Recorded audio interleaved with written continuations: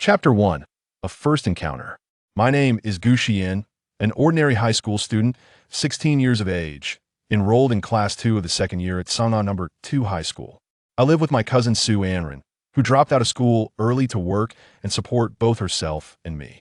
I have always perceived myself as a burden to her, and my academic performance is not particularly commendable. Thus, I contemplated following in her footsteps, leaving school to earn money and alleviate her financial strain. However, my cousin firmly opposed this notion, insisting that I should strive for a university diploma before entering the workforce, so that I could secure an office job, unlike her arduous labor. While I neither wholly agreed nor disagreed with her perspective, I recognized the truth in her words. At the entrance of San'an No. 2 High School, a boy with a black cloth wrapped around his eyes stood there. The moment he appeared, a wave of excitement surged through the classroom. Jiang Qian and Li Yifei hurried over to greet him. "You must be Lin Xie, right? Allow me to show you to your seat." Lin Xie stood in stunned silence, bewildered by the unexpected turn of events. Amidst the cacophony of the classroom, Gu Xiyan's attention was drawn back as she shifted her gaze from the window to the gathering around the boy. It suddenly dawned on her that she had encountered an aunt at the school gate yesterday, who had asked for assistance in looking after her nephew. "Little girl, are you a student here?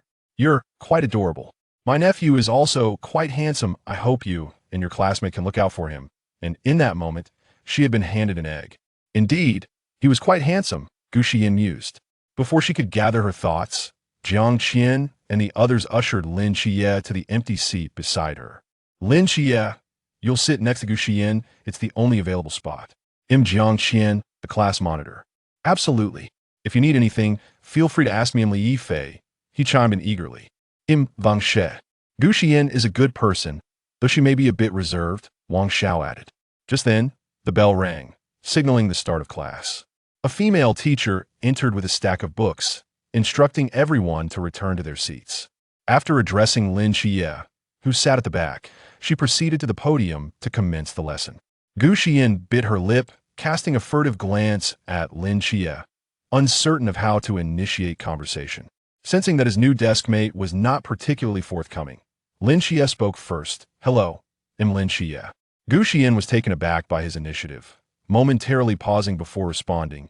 "Hello, I'm Gu Xiyan." Silence enveloped them as she redirected her focus to the podium. Lin Xie was not particularly proactive. He had merely spoken up due to a moment of awkwardness and now sat quietly, listening to the lecture. "Everyone, please turn to page 91. Today, we will discuss the history and predicaments of modern Great Xia. A century ago, the Earth was home to over 200 nations.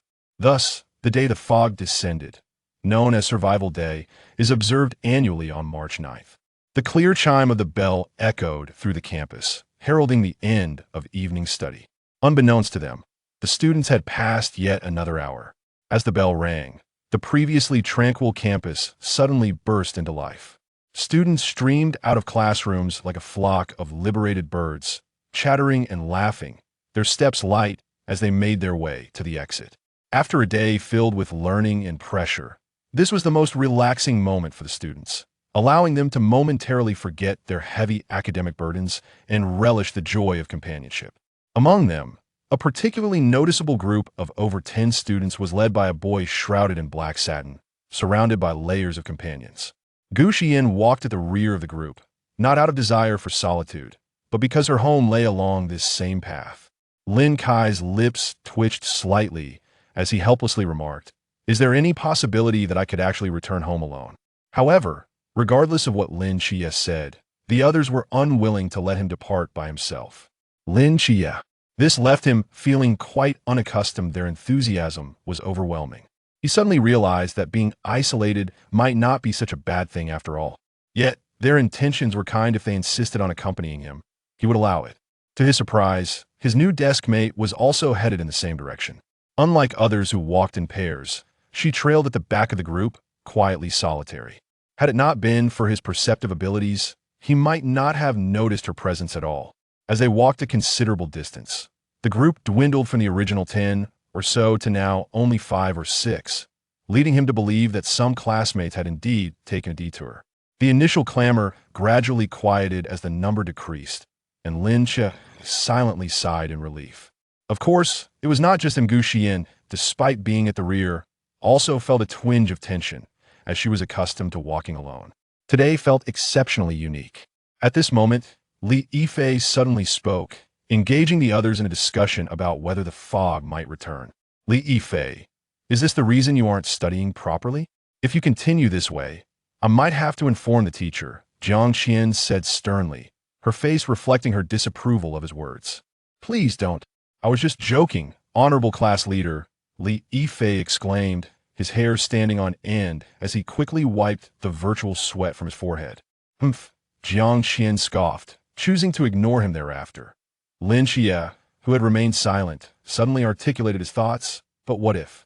This mist is not a natural phenomenon. Xie, you can't possibly believe in those so-called theologians' claims, can you? The others were taken aback, finding the notion utterly absurd. It's the new century, we must adhere to science, interjected a classmate named Lu Yuan. What do you think, Xian? Jiang Xian, observing their heated debate, turned to Gu Xiyan, who had been lagging behind. As the class monitor and a girl herself, Jiang Xian was aware that Gu Xiyan preferred solitude, often walking at the rear. Initially, she had extended invitations, but upon witnessing Gu Xiyan's discomfort, she had refrained. Nevertheless, she made a point to slow her pace, accompanying her on their walks, oblivious to Gu Xiyan's preoccupation with her own thoughts.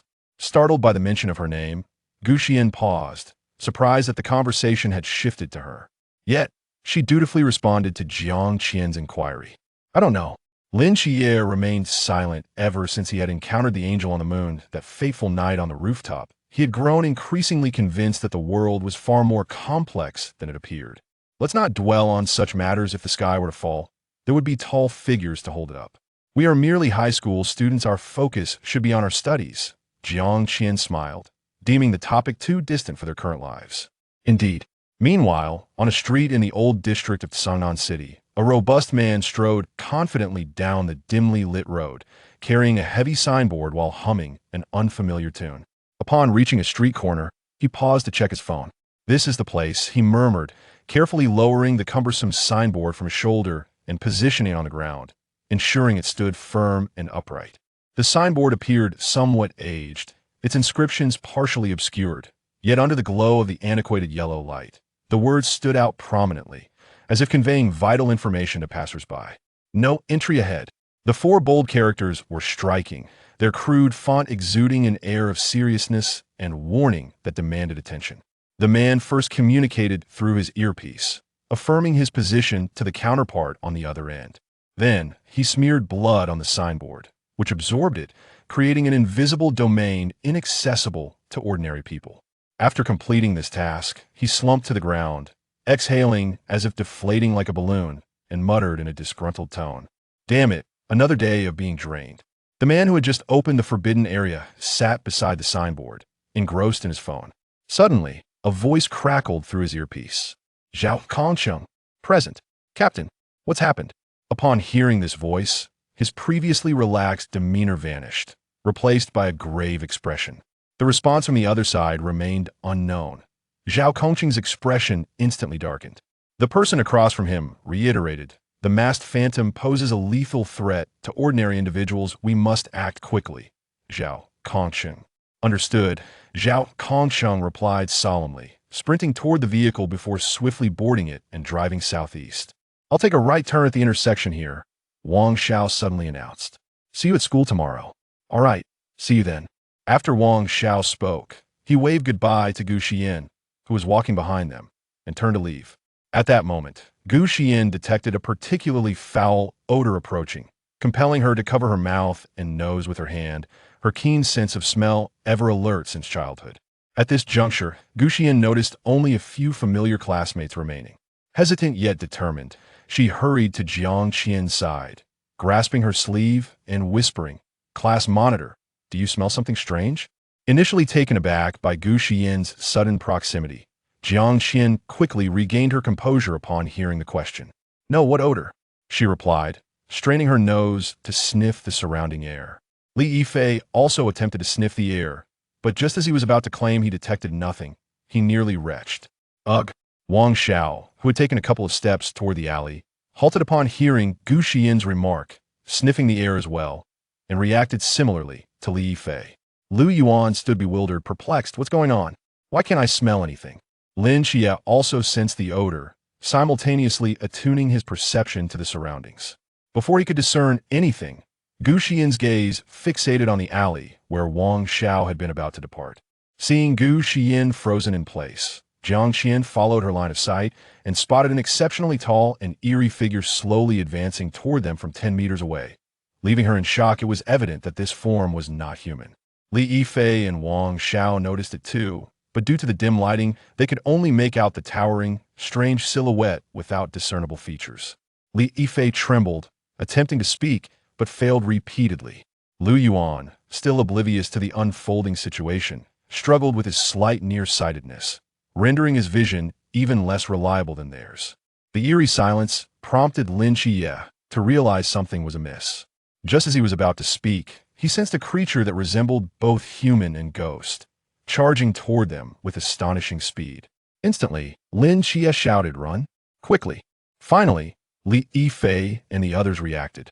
Wang Xiao grabbed Li Yifei with his left hand while extending his right toward Gu Xiyan, attempting to pull her along. However, Gu Xiyan was momentarily sluggish. Her mind was racing with thoughts of escape, yet her body seemed unresponsive. Jiang Qian, jolted back to reality by the urgent shout, felt her survival instinct kick in. She reached out, grasping the slightly delayed Gu Xiyan, while her other hand reached out toward Lin Xie. As for Lu Yuan, although he was nearsighted, he sensed an unusual odor as the creature approached. He turned his gaze toward the source of the smell and beheld the same monstrous figure that Li Yifei and the others had seen. The moment Lin Xie called out, he shouted in panic and fled, exclaiming, "A monster! A monster!"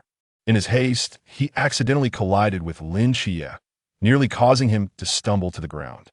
As Jiang Qian and Li Yifei passed by Lin Xie, Jiang Qian quickly reached out with her other hand, grasping Lin Xie's wrist, urging him to run forward with her. Gu Xiyan, the smallest among them, was almost dragged along, stumbling as they sprinted ahead. Chapter 2. The Terrifying Ghost-Faced Man. Yet, despite their swift escape, they could not outrun the monster. In the blink of an eye, it was hot on their heels. Lin Xie perceived the creature's form, which was a ghastly blend of human and ghostly features. It possessed limbs and a head like a person, yet its face was that of a horror, with a blood-red tongue lolling out, saliva dripping profusely. Lin Xie's complexion turned pale. Realizing the creature's speed was insurmountable, there was no way they could all escape. Jiang Qian, Gu Xiyan, Li Yifei, and Wang Xiao also sensed the relentless pursuit of the monster, the rushing wind created by its rapid movements sending chills down their spines. Their faces drained of color, filled with dread and panic. Unable to control herself, Jiang Qian glanced back to gauge the distance between them and the creature. Lin Xie, noticing her intent, hurriedly shouted, "Don't look back." But it was too late. As Jiang Qian caught sight of the monster's visage, it had already closed in to within half a meter of them, its terrifying countenance reflected in her eyes. Li Yifei and the others instinctively turned to look as well. "Ah!" They all screamed in unison. Gu Xiyan, however, resisted the urge to turn, her mind fixated on a single thought: survival. She must return home. Her cousin awaited her. Jiang Qian released her grip on Lin Xie and Gu Xiyan, flinging her backpack at the monster behind her. Li Yifei and Wang Xiao followed suit. Yet the backpacks bore no offensive power. They could not inflict harm upon the ghost-faced creature, merely causing it to momentarily falter. Gu Xiyan quickly tossed her own backpack, but in that brief instant, a small, inconspicuous bell on it emitted a faint glow, momentarily immobilizing the ghost-faced man, although none noticed. Lin Xie clenched his teeth, resolute, and turned to position his cane defensively in front of him, bracing for the creature's assault. "Run!" Li Yifei, Jiang Qian, and Wang Xiao, driven by their instinct for survival and terror of the monster, swiftly turned and ran forward with all their might. Gu Xiyan watched Lin Xie's actions, her heart a tumult of struggle and guilt. Yet she understood she possessed no strength to aid him and could very well become a hindrance. Thus, she whispered an apology to Lin Xie. They also chased after Jiang Qian and the others. Lin Xie smiled bitterly, not blaming them after all. In that moment, when Lu Yuan nearly knocked him down, they had pulled him away as well. However, he was not inclined to simply wait for his fate to unfold. Speaking of which, this hideous creature possessed tremendous strength. It was becoming increasingly difficult for him to withstand it. With a crack, his cane snapped into two pieces. Damn it! When Gu Xiyan caught up with Gu Xiyan and the others, she found them standing frozen in place, unable to move forward. Following their gazes, she spotted another monster, similar to the previous one, seemingly crouched on the ground, gnawing on something. Her pupils dilated in shock. Another one. One of these creatures was already overwhelming enough. Gu Xiyan's face turned pale, filled with despair. Were we destined to perish this night? There was no way forward, yet retreat was impossible. Not far behind, Lin Xia was struggling against the creature, while another loomed ahead, feasting. The ghoul, initially reveling in its delectable meal, lifted its head upon hearing the noise, and upon seeing more food presented before it, was instantly filled with excitement. Roar! As its roar subsided, it lunged towards the sight of its prey, its terrifying eyes brimming with primal hunger. Li Yifei, Wang Xiao, Jiang Qian, and Gu Xiyan only realized what the ghoul was devouring when it turned its gaze upon them. Among the dismembered remains, they could clearly see a human hand. Ugh! All at once, their stomachs churned, nearly prompting them to vomit. But since they hadn't eaten anything, they could only dry heave. Just as the monster was about to pounce upon them, Wang Xiao and Li Yifei exchanged glances, both feeling the responsibility to protect the girls as they were boys with greater strength. They had to step forward first. Besides, Lin Xia was already holding off one. They could not afford to lose face. Scanning their surroundings for suitable weapons, they were fortunate to find two sturdy wooden sticks. Grabbing them, they returned to stand guard in front of Jiang Qian and Gu Xiyan, mimicking Lin Kai's earlier stance by positioning the sticks horizontally before them. Bang the ghoul was fiercely intercepted by the two. They exerted every ounce of strength they had to push back against the creature, but its strength was indeed formidable. Seeing this, Jiang Qian and Gu Xiyan, forgetting their fear, placed their hands behind the boys and joined in the effort to push. Chapter 3. Two divine agents. While a few individuals stood in front of the ghost-faced man, Lin Xia found himself in a dire predicament as well. The black satin covering his eyes had been severed at some point. Overwhelmed by the weight of impending death, he was consumed by an ocean of rage and frustration. A decade prior, he had been forced to endure such torment, regarded as a madman by those around him. This time, he would not succumb to fate. He was indignant. With a fervent shout, he unleashed a torrent of fiery energy, which surged from his being in the form of a brilliant golden beam that pierced the heavens. The entire night was illuminated by this radiant light. Gu Xiyan, taken aback, turned to witness Lin Xia, suspended in midair. Li Yifei, Wang Xiao, and Jiang Qian were momentarily overwhelmed by the intensity of the light, collapsing to the ground in unconsciousness. However, Gu Xiyan, instead of succumbing to unconsciousness, erupted with her own ethereal lavender beam. This light was starkly different from the previous one. It radiated compassion and protection for all beings, exuding warmth and unwavering strength. As her beam ascended, a small bell from Gu Xiyan's backpack floated before her eyes, its unassuming form now glowing with a soft lavender hue, revealed in its true essence.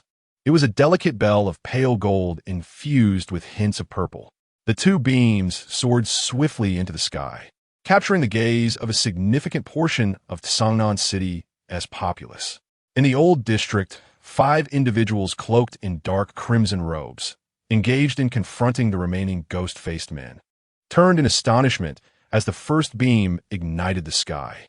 They exchanged bewildered glances, whispering amongst themselves about the nature of this new forbidden realm. Yet, a voice crackled through their earpieces, proposing a different hypothesis. This was the divine forbidden realm. Upon hearing this, their expressions grew grave. If this were indeed true, it suggested that both beams were likely divine domains. One was radiant and sacred. If my deductions are accurate, it must be Divine Agent Code 003. The King of Angels, Michael. The man in a white shirt, the leader of the squad, Chun Mai, fixated intently on the golden beam, articulating each word with precision into his earpiece. The other beam, suffused with compassion and protection for all creatures, belonged to a previously undetected deity. In this small city of Tsangnan, the emergence of two divine agents was a phenomenon that must not be allowed to fall into the hands of the ancient God Church. Zhao Kongcheng, you're closest to those two beams. Investigate at once. Acknowledged. Lin Xie, standing within the golden beam, found himself involuntarily suspended in midair, a ceaseless tide of energy surging from his eyes. As the beams began to dissipate, Lin Xie gently descended back to the ground. To his astonishment, he noticed that Gu Xiyan, too, had manifested a beam of light, albeit one that was distinctly different from his own. In the radiant beam of her light, one could sense an overwhelming compassion and protection for all beings, accompanied by a warm and resolute sense of strength. Meanwhile, two grotesque figures, one of which was pinned to the ground by the golden light, while the other was forcefully pushed away from Gu Xiyan's presence. Regaining her composure, Gu Xiyan contemplated her transformation, her mind clouded with confusion.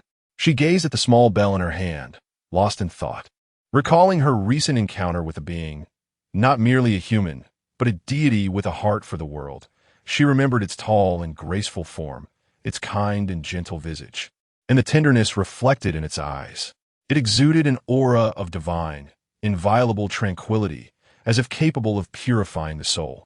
It was no wonder she felt this way. After all, she had lived an ordinary life for over a decade. Today marked the first time her worldview had been so profoundly shaken, first by encountering a monstrous creature, then witnessing the eruption of her new classmate's power, and finally experiencing an inexplicable surge of energy within herself. Casting her gaze towards Lin Xie, she felt a sense of relief, grateful that she was not alone in her misfortune. At that moment, as the two beams of light dissipated, the previously subdued, grotesque figure suddenly regained its senses, leaping from the ground with lightning speed, as if the intense pressure it had endured was merely an illusion. Its eyes glinted with a bloodthirsty crimson light, fixating intently on Lin Xie, emitting a low, menacing growl before charging towards him without hesitation. Lin Xie, still clutching the remaining half of his cane, felt a weight of gravity upon him. He was acutely aware of the creature's ferocity and rapid approach. However, he possessed his own means of defense. Observing the creature's every move, Lin Xie calmly anticipated its trajectory and deftly sidestepped to avoid the impending attack. With the opening of his eyes, his perception expanded, stretching from an initial 10 meters to an impressive 20. After narrowly evading the creature's assault, he swiftly retrieved the other half of his cane that had previously broken. In no time, he pierced the grotesque figure through its right eye, driving the makeshift weapon straight through to the back of its skull, ensuring it could not rise again. Just as Lin Xie concluded his struggle with the creature, mere seconds ticked by before the other grotesque figure began its charge towards Gu Xiyan. Her pupils dilated slightly as she instinctively summoned the newfound power within her. A faint purple light enveloped her, forming a protective circle. Yet, the transparency of the circle indicated its fragility. It would not hold for long. The grotesque figure, lurking outside the circle, relentlessly clawed at it, attempting to shatter her shield. After vanquishing one creature, Lin Xie noticed the other barreling towards Gu Xiyan and hastened in her direction. Though he was still some distance away, the protective circle offered her temporary respite. Just as the circle began to crack under the relentless assault, a middle-aged man, cloaked in dark crimson and wielding a straight blade, surged forward with remarkable speed, aiming a swift strike at the grotesque figure. The straight blade traced a crescent arc, and the creature sensed an impending attack, instinctively raising its claws to defend itself. The knife clashed with the monster's paw, sparking a few scattered embers. The middle-aged man, Zhao Kongsheng, had just arrived and witnessed the ghost-faced figure lunging at a young girl. Without a moment's hesitation, he sprang into action. Zhao Kongsheng forced the ghost-faced figure back several steps. Lin Xie and Gu Xiyan gazed in disbelief, particularly Lin Xie, who had previously encountered the grotesque creature and was all too aware of its formidable strength. This man was incredibly powerful. After pushing the ghost-faced figure back, Zhao Kongsheng pressed the advantage, and before long, he had slain the creature beneath his blade. He first activated his earpiece, informing his team that the two fleeing ghost face figures had been dealt with and instructed the logistics team to come and clean up.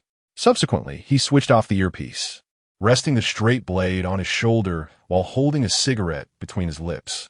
He flicked the ash off the cigarette, returned it to his mouth, tousled his bangs, and then turned to the two, grinning broadly as he asked, "Did I look impressive just now?" Lin Xie and Gu Xiyan simultaneously replied, "Impressive." Hearing their response, Zhao Kongcheng swelled with pride and, shaking his head, inquired, "Do you want to become as handsome as me?" "Not at all." "No," came their near-synchronized retorts.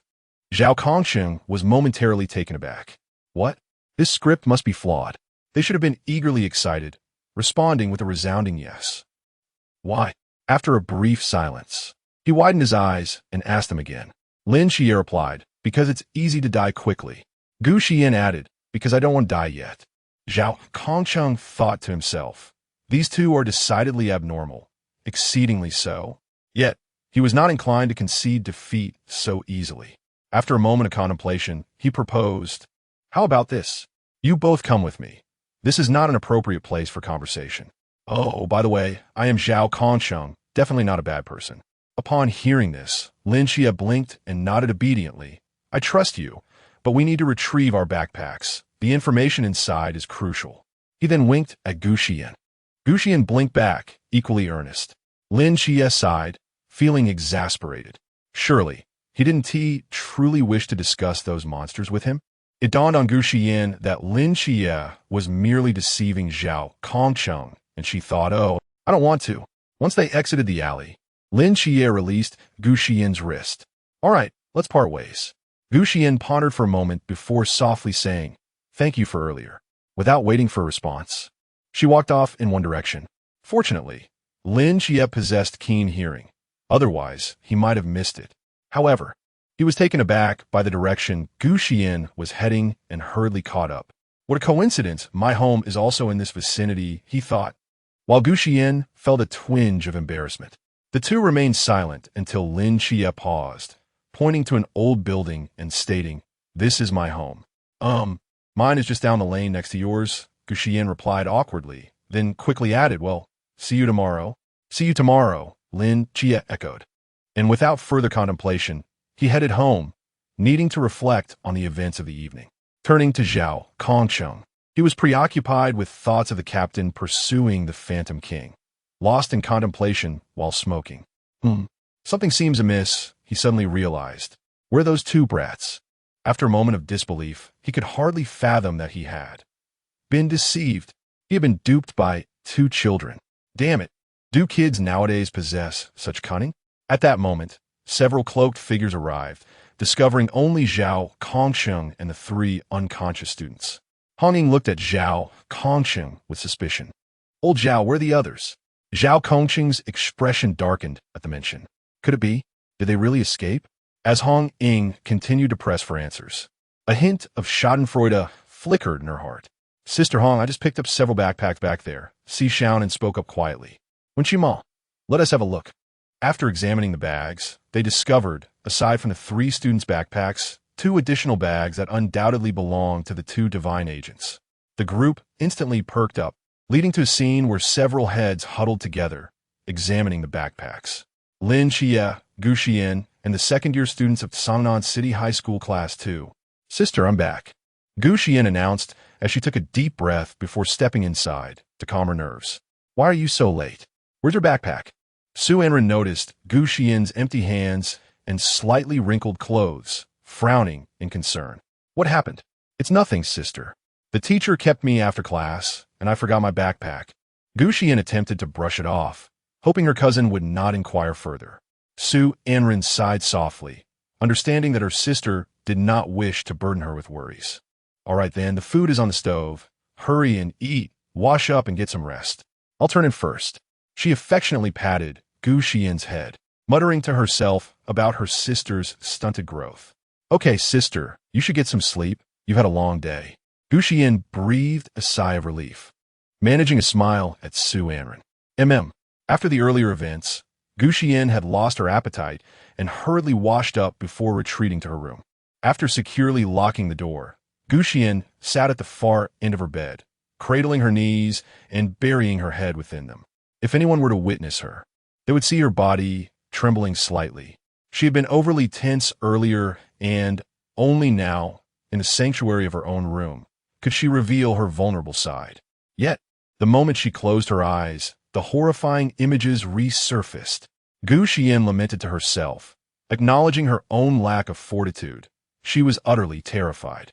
She was unsure when she had succumbed to sleep, but she drifted in and out of a restless slumber, plagued by nightmares throughout the night. Meanwhile, Lin Xie returned home, his face etched with fatigue. "Brother, why are you so late tonight? And where is your cane?" Yang Jin inquired, his brow furrowed in confusion. "Good night," Lin Xie replied, dragging his weary body back to his room. "Wang," Yang Jin, holding the little black dog, gently spoke. "Did you sense it too?" He gazed out the window, murmuring, "There is a sin of blood on my brother," and he paused momentarily before continuing, "It feels like a familiar force."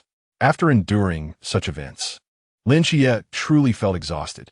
He soon fell into a deep slumber, though it was not genuine rest. Rather, he found himself once again knocking on the doors of the asylum for deities. The following morning, Gu Xiyan awoke around 4 or 5, unable to drift back to sleep. She sat on the bed, lost in thought, until Su Anren knocked on the door, calling her name. "Xiaoyan, are you up? Why didn't you eat last night?" Gu Xiyan inhaled deeply, forcing a smile. "I'm up. I'll be right there." After tidying herself, she opened the door. Upon seeing Gu Xiyan's pallor, Su Anren was taken aback. "Xiaoyan, what is wrong with your complexion? Are you unwell? How about I help you take a day off? You should rest at home." "Well, I do feel a bit off," Gu Xiyan admitted, aware that her condition was far from ideal. She had barely slept the previous night, as nightmares jolted her awake each time she dozed off. Su Anren, noticing her state, felt her forehead and sighed in relief when she found no fever.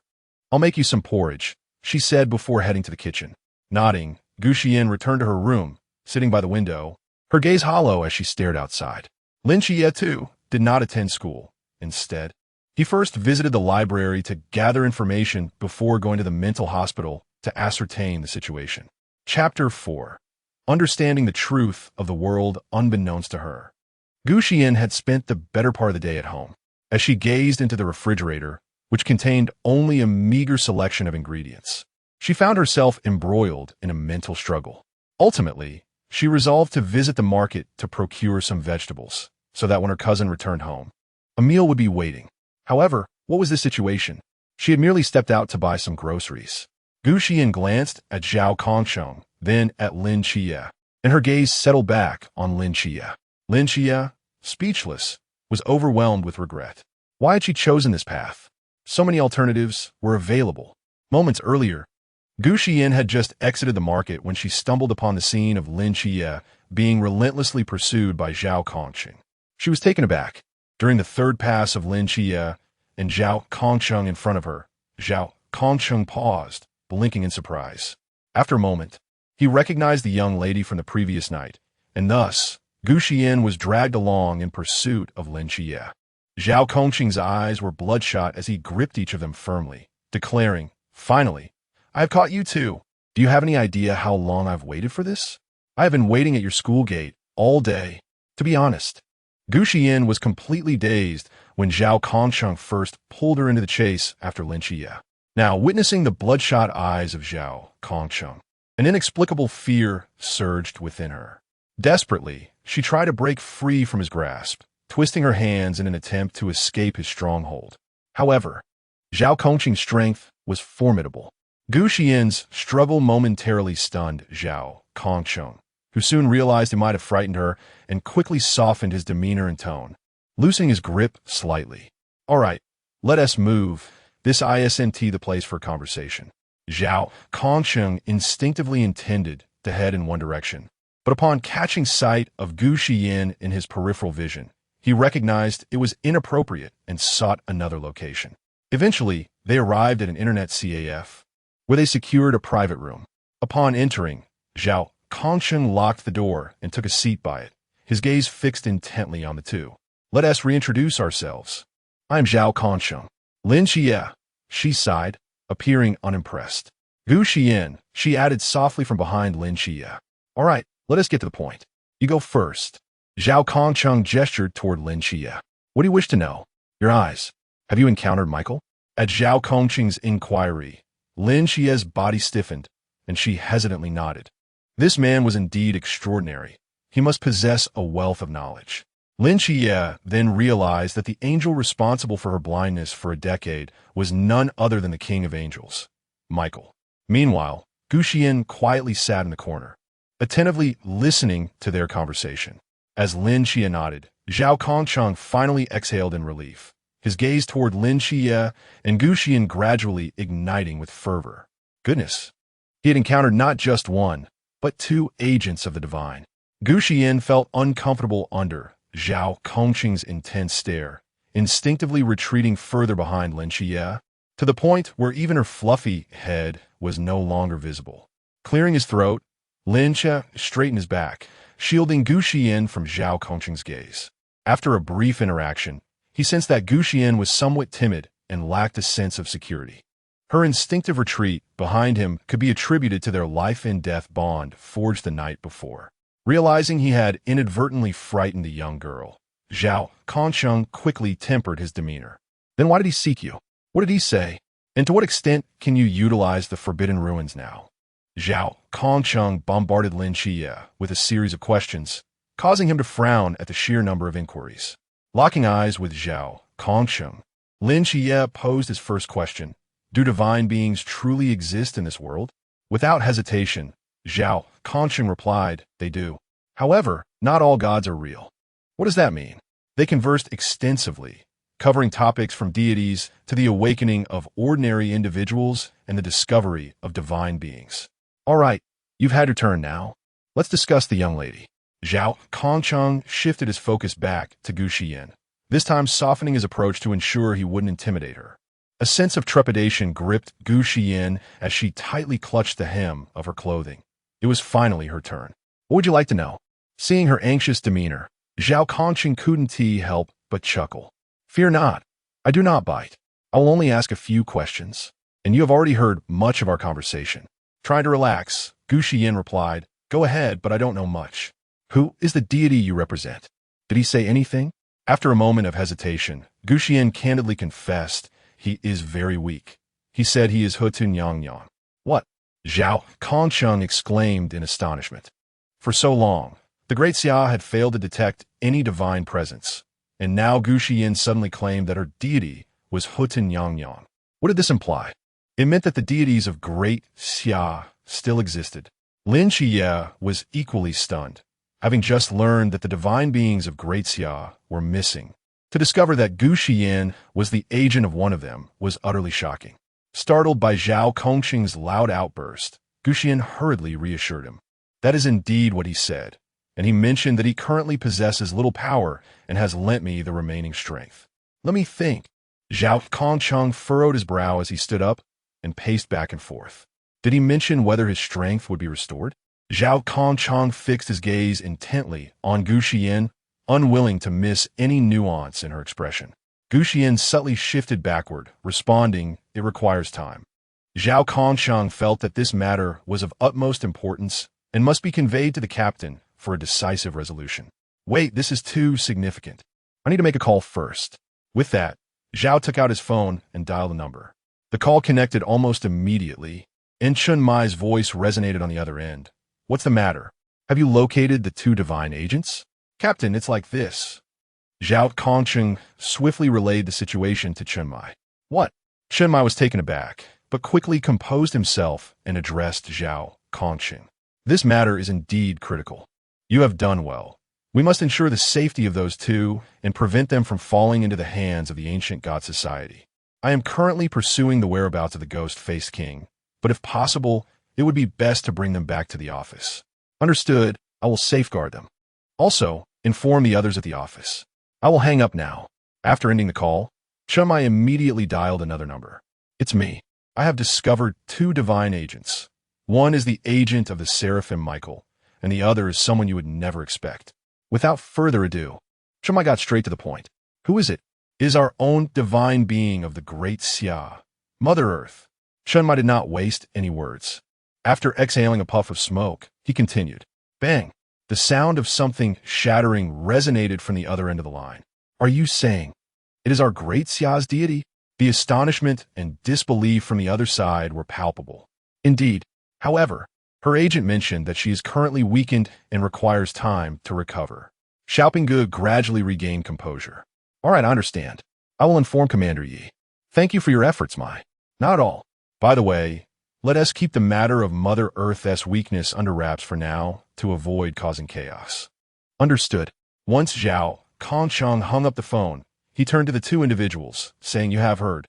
Your situation will become perilous if it is known by anyone outside of us. Therefore, join us. We will protect you and teach you self-defense skills. Gu Xiyan and Lin Xie exchanged glances, both comprehending each other's thoughts. I cannot leave. Neither can I. Upon hearing their responses, Zhao Kongsheng was flustered. No, both of you. Why? Zhao Kongsheng was utterly perplexed. Was there something more important? Lin Xie gazed out the window, her expression gentle. I know you mean well, but if I leave, what will happen to my aunt? What about my cousin? My aunt has worked tirelessly in a dark factory to support me and my cousin. Her health has deteriorated. Now that I have finally grown up, my cousin is still young. If I go, what will become of them? I feel the same, Gu Xiyan added. Ever since my uncle passed away, my cousin has dropped out of school to support me. Zhao Kongsheng fell silent. These two children were remarkably dutiful, displaying wisdom beyond their years. The two individuals uttered their final words to Zhao Kongsheng. Thank you for sharing this information with us. We will sign the confidentiality agreement. Lin Xie and Gu Xiyan then exited through the door. This time, Zhao Kongsheng did not stop them. Instead, he silently took out a cigarette and began to smoke. Chapter 5. The Emergence of the Ghost-Faced King. Upon exiting the internet CF, the two cast a glance at the darkening sky. Shall we go together? Throughout their journey, silence enveloped them as they each pondered their thoughts. After a brief pause, Lin Xie curiously gazed at Gu Xiyan and posed a question that had lingered in his mind since their first encounter. May I boldly inquire? How old are you this year, Gu Xiyan? Caught off guard by his inquiry, Gu Xiyan instinctively replied, 16. Why do you ask? Lin Xie was momentarily taken aback. 16? Is that true? No, I just thought. You look quite young, unlike a high school student. Gu Xiyan's face gradually flushed. Even her ears began to burn. Don't overthink it. It's just awkward. Height is a hard truth. Who knows what the issue is, growing older but not taller. I apologize. Lin Xie quickly offered an apology as he observed Gu Xiyan, who barely reached his shoulder.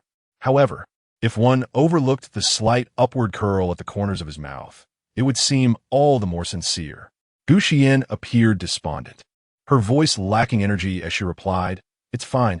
I'm used to it. A profound silence enveloped them once more.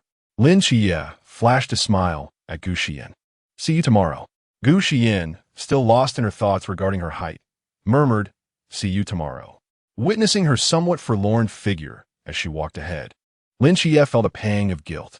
He wished to offer some comfort, but found himself at a loss for words, merely standing still as she strode away. On a balcony of a building, a boy and a dog were initially engaged in play, but both suddenly fell silent, turning their gazes downward. They observed the two conversing below. The boy was tall and slender, while the girl appeared relatively petite. After a brief exchange, the girl departed. The boy on the balcony, Yang Jin, quickly called out, Brother. The small black dog barked in response. Hearing his cousin's voice, Lin Xie shifted his gaze back and smiled. I'm back. As he made his way into the building, Yang Jin returned indoors to greet his brother while calling out to the kitchen, Mom, brother is back. The little black dog joyfully dashed forward to welcome him. As Lin Xie entered, he beheld a warm scene of one person and one dog. A gentle smile gracing his face. He knelt down, cradling the little black dog in his arms, caressing it. Annie, I'm back. In the kitchen, a middle-aged woman heard their exchange and promptly peeked out, squinting her eyes with a smile. Oh good, sit for a moment. Dinner will be ready shortly. With that, she withdrew her head. Lin Xie and Yang Jin exchanged glances. Andy, let's help you. Lin Xie set the little black dog down and, together with Yang Jin, made their way to the kitchen. Soon, with the assistance of the two, The meal was prepared, and the three sat down to dine. Yang Jin suddenly turned to Lin Shiyi and inquired, "Brother, is that girl you were speaking to downstairs your classmate? Does she also attend high school?" Even Xiao He raised his head, as if to say, "I saw her too." Annie shifted her gaze to Lin Shiyi, disapprovingly stating, "What girl? Little Chi. Is she your classmate? Why didn't you invite her to join us for a meal?" Lin Shiyi glanced at Yang Jin before responding helplessly, "Yes, she is my classmate. She lives nearby, and we happen to walk back together." Yang Jin was somewhat surprised. "Brother, that girl looks so young. Is she really in high school?" Upon hearing this, Lin Shiyi couldn't help but let the corners of his mouth lift ever so slightly. Yet he quickly recalled the girl's lonely figure as she departed. "She is 16, perhaps she started her studies earlier." Auntie gazed at Lin Shiyi with a gentle smile. "It seems that our little Chi has made good friends at his new school, which reassures me. Next time, we should invite her over to play." Yang Jin felt a twinge of envy upon realizing that the girl was merely a year or two older than him and already in her second year of high school. As it implied, she would soon escape the torment of homework. "Darn, I don't want to do homework either." Lin Shi replied, "All right." Meanwhile, Gu Xiyan had also returned home. Originally, she had planned to buy groceries and prepare a meal for her cousin's arrival, sparing her cousin the burden of cooking. But now circumstances had changed, leading her to sigh in resignation before entering. "Sister, I'm back." Suan Ran heard Gu Xiyan's voice and sighed with relief. "Rushing out, you're back. When I arrived home and didn't see you, I was quite startled. I thought you might have gone out to buy groceries, which eased my mind. But then you still hadn't returned, and I was about to go look for you." Gu Xiyan felt a bit embarrassed, scratching her head as she replied, "Sister, I'm sorry to worry you. I ran into a classmate and lost track of time." Suan Ran showed no sign of reproach. "All right, you must be hungry. Go wash your hands and let us eat. I made your favorite braised pork." She affectionately patted Gu Xiyan's head and smiled. Thank you, sister. What is there to thank? We're family, no need for such formalities." Hearing this, Suan Ran frowned slightly, displeased. Gu Xiyan felt a warmth in her heart and quickly nodded in agreement. After dinner, Suan Ran observed that Gu Xiyan's complexion and demeanor had improved significantly since the morning, which put her at ease. After giving her a few more words of advice, she went to wash up and rest. Gu Xiyan also finished her ablutions and returned to her room, lying on her bed and staring at the ceiling in a daze. She had gradually come to accept the truth of this world. It still found it hard to believe that she had been chosen by that gentle and beautiful deity to be an agent. To speak candidly, she has always felt that her existence is superfluous, often unable to accomplish even the simplest tasks, and has become a burden to her cousin. Gu Xiyan curled herself up in the blanket, seeking a semblance of security. Amidst her chaotic thoughts, she drifted off to sleep, unaware of when slumber overtook her. As dawn broke, her cousin roused her from sleep, prompting her to wash up and have breakfast before heading to school. Upon her arrival at the classroom door, Lin Xia also appeared. Jiang Qian, Wang Xiao, and Li Yifei hurried over to greet her. "Are you all right? We were worried when you didn't come yesterday." Seeing that both were unharmed, a collective sigh of relief escaped the trio. "Hey, Xie, your eyes." Jiang Qian and the others gazed at Lin Xia in astonishment. Lin Xia shrugged. "I mentioned before that my eyes can only avoid light temporarily. You simply refused to believe me." "All right, and I'm sorry for that day." The trio apologized in unison, their expressions tinged with guilt. Lin Xia chuckled. "There's no need for apologies. After all, you helped me that day. Isn't it natural for classmates to assist one another?" "Exactly. So, for today's snacks during break, I'll take care of them," Li Yifei declared boldly, thumping his chest. "And I'll handle the milk tea," Wang Xiao quickly chimed in. "What am I supposed to cover then?" Jiang Qian retorted, exasperated. After a moment of contemplation, she added, "How about I handle any tutoring? You can ask me about anything you don't understand." Before either could respond, the trio burst into laughter. Jiang Qian, Wang Xiao, and Li Yifei exchanged glances, chuckling. "Xian, you smiled. After all this time as classmates, it's the first moment we've shared such laughter together." Gu Xiyan felt her embarrassment resurfacing. It sounded like something straight from a cliché romance novel. She could only smile shyly at them. Noticing her discomfort, Lin Xia deftly shifted the conversation. "All right, Let us hurry back to our seats. The teacher will be here soon. Yes, yes, okay, they replied in unison. Before long, a day filled with learning had passed. That evening, the weather was overcast, devoid of any starlight. Shortly after parting ways with Gu Xiyan, Lin Xie arrived home just as rain began to pour heavily. Upon opening the door, he was greeted by an unexpected visitor, leaving him utterly astonished. The two spent considerable time conversing in Lin Xie's room before Zhao Conqing departed. As the rain intensified, creating a cacophony of sound, during dinner, Little Black laid down his favorite bone, his gaze fixated on the balcony. Woof! Lin Xie approached Little Black, puzzled. What's wrong? Suddenly he froze. And before he knew it, he dashed outside, oblivious to his aunt calling after him. Meanwhile, at Gu Xiyan's home, she had just begun her meal when she sensed a subtle shift in the atmosphere. Looking up towards the window, a faint violet glow flickered in her eyes, revealing a swirling mass of ominous energy in the air outside. There was a familiar stench lingering in the air, which, despite being diluted by the heavy rain, still reached her senses. Gu Xiyan stood up with a somewhat pale complexion. Su Anren was startled by her sudden movement and asked, "What's wrong?" Gu Xiyan felt a tumult of conflicting emotions within her. However, the proximity of her home compelled her to investigate. "Sister, I just remembered that my classmate has something to give me, and I almost lost track of time. I'll be right back." "Hey, it's pouring rain.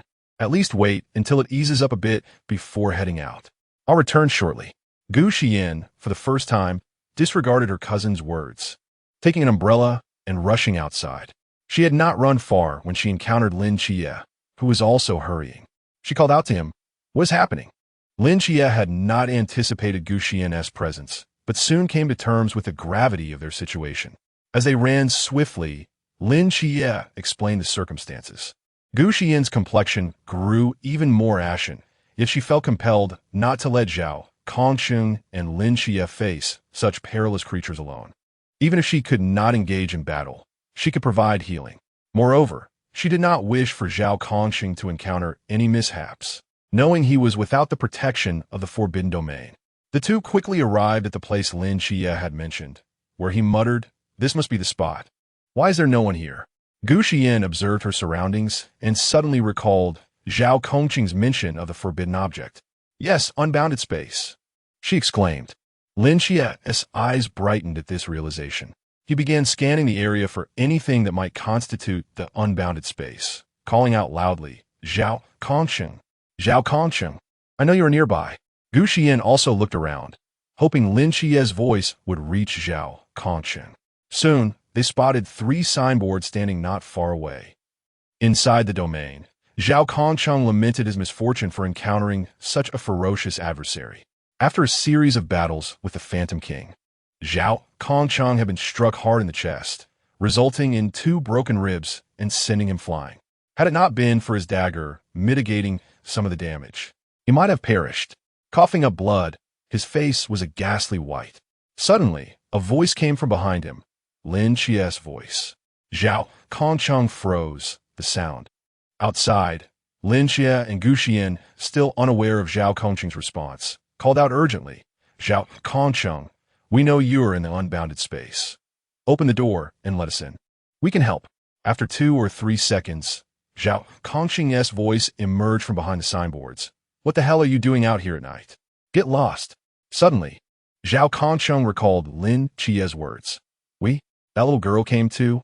Therefore, they must not be allowed entry, although he had never intended to permit it in the first place. Chapter 6. General Zhao Conqing amidst the torrential downpour. What compelled these 2 young rascals to wander aimlessly? Moreover, I have already opened the boundless void. So how did they discern my presence within? You need not concern yourself with our intentions. We are aware that you are engaged in a fierce battle with that so-called ghost masked man. Allow us entry. We can assist you. I assure you, I am quite formidable myself." Lin Xie's voice echoed once more in Zhao Conqing's ears. Zhao Conqing retorted, "What can you possibly do? Furthermore, that is not merely a ghost masked man. It is the leader, the ghost masked king, and from the Chuan realm, no less. You two have barely entered the Zhan realm. How could you dare to confront it? With what will you challenge it?" Yet Lin Xie persisted, raising his voice defiantly. Zhao Kongsheng, do not underestimate us. We possess our own means. We are not reckless. Gu Xiyan and I carry life-saving talismans and will not easily find ourselves in peril. A chill ran through Zhao Kongsheng's heart, casting doubt upon his resolve. What if this young man spoke the truth? Nevertheless, he hesitated to gamble on such a risk. Should Lin Xie and his companion deceive him, any ensuing calamity would haunt him for eternity. At that moment, the Ghost Mask King unleashed a furious roar, a wave of overwhelming energy erupting from the boundless void, causing the surrounding rain to scatter violently. Time is of the essence, Zhao Kongsheng, Lin Xie urged urgently. If you do not permit us entry, once it breaches your domain, not only we, but all those nearby shall suffer. Lin Xie pressed forcefully against the air beside the notice board, but to no avail. It was as if an invisible barrier isolated the interior from the exterior, rendering his efforts futile. Beside him, Gu Xiyan was beside herself with anxiety. Observing that Zhao Kongsheng had yet to open the boundless void, she shouted at the top of her lungs, "Uncle Zhao, please let us in. I can heal. Once inside, you and Lin Xie can confront that Ghost Mask King, while I support you with my healing. I swear I never speak falsehoods." It was the first time Gu Xiyan had raised her voice so loudly, and her throat burned from the exertion. Yet she could not afford to concern herself with that. The ominous energy above them thickened ominously, signaling that Zhao Kongsheng would soon be in grave danger. Inside the domain, Zhao Kongsheng was once again sent reeling by the Ghost Mask King. After a prolonged struggle, he managed to prop himself up with his sword.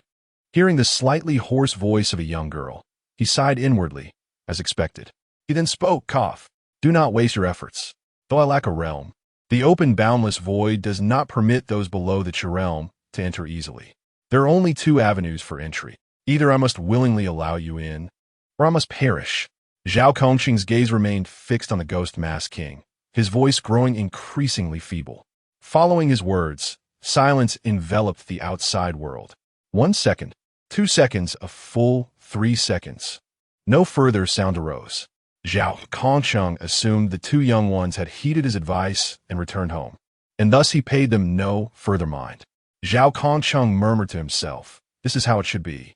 He struggled to stand upright, gasping for breath, as a trickle of blood dripped from the corner of his mouth. Each inhalation tugged painfully at his ribs and internal organs, causing his body to tremble uncontrollably. He had reached the limits of his endurance. Before him stood a terrifying monstrosity, the Demon Face King, twice his size. Despite its myriad wounds, it appeared largely unscathed. In stark contrast, Zhao Kongsheng was but a mere mortal. Clutching a straight blade in one hand, he shakily reached into his pocket with the other, eventually retrieving a sigil. The sigil bore the image of two crossed blades, beneath which was inscribed a name, Zhao Kongsheng. Meanwhile, Gu Xiyan and Lin Xie, hearing Zhao Kongsheng's feeble voice, were in a state of frantic anxiety. Observing that Zhao Kongsheng had no intention of allowing them entry, Gu Xiyan, her voice thick with tears, implored Lin Xie, "What should we do? If we can't get in, Uncle Zhao will perish." Lin Xie, equally distressed, pressed for answers. "How do you know this?" Gu Xiyan pointed anxiously at the dense, dark aura of death hovering above them, exclaiming, "The concentration of this death energy is too intense, indicating that someone will die soon. And this aura is situated above the boundless void. Without a means to counter it, how can Uncle Zhao possibly defeat the Demon Face King? Even if he possesses the power to win, it would likely lead to mutual destruction. Otherwise, the death energy would not be escalating." Lin Xie followed Gu Xiyan's finger, but saw nothing, realizing it was due to their differing abilities. After contemplating Gu Xiyan's analysis, he grew even more anxious but made an effort to remain calm, determined to find a way to break through the invisible barrier. Suddenly, he recalled the surge of divine power from the day of his awakening. Yes, the divine power. With that thought in mind, he took immediate action, closing his eyes briefly before reopening them. In an instant, his gaze was enveloped in golden light, and the boundless void was forcibly pierced open, creating a fissure. Lin Xie swiftly grasped Gu Xiyan's wrist and entered through the crack. Zhao Kongsheng, to his astonishment, found the demon-faced king still difficult to vanquish even after employing the ghostly goddess call. A dull thud echoed in the air as Zhao Kongsheng was sent sprawling like a kite with a severed string, crashing heavily to the ground. Ugh! This pain is unbearable. The sensation of agony seemed magnified infinitely, relentlessly assaulting every nerve in Zhao Kongsheng's body. Gritting his teeth, his eyes bloodshot, he coughed up blood as he slowly crawled up from the mire. The demon-faced king was not yet defeated. He could still fight. Bracing himself with the straight blade, he attempted to rise once more. Just then, a sudden shift occurred. Boom! A tremendous sound erupted from behind Zhao Kongsheng, causing the sky above him to tremble and split open a fissure. This is... Zhao Kongsheng stared in stunned disbelief at the sky above, and as a realization struck him, he abruptly turned around. He witnessed Lin Jie tugging on Gu Xiyan, squeezing through a fissure. Zhao Kongsheng, both astonished and enraged, bellowed, "How did you two little rascals get in here? Are you courting death?" Before he could finish his words, the ghost-faced king had already sensed the new presence, emitting a strange cry and warily fixing its gaze upon the group. Without hesitation, Gu Xiyan swiftly approached Zhao Kongsheng and unleashed the divine ruins, closely followed by Lin Jie. Protecting all beings, 6 realms of reincarnation, shield, healing. As she spoke, a colossal circular formation materialized behind Gu Xiyan, radiating a soft violet glow at its outermost edge, followed by alternating circles of violet and black, creating an immense, enigmatic ring that exuded an indescribable, sacred aura. Simultaneously, a beam of soft violet light surged towards Zhao Kongsheng, mending his injuries. It was the first time both Lin Jie and Zhao Kongsheng had witnessed Gu Xiyan wielding the divine ruins. Lin Jie gazed at the ring behind Gu Xiyan, his expression a mixture of shock and exhilaration. It was his first encounter with another divine agent's manifestation of the divine ruins. Zhao Kongsheng, too, was captivated by the sight, his face brimming with excitement and joy. The appearance of the agent of the great Xia deity signified a warning of their imminent return. However, as Lin Jie regained his composure, he noticed Zhao Kongsheng's physical state, his pupils constricting in alarm. Zhao Kongsheng was fighting the Ghost-Faced King while bearing such a burden. Zhao Kongsheng, you. Lin Jie found himself at a loss for words. Gu Xiyan was using the divine ruins for the first time. She was still unfamiliar with many of its effects. So please be patient. She would soon grasp all its functions. Zhao Kongsheng felt a slight improvement in his injuries, his heart a tumult of emotions. Yet there was no time for reproach. With Gu Xiyan still in the lamp state, the shield could hardly withstand a claw from the Ghost-Faced King. Step back, stay behind. I can fight with you. What are you going to fight with? You have no weapon. Stay back. Lin Jie, however, chose not to retreat but stood shoulder to shoulder with Zhao Kongsheng. Despite the healing from Gu Xiyan, Zhao Kongsheng's condition remained dire. Gu Xiyan, straining to maintain the divine ruins, bit her lip, her eyes reddening with frustration at her own helplessness. She could only offer healing, not full restoration. Zhao Kongsheng propelled himself off the ground, unleashing an astonishing burst of speed as he charged towards the Ghost-Faced King. With a resounding clang, Zhao Kongsheng's blade clashed against the Ghost-Faced King. The Ghost-Faced King recognized the man's dire state, opting not to engage him directly, but instead bracing itself to withstand his onslaught. Observing this, Lin Jie swiftly advanced, invoking his own divine ruins, mortal realm. Under the enhancement of the Starry Night Dancer, his movements were nearly imperceptible. He unleashed a powerful punch, striking fiercely at the Ghost-Faced King's face, causing the creature to stagger back several steps. Roar! The Ghost-Faced King seemed to be enraged by Lin Jie's provocations, letting out a furious roar as his aura intensified with wild ferocity. Be cautious, young one. This is the forbidden realm of the Ghost-Faced King. Sequence 176, Ghost-Faced Terrain. Zhao Kongsheng urgently warned. At that moment, Lin Jie, caught off guard, was struck away by a single punch from the Ghost-Faced King. Lin Jie, young man, are you all right? Zhao Kongsheng exclaimed. A trickle of blood escaped from the corner of Lin Jie's mouth as he rose from the muddy ground. Cough, cough. I'm fine. Was this the disparity of realms? Even with the enhancement of the Starlight Dancer, he had still been sent flying by the Ghost Face King. It was unimaginable that Zhao Kongsheng had battled such a monstrous foe for so long, even while the Ghost Face King was in a severely wounded state. Seeing this, Gu Xiyan could only fervently channel her mental energy to invoke the divine realm to heal their injuries. Meanwhile, Zhao Kongsheng, noticing the Ghost Face King preparing to attack Lin Xie again, hurriedly stepped forward to intercept its assault. Gritting his teeth, he summoned all his strength to push the Ghost Face King back. Suddenly, he called out to the two, young man and that girl. Huh? They looked at Zhao Kongsheng in confusion, unsure of what he wanted at that moment. Watch closely. This strike will be quite impressive. Without waiting for a response, he charged through the curtain of rain towards the Ghost Face King. Raising his hand, he swung his weapon. A colossal crescent blade cleaved the night sky, slicing through the air with incredible speed, severing the falling rain. The speed of this strike was so remarkable that even the Ghost Face King could not evade it easily. Furthermore, in its current state, evasion was utterly impossible. Thus, the dark crescent arc soared across the heavens. The Ghost Face King fell, its head severed and rolling away grotesquely.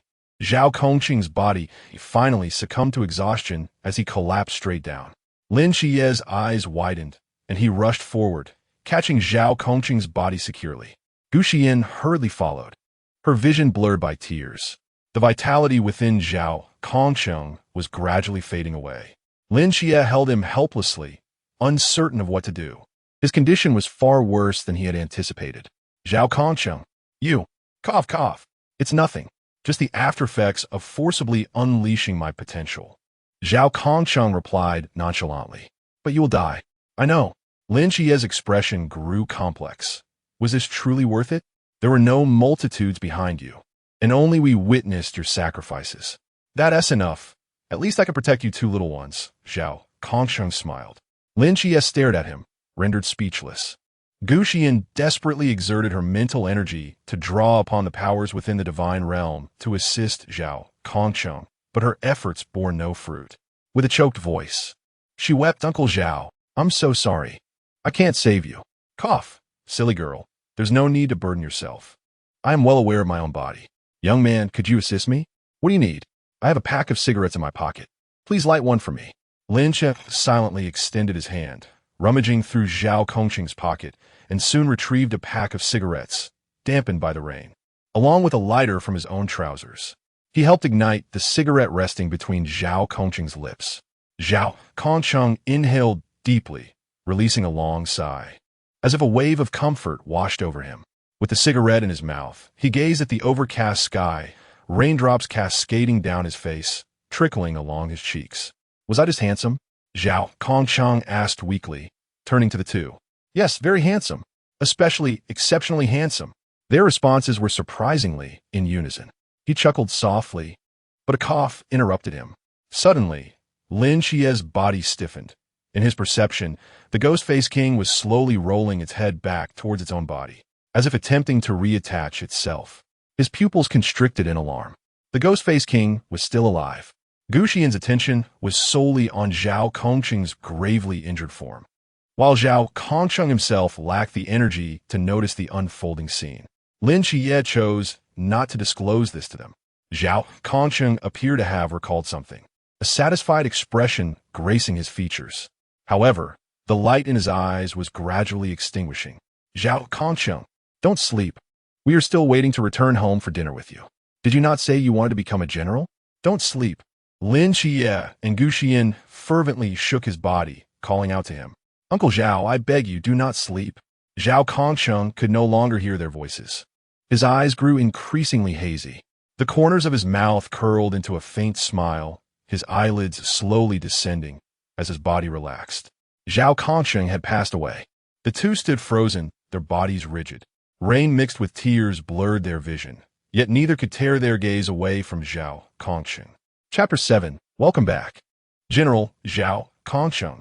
Gu Xiyan fervently summoned her mental strength to activate the divine ruins. No, Uncle Zhao, I cannot bear to see you perish. Please rise. Her voice grew increasingly hoarse, and her mental energy quickly began to wane, leaving her countenance pale to an alarming degree. Lin Xie, unable to endure the sight of Gu Xiyan in such distress, closed his eyes, his heart heavy with sorrow. Yet, he understood that the battle was far from over. The Ghost-Faced King still lived. Gripping Zhao Kongsheng's straight sword tightly, he fixed his gaze on the direction of the Ghost-Faced King, unwilling to relax his vigilance for even a moment. Suddenly, a particularly ethereal sigh echoed around them. Both Lin Xie and Gu Xiyan were startled at first, but they soon discerned that the sound bore no malice. Instead, it was imbued with boundless tenderness and compassion. Gu Xiyan quickly realized that it was the voice of the Earth Mother. With a raspy voice filled with urgency, she called out, "Earth Mother, I beseech you, save him. Surely, you possess a way, don't you? I am willing to pay any price." Upon hearing Gu Xiyan's plea, Lin Xie too looked around excitedly, hoping to catch a glimpse of the Earth Mother she spoke of. A somewhat hazy figure gradually materialized before Gu Xiyan, a benevolent countenance reaching out to gently touch her head. In a soft voice, it said, "Child, do not fret. There are aspects of my power within the divine ruins that you have yet to comprehend. Allow me to impart them to you." This was the Earth Mother whom Gu Xiyan had seen upon her awakening. With tears brimming in her eyes, Gu Xiyan gazed at the Earth Mother in a daze, awaiting her further words. Lin Xie beheld a tall and graceful deity whose gentle and kind visage radiated warmth. An aura of sacred tranquility enveloped her, as if capable of purifying the very soul. Upon completing her words, she extended her hand to touch Gu Xiyan's forehead, and a soft purple light began to illuminate her surroundings. First, she utilized her divine power to restore Gu Xiyan's depleting mental strength. Then, she guided Gu Xiyan's body to reopen the divine ruins. Protecting all beings, 6 paths of reincarnation, echoed her delicate voice in the vastness. The 6 paths of reincarnation will reappear behind Gu Xiyan. Heavy, ancient iron chains surged forth from the wheel, hurtling toward the nearly lifeless Ghost-Faced King. In an instant, the Ghost-Faced King was ensnared by the iron chains, struggling in terror, yet utterly futile.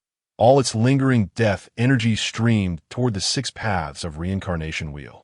The Ghost-Faced King let out a horrific wail that reverberated through the heavens. Subsequently, it was entirely transformed into a surge of vibrant divine power, directed toward the prostrate Zhao Kongsheng. Enveloped in divine energy, Zhao Kongsheng's injuries began to mend slowly from the inside out.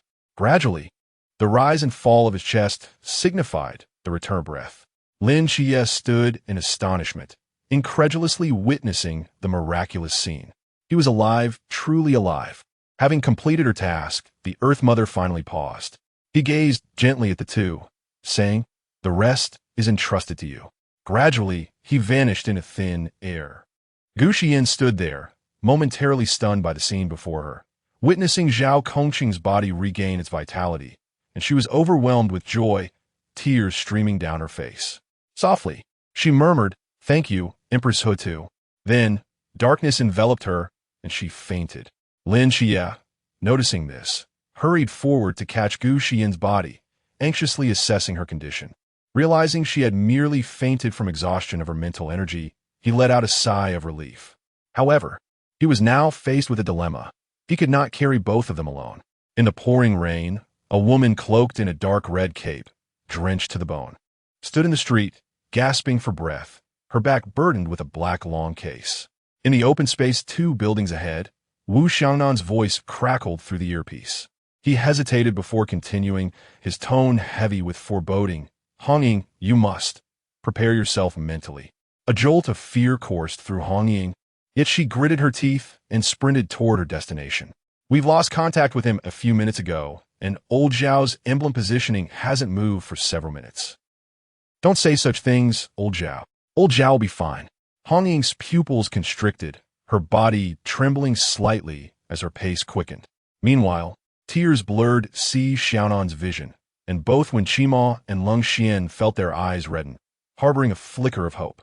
The group rushed toward the old residential area from different directions. At that moment, Chen Mai found it increasingly difficult to maintain his composure. Soon, a crowd arrived at the location indicated by Zhao Kongqing's emblem.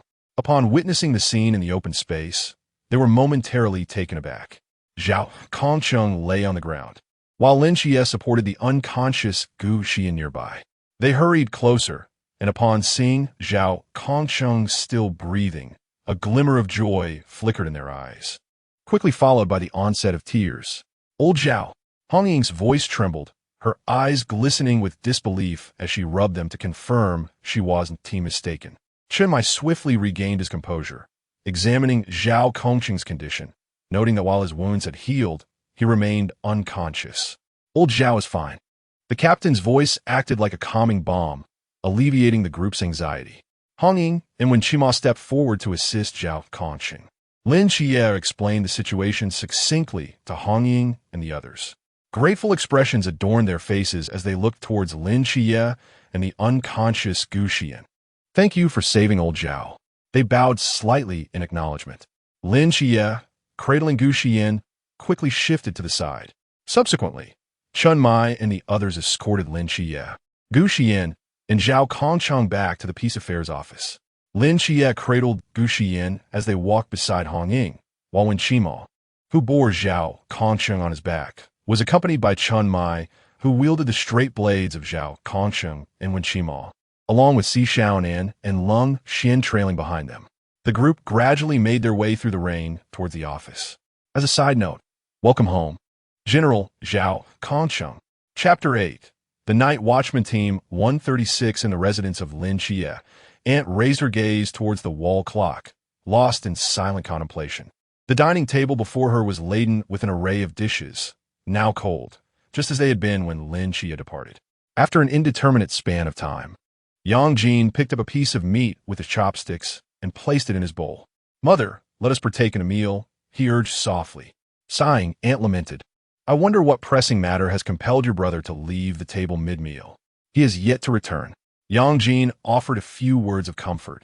At Gu Xiyan's home, Su Anren sat alone at the dining table, consuming her meal with little enthusiasm.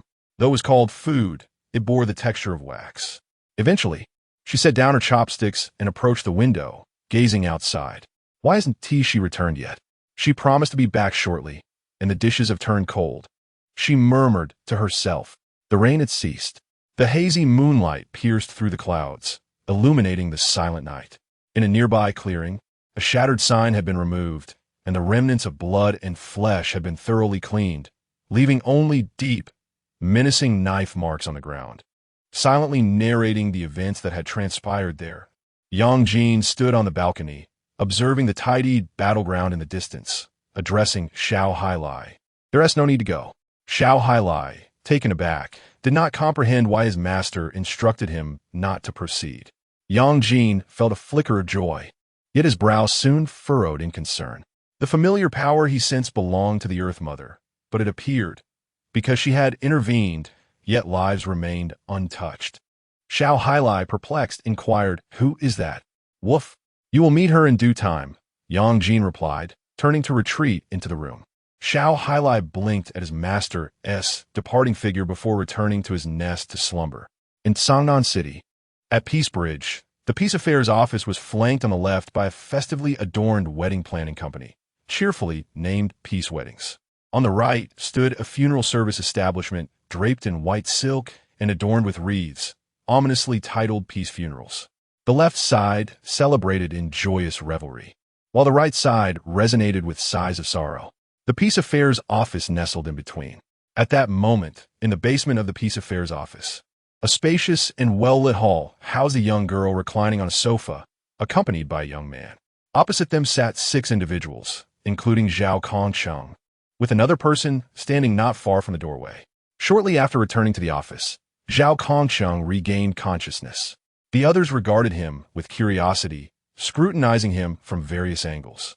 Were it not for the remnants of battle evident on Lao Zhao's attire, one might have believed nothing had transpired at all.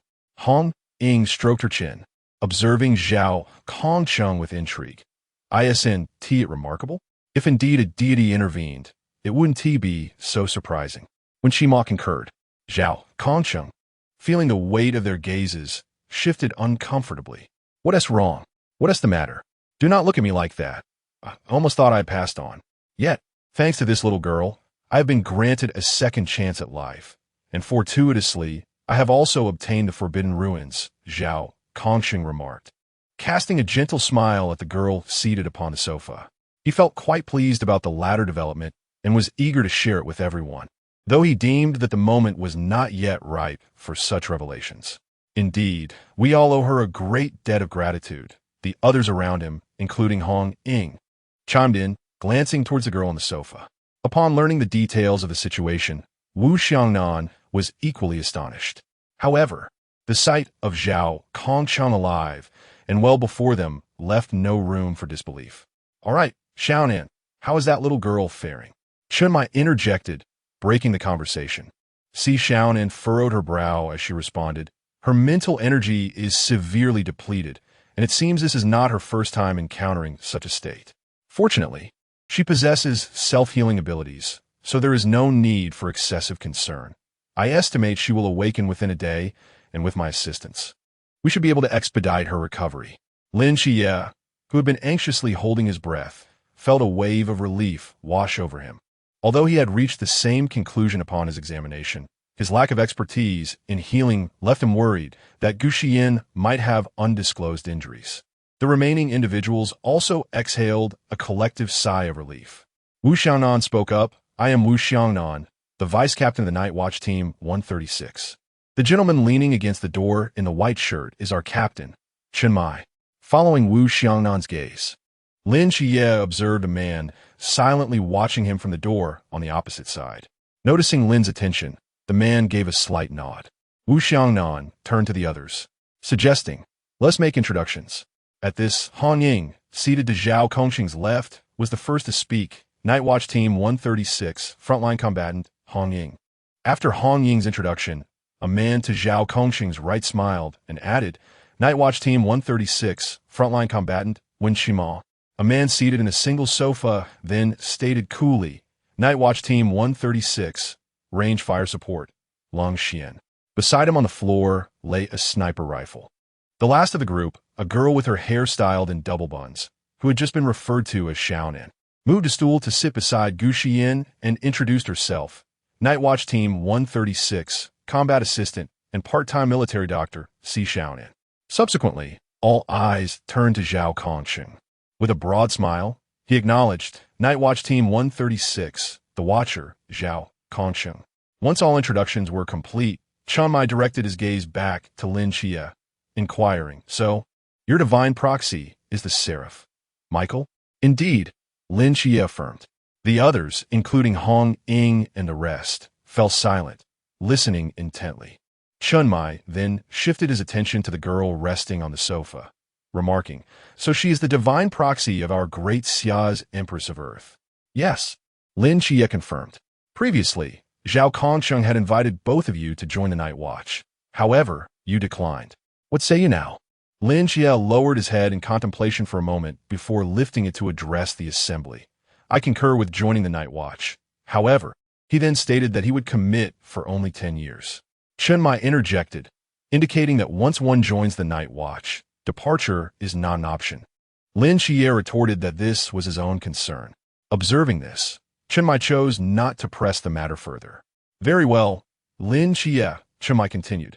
"Welcome to our ranks. I shall assist you in submitting your application to the higher echelons. However, until you participate in the training camp, you remain an unofficial member. As for that young girl, we shall consult her opinion upon her awakening." "Training camp?"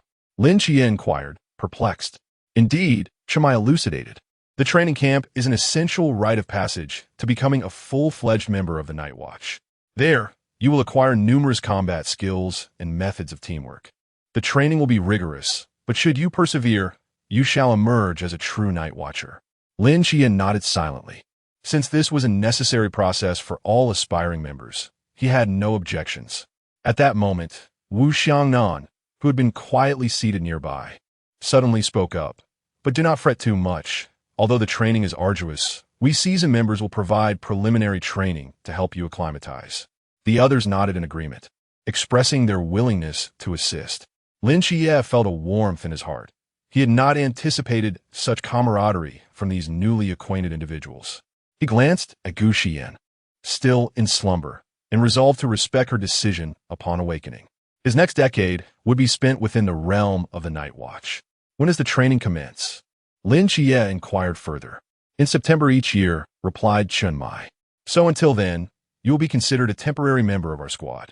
Upon saying this, he seemed to recall something and hastily added, also, temporary members are not provided with food or accommodation.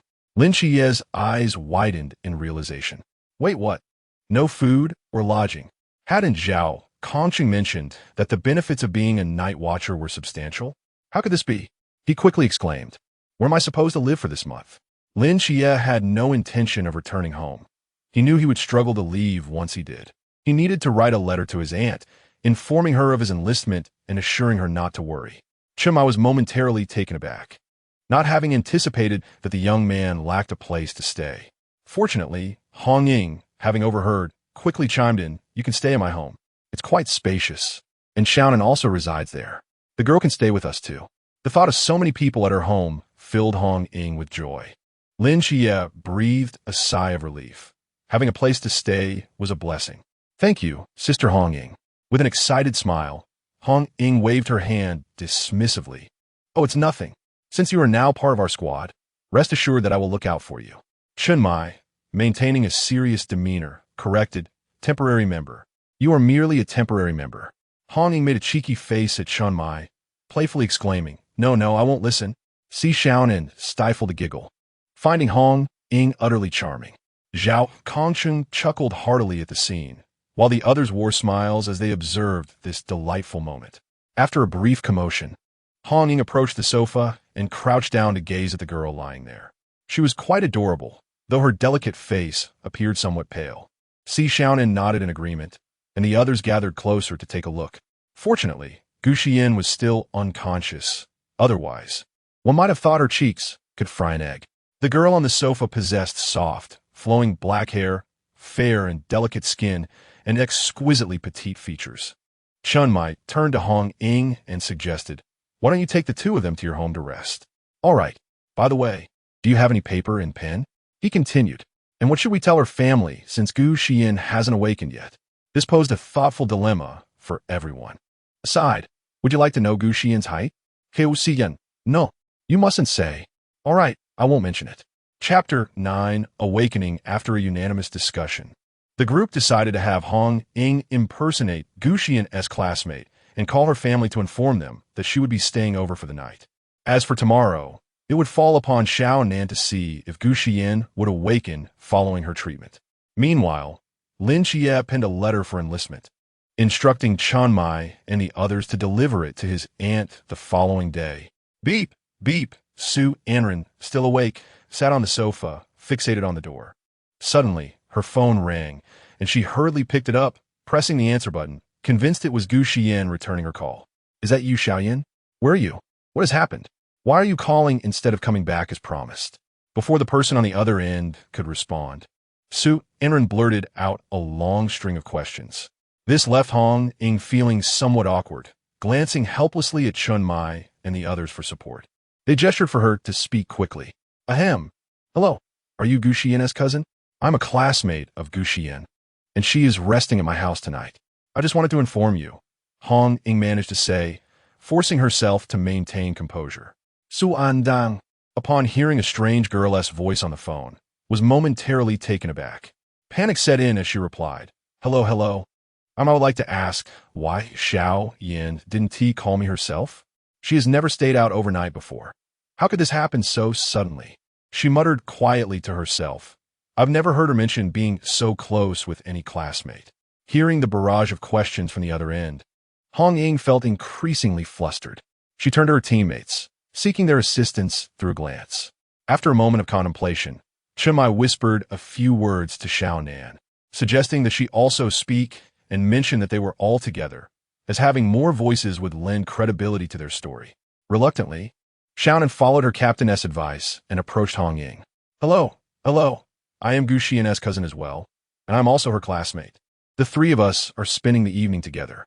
Gu Xiyan was quite tired and asked us to call you to reassure you that she is okay before she fell asleep.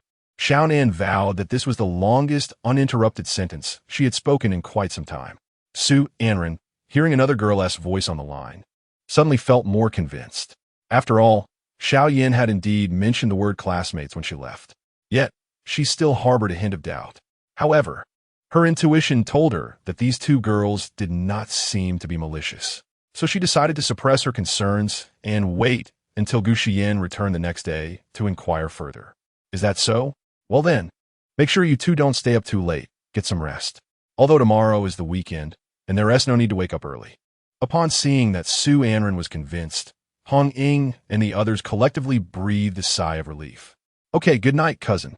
X2, they quickly ended the call, fearing that Su Anren would launch into another series of questions. Lin Xie adopted a similar approach, planning to have Chun Mai and the others deliver a letter to his aunt tomorrow, informing her that he and several classmates had decided to enlist in the military. Completing the arrangements with both sets of parents left everyone feeling more exhausted than facing an enigmatic adversary. Lin Xie expressed his gratitude to the group. It's nothing. You are now one of us, Hong Ying smiled. Indeed, don't be so formal. We will be part of the same team.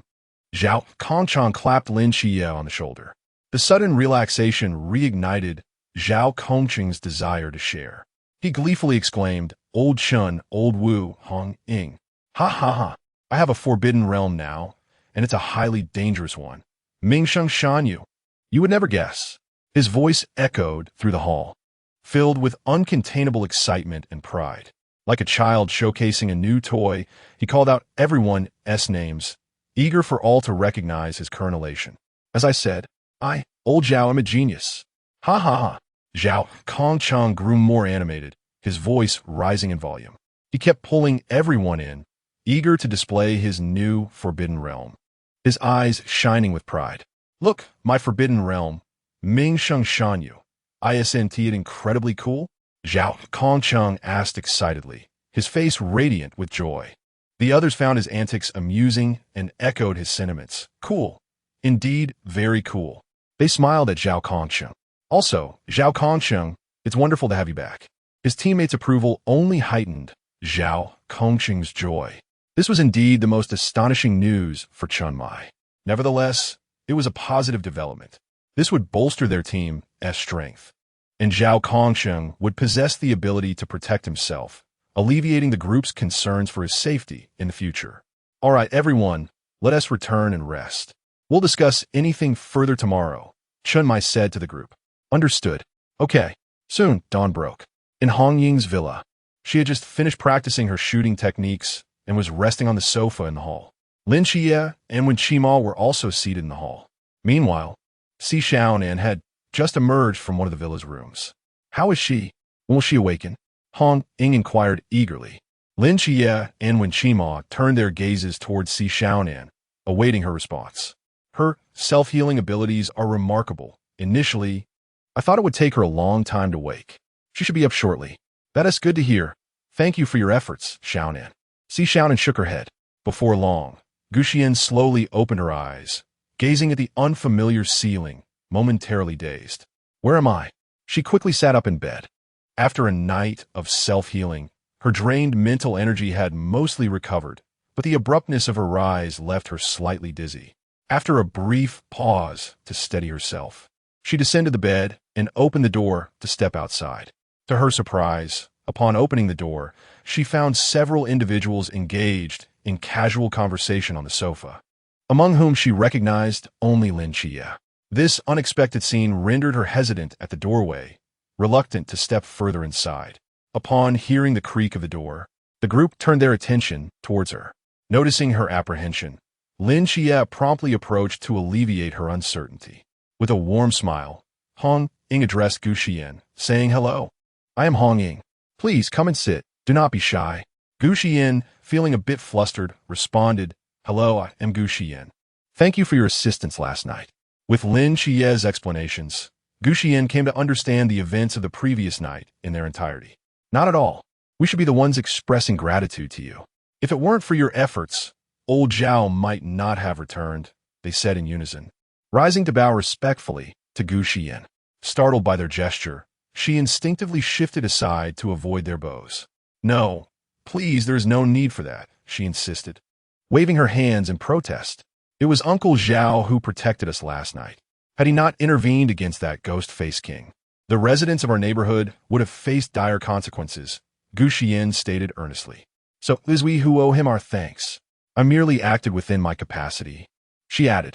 Lin Xie shared her sentiments, feeling both gratitude and guilt towards Zhao Kongsheng. He believed that, had it not been for the intervention of Lady Hutu, Zhao Kongsheng would never have returned. Consequently, he had joined the Night Watchers to repay Zhao Kongsheng's kindness. Gu Xiyan's words struck a chord with Hong Ying, Si Xiaonan, and Wen Qima, leaving them somewhat moved by the girl's inherent kindness. Her sentiments did not go unnoticed. Even Chun Mai and others, who had just arrived at Hong Ying's villa entrance, overheard her. Their expressions reflected relief as they exchanged glances. As they entered together, Zhao Kongsheng's booming voice resonated from the doorway. Ah, you have finally awakened, little girl. Are you feeling all right? The group turned towards the source of the voice. Spotting their captain, Chun Mai, along with Zhao Kongsheng, Wu Xiangnan, Lung Xian, and others. Seeing so many people suddenly appear made Gu Xiyan feel uneasy. Yet the sight of Zhao Kongsheng standing before her filled her with joy. She softly said, Uncle Zhao, if you feel any discomfort, please do not hesitate to tell me. Zhao Kongsheng smiled, ruffling Gu Xiyan's hair. I am quite well now. Chun Mai approached Gu Xiyan with a serious demeanor, stating, in any case, old Zhao owes his return to you. Moreover, as the representative of the great Xia deity, would you be interested in joining our ranks alongside Lin Xie? Together, we can confront the unknown and protect more lives. Gu Xiyan's expression was conflicted as thoughts of her cousin crossed her mind. Lin Xie listened intently. Should Gu Xiyan decide to join, he would have a companion. She glanced at Lin Xie, then at the sincere faces surrounding her, her heart wavering. May I really? I am merely an ordinary person. Although I have acquired certain abilities, I still fall short in comparison to you all. Moreover, Hong Ying, with a smile, took Gu Xiyan's hand and said, do not underestimate yourself. Everyone witnessed your performance last night. We will train alongside you and grow together. You will undoubtedly become stronger. Si Xiaonan nodded in agreement, his expression affirming her words. What is it? When Qima inquired with curiosity. Gu Xiyan, feeling somewhat embarrassed, lowered her head, her face flushed. It's about height. I've heard that there are height requirements for joining the military. As she spoke, her voice diminished even further. The others were momentarily taken aback, but soon realized she was referring to her petite stature, prompting a chorus of laughter. Zhao Kongsheng chuckled. What does that matter?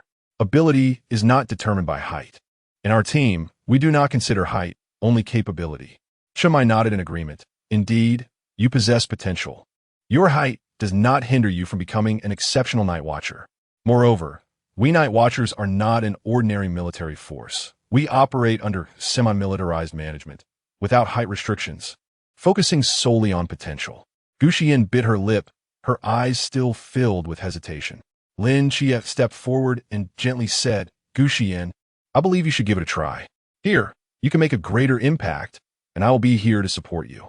Gu Xiyan lifted her gaze, meeting the encouraging eyes of her companions, and the last remnants of her doubt dissipated. Taking a deep breath, she declared resolutely, All right, I will join. Hong Ying exclaimed with excitement, Wonderful. From now on, we will be a team. Chun Mai patted Gu Xiyan on the shoulder, saying, From this moment, we will train diligently. Gu Xiyan, in a quieter voice, said, I have one more question. Chun Mai replied, Speak. Feeling a bit shy, Gu Xiyan stole a glance at Chun Mai and asked about the benefits that Uncle Zhao mentioned. Is it truly that good? Can I request an advance? Initially, Chun Mai expected a different inquiry, but was taken aback to find it was the same question as Lin Xie's. With a resigned smile, he responded, Your question is identical to Lin Xie's, and my answer remains the same. Yes. Gu Xiyan's face instantly lit up with joy. Thank you, thank you. Upon hearing this, the others also displayed expressions of delight, for a new member had joined their ranks. Chapter 10. In a moment of uncertainty, Yang Jin heard a distinct knocking at the door. He called out to his aunt, who had inadvertently dozed off in the room. Mom, someone is at the door. Upon hearing his voice, his aunt opened her slightly bloodshot eyes and quickly instructed, Go open the door. It might be your brother who forgot his keys. Yang Jin nodded in agreement and hastened to the door, his aunt trailing closely behind. To their surprise, two men clad in military uniforms stood outside. His aunt, puzzled, inquired, "Excuse me, whom are you looking for?" The visitors were none other than Chun Mai and Wen Shima. Wen Shima greeted them with a smile and offered a military salute. "Good day. May I inquire if you are Ms. Wang Fong, the guardian of Lin Xia?" "Yes, that's me. What brings you here?" She replied. "We are from the Changnan Military Affairs Office," Wen Shima explained. "We have come to deliver the enlistment paperwork and subsidies for Lin Xia, along with a letter he has written to you." With that, he presented a letter, holding it out with both hands. His aunt anxiously accepted the letter and immediately began to read its contents. It read, "Dear Aunt and Jean, by the time you read this letter, I will already be on a train to Qiqihar. Please forgive my abrupt departure. Wait for me for 10 years. After 10 years, I promise I will return to repay the kindness you have shown me all these years. Jean, during my absence, I will rely on you to take care of Aunt." Lin Xia, upon finishing the letter, his aunt felt her legs weaken, and Yang Jin quickly supported her. How could this happen so suddenly? He never mentioned anything before. Yang Jin sighed internally after reading the letter and began to comfort his mother. "Mom, he did talk to me about it, but he only confided in me in secret." "Really?" His aunt looked at Yang Jin with skepticism. Yang Jin nodded earnestly, indeed. His aunt remained doubtful, but then turned to the two men. "In that case, gentlemen, please come in and have a seat." Chun Mai and Wen Shima followed her into the living room and settled onto the sofa. After pouring tea for her guests, his aunt joined them and posed several questions that weighed on her mind. Wen Shima answered each one thoughtfully. Once all her inquiries were addressed, Chun Mai and Wen Shima stood up. "Since you have no further questions and the paperwork and subsidies for Lin Xia are here, we shall take our leave," they announced. Seeing them rise, his aunt quickly interjected, "Wait, comrades, could you please take some supplies for the boy? I worry about him being alone and not eating well. Rest assured, it's just some homemade cured meat and the like." Chun Mai and Wen Shima exchanged glances. "All right, please be quick. We have to head to another location as well." Okay. His aunt hurried into the kitchen, returning shortly with the items to hand over to them. She then watched as they departed. On the other hand, it had been previously agreed that Hong Ying and Si Xiao Nin would feign being classmates of Gu Xiyan and accompany her to her home. Meanwhile, Wu Xiangnan, representing the military, would also follow them to the residence. Due to the events of the previous night, Su and Ran felt a lingering unease. Thus, she took a day off to await Gu Xiyan's return. Yet, upon seeing the gathering in her home, she could hardly believe her ears. Su and Ran grasped Gu Xiyan's hand and inquired, "Xiaoyan, what did you just say?" Gu Xiyan, somewhat hesitant to meet her cousin's gaze, lowered her head and repeated her earlier statement. "Sister, actually Hong Ying Jia, Xiaonan Jia, and I have been selected by a special military academy. We were discussing this matter last night, and I wasn't too sure how to convey it to you." Su and Ran still found it hard to accept, her disbelief evident. But I've heard that such military academies have height requirements. With your petite frame, how could?" Although her sentence trailed off, everyone understood the implication. It seemed that sisters shared the same concerns. Gu Xiyan felt a flush of embarrassment. Hong Ying and Si Xiao Nin could barely contain their laughter, stifling their amusement with a few coughs. Wu Xiangnan, maintaining a serious demeanor, interjected, "The issues you mentioned pertain to ordinary military academies. Our institution prioritizes ability above all else." Su and Ran was taken aback. What did ordinary military academy mean? Had Xiao Yin and her friends been deceived? Was this individual involved in human trafficking? Xiao Yin and her classmates were undoubtedly strikingly beautiful and of tender age. With this thought, Su and Ran's eyes widened in alarm, and she quickly pulled Gu Xiyan, Hong Ying, and Si Xiao Nin behind her, casting a wary glance at Wu Xiangnan. You must not act recklessly. The residents of this old neighborhood are quite united. A single call from me, and you won't be able to leave." Su and Ran's actions left everyone in the room bewildered. Meanwhile, on the rooftop of the opposite building, Lung Xian observed the scene through his binoculars, nearly failing to maintain his aloof expression. It seemed that even the vice captain could be mistaken for a villain on occasion. He quietly captured a photograph to preserve this amusing moment. "Sister, what are you saying? I don't quite understand," Gu Xiyan remarked, her expression one of confusion as she regarded Su and Ran's behavior. Hong Ying and Si Xiyan exchanged glances, equally perplexed. Su and Ran, while keeping a vigilant watch on Wu Xiangnan, addressed the group. You are still young. Do not easily fall for trickery. Just because someone says something does not make it true. There are many individuals in this world whose true nature is concealed beneath the surface. Upon hearing this, the others began to grasp the situation. Hong Ying and Si Xiaonan, had they not been in Su and Ran's home, would have burst into laughter. Nevertheless, they stifled their amusement, their faces flushed. Avoiding Wu Xiangnan's expression, Gu Xiyan awkwardly glanced at Wu Xiangnan, offering an apologetic look. Wu Xiangnan's countenance darkened, revealing an expression of barely contained frustration. Taking a deep breath, Wu Xiangnan resumed, Miss, you have misunderstood. I truly represent the military academy. Please, look at these relevant documents. She handed a stack of documents to Su Anren, who received them with a look of skepticism, scrutinizing the papers in her hands. After perusing the contents, she remained somewhat doubtful and hastily inquired about the location of their school. Once she received satisfactory answers, her apprehensions were alleviated. It was revealed that the military academy was situated in Shangjing City and offered free enrollment to Gu Xiyan and her companions. Su Anren gazed at Gu Xiyan with a sense of reluctance. Xiaoyan, although it is a closed military school, you must call me once a month. Only then can I feel at ease. As she spoke, she turned to Wu Xiangnan, her eyes filled with expectation, and asked, May I inquire if phone calls are permissible? Wu Xiangnan nodded affirmatively, assuring her that it was indeed allowed. That is a relief, she said, wiping away a tear. My Xiaoyan has truly made progress. Your mother and uncle must be quite proud. Su Anren gently patted Gu Xiyan's head, her voice trembling with emotion. Gu Xiyan embraced her cousin tightly, reassuring her, Sister, do not worry. I am merely studying at the military academy, and there is no danger involved. Upon graduation, I will directly enter the military. Then, Gu Xiyan produced a bulging envelope from her hand and placed it into Su Anren's grasp. This is the subsidy from the military academy for families in need. Please take it and find a more manageable job. Su Anren looked at the envelope in her hand and promptly pushed it back. No, take it back. I have a salary, so do not worry about me. You, however, will need to purchase various things at the academy. Seeing her cousin's reluctance, Gu Xiyan glanced towards Hong Ying and the others for assistance. Cousin, you should accept it. Our subsidy is also meant for our family, and everything we need at the military academy will be provided for free during our studies. Hong Ying quickly interjected. Si Xiaonan nodded in agreement, affirming her words. Only then did Su Anren relent and accept the envelope. Once they exited Su Anren's home, Hong Ying could no longer contain herself and burst into laughter. Ha ha ha! Gu Xiyan and Si Xiaonan stifled their giggles, not as openly as Hong Ying. Wu Xiangnan maintained a stern expression, but allowed the girls their moment of levity, choosing not to scold them. They were still children, after all.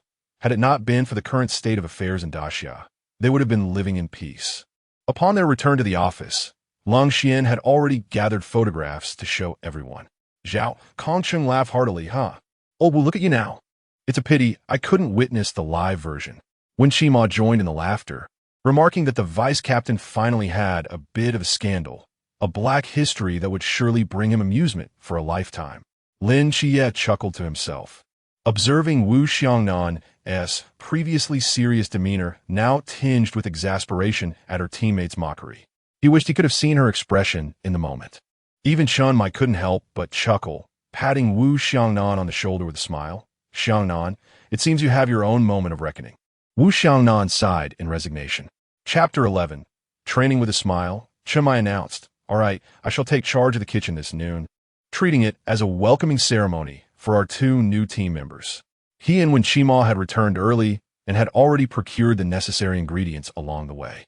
Oh yeah, Chia, Xiaoyan, feel free to indulge. The captain's cooking is the best, Hong Ying exclaimed joyfully. Si Xiaonan agreed. When Qima chimed in, Indeed, we seldom get to savor the captain's dishes. Thanks to you both, we are fortunate today. Gu Xiyan and Lin Xie nodded in unison, replying, All right.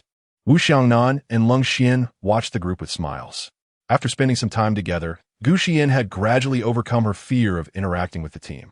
Chun Mai donned an apron and entered the kitchen, becoming immediately absorbed in his culinary tasks. Wu Xiangnan and Zhao Kongsheng joined him to lend a hand, while the others engaged in lively conversation in the living room. Hong Ying excitedly pulled Gu Xiyan and Lin Xie closer, sharing amusing anecdotes from previous missions. When Shima occasionally interjected with witty remarks, eliciting bursts of laughter from the group. Si Xiaonan nodded along, chiming in from time to time. As for Lung Xian, it was no secret what he was up to. He was engrossed in taking photographs. Before long, tantalizing aromas wafted from the kitchen. Time to eat, Zhao Kongsheng called out. Chun Mai, Wu Xiangnan, and Zhao Kongsheng emerged, each bearing a platter of exquisitely prepared dishes. The group gathered around the dining table, their eyes gleaming with anticipation at the array of delectable food. Hong Ying and the others swallowed hard, eagerly awaiting Chun Mai's words. Finally, Chun Mai uttered the phrase everyone was longing to hear. Let us eat. With eager hands, the group reached for their chopsticks, diving into the spread before them. Lung Xian swiftly served meat dishes into the bowls of Gu Xiyan and Lin Xie. The two expressed their gratitude before beginning to eat. After tasting a bite, their eyes lit up in delight. Sister Hong Ying, you were right. The group was so engrossed in their meal that conversation was a distant thought. The next day, at the Peace Affairs office, in the underground training arena, Gu Xiyan and Lin Xie were brought here after their arrival at the office. Chun Mai mentioned that before participating in the group training, they would be assisted by the 136 team to sharpen their skills. Chun Mai and Zhao Kongsheng awaited them in the arena. Looking at Gu Xiyan earnestly, Chun Mai said, Xiaoyan, although you have been assigned a support role, it is essential to train your physical fitness and sword techniques, as this will equip you with the ability to protect yourself. As Gu Xiyan surveyed the vast training ground and its myriad of facilities, a wave of anxiety washed over her. Do we really have to train? She asked apprehensively. Yes. Otherwise, if you find yourself alone one day, who will protect you? Chun Mai replied in a tone that brooked no disagreement. Gu Xiyan wore an expression of resignation. Fine. Lin Xie, observing the situation, felt somewhat overwhelmed as well. Zhao Kongsheng chuckled. Come on, little girl, let us practice together. Do not worry. I am not the captain. I am not as monstrous as he is. Gu Xiyan replied, Uncle Zhao, you are quite monstrous too, you know. I still cannot forget the ghastly sight of that ghost-faced king you defeated. Moreover, at that time, you had no forbidden ruins. However, upon hearing his words, she felt that the captain seemed even more terrifying. Chun Mai was taken aback, while Lin Xie wore a look of sheer horror. If Zhao Kongsheng was not considered monstrous, then the captain must be extraordinarily so. It felt as though today would not bode well for him.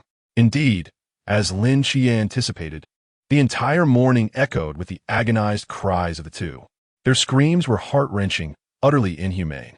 In the afternoon, when the two emerged from the training ground, they resembled mere shells of their former selves. Fortunately, Gu Xiyan could heal their wounds. Otherwise, their appearance would have been even more tragic. When Qima, who had been studying in the area of forbidden ruins, was startled by their condition upon seeing them. This state of near death could only be attributed to the captain. What have you two been doing? Did you spar with the captain? He thought this but felt a tinge of curiosity. Lin Xie nodded, while Gu Xiyan shook her head. Both were too exhausted to speak. When Qima was perplexed, what does that mean? Oh right, there's also old Zhao. Previously, without the forbidden ruins, he could hold his own against the captain. Now that he has the forbidden ruins, he must be even more formidable. A shiver ran down his spine at this thought. All right, let us begin the class. Okay, the two replied weakly. After discussing the practices and rankings of the forbidden ruins, when Qima took out his notebook to record their information regarding the divine ruins. Chia, to what extent can you utilize your mortal realm divine domain? Centered around me, within a radius of 20 meters, I can perceive everything. I see. So what is old Zhao doing now? When Qima had initially intended to ask another question, but out of consideration for Gu Xiyan's presence, he refrained. He is sparring with the captain. When Qima's eyes lit up, so what is the current situation? Is there a clear winner? It's a draw. Old Zhao remains old Zhao. When Qima remarked with a sense of nostalgia. Hearing this, Gu Xiyan widened her eyes, exclaiming, and that is not considered monstrous? She inadvertently voiced her thoughts. Both Lin Xie and Wen Qima nodded in agreement. Monstrous. After recording Lin Xie's information regarding the divine ruins, Wen Qima shifted his attention to Gu Xiyan. All right, it is your turn, little Yin. Your divine ruins is called Protection of All Beings, the 6 paths of reincarnation, correct? Apart from the abilities we already know, what other capabilities does it possess? To what extent can you utilize them? Upon being asked about herself, Gu Xiyan replied earnestly, well, to be precise, it has 2 names, each with different abilities. When Qima looked up in astonishment, there's another name? What is it? Lin Xie was taken aback upon hearing this. How fortunate it was for others to possess such benevolent deities. Protection of all beings, the 7 emotions and 6 desires. When Qima furrowed his brow, pondering whether this ability was related to emotions. Indeed, in the initial stages, one could manipulate the enemy's emotions, amplifying a singular feeling to the point where the adversary would uncontrollably exhibit certain behaviors. For instance, when engulfed by sorrow, they would succumb to profound sadness and negativity. As when Qima listened to this intriguing capability, his eyes widened in curiosity, prompting him to inquire if it could be applied to allies as well. Did it possess any combat efficacy? This was the first time Lin Xie had encountered such an ability, and he became fully attentive. Gu Xiyan reflected momentarily, contemplating, well, it should be possible. I have yet to experiment with it, so I cannot be certain. However, in later stages, there might be some combat potential, albeit not particularly strong. It would merely serve a supportive role. Why is that? When Qima pressed, at a certain level of mastery, I could deploy the 7 emotions incarnation to assault enemies. Yet, the attacking capabilities manifest in 2 forms, mental and physical. However, even if my future prowess allows me to utilize the 7 emotions incarnation, I cannot summon all 7 incarnations simultaneously, otherwise. Why is that? Lin Xie echoed. Well, at that point, the incarnations would become uncontrollable and could potentially backfire on me. When Qima listened intently, meticulously recording every word that Gu Xiyan uttered. So, aside from healing, shields, and resurrection, what other abilities does the first one possess? Judgment and soul reincarnation. Soul reincarnation, does that mean the rebirth of souls? When Qima was rendered speechless, overwhelmed by shock. The disparity between the 2 was indeed striking. Could this be the distinction between the deities of Daxia and those from beyond? Lin Xie, listening nearby, felt a twinge of envy. How generous were their deities! It seemed as if the Mother of Earth had bestowed all her powers upon her.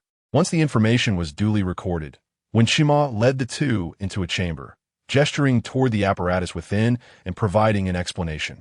This room is equipped with 39,000 concealed micro-rubber guns, capable of firing between 1 to 39,000 rubber bullets per second.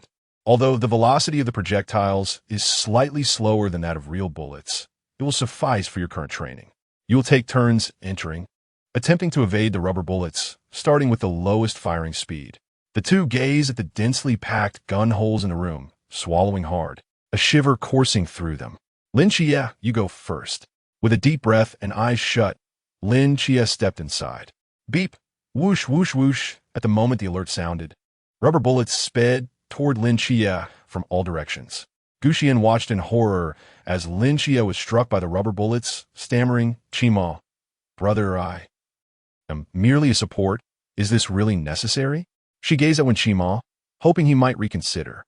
Alas, there was no change of heart. As a side note, I drew inspiration from the embodiment of the 7 emotions of the Earth Mother Goddess portrayed in the work of my esteemed senior. Chapter 12. The campus mystery. After the 2 had completed their training and departed, Wen Qima promptly sought out Chun Mai, recounting to him the entirety of Gu Xiyan's abilities. Chun Mai was taken aback. After a moment of contemplation, he resolved against exposing all of Gu Xiyan's talents, believing it would be detrimental to her. You may retain her top rank from the divine ruins, but there's no need to disclose the second, he advised. When Qima nodded in agreement, acknowledging understood. When Qima was indeed aware of Chun Mai's intentions, as he shared the same sentiment. This would allow Gu Xiyan to maintain some strategic advantages. Not long after Wen Qima's departure, Gu Xiyan approached Chun Mai, her demeanor tense. Captain, she whispered, Is it possible for me to avoid attending the training camp? Chimai paused, a look of confusion crossing his face. What is the matter? Do you have some reservations? He inquired. Gu Xiyan lowered her gaze, her heart conflicted, uncertain of how to articulate her feelings. Sensing her discomfort, Chimai gently urged, "It's all right. Speak freely. I will not hold it against you." Taking a deep breath to steady herself, Gu Xiyan managed to voice her concerns. There will surely be many people at the training camp, and I'm not accustomed to being in crowded places, she confessed, her eyes tightly shut, unable to meet Chinmai's gaze. Chinmai sighed as he observed Gu Xiyan, recalling their first encounter when she was equally anxious and somewhat restrained. It had taken time for her to gradually relax. He realized that it would not suffice for her to remain this way. She needed to cultivate her confidence in crowded environments. He contemplated mentioning to Hong Ying and Xiao Nan to have Lin Chia assist Gu Xiyan in practicing. These thoughts ran through his mind as a gentle smile graced his face. He softly patted Gu Xiyan's shoulder. "Do not worry. Although the training camp will be populated, everyone is very friendly. Moreover, this presents a wonderful opportunity for growth, allowing you to interact with your fellow teammates and work on overcoming your discomfort in social settings." Gu Xiyan bit her lip, pondering for a moment. "Well, all right, I shall go and give it a try," she replied softly, her voice imbued with a hint of determination. Chinmai nodded with satisfaction. "Rest assured, should you encounter any issues, do not hesitate to reach out to me. This will be a chance for your development, and I believe you will adapt well." As Gu Xiyan gazed into Chinmai's encouraging eyes, her anxiety diminished considerably. Dinner was once again prepared by Chinmai, much to everyone's excitement. After the meal, Gu Xiyan and Lin Chia followed Lung Xian to learn about shooting. Lung Xian guided Gu Xiyan and Lin Chia to the shooting range, where he first explained the fundamental principles of shooting, as well as the mechanics of the firearms. Subsequently, he demonstrated a standard shooting posture. He retrieved 2 handguns from a wall and handed them to the pair. "Today, we will primarily assess your shooting aptitude, so there is no need to feel pressured," he said, fixing his gaze on Lin Chia. "You may go first." Following Lung Xian's instructions, Lin Chia assumed the shooting stance, took a deep breath, aimed at the target center, and fired 3 consecutive shots. With a series of 3 sharp knocks, both faces turned ashen. Lung Xian stepped forward, meticulously inspecting the target once more, gazing at the empty bullseye, his expression reflecting utter disappointment. Missing the target from a mere 30 meters. How could that be? Lin Chia set down his firearm and cleared his throat, exclaiming, "What do you think of my talent?" Lung Xian's lips twitched as he retorted, "Your talent? You possess none at all." Lin Chia rubbed his nose, feeling somewhat embarrassed. "Never mind. Let's see how Xian performs." Lung Xian took a deep breath, hoping Gu Xiyan would prove to be different from Lin Chia. Upon seeing Lin Chia's score, Gu Xiyan felt a wave of anxiety wash over her. Lung Xian directed his attention to her, saying, "All right, it's your turn." However, due to her nervousness, Gu Xiyan's hands trembled slightly as she forced herself to stabilize her composure. Assuming the shooting stance. Bang! The first shot missed entirely. Disheartened, she lowered her head, unable to meet Lung Xian's gaze. He approached her gently, offering reassurance, "Do not rush. Shooting requires patience and focus. First, regulate your breathing and relax your mind." Lin Chia observed Lung Xian's double standards, remaining silent. Why the differential treatment? Taking a few deep breaths, Gu Xiyan lifted her gun again, aiming with renewed concentration. This time, she pulled the trigger and bang, the bullet grazed the edge of the target. Although her score was still modest, it marked an improvement from her initial attempt, and she finally exhaled in relief. Lung Xian regarded Gu Xiyan's performance, despite its shortcomings. At least she had hit the target. He offered a rare word of encouragement. "Chia, do not lose heart. With practice, you will surely progress." Lin Chia merely responded with silence. Subsequently, Lung Xian tailored his guidance to the differing circumstances of the two, and the training ground echoed with the sounds of gunfire. As time passed, Gu Xiyan's repeated practice led to a gradual stabilization of her scores. Observing her earnestness, Lung Xian nodded to himself, confident that this young lady would experience significant growth through the rigors of the training camp. As for Lin Chia, Lung Xian chose to remain silent, noting the complete misses from 20 meters away. Alas, in the following days, the two endured their training alongside others. One day, Gu Xiyan and Lin Qiye reported to the office as usual, only to encounter an unexpected individual. "Good morning, Sister Hongying. You're here. Follow me," Hongying said, seated on a sofa in the hall. Without further ado, she ushered the two into the conference room. Upon seeing Hongying's serious demeanor, Gu Xiyan and Lin Qiye sensed that something significant was afoot. "Sister Hongying, what happened? Is there another mysterious situation?" they inquired, astonished. "What?" Both were taken aback. Hongying, maintaining her serious expression, replied, "Indeed, and it's quite troublesome." As they followed her briskly into the conference room, they noticed that everyone was present, along with an additional individual. Gu Xiyan and Lin Qiye simultaneously exclaimed, "Li Yifei? Gu Xiyan? Lin Qiye? What are you two doing here?"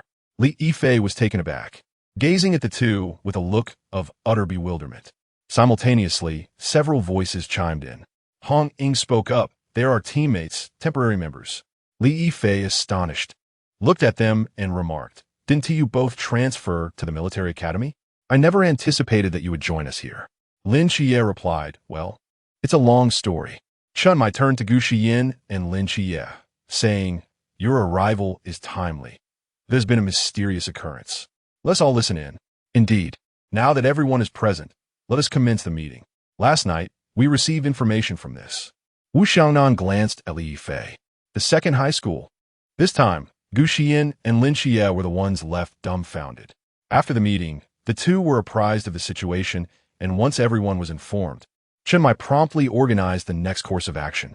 Hongying, Xiaonan, you will team up with Xiaoyan, Qi, and this classmate Li Yifei to investigate the mystery within the school. The individuals named stood up in acknowledgement. "Understood." Li Yifei opened his mouth as if to say something, but ultimately refrained from speaking. This operation was divided into two groups, and soon everyone set off on their mission. Chapter 13. The Purge Operation. Hongying, Si Xiaonan, Gu Xiyan, Lin Qiyi, and Li Yifei stealthily infiltrated the school by scaling its walls. However, upon entering the campus, Gu Xiyan immediately perceived a dense aura of death swirling ominously in the sky above.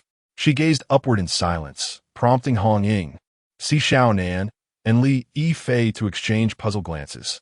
Hongying inquired, "What do you see, Xiaoyan?" Si Xiaonan mirrored her confusion, having encountered similar situations before. Lin Qiyi asked, "Have you seen something again?" Gu Xiyan turned to her companions, affirming, "Yes, the aura of death is even more potent than last time. It feels as though it is on the verge of condensing into mist." Hongying and Si Xiaonan appeared bewildered, while Lin Qiyi took the initiative to explain the situation to them, simultaneously activating their earpieces. Upon hearing of the intensified aura of death within the school, Chun Muyi and the others felt a weight settle in their hearts. They realized immediate action was imperative. Waiting was no longer an option. "Understood." Hongying addressed Gu Xiyan and Lin Qiyi, urging them to proceed as planned while remaining vigilant and to communicate any developments through their earpieces. Since Li Yifei had reported a mysterious girl, the group decided it was prudent for Hongying and Si Xiaonan to investigate the female dormitory. Gu Xiyan and Lin Qiyi nodded, assuring, "We will exercise caution. You two, Hongying and Xiaonan, stay safe as well." As Gu Xiyan and Lin Qiyi walked through the familiar campus alongside Li Yifei, they quickly arrived at their former classroom. Li Yifei returned inside, while Gu Xiyan and Lin Qiyi began their inspections outside, checking one classroom after another. Their earpieces crackled to life with Chun Muye's inquiries. The two engaged in hushed conversation, with Chun Muyi asking Lin Qiyi if she could discern the nature of the mystery, to which she confirmed her ability. Soon after, Chun Muyi and the others learned that the innocent souls could not be saved, casting a somber pall over their spirits. At that moment, Gu Xiyan spoke up, eliciting expressions of surprise from everyone. "I have a solution." "Indeed, how could I have overlooked you?" they responded, but then quickly recalled the limitations of Gu Xiyan's capabilities and cautioned her. Chun Muyi spoke gravely, "Given your current mental capacity, it seems implausible that you can resurrect so many individuals at once. Please, do not overextend yourself. Gu Xiyan then added, just do your best, but do not act recklessly. Though the others remained silent, their sentiments echoed the same concern.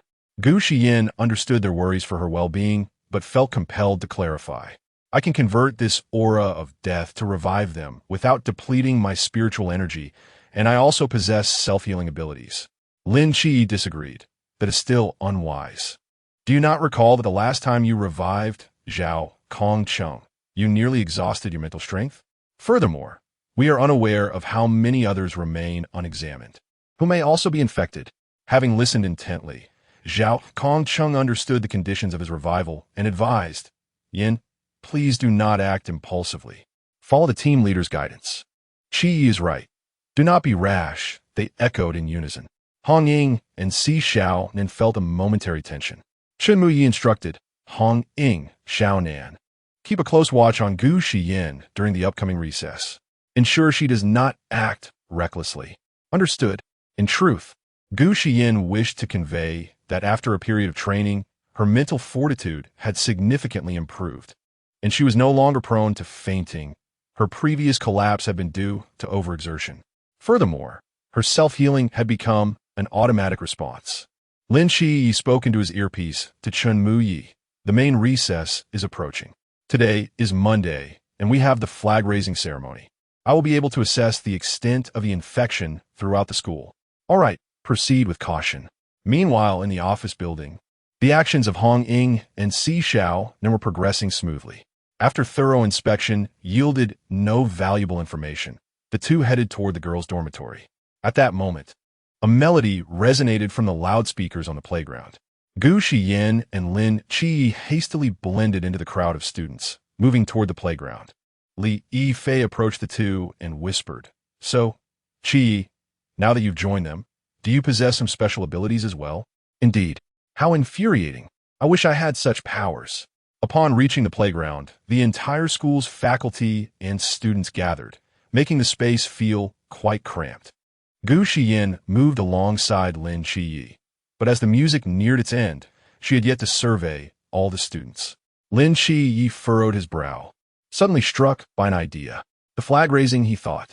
In a moment of audacity, Lin Qi impersonated Li Yifei and seized the flagpole, casting a glance at Gu Xiyan, signaling her to follow. He was apprehensive that if she strayed from his sight, she might disregard the crowd's instructions. Gu Xiyan intended to remain close to Lin Qi. Although she could revive those who had been infected, she needed to locate everyone to devise a plan, and distinguishing the mysteriously infected individuals was beyond her capability. With the flagpole in hand, Lin Qi walked past the lined-up students and faculty, glancing at each one. To his dismay, the sight was alarming. His heart sank as he realized that at least dozens of faculty and students had succumbed to the infection.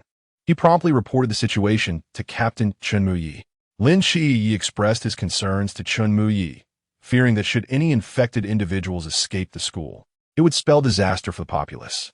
Chen Muyi informed him that there were indeed individuals outside the school who had also been infected, and the numbers were significant. He and Vice Captain Gu Xiyan then were systematically addressing the situation. The gravity of their conversation cast a somber mood among the listeners. Gu Xiyan absorbed Lin Qi's words in silence. Chen Muyi commanded, Zhao Kongcheng, establish a no-entry zone around the second high school. No one is to enter or exit. Our adversary is formidable. Hong Ying and your group must exert every effort to locate its source and eliminate it in the shortest possible time. Simultaneously, we must safeguard the uninfected faculty and students to prevent further casualties. Understood. Acknowledged. Several individuals immediately responded, while Zhao Kongcheng swiftly expanded the boundless void outside the school, enveloping the entirety of the second high school within its reach. Initially, Zhao Kongcheng had intended to partake in this mission. However, Chen Mai advised him that his forbidden domain was ill-suited for deployment in a school environment, lest the structural integrity of the buildings be compromised. Reluctantly, Zhao acquiesced to the captain's judgment. Within the girls' dormitory, Hong Ying and Si Xiaonan successfully infiltrated the premises and commenced their inspection, only to be confronted with a disturbing revelation. The remnants of human skin were ominously drying on the balcony. A wave of physiological discomfort washed over them. They proceeded to examine several more rooms, each revealing the same unsettling sight. Sister Hong Ying, Gu Xiyan murmured, her gaze fixated on the grotesque objects. Hong Ying inhaled deeply, suppressing her unease. Fortunately, this bizarre occurrence suggested that the creature was not capable of unlimited infection. If it were truly able to spread without restraint, every inhabitant of the floor would have succumbed. Yet the current evidence indicated otherwise. Thus, we must hasten our efforts to locate its core. Gu Xiyan nodded in agreement, then suddenly remarked, Sister Hong Ying, how have you become so astute? Before Hong Ying could respond, an urgent voice crackled through the earpiece. Sister Hong Ying, just now I saw a large group of girls heading toward your dormitory. They're too far away for me to discern if they are infected, so please exercise caution. Understood, Hong Ying replied. Just as she finished speaking, a faint sound emanated from the corridor. The two exchanged a wary glance and cautiously approached the source of the noise. Chapter 14. The battle begins as Hong Ying and Gu Xiyan stepped into the corridor. They were greeted by the sight of several girls laughing and chatting as they ascended from below, sharing a glance filled with wariness. Hong Ying and Gu Xiyan regarded the girls with caution. The group soon noticed the two, their expressions tinged with surprise, as they had never encountered them on this floor before. One girl with short hair approached them, inquiring curiously. After a brief exchange, Hong Ying scratched her head, feeling a bit awkward, and, pulling Gu Xiyan along, cheerfully responded, Oh, my apologies for the interruption. No trouble at all, the short-haired girl replied with a smile. Hong Ying guided Gu Xiyan around the girl and her companions, proceeding down the corridor. However, as they brushed past, the girls' eyes suddenly ignited with a ravenous gleam, their heads blooming open like flowers to reveal raw, crimson flesh and a menacing array of teeth, lunging toward Hong Ying and Gu Xiyan. Anticipating the attack, Hong Ying's lips curled into a subtle smile as a crimson glow erupted around her. Boom! The rose-hued flames surged outward from her and Gu Xiyan, the resulting force hurling the grotesque creatures violently away. With a resounding crash, the intense heat caused the emergency lights in the corridor to shatter, plunging the space into darkness. Save for the flames that blazed fiercely beside Hong Ying, casting a solitary glow. Drawing a long spear from her pouch, Hong Ying elegantly wielded it, the weapon dancing in her hands, effortlessly gliding through the rose-colored fire as she regarded the flung monsters with a proud demeanor. I knew it. You're certainly not the noble sort, Gu Xiyan remarked disdainfully, eyeing the abominations. Sister Hong Ying, they're so ugly. Hong Ying nodded in agreement. They were indeed quite hideous, though the creatures, momentarily stunned by the flames, bore expressions of fear. They soon howled and charged at Hong Ying and Gu Xiyan once more. Hissing, Hong Ying flicked her spear, its tip darting towards the nearest monster like a shooting star. The creature, caught off guard, was impaled, emitting a pained shriek as the flames swiftly consumed its flesh. In no time, the monsters that charged at them were dispatched by Hong Ying's fiery spear. Wow, Sister Hong Ying, you're amazing, Gu Xiyan exclaimed excitedly, clapping her hands. You're so cool. Hong Ying, basking in the praise, wore a slightly smug expression, casually resting the spear on her shoulder, its flames still flickering. She gazed at the remaining few astonished monsters and chuckled softly. Is that all you've got? You're not even close to being a challenge. As the creatures roared in response, fixating their gaze on her, more monsters began to emerge from the corridor, filling the space. Silence enveloped the hallway. They stood in perfect formation at the far end, like a silent legion awaiting orders. The sheer number sent shivers down one's spine. Gu Xiyan stood silently behind Hong Ying, counting softly. 17, 18. A total of 18, this could pose quite a dilemma. Hong Ying. Upon noticing, Hong Ying's expression turned awkward. It was careless of her. Gu Xiyan retracted her previously playful demeanor, swiftly retrieving 2 handguns from the case, one in each hand, and adjusting her glasses with the weapon before standing beside Hong Ying once more, stating, however, it is merely a minor issue. While the battle between Hong Ying and Gu Xiyan against the creatures unfolded, Lin Xie and Gu Xiyan had already ascended through the floors of the teaching building. Upon reaching the third floor, they heard the commotion from Hong Ying's group through their earpieces. Gu Xiyan called out urgently, "Hong Ying, Si Xiaonan, are you both all right?" Hong Ying replied amidst the chaos, "We're fine, no need to worry." Si Xiaonan added casually, "Just a small problem." Gu Xiyan blinked and exchanged glances with Lin Xie. Recently, the Nandu snake demons had all gone into a frenzy. Confronting several of them, Gu Xiyan fired her weapon while Lin Xie wielded his blade with precision. Their synchronized movements swiftly dispatched the emerging Nandu snake demons. Not far away, on the rooftop of a tall building, Lung Xian was poised to provide sniper support. Through his scope, he observed Lin Xie and Gu Xiyan in the building across. Noting, "Gu Xiyan, Lu Xiaoyan has reached the classroom on the top floor." "Received." The two responded, quickening their pace upwards. Upon arriving outside a classroom on the fourth floor, Lin Xie sensed not only students inside, but also a Nandu snake demon. He hurriedly shouted, "Open the door. There's a monster inside." Some boys within, skeptical, presumed it was a ploy for entry, retorting, "Don't try to deceive us. There are monsters outside." Seeing this, Li Yifei began to pound on the door, shouting, "There really is a monster inside. Open the door." Gu Xiyan, observing Li Yifei, suddenly recalled something she had forgotten to mention. She quickly approached Lin Xie and whispered, "Che, Li Yifei has a death aura above his head." Lin Xie widened his eyes in disbelief. "Are you certain?" Gu Xiyan shook her head, her tone resolute.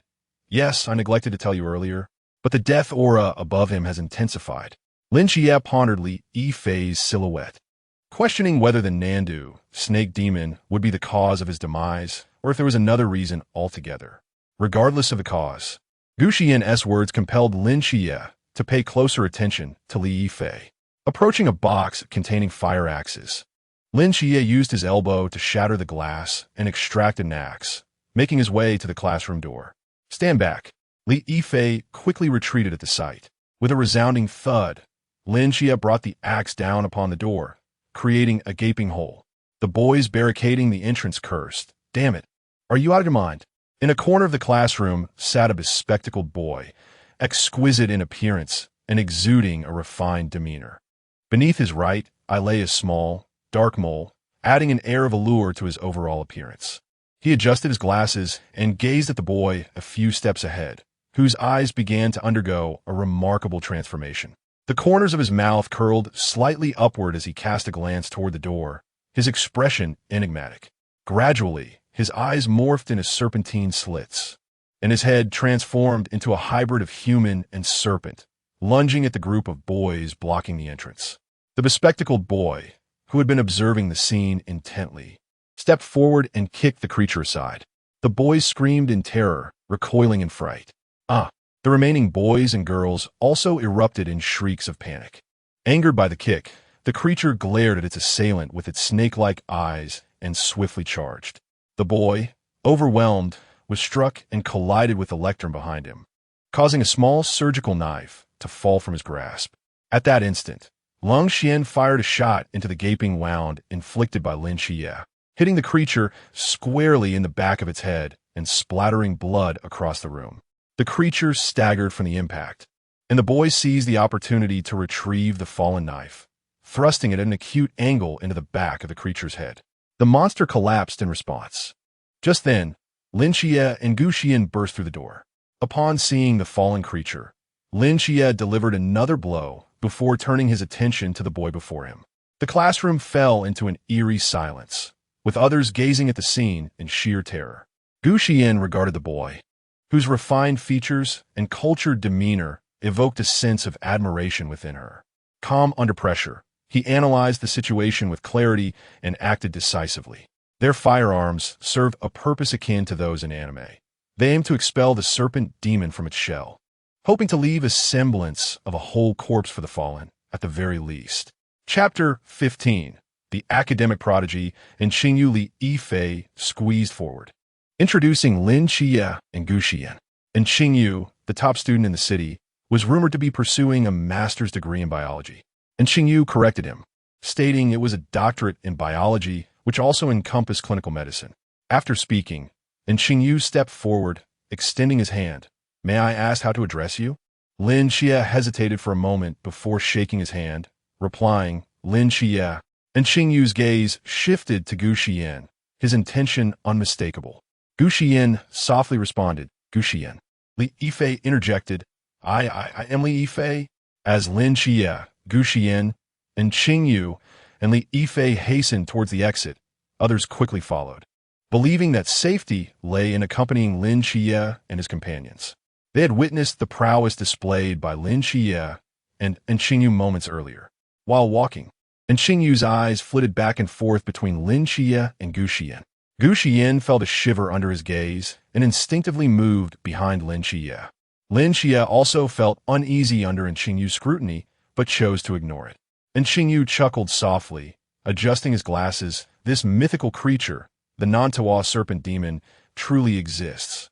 Why were we previously unaware of its existence? Lin Xie, observing several monsters that had emerged not far ahead, replied, because someone is watching over us. With that, he and Gu Xiyan opened fire on the creatures.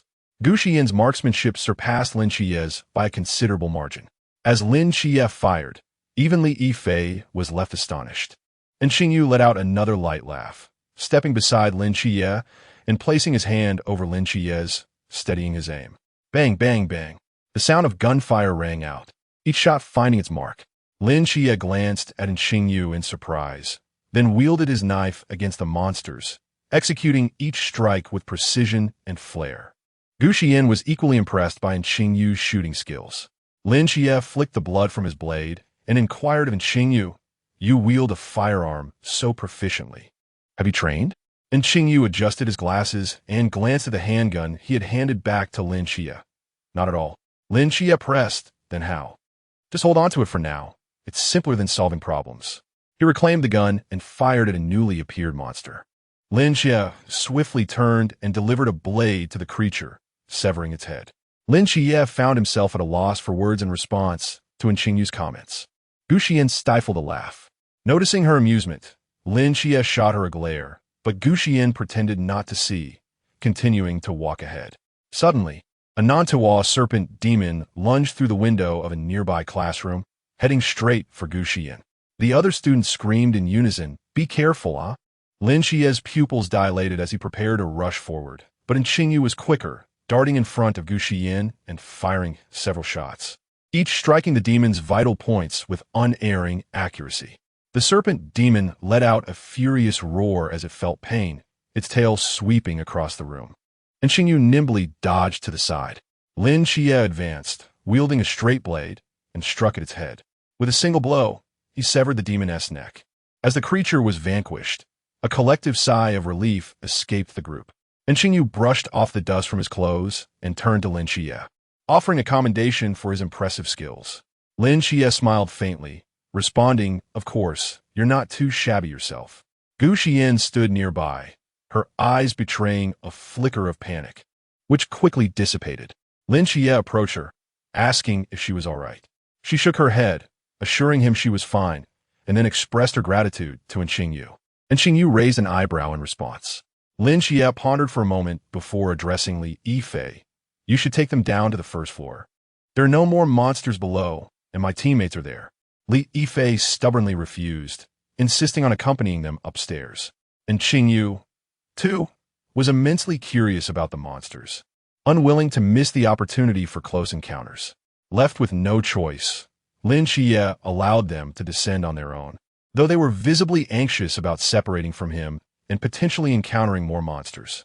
Reluctantly, Lin Xie informed Wen Qima to come up and escort them. Once Wen Qima had taken them away, Gu Xiyan, Lin Xie, and Xing Yu and Li Yifei continued their ascent. As they reached the 5th floor, they stood outside one of the classrooms, where they overheard a faint conversation between a man and a woman. Lu Yuan, I've made my decision. I want to break up with Lin Xie. He is nothing but a heartless scoundrel, fleeing faster than anyone when the monsters appeared. Really? A voice filled with surprise replied. Yes, you treat me well, sob sob. It makes me feel secure. The group turned to Lin Xie with peculiar expressions. Lin Xie was at a loss for words. Gu Xiyan stared wide-eyed, her curiosity piqued. Xie, when did you start dating Han Ruoruo? And now you're being unilaterally dumped? No, don't listen to her nonsense. I've only been in school for a few days. You know that. Lin Xie stammered, rendered speechless. Gu Xiyan contemplated this, seemingly in agreement.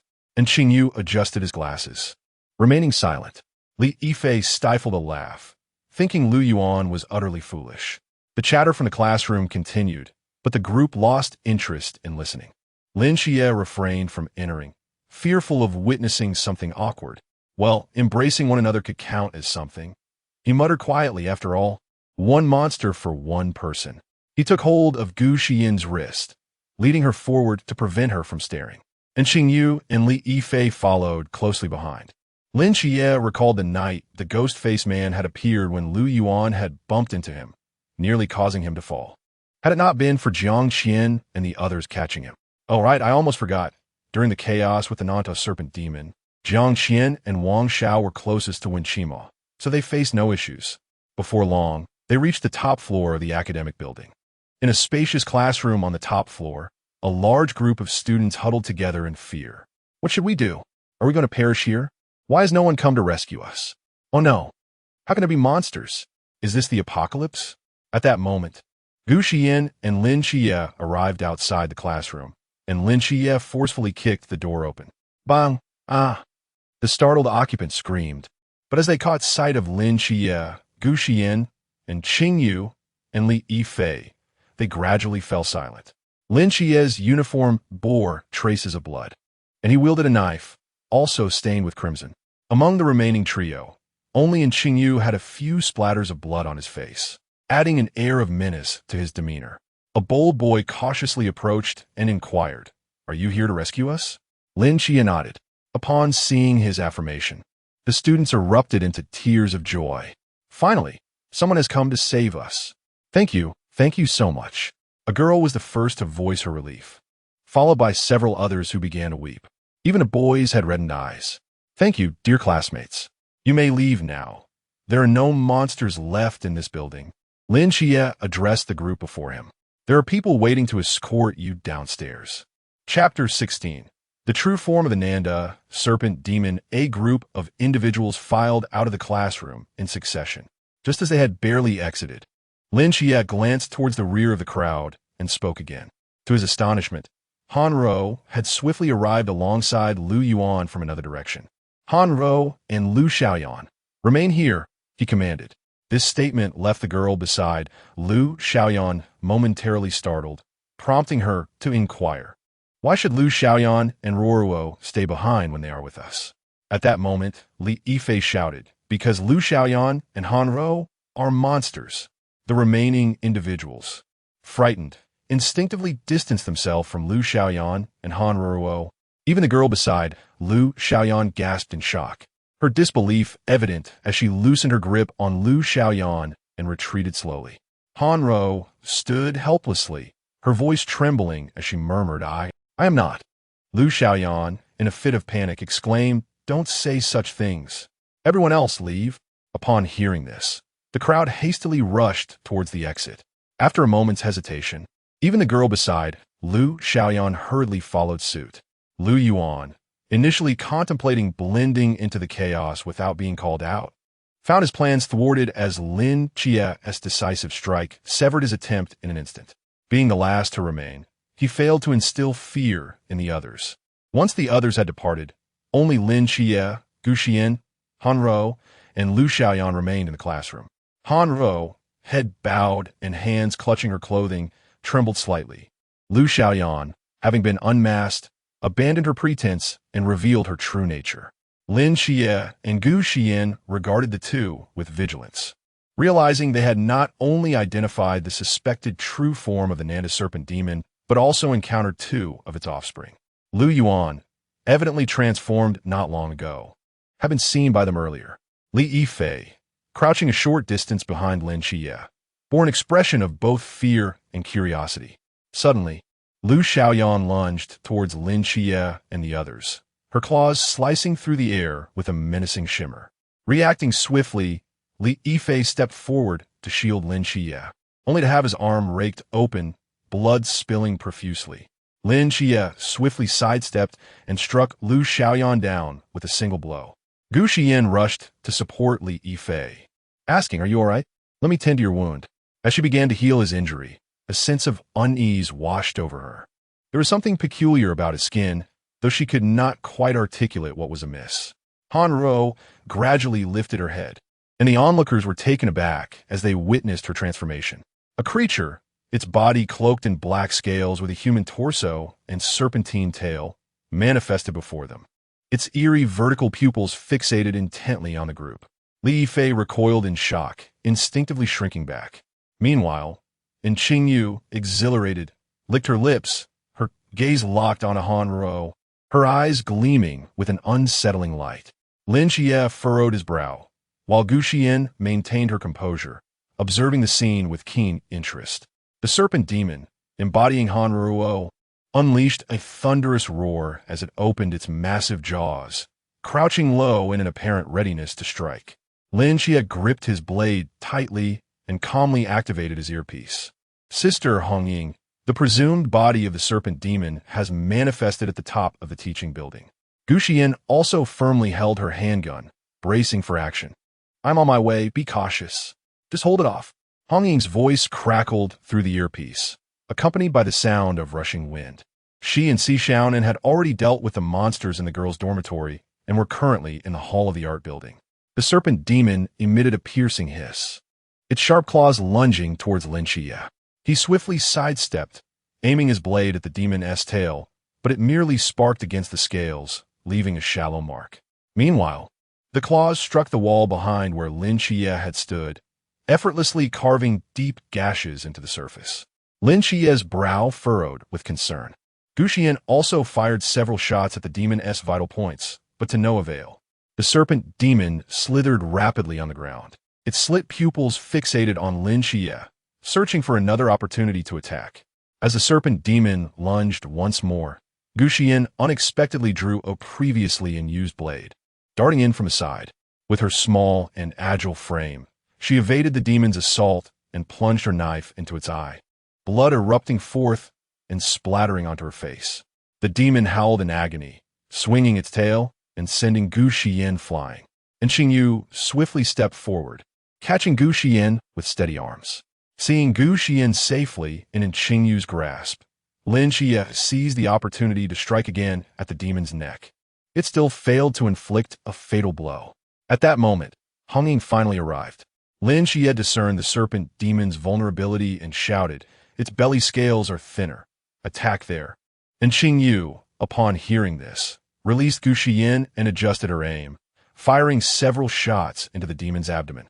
Lin Xie charged at the demon, timing his assault perfectly, and drove his blade deep into its belly. The serpent writhed in pain, blood gushing forth. Hongying brandished her fiery spear, thrusting it into the wound on the demon's abdomen. The serpent emitted a haunting scream, thrashing wildly in a desperate bid to escape the onslaught. Its immense strength momentarily pushed them back. Yet the group did not falter. Lin Xie seized the moment to rush forward again, carving a larger gash in the demon's belly with his blade. And Qingyu continued to fire, bullets relentlessly piercing the wound. Do not inquire about the source of the ammunition. It is simply attributed to Hongying. Ahem.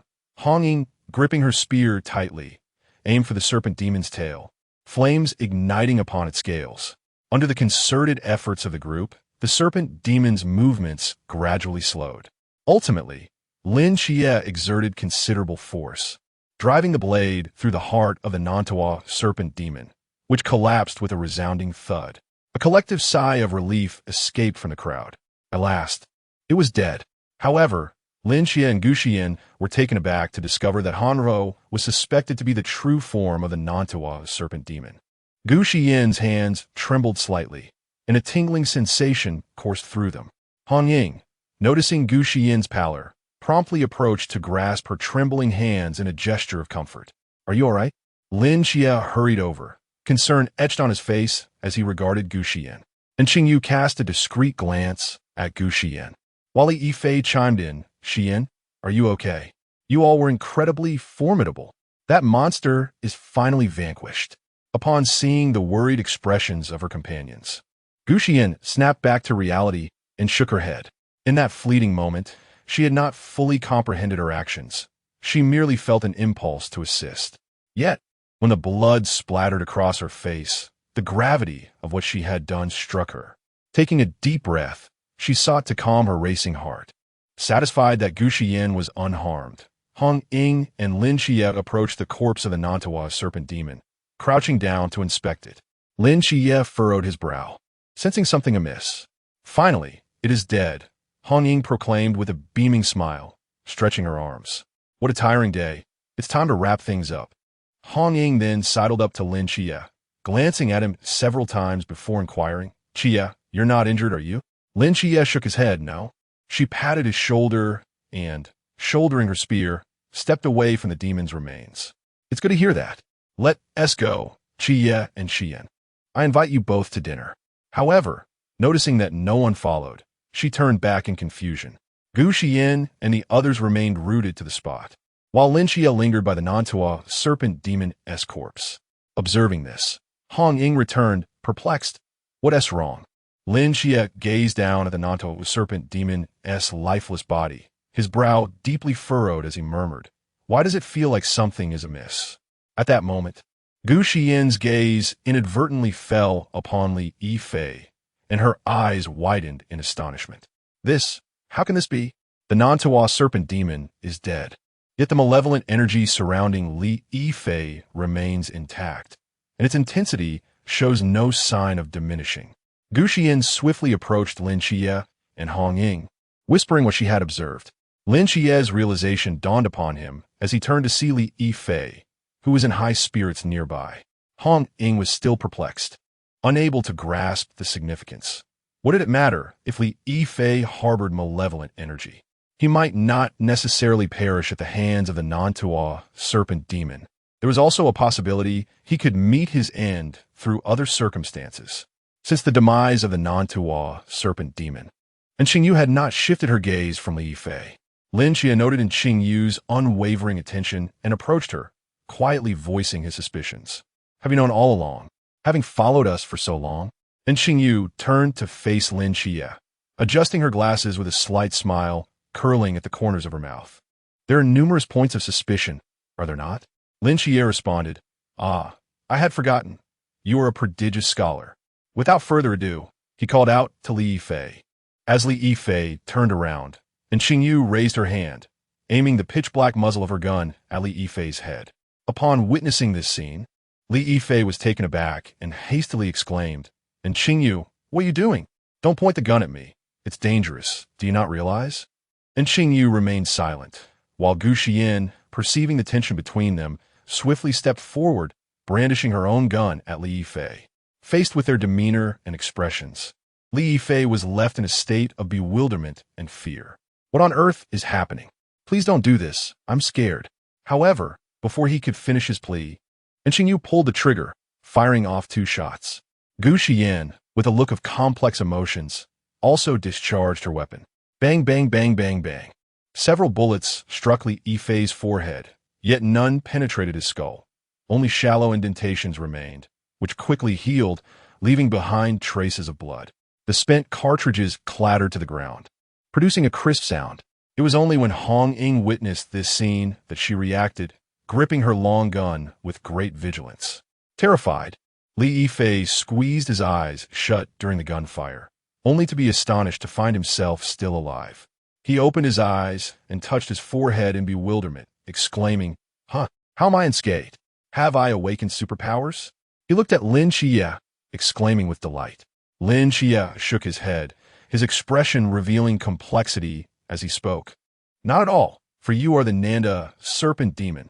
This declaration left Li Yifei in disbelief, and he shouted in terror, "Impossible! How could I be the Nanda serpent demon? Absolutely not.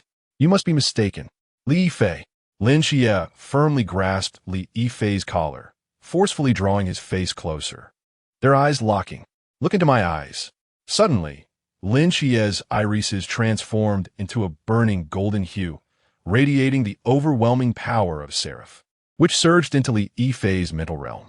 Gu Xiyan, observing Li Yifei, bit her lip, her expression filled with pity. Li Yifei was a bright young man, rarely seen in a state of unhappiness. And Qingyu, behind her glasses, had eyes that sparkled with a peculiar light. Within mere seconds, Li Yifei's eyes fluttered shut as he fainted. Yet in the next instant, a powerful arm suddenly seized Lin Qiye's wrist, and Li Yifei's eyes snapped open. They were a pair of eerie golden vertical pupils, fixated on Lin Qiye, instilling a chill in the air. How surprising. How did you know? I clearly did not reveal any weaknesses. A low, slightly hoarse voice escaped Li Yifei's lips, devoid of any emotion. Lin Qiye maintained his gaze with the golden eyes on Li Yifei, stating, "You indeed disguise yourself well. None of us were aware at first." However, everything that transpired since entering the school seemed so natural and reasonable, yet still emanated an air of strangeness. Are you suggesting that you deduced this? Indeed, not entirely so. Ever since Xiyan informed me of the deathly aura surrounding you, I've been keeping a vigilant watch. Initially, I presumed that it was Li Yifei whose demise at the hands of the Nandu snake demon would manifest such an aura. However, even after we vanquished the corporeal form of the Nandu snake demon, the deathly essence lingering upon you did not dissipate, leaving one perplexed. Subsequently, Lin Qiye shared his conjectures, with Qingyu occasionally adding insights, gradually illuminating the enigma that had confounded the Nandu snake demon. Li Yifei gazed at Lin Qiye and then at Qingyu, letting out a self-deprecating chuckle. I never anticipated that events would diverge from the narrative I had orchestrated, nor did I foresee encountering such extraordinary individuals as yourselves.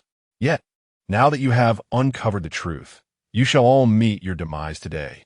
As the Nandu snake demon spoke, Li Yifei's form began to contort. His skin was swiftly enveloped in black scales, his legs merging into a serpentine tail, and his once familiar visage twisted into a grotesque countenance, transforming him into a monstrous hybrid, larger than before. Though Lin Qiye and the others had surmised the truth, witnessing the creature firsthand evoked a sense of melancholy for the young man Li Yifei had been. Lin Qiye instructed Hong Ying not to intervene. Though perplexed, she complied unless the situation became dire. The transformed Nandu snake demon lunged fiercely at Lin Qiye, its massive tail sweeping through the air, stirring a fierce wind. Lin Qiye deftly sidestepped, simultaneously striking at the demon's arm with his blade. Yet, the demon reacted with astonishing speed, seizing Lin Qiye a straight sword and yanking it forcefully. Lin Qiye struggled to maintain his balance, nearly being pulled off his feet. Observing this, Gu Xiyan hastily fired from the side. The bullet struck the demon, but merely sparked against its hide. The demon, in pain, released Lin Qiye from its grasp. By this time, darkness had enveloped the surroundings, and with the enhancements from the Starry Night Dancer, Lin Qiye found himself endowed with quintuple strength and speed, rendering the Nandu snake demon no longer a formidable opponent. And Qingyu, calmly observing the demon's movements, sought out its vulnerabilities. Suddenly, he noticed a patch of scales on the demon's neck that was of a lighter hue. Without hesitation, he raised his weapon and fired, the bullet striking true against the lighter scale. The demon howled in fury, blood oozing from its neck. Seizing the opportunity, Lin Qiye charged forward, plunging his sword into the wound. The demon writhed violently, attempting to free itself from Lin Qiye's grasp. However, bolstered by fivefold strength and speed, it was utterly incapable of escaping. Lin Qiye continued to strike at the Nandu snake demon's neck with relentless precision, with a gaze filled with malice. The demon glared at Lin Qiye, emitting a wretched cry. Yet, it had become clear that it could not prevail against him. Soon enough, the Nandu snake demon succumbed to defeat, falling beneath Lin Qiye's blade. With a resounding thud, a large serpent's head rolled twice upon the ground, its vertical pupils still glaring at Lin Qiye, appearing unable to find peace even in death. Lin Qiye turned to regard the severed head, letting out a quiet sigh. The group collectively exhaled in relief. This time, it seemed the Nandu snake demon was truly vanquished. Because the Ghost-Face King did not perish at the hands of Lin Qiye, I have made slight modifications. It was only after he vanquished the Nantoa serpent demon that he comprehended the significance of the basement within the hospital. Chapter 17, Resurrection. Anqing Yu joins the night watchers as Gu Xiyan observed that everything had settled. She stepped into the corridor and unfurled the divine realm. Lin Qiao was startled when he noticed her activating the divine realm and hurriedly followed, exclaiming, "Xiyan, what are you doing? Don't act recklessly." Anqing Yu, curious, ventured outside as well and immediately beheld the 6 paths of reincarnation behind Gu Xiyan, her eyes sparkling with intrigue, fixating her gaze upon her. Hong Ying rushed forward, urging, "Xiaoyan, have you forgotten what the captain said? Don't overexert yourself."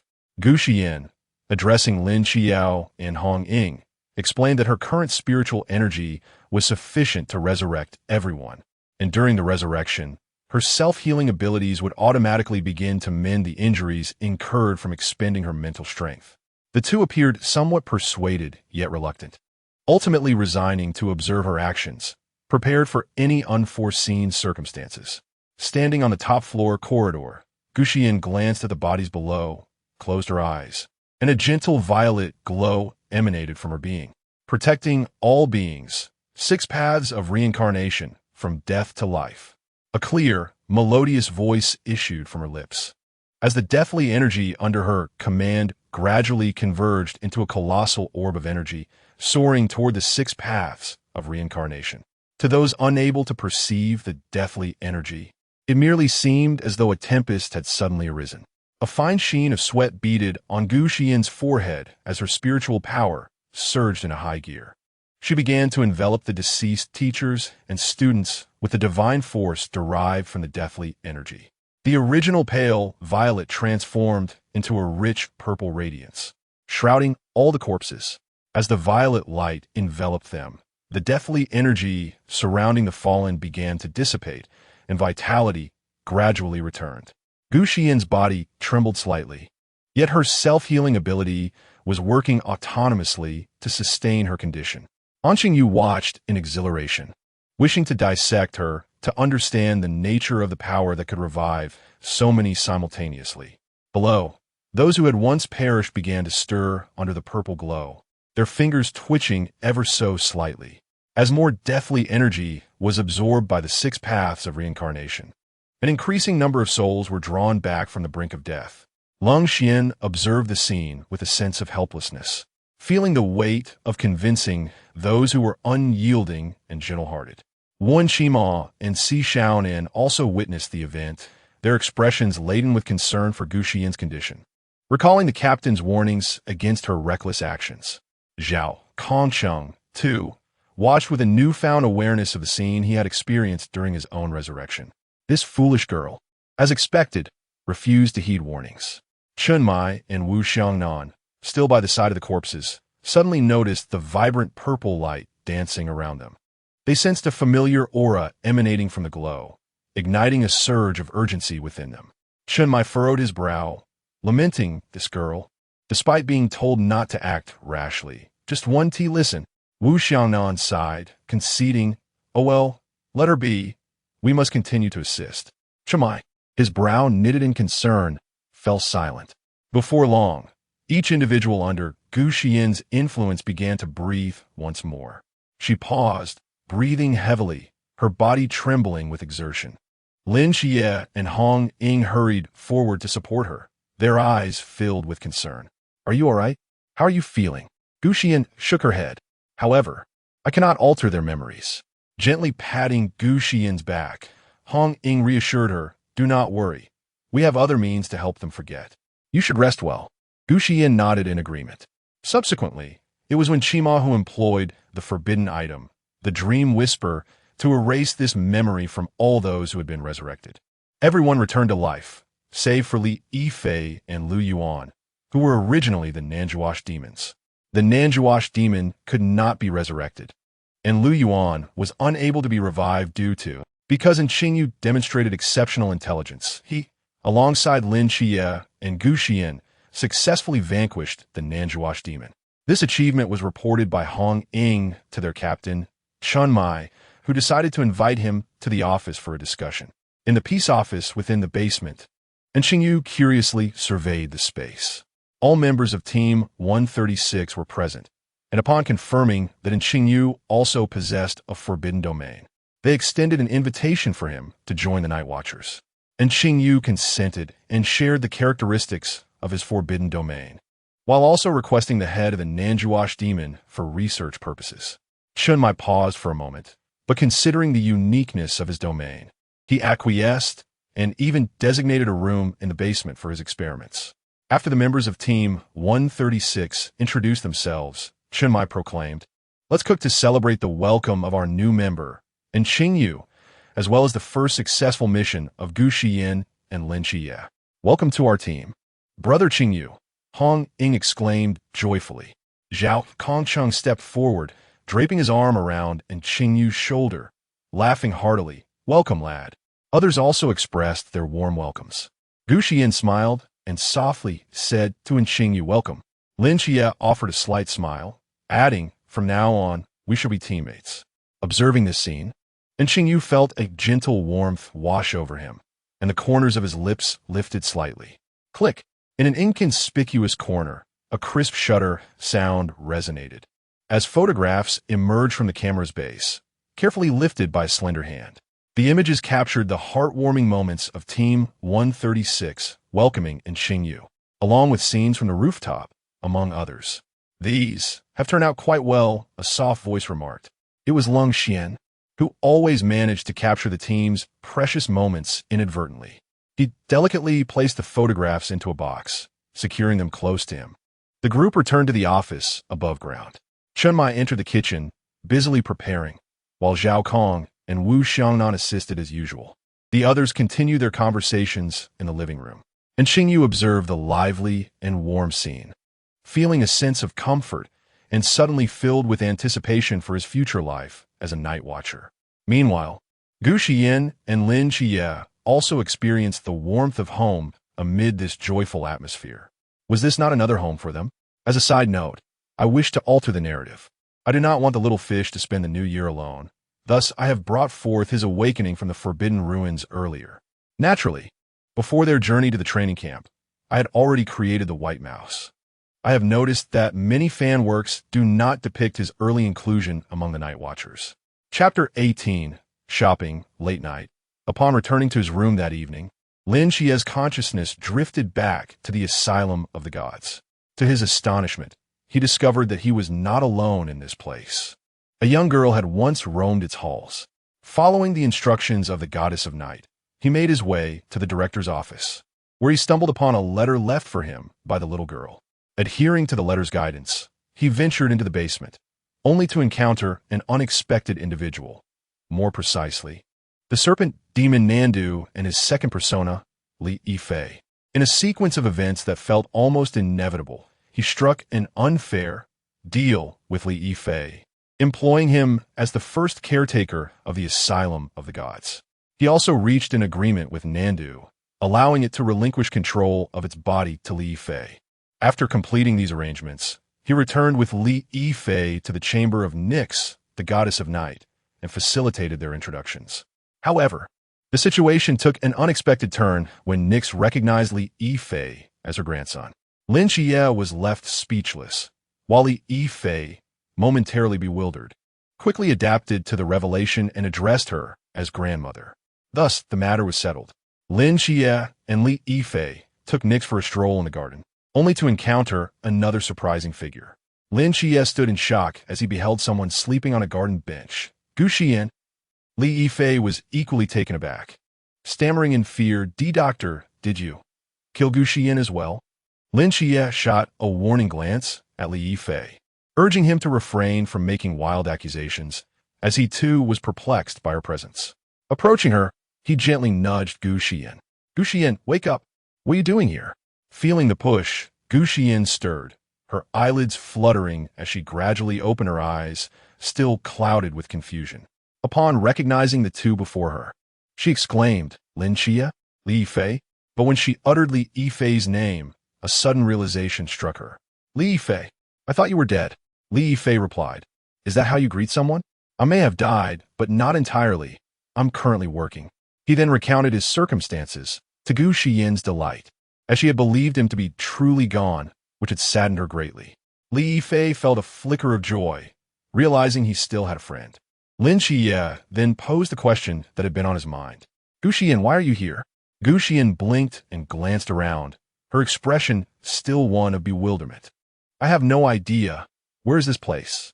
At a loss for how to explain, Lin Xie opted for honesty, recognizing that her presence indicated she could return in the future. After hearing Lin Xie's explanation, Gu Xiyan began to piece together her memories. She recalled what she had been doing before falling asleep. After finishing dinner, they had each returned to their quarters, and in Qingyu, having nowhere to go, had been invited by Hong Ying to stay in his grand villa. After completing her nightly routine, she had returned to her room, clutching the small bell that had appeared during her awakening, examining it closely before drifting off to sleep without discovering anything significant. Then, Lin Xie awakened me, saying that he had brought out the small bell. After a moment of silence, Lin Xie took the small bell from Gu Xiyan's hand and examined it closely. However, he remained perplexed. At that moment, Nix reached out and took a glance at it. Lin Xie's eyes lit up. How could he have forgotten Nix? She was indeed a divine being, and perhaps she could discern its significance. Mother, do you perceive anything? Gu Xiyan was taken aback. Mother? Did Lin Xie truly refer to her as his mother? Was she indeed his mother? Noticing the confusion in Gu Xiyan's eyes, Lin Xie quickly whispered that he would explain later. Gu Xiyan, still in a daze, nodded slightly. Nix regarded the small bell in her hand, remarking that it must be a divine artifact of the great Xia. It still bore traces of divine power.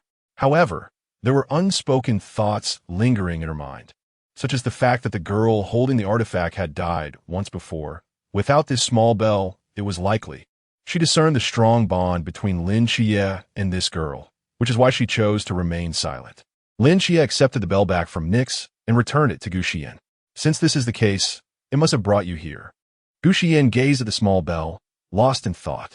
This bell had been with her since she could remember, and even her mother did not know its origin. However, she decided not to dwell on it too much. By the way, the air here is delightful, and the breeze is quite pleasant. Gu Xiyan turned to Lin Xie and inquired, Xie, may I rest here? Lin Xie was momentarily taken aback before responding, yes. He then watched as Gu Xiyan lay back down. Lying back down, Lin Xie exclaimed, it's fine to rest, but don't sleep here. What if you catch a chill? Gu Xiyan insisted, I'm not cold. It's perfectly fine, and I feel safe sleeping here. She had no intention of getting up. Lin Xie, feeling helpless, said, I will find you an empty room. Nix observed the two with a slight smile, while Li Yifei scratched his head in confusion. Upon returning to reality, Lin Xie explained Nix's situation and the matters concerning the psychiatric hospital of the gods to Gu Xiyan. From that point on, their relationship deepened, resembling that of family. After joining the night watch, and Qingyu, aside from conducting his research, trained alongside Gu Xiyan and Lin Xie under the guidance of Chun Mai and others. Days passed, and soon Qingyu had bred a large number of little white mice, all possessing the characteristics of a Nanda serpent demon. He reported his findings to Chun Mai, who, upon approval, allowed the little white mice to conduct surveillance throughout the corners of Songnan City. Wu Xiangnan was initially astonished at the sight of the little white mice, followed by excitement, and Qingyu gifted Wu Xiangnan another little white mouse, named Shuobao, in addition to Shueqiu, to ensure he was always informed about events occurring in Songnan City, as there were always places that remained unseen by the surveillance. Wu Xiangnan grew increasingly satisfied with Qingyu's efforts. Unbeknownst to them, the training period had also come to an end. Chun Mai addressed Hong Ying, saying, Hong Ying, Xiaonan, you three along with Qi Yi, Xiaoyan, and Qingyu are to procure some items shortly. The expenses will be reimbursed, but remember, they must be essentials. Otherwise, there is no need to purchase anything. His gaze grew increasingly stern as he emphasized the word essentials. Hong Ying nodded seriously, understood. Meanwhile, Si Xiaonan stifled a laugh beside her, observing Hong Ying's demi-honneur. When Qima understood that she would undoubtedly disregard the directive, a slight smile played at the corners of his mouth. Zhao Kongcheng chuckled from the side. No worries, Captain. I'll contribute as well. After all, these are our 3 treasured team members. Hong raised an eyebrow. Old Zhao, what do you mean? Are we not included? Si Xiaonan interjected with a sulky expression. Zhao Kancheng quickly corrected himself. No, that's not what I meant. You and Xiao Nan are indeed part of it.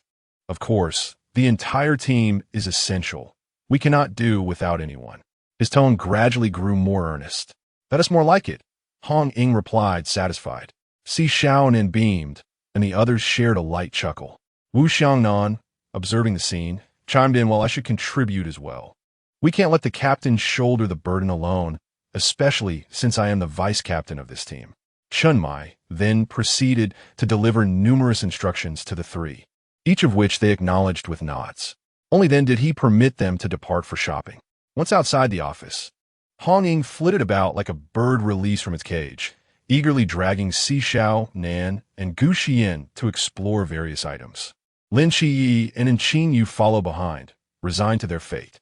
Wow, Xiao Nan, Xiao Yin, this Peppa Pig bedsheet is adorable. Shall we buy it? Absolutely. Si Xiao Nan replied enthusiastically. This one and this one too. Yes. Lin Qiyi and Qin Yu exchanged exasperated glances, feeling utterly powerless to intervene. Gu Xiyan, though similarly voiceless, didn't mind as much, being a girl who found joy in such things. As they continued their shopping, when Hong Ying suggested buying little skirts for Lin Qiyi and Qin Yu, Gu Xiyan nearly choked. The two boys looked horrified, and after much persuasion, they managed to dissuade Hong Ying from the idea. Wiping the sweat from their brows, they exhaled a sigh of relief, sharing a grim smile.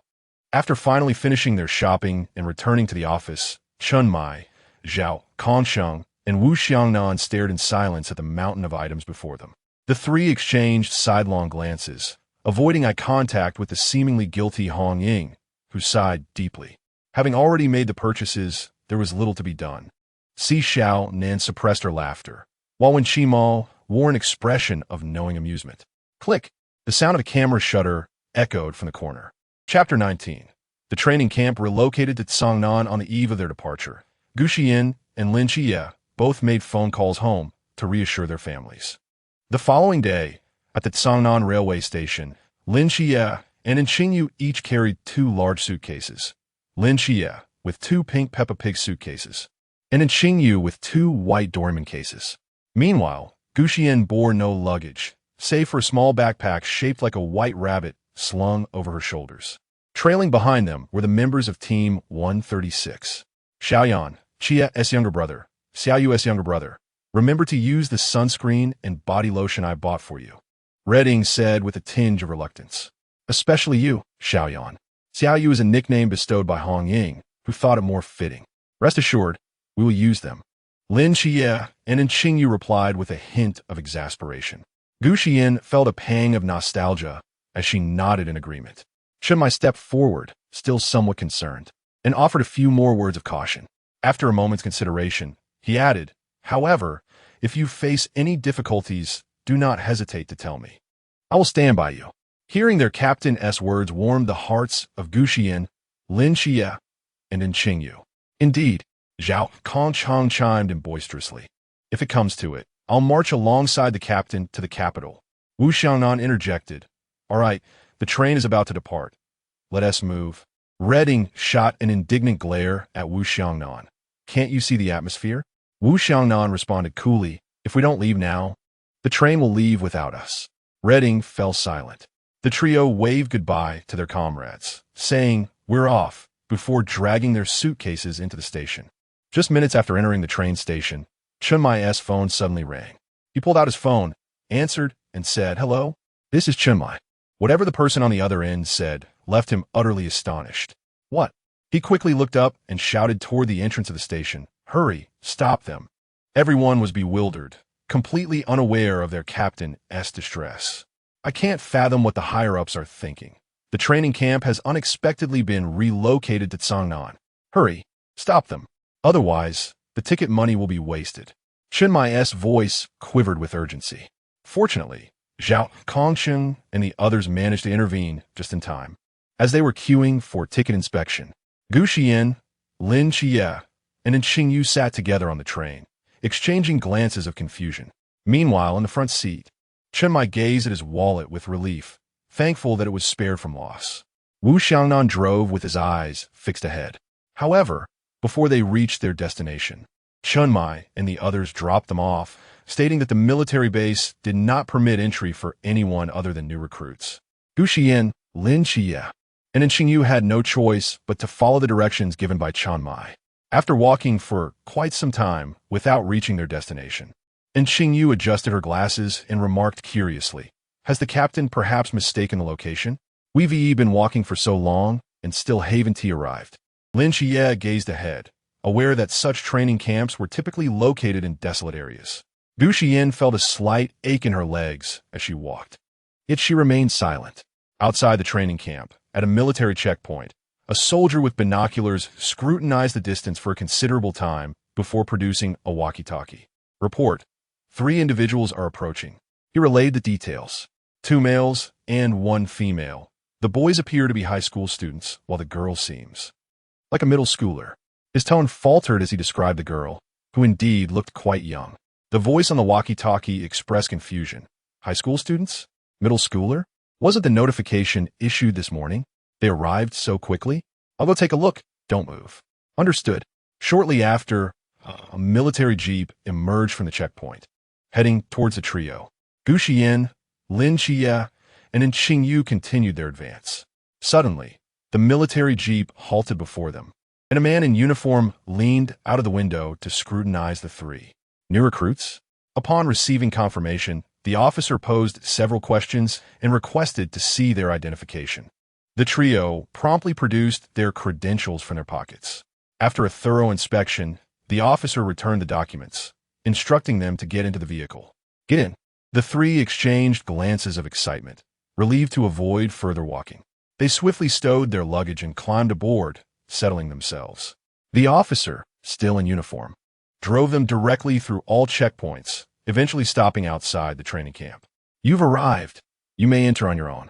Once they disembarked and gathered their belongings, they looked up at the sign above the gate, 039 New Recruit Training Camp. Before long, an instructor emerged from within, gazing at the trio with surprise. "New recruits?" "Yes. What are your names?" "Lin Xie." At that moment, Hong Hao felt a jolt within, studying Lin Xie as if she were a rare treasure. "You are Lin Xie?" Lin Xie was momentarily taken aback by the scrutiny. "Yes. Is there a problem?" Hong Hao shook his head and then turned his attention to Gu Xiyan and Xingyu. Xingyu spoke first, adjusting his glasses. Hong Hao was taken aback again, recognizing the unfamiliar name, then looked toward Gu Xiyan. However, upon seeing her, he froze before she could speak, stammering, "You are also a new recruit? How old are you?" 16, Gu Xiyan replied.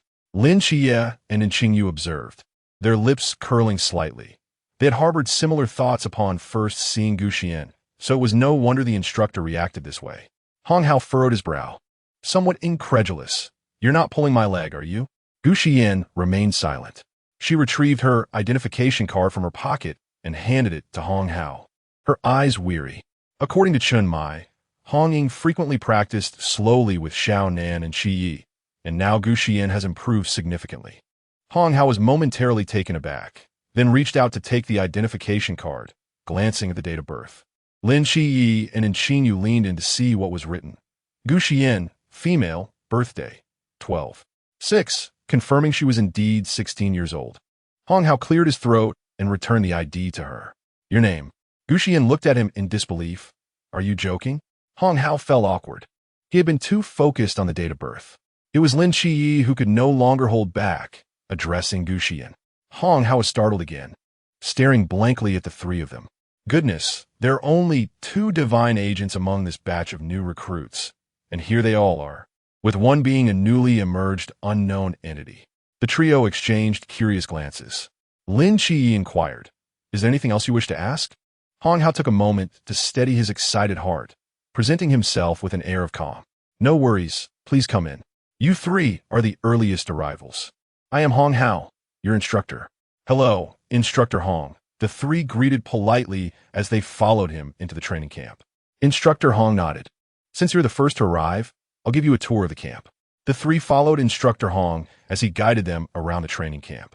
Though temporary, The facilities were comprehensive and spacious, appearing anything but hastily constructed, with all essential living amenities available. Gu Xiyan, Lin Qiyi, and Qing Yu gazed in awe at everything around them. In the monitoring room of the training camp, a group of instructors crowded around a large screen, observing the three distinct yet youthful faces displayed. Yuan Gang scrutinized the screen, then glanced at the documents in his hand. Two divine agents, one seraphim agent, and the other is the agent of the Earth Mother. Yuan Gang's eyes widened in disbelief. He fixated on the visage of the young girl, realizing she was a divine agent of the Great Xia. Divine agents? It has been ages since one last appeared. The previous one was the captain of the masked team, and now two have emerged. What? This young girl is also a divine agent, and of our Great Xia gods. Divine agents are scarce, especially those from our Great Xia, making this a historic occurrence. But wait, this young girl looks like she isn't even 16 yet. Is she really that young?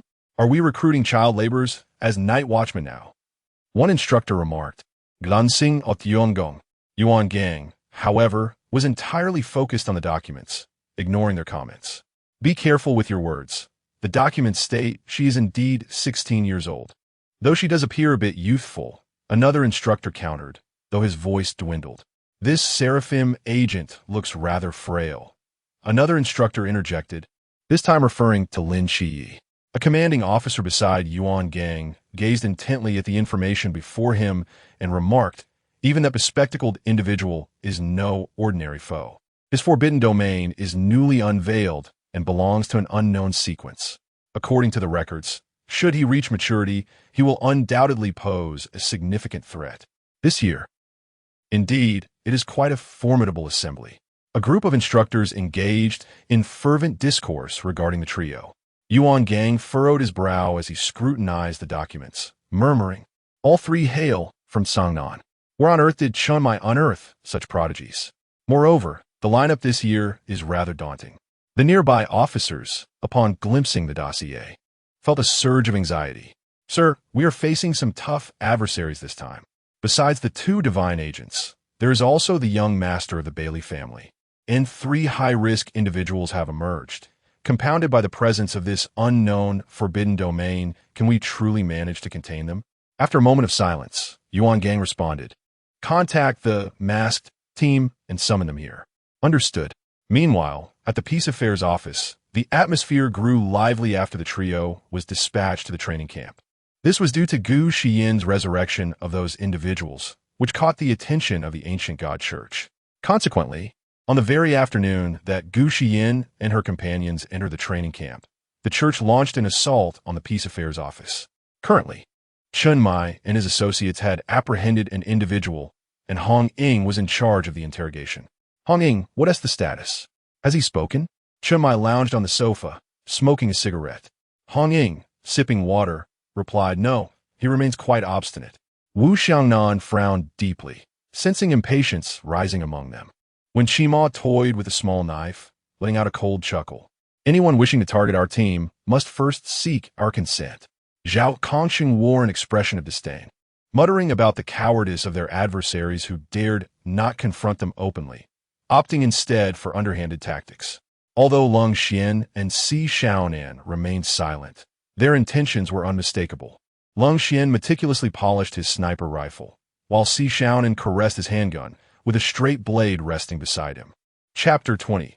Making new friends, Instructor Hong ultimately guided the trio to the front of two buildings.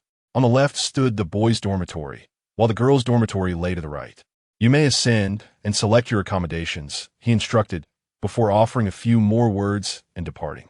Lin Xie intended a hand over his suitcase to Gu Xiyan, but hesitated, glancing at her slender arms, uncertain if she could manage the ascent.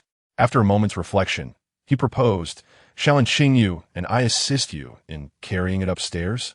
Fortunately, no one has arrived yet, and Qingyu adjusted her glasses from the side.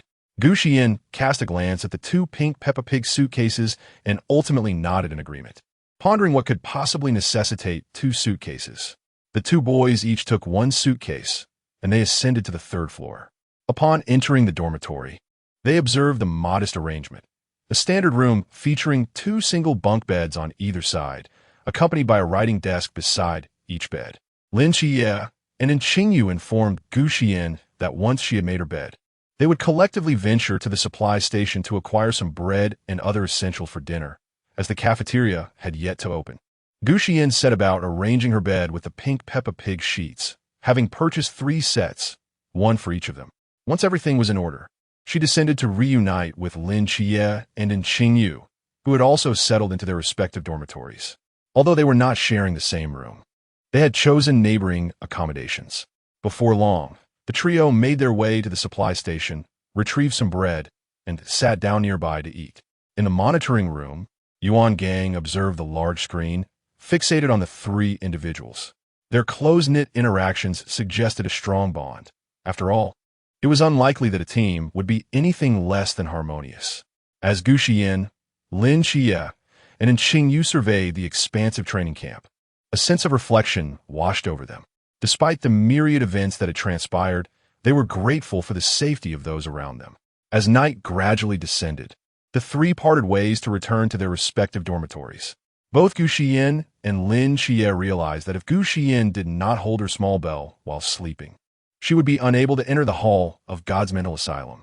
Conversely, if she experienced restless sleep, she would take the bell into the asylum with her. The following day, the trio again ventured to the supply station to procure bread and water, as many new recruits began to arrive at the training camp. After exchanging greetings, Gu Xiyan, Lin Xie, and Qingyu returned to their dormitories. However, as Lin Xie and Qingyu approached their corridor, less than 3 meters from their dormitory, they spotted 2 men in black standing before Lin Xie's door. Lin Xie paused, glancing at Qingyu, who raised an eyebrow in curiosity. They soon observed a sycophantic man in black conversing animatedly with a somewhat plump boy who seemed to be berating him. As Lin Xie and Qingyu drew closer, they could discern the boy's words. The man had threatened to dispose of Lin Xie's belongings, prompting the boy's indignation. As he chastised the man for being a bully who abused his power, Qingyu glanced at Lin Xie and smiled, remarking that her new roommate seemed quite agreeable.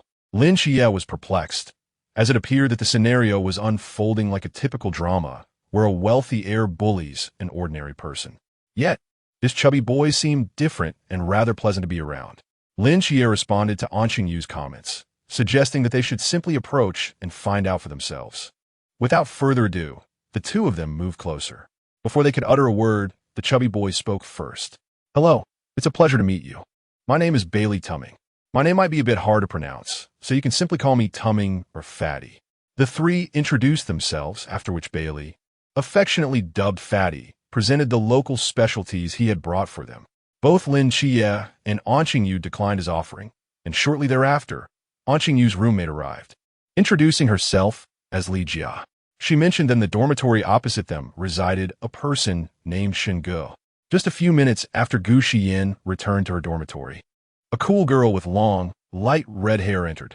Gu Xiyan was lying on her bed, engrossed in a novel titled The Socially Awkward Me, confessed to during military training. Hearing the commotion, she turned her gaze towards the entrance and was taken aback to see the long-haired girl walking in. Gu Xiyan froze momentarily, feeling a bit shy. The girl, upon noticing Gu Xiyan, was equally surprised. "Is this training camp accepting children?" Molly hesitantly inquired. Gu Xiyan was momentarily bewildered by her question. After all, why would she be here if she were not a new recruit? "Why yes, what's the matter?" she stammered. "Really?" Molly was genuinely astonished. "May I ask your age?" Gu Xiyan felt a wave of embarrassment wash over her. "I'm 16. Molly blinked in disbelief and, upon confirming she hadn't misheard, quickly apologized. Gu Xiyan, accustomed to such reactions, felt a mixture of awkwardness and acceptance. Her petite stature, coupled with her doll-like features, made her appear as if she were merely 13 or 14. "My name is Molly," she introduced herself, feeling a bit embarrassed after the initial misunderstanding. However, she noticed Gu Xiyan seemed less tense now that they were conversing. "I'm Gu Xiyan," she whispered softly, revealing her height of 152 centimeters, having been 150 centimeters before joining the Night Watchman. Gu Xiyan thought to herself, "I will not let this matter slide. This height is not due to you." She cleared her throat, attempting to regain her composure. Calm down, calm down. You're still young. You can still grow. You can still grow. Gu Xiyan's eyes brightened. Really? You're not joking with me, are you? Of course not. Who do you think I am? Why would I deceive you? Molly replied. Well, that's good to hear. Gu Xiyan responded cheerfully. Chapter 21. New recruits training. Nightfall enveloped the boys' dormitory. Having completed his evening routine, Lin Xie lay back on his bed, eyes closed. It wasn't long before he sensed his new roommate stealthily approaching his bedside. Lin Xie was momentarily taken aback, puzzled by the intentions of the portly boy. He remained still, feigning indifference. Bai Li, the chubby lad, cautiously approached Lin Xie's bed, clutching several boxes of local delicacies. With great care, he squatted down and stuffed all the boxes into the suitcase tucked beneath Lin Xie's bed. Lin Xie, so determined? As soon as Bai Li finished his task, Lin Xie abruptly opened his eyes, catching him red-handed. Startled, Bai Li's mind raced, and he leaned down to sniff Lin Xie's feet, exclaiming, Brother Xie, your feet smell delightful. Lin Xie's expression darkened as he glared at him. Sensing the hostility in Lin Xie's gaze, Bai Li broke into a cold sweat and, in a moment of desperation, suggested, How about you sniff mine? And attempted to extend his foot. Lin Xie, get lost. In a nearby high-rise, Yuan Gang quietly lowered his binoculars, his face slightly stiff. Instructor Hong wore a bewildered expression. What? What is this development? Yuan Gang spoke with a hint of melancholy. Is this what they call a dangerous individual? Instructor Hong was at a loss for words, blinking at Yuan Gang. Perhaps you should take another look at that new forbidden zone and the proxy of the great Xia deities? He ventured cautiously. Yuan Gang's lips twitched in annoyance. He decided it was best to return. As he walked away, a smile grew on his face. Instructor Hong stood frozen for a moment, scratching his head before turning to leave. And Xingyu opened his eyes, a subtle smile gracing his lips. It seemed that his time in the training camp would not be dull, as he had shared a visual experience through Xueqio's eyes. Gu Xiyan had already entered the asylum of the deities, clutching a small bell. After greeting Nix, she returned to the room Lin Xie had prepared for her, ready to sleep. After sending Bai Li away, Lin Xie also ventured into the asylum. Upon entering, he spotted Nix sitting in the garden, watching Li Yifei perform a dance. The performance was utterly cringeworthy, yet Nix appeared thoroughly entertained. Lin Xie could barely suppress his laughter, clearing his throat before calling out, Mother. Nix's face lit up with surprise. Donatos, you have come. Realizing that Nix's attention was diverted by Lin Xie, Li Yifei awkwardly ceased his performance. Nix insisted he continue, but with no skills to showcase. He resorted to mimicking the dance of the Pink Panther he had seen on television. Ha ha ha. Just like the dance performed by Lin Dalong in Sweetheart of the Sea. Li Yifei quickly made his exit, claiming he had urgent matters to attend to. Lin Xie burst into laughter. Laughter filled the air as Nikes regarded him with gentle eyes, watching him smile. Lin Xie finally managed to suppress his amusement and turned to Nikes, inquiring, Mother, what did we have for dinner today? After a moment of contemplation, Nikes replied, I believe it was some sort of spicy tofu and ribs, as mentioned by your cousin. How was it? Was it delicious? Did you find it to your liking? Yes, it was quite delectable, Lin Xie responded. They exchanged a few more words before Nikes informed him that Gu Xiyan had just arrived and was currently resting in her room. All right, I understand. Mother, do take care and rest early. Good night. Good night, she replied. Lin Xie then glanced into Gu Xiyan's room before stepping outside. The following day, all the new recruits had gathered at the training camp, and the dormitories were nearly filled to capacity. Meanwhile, Bai Li was downstairs distributing local delicacies. The scene was quite remarkable, though it was not until Instructor Hong reprimanded him a few times that he toned it down. As Lin Xie and Xingyu exited their dormitory, they were greeted by this lively spectacle. Gu Xiyan was stirred awake, her eyes blinking in confusion as she murmured, What is happening? Why is it so noisy? Meanwhile, Molly, seated on her bed organizing her belongings, glanced up upon hearing the commotion and remarked, You're awake. It's nothing. Just a nouveau riche handing out watches, her face adorned with an expression of disdain. Oh! Gu Xiyan then got up to freshen up. Just as she completed her routine, the instructor's whistle pierced the air, calling for assembly. Instructor Hong stood in the open area of the training camp, bellowing, "Hurry up. Anyone who dares to dawdle will face my wrath." The new recruits scrambled to don their issued uniforms and hastily made their way to the field. Gu Xiyan and her companions quickly changed their attire as well, but Gu Xiyan found her uniform excessively large. Bewildered, she stared at the oversized clothing, prompting Molly to suggest, "Why don't you wear your own clothes and just inform the instructor to alter the size later? Would that be all right?" Gu Xiyan looked at Molly with hopeful eyes. Molly, feeling flustered under her gaze, found her utterly adorable, struggling to maintain composure. At that moment, Gu Xiyan resembled a little girl who had donned an adult's attire, her expression blissfully dazed. Clearing her throat, Molly said, "That should work. Otherwise, wearing that outfit will make even walking a challenge, let alone training." "All right." Gu Xiyan agreed and retreated to the bathroom to change back into her own clothes. Due to the time required for her to change, the two arrived last. Gu Xiyan grasped Molly's clothing tightly, following closely behind her as they took their place at the back of the line. Meanwhile, Lin Xie and In Xingyu were searching for Gu Xiyan's figure upon their arrival, growing increasingly anxious as they failed to spot her. When they finally noticed Gu Xiyan's absence of a military uniform, they were initially puzzled, but soon understood the reason.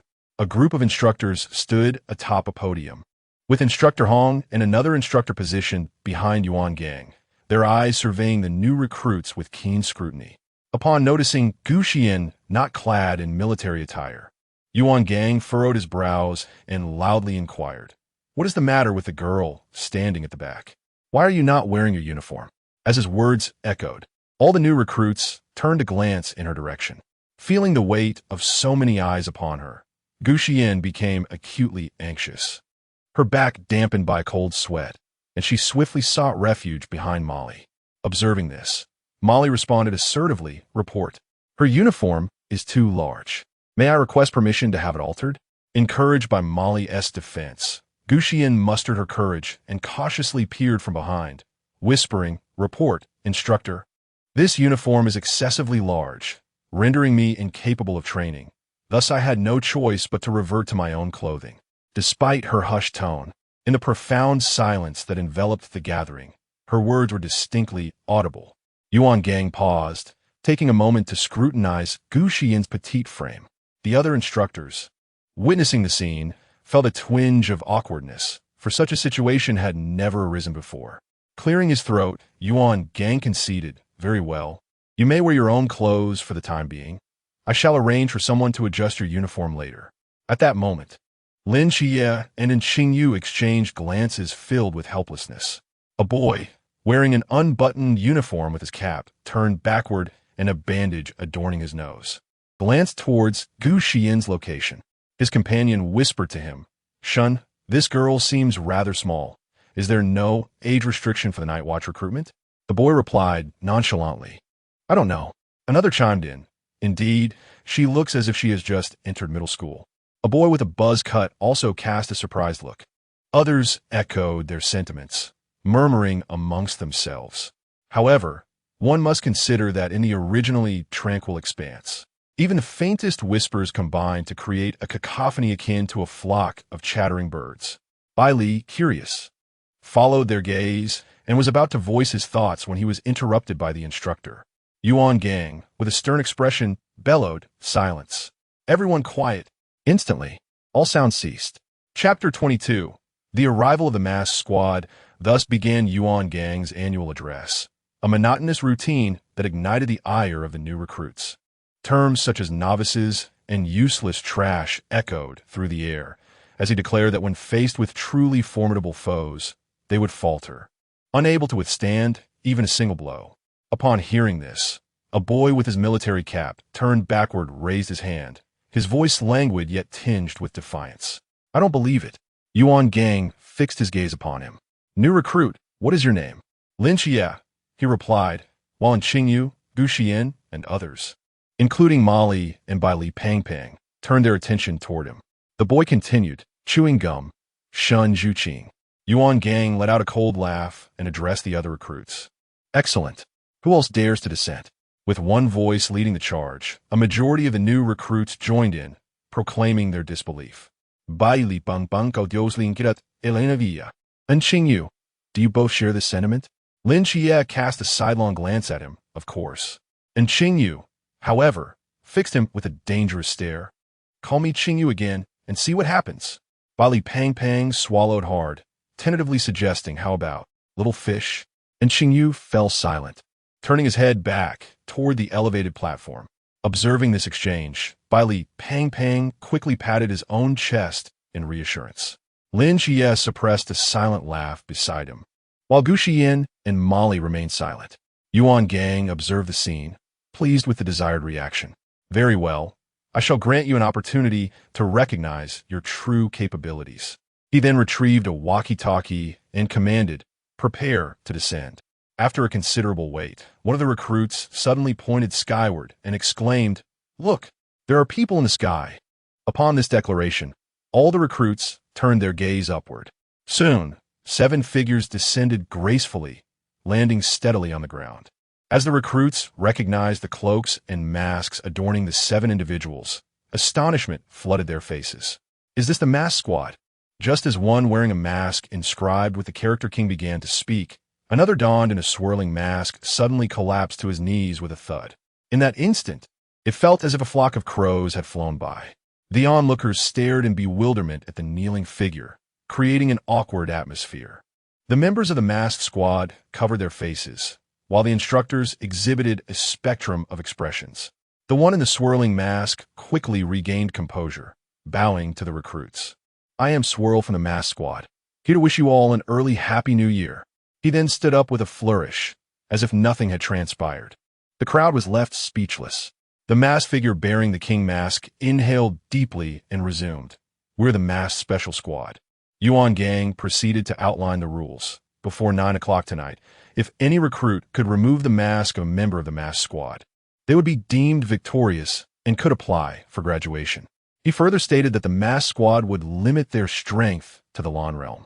In this contest, the recruits would face a staggering odds of 241 against 7. How is it? Are you all too afraid? As soon as these words were uttered, it was as if a hornet's nest had been disturbed, igniting the anger of all the new recruits. I refuse to believe that with so many of us, we cannot defeat a mere 7 individuals. In response to the fervor of the new soldiers, Wang Mian declared that only 5 of their opponents were necessary. This statement caused an uproar. Suddenly, from the rear of the crowd, a voice emerged. Wait, isn't this rule a tad unfair? They only send 5 people while we have 241. Even if their strength is suppressed, the disparity in numbers is too great. The speaker was the previously mentioned boy, Shun Zhuqing, whose eyes brimmed with pride and defiance. Wang Mian glanced at him in surprise, taken aback by his boldness. Yuan Gang scoffed. What, are you afraid? This is the rule. If you lack the courage, you can withdraw now. Who is afraid? If that is the case, then let us fight. Yuan Gang, accompanied by several instructors and 2 members of Masquerade, departed. A new recruit shouted, when do we start? But was abruptly sent flying by Tianping before he could finish. Wang Mian replied softly, it has already begun. At that moment, as the new recruit posed a question, Lin Xie and Qingyu had already turned to slip away, with Bailey Pang Pang hastily following. Gu Xiyan and Mo Li also made their escape. Shen Qingzhu followed suit, leading his own group away. Wang Mian watched Lin Xie and Gu Xiyan flee, a light chuckle escaping his lips. They're quite swift. Vortex, Captain, I have heard that among this group of recruits, there are 2 divine agents. Very well, let us proceed without holding back. Let us overwhelm them. In the underground base of the training camp, Yuan Gang and the other instructors, either seated or standing, were observing the scenes displayed on large screens. The screens vividly showcased the battle between the new recruits and the Masquerade team. A cryptic smile curled at the corners of Yuan Gang's mouth. These young ones certainly possessed fighting spirit. However, dozens had already been eliminated at the first encounter. Was it a bit of a dimensional strike to invite Masquerade? One instructor remarked as he watched the unfolding battle. Yuan Gang pointed to the screen featuring Lin Xie and the others. Rest assured, the truly skilled ones have already fled. At that moment, chaos erupted on the battlefield. Although the new recruits were numerous, the strength of the Masquerade team was not to be underestimated, and their teamwork was impeccable. Lin Xie and Qing Yu and Bailey Pang Pang arrived first at the entrance of the weapons storage, contemplating how to open the door. Gu Xiyan and Mo Li soon joined them. Mo Li released Gu Xiyan's hand, stepping forward to make way. Gu Xiyan greeted Lin Xie and Qing Yu. Bailey Pong Pong's eyes lit up upon seeing Mo Li. Then he recognized Gu Xiyan beside her. He quickly turned to Lin Xie and Qing Yu, asking, "Xie, Xiao Yu, do you know this lovely girl?" Lin Xie and Qing Yu exchanged glances before Lin Xie responded, "Yes, we are all on the same team. Her name is Gu Xiyan. He is my roommate, and you can call him by Li Pang Pang." The latter part of the sentence was directed at Gu Xiyan, who nodded in acknowledgement. Bai Li Pang Pang hurriedly approached, showering her with compliments, then reached into his pocket to produce a women's watch, attempting to press it into Gu Xiyan's hands. Startled, she recoiled repeatedly, hastily waving her hands to decline. In the end, she could only retreat behind Lin Qi and Qing Yu. Lin Qi, with a hint of exasperation, said, "Pang Pang, you should put that away. Xiyan won't accept it." And Qing Yu also positioned herself in front of Gu Xiyan, casting a somewhat hostile glare at Bai Li Pang Pang. Reluctantly, he tucked the watch back into his pocket, as if recalling something, and turned to Gu Xiyan to inquire, "May I ask, what is the name of that striking beauty who was with you earlier?" Gu Xiyan furrowed her brows, reluctant to respond. There was something peculiar about Bai Li Pang Pang. It would be best to allow Mo Li to decide for herself.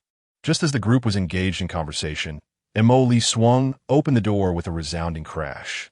Accompanied by a deafening roar, the warehouse door shattered. Mo Li shot a glare at Bai Li Pang Pang before pulling Gu Xiyan inside, with Lin Qi and Qing Yu following suit. Bai Li Pang Pang scratched his head, muttering, "Why do I feel like she really dislikes me?" The new recruits behind them all surged into the armory. Inside the warehouse, a plethora of weapons awaited, ranging from cold to hot armaments, everything one could imagine. Mo Li led Gu Xiyan directly to the section housing cold weapons. "Xiyan, what type of weapon are you proficient with?" Gu Xiyan surveyed the vast array of weaponry, noting her experience with handguns and a bit with straight blades. "All right," Mo Li replied, extending her hand to retrieve a handgun and a straight blade for Gu Xiyan, while she herself took hold of a katana. Gu Xiyan quietly expressed her gratitude, her gaze fixated on the imposing katana in Mo Li's grasp. Observing Gu Xiyan's expression, Mo Li chuckled softly and attempted to guide her away. Gu Xiyan quickly called out to Mo Li, "Wait. How about we walk together with Qi Yi and Xiao Yu?" Mo Li frowned slightly. "Those two you greeted at the entrance?" Gu Xiyan eagerly nodded, affirming, "Yes. We are on the same team." "Very well." Gu Xiyan, her expression serious, added, "Mo Li, do not underestimate Qi Yi and Xiao Yu. Qi Yi is a divine agent. Xiao Yu's forbidden domain is newly revealed and unknown, but the captain mentioned that it ranks among the extremely dangerous." Upon hearing Gu Xiyan's words, Mo Li was taken aback. She had not anticipated that one was a divine agent and the other an unknown forbidden domain, both posing a danger equivalent to extremely high risk. At that moment, Lin Qi and Qing Yu, now armed, approached Gu Xiyan and Mo Li. "Hello, I am Lin Qi, the agent of the Seraphim." He introduced himself, extending his hand. Mo Li, Forbidden Domain Sequence 076, Universal Frequency Motion. Mo Li quickly shook Lin Qi's hand, and then turned her gaze toward Qing Yu. And Qing Yu adjusted his glasses, referring to his domain as the sole correct answer. Bai Li Pang Pang hurriedly stepped forward, introducing himself. "Hello, Miss Molly, I am Bai Li Tumming." However, before he could finish, Lin Qi lunged forward with a straight knife towards Molly's back. Molly reacted swiftly, executing a front flip to evade the attack. Clang! The straight knife of Lin Qi collided with an unseen weapon. His gaze was fixed on the air ahead, his expression solemn. The moon ghost revealed itself, wielding a short sword, and exclaimed, "You can see me?" The two then exerted force simultaneously, each stepping back 2 paces. Lin Qi replied softly, "By sheer fortune."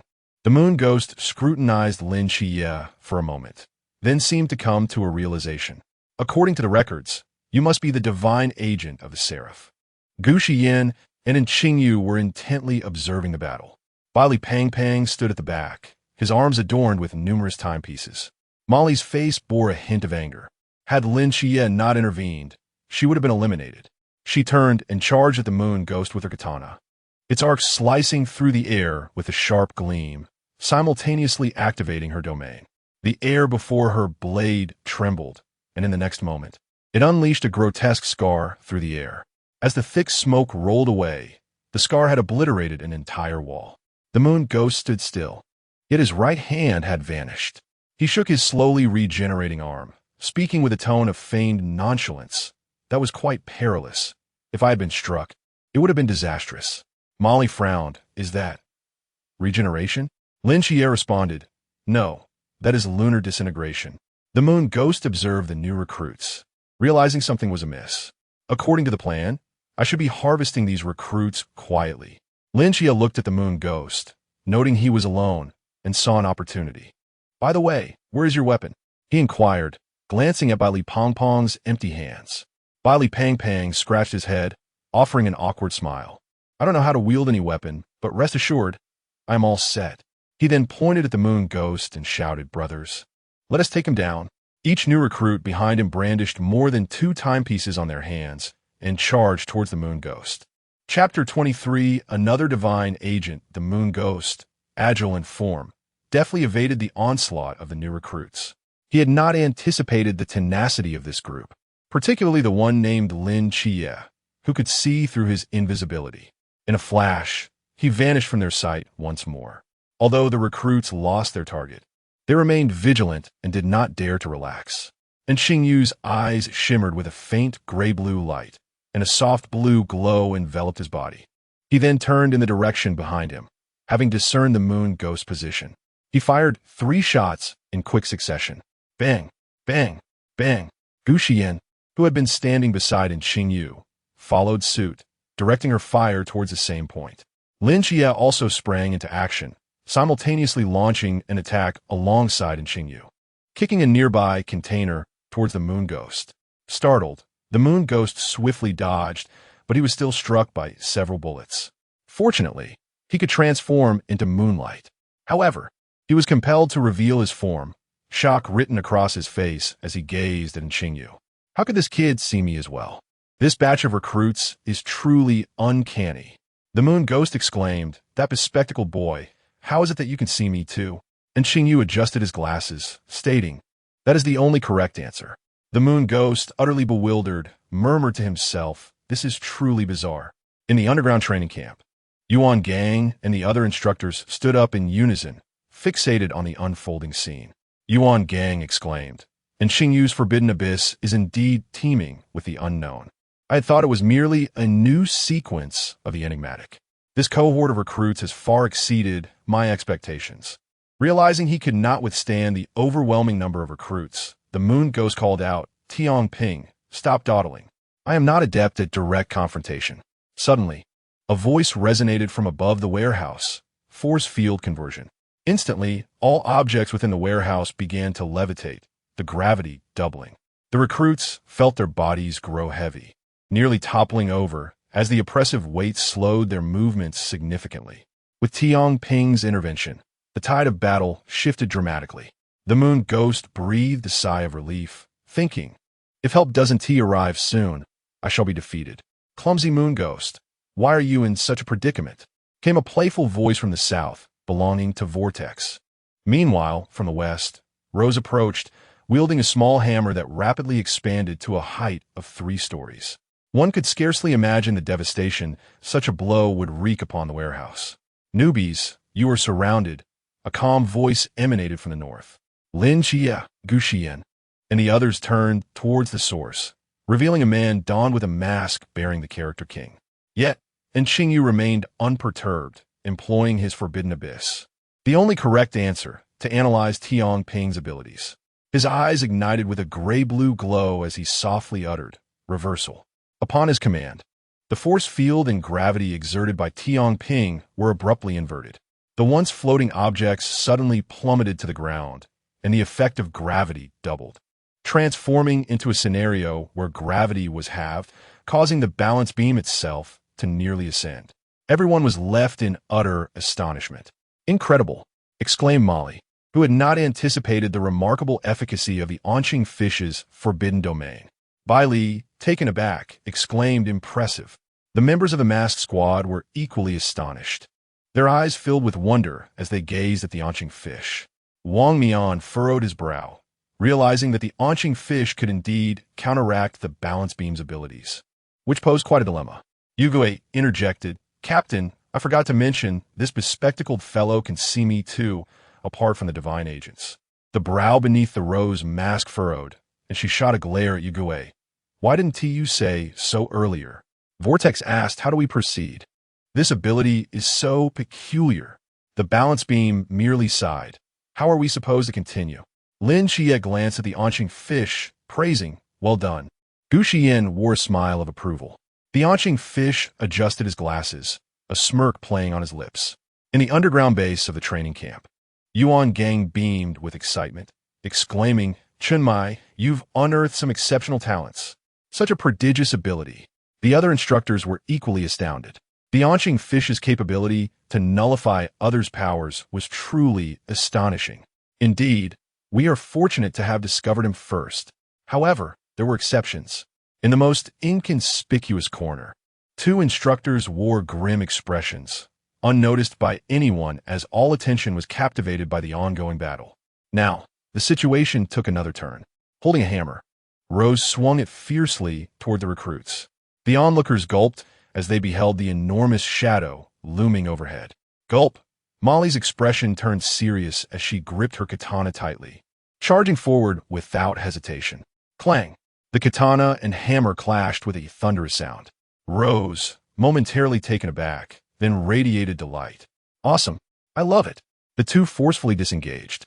At that moment, Bai Li had rallied all the recruits to hurl the explosives towards the mass squad. Unfortunately for Vortex, a significant portion of the explosives was directed his way. Vortex's pupils constricted. Boom! However, the explosion ignited additional grenades and detonators, resulting in a cataclysmic secondary explosion. In an instant, flames soared skyward, and thick smoke billowed. Amidst the chaos, several recruits managed to escape the warehouse. But some remained and were eliminated by other members of the mass squad. As the smoke cleared, Lin Xie, Gu Xiyan, and the Onqing fish had vanished without a trace. The remaining 4 members of the masked squad swiftly exited the warehouse, while Vortex lagged slightly behind. Through the raging flames, a disheveled figure staggered out from the rubble. It was Vortex. The other 4 members of the masked squad breathed a collective sigh of relief upon seeing him. Covered in dust, with a garment resembling a dark whirlpool, he coughed violently as if he were expelling his very lungs, before plopping down onto the ground, muttering curses under his breath. "These heartless brats are truly ruthless." He then reached up to touch the mask on his face, noting several fine cracks etched into its surface. Thankfully, the mask remained intact, and disaster was averted. Beside him, the moon ghost remarked in a mocking tone, "Oh, it didn't break after all. Just moments ago, we all mentioned that those youngsters were not to be trifled with." Wang Mian turned silently, his gaze fixed on the direction in which the others had departed, a flicker of emotion passing through his eyes. "Let us proceed. Delightful surprises await us." In the underground base of the training camp, an instructor spoke up. "Those little rascals are excessively ruthless. They've even blown up the warehouse." Yuan Gang chuckled, dismissing the concern. This, in fact, indicated that these kids possessed considerable ability. Lin Xie, Gu Xiyan, Mo Li, and Qing Yu and Bai Li Pangpang had reached the rooftop of a building. "We're safe now. They didn't follow us," Bai Li Pangpang panted, bending over with his hands on his knees. Mo Li, perplexed, voiced her question. Lin Xie is the agent of the Seraph, and Qing Yu is from the newly emerged Forbidden Abyss. But what about the other divine agent? Upon hearing this, Gu Xiyan awkwardly scratched her head. Bai Li Pangpang gazed at Lin Xie and the others with a look of eager curiosity. Lin Xie blinked and replied, "Haven't you been with her all along?" And Qing Yu then shifted her focus to Gu Xiyan. Silence pervaded the atmosphere. Mo Li and Bai Li Pangpang, upon hearing Lin Xie's words and observing in Qing Yu's gaze directed at Gu Xiyan, exchanged glances, and turned mechanically to look at her. After a moment, Mo Li, incredulous, finally spoke. Xiyan, you're also a divine agent? Gu Xiyan touched her nose, feeling somewhat awkward, then cleared her throat before nodding in acknowledgement. Bali Pong Pong's eyes widened in astonishment, exclaiming, "No way." Chapter 24. Intense battle. Molly never anticipated that Gu Xiyan, her dormitory mate, was also a divine agent. Likewise, Bailey Pang Pang was astonished to discover another divine agent was in close proximity. After a brief pause, Molly posed another question. So what now? Lin Chia, crouching on the ground with a twig, sketched a rudimentary map of the training camp. Most of the new recruits had already been eliminated. The remaining few, like us, had likely formed small groups, concealing themselves in various spots throughout the camp. On Qingyu, the dormitory building has a spacious ground, making it particularly suitable for ambushes. Lin Chia nodded in agreement. Indeed, the next destination for the mass team is also the dormitory building. Molly inquired, since everything is clear now, should we also head to the dormitory? Lin Chia replied, no, we shall wait for an opportunity. Gu Xiyan and Bailey Pang Pang listened quietly. The dormitory building. Chao Yuan, the mass team is about to arrive. You should hide. Let's handle the rest, a handsome boy urged, speaking to a shaven-headed boy seated in the corner. Don't worry about me. Are you truly going to wait to be eliminated? Yes. Seeing that communication was futile, the boy turned and left. In the corridor, a dozen new recruits had gathered, including a boy wearing his military cap backward. They were strategizing when, suddenly, Shun Qingzhu seemed to sense a subtle shift in the air, his expression darkening as he shouted, "Scatter!" Upon hearing his command, the crowd immediately dispersed, yet one or two individuals were struck unconscious on the spot. Yu Gui was momentarily taken aback, noting the impressive awareness. He can become invisible. Be cautious. A recruit warned. Bang! Bang! Bang! Several new recruits fell to the ground. Shen Qingzhu observed the unfolding scene. I didn't expect you to arrive first. This complicates matters. Chewing on his gum, he blew a bubble and snapped his fingers. Vacuum. In an instant, the air within a 10-meter radius was extracted, creating a vacuum zone. Within this void, 5 or 6 new recruits struggled, their eyes bulging as they clutched their throats, their expressions contorted. Some even foamed at the mouth. Shen Qingzhu spoke in a nonchalant tone. I understand you cannot hear me, but you can certainly read my lips. I am from the ultra-high-risk Forbidden Wasteland, Sequence 068, Chimin. I have just created a vacuum zone spanning several meters. In this environment, individuals do not perish immediately. They first endure several seconds of asphyxiation, followed by the expansion of microbubbles in their bloodstream, leading to vascular blockage and subsequently internal bleeding. Suddenly, a streak of sword light appeared before Shun Qingzhu's neck. He reached out and seized the assailant's wrist, continuing, perhaps your high level has dulled your senses, but they're not so fortunate. Now, you have two choices. Either remove your mask yourself, or you must kill me, or condemn them to death. Just as he finished speaking, the reactions of the new recruits intensified, their expressions contorted as if they were struggling to breathe. Yu Gui's expression shifted abruptly. He cast a glance at the recruits on the ground and scolded, You lunatic! It's merely a skirmish. Is it necessary to resort to such brutality? Shen Qingzhu let out a cold laugh. Hurry, whether I am mad or not depends entirely on your choice. Yu Gui wrestled with his thoughts, slightly raising his hand towards his mask. However, just as his hand was about to touch the mask, a feminine voice rang out, Go to hell. Simultaneously, a pink giant hammer swung towards Shen Qingzhu. Boom! The entire dormitory corridor shattered under the impact, and Shen Qingzhu dodged, his body propelled towards the damaged wall. TSK. So close. Brothers, stop the act, retreat. The recruits, who had been lying on the ground, released their grips from their throats and sprang to their feet, rushing outside. Their previous near-death expressions forgotten. Yu Gui turned to look, and his face instantly transformed with incredulity. You're playing me? Indeed, it's you I am toying with. Shen Qingzhu inhaled deeply and blew a bubble with his chewing gum, directing it towards Yu Gui before snapping his fingers. In the next moment, a violent explosion erupted. Boom! Shen Qingzhu landed smoothly on the ground. Amidst their fierce exchange, Yu Gue found himself suppressed. Stop hiding. My indiscriminate area damage is your nemesis. Is it? Then try this. A massive hammer shadow swooped down from the air. Shen Qingzhu's pupils constricted sharply as he quickly erected an air wall for defense. But the disparity in strength pressed him down, causing his knees to bend slightly. Gritting his teeth, Shen Qingzhu exerted all his strength, deflecting the hammer away. The hammer curved in midair and returned to Rose, who hoisted it onto her shoulder. Other masked members arrived, with Wang Mian positioned in the center, Vortex on his left, Yu Gue on his right, Rose at the back left, and Tianping at the back right. Wang Mian remarked, "These recruits are indeed troublesome. No wonder Yuan Gang sought our help." Vortex suddenly questioned, "Wait, that's odd. We've already encountered two high-risk entities. Where's the other high-risk and the other divine agent?" Wang Mian replied, "The other divine agent is with the Seraphim agent. You've encountered her too." Yu Gue looked bewildered and countered, "Her? Which one?" The others shared a similar look of confusion. The girl standing next to the one with glasses.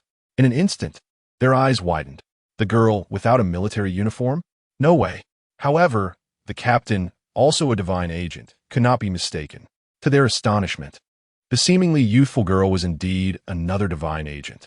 Shen Qingzhu knelt on the ground, supporting himself with his hands. A trickle of blood escaped the corner of his mouth as he raised his head to look at the masked figures, simultaneously snapping his fingers. Wang Mian expressed astonishment. "Oh, you still have strength?" As soon as the words fell, the windows of the dormitory buildings on either side shattered abruptly, revealing a multitude of ominous black gun barrels protruding from within of every conceivable variety. Simultaneously, more than 20 new recruits emerged around the group, encircling the masked individuals. Shen Qingzhu wiped the trickle of blood from the corner of his mouth, rising to his feet and casting a cold smile at the masked figures. "It appears the general has arrived," he remarked. Then, the air was filled with the relentless sound of gunfire as all weapons discharged simultaneously. Bullets cascading like petals scattered by a divine hand towards the 5 masked individuals at the center. Accompanying this barrage were the elemental abilities unleashed by the recruits possessing the power of the forbidden ruins, raining down like a torrential downpour. The spectacle was nothing short of magnificent. A massive purple vortex unfurled above the heads of the 5, enveloping them and absorbing all incoming attacks. "This is rather difficult to withstand," one remarked. "I did not anticipate that more than half of the recruits would gather here," another added. "This kid has quite a strong charisma," a third noted. "Captain, it seems it's time for you to take action," said yet another. Within mere seconds, the purple vortex above them began to tremble violently. "The vortex is straining. Captain, don't be too cool for this. I can't hold on much longer." Wang Mian raised his hand and lightly rested it on the hilt of his blade. Suddenly, with a swift motion, he exerted force. The blade slid from its sheath by half an inch.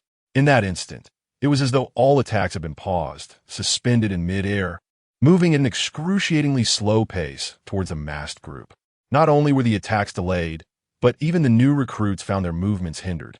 Chapter 25. The Divine Agent of the Great Xia Underground Base. All the instructors observed the scene with keen interest.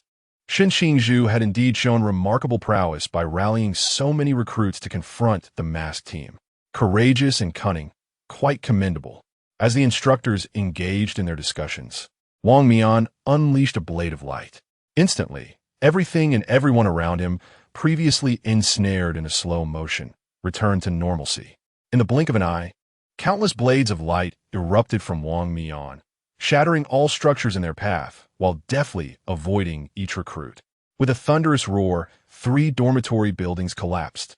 What was once a bustling area was suddenly reduced to a desolate wasteland. Lin Xie and his companions, poised to take action, were left in utter shock at the unfolding spectacle. "Is this what they call the Zhan realm?" Molly exclaimed, her expression one of astonishment. Lin Xie murmured, "What exactly is his divine realm?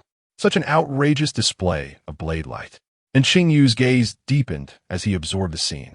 Gu Xiyan bit her lip, contemplating the implications. Lin Xie's words caught by Li Pongpong's attention, prompting him to elucidate the extraordinary blade light's origin. Through by Li Pongpong's explanation, they came to understand that Wang Mian's divine realm manipulated time, and the blades emerged from a forbidden object, classified as Sequence 301, Yuan. His patron deity was none other than the god of time, Kronos. Noticing by Li Pongpong's familiarity with Wang Mian, Lin Xie inquired further, only to learn that the peculiar blade in Wang Mian's possession was a childhood tool used to swat mosquitoes, later gifted to him by his father. Lin Xie and Qing Yu and Gu Xiyan simultaneously grimaced, exclaiming, "The vile affluence of the wealthy." It was then that Molly recalled something amiss. "What was your name again?"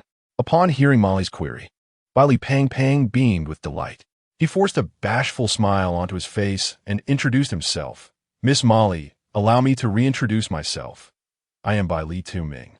Lin Xie, Gu Xiyan, and Qing Yu exchanged uneasy glances, shivers running down their spines at Bai Li Pang's awkward grin. Bai Li? As in the Bai Li family from the Forbidden Object Museum? Molly's disdain became palpable.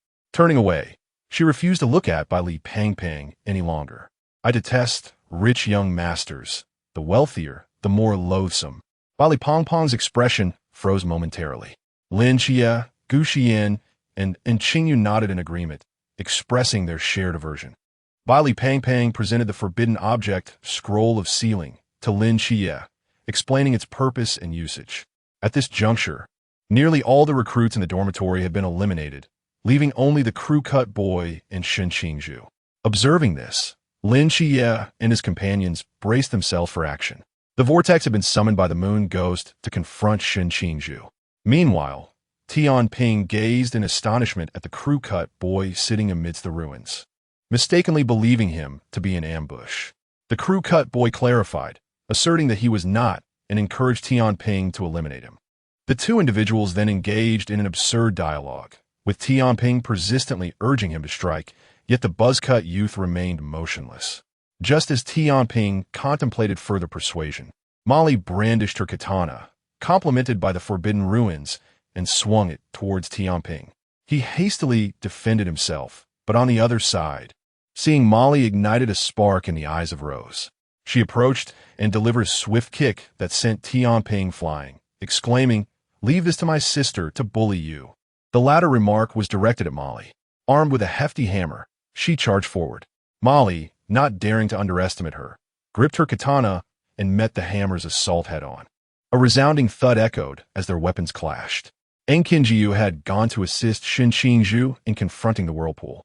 The whirlpool was already struggling against Shen Qingzhu, and now, with Qingzhu's enigmatic abilities added to the mix, it could only awkwardly evade their relentless onslaught, appearing quite beleaguered. Lin Xie approached the buzz-cut youth, known as Chao Yuan, placing a hand upon his shoulder. He addressed the rotund Bai Li, saying, "Fatty, I leave him in your care." With that, he made his way towards Wang Mian.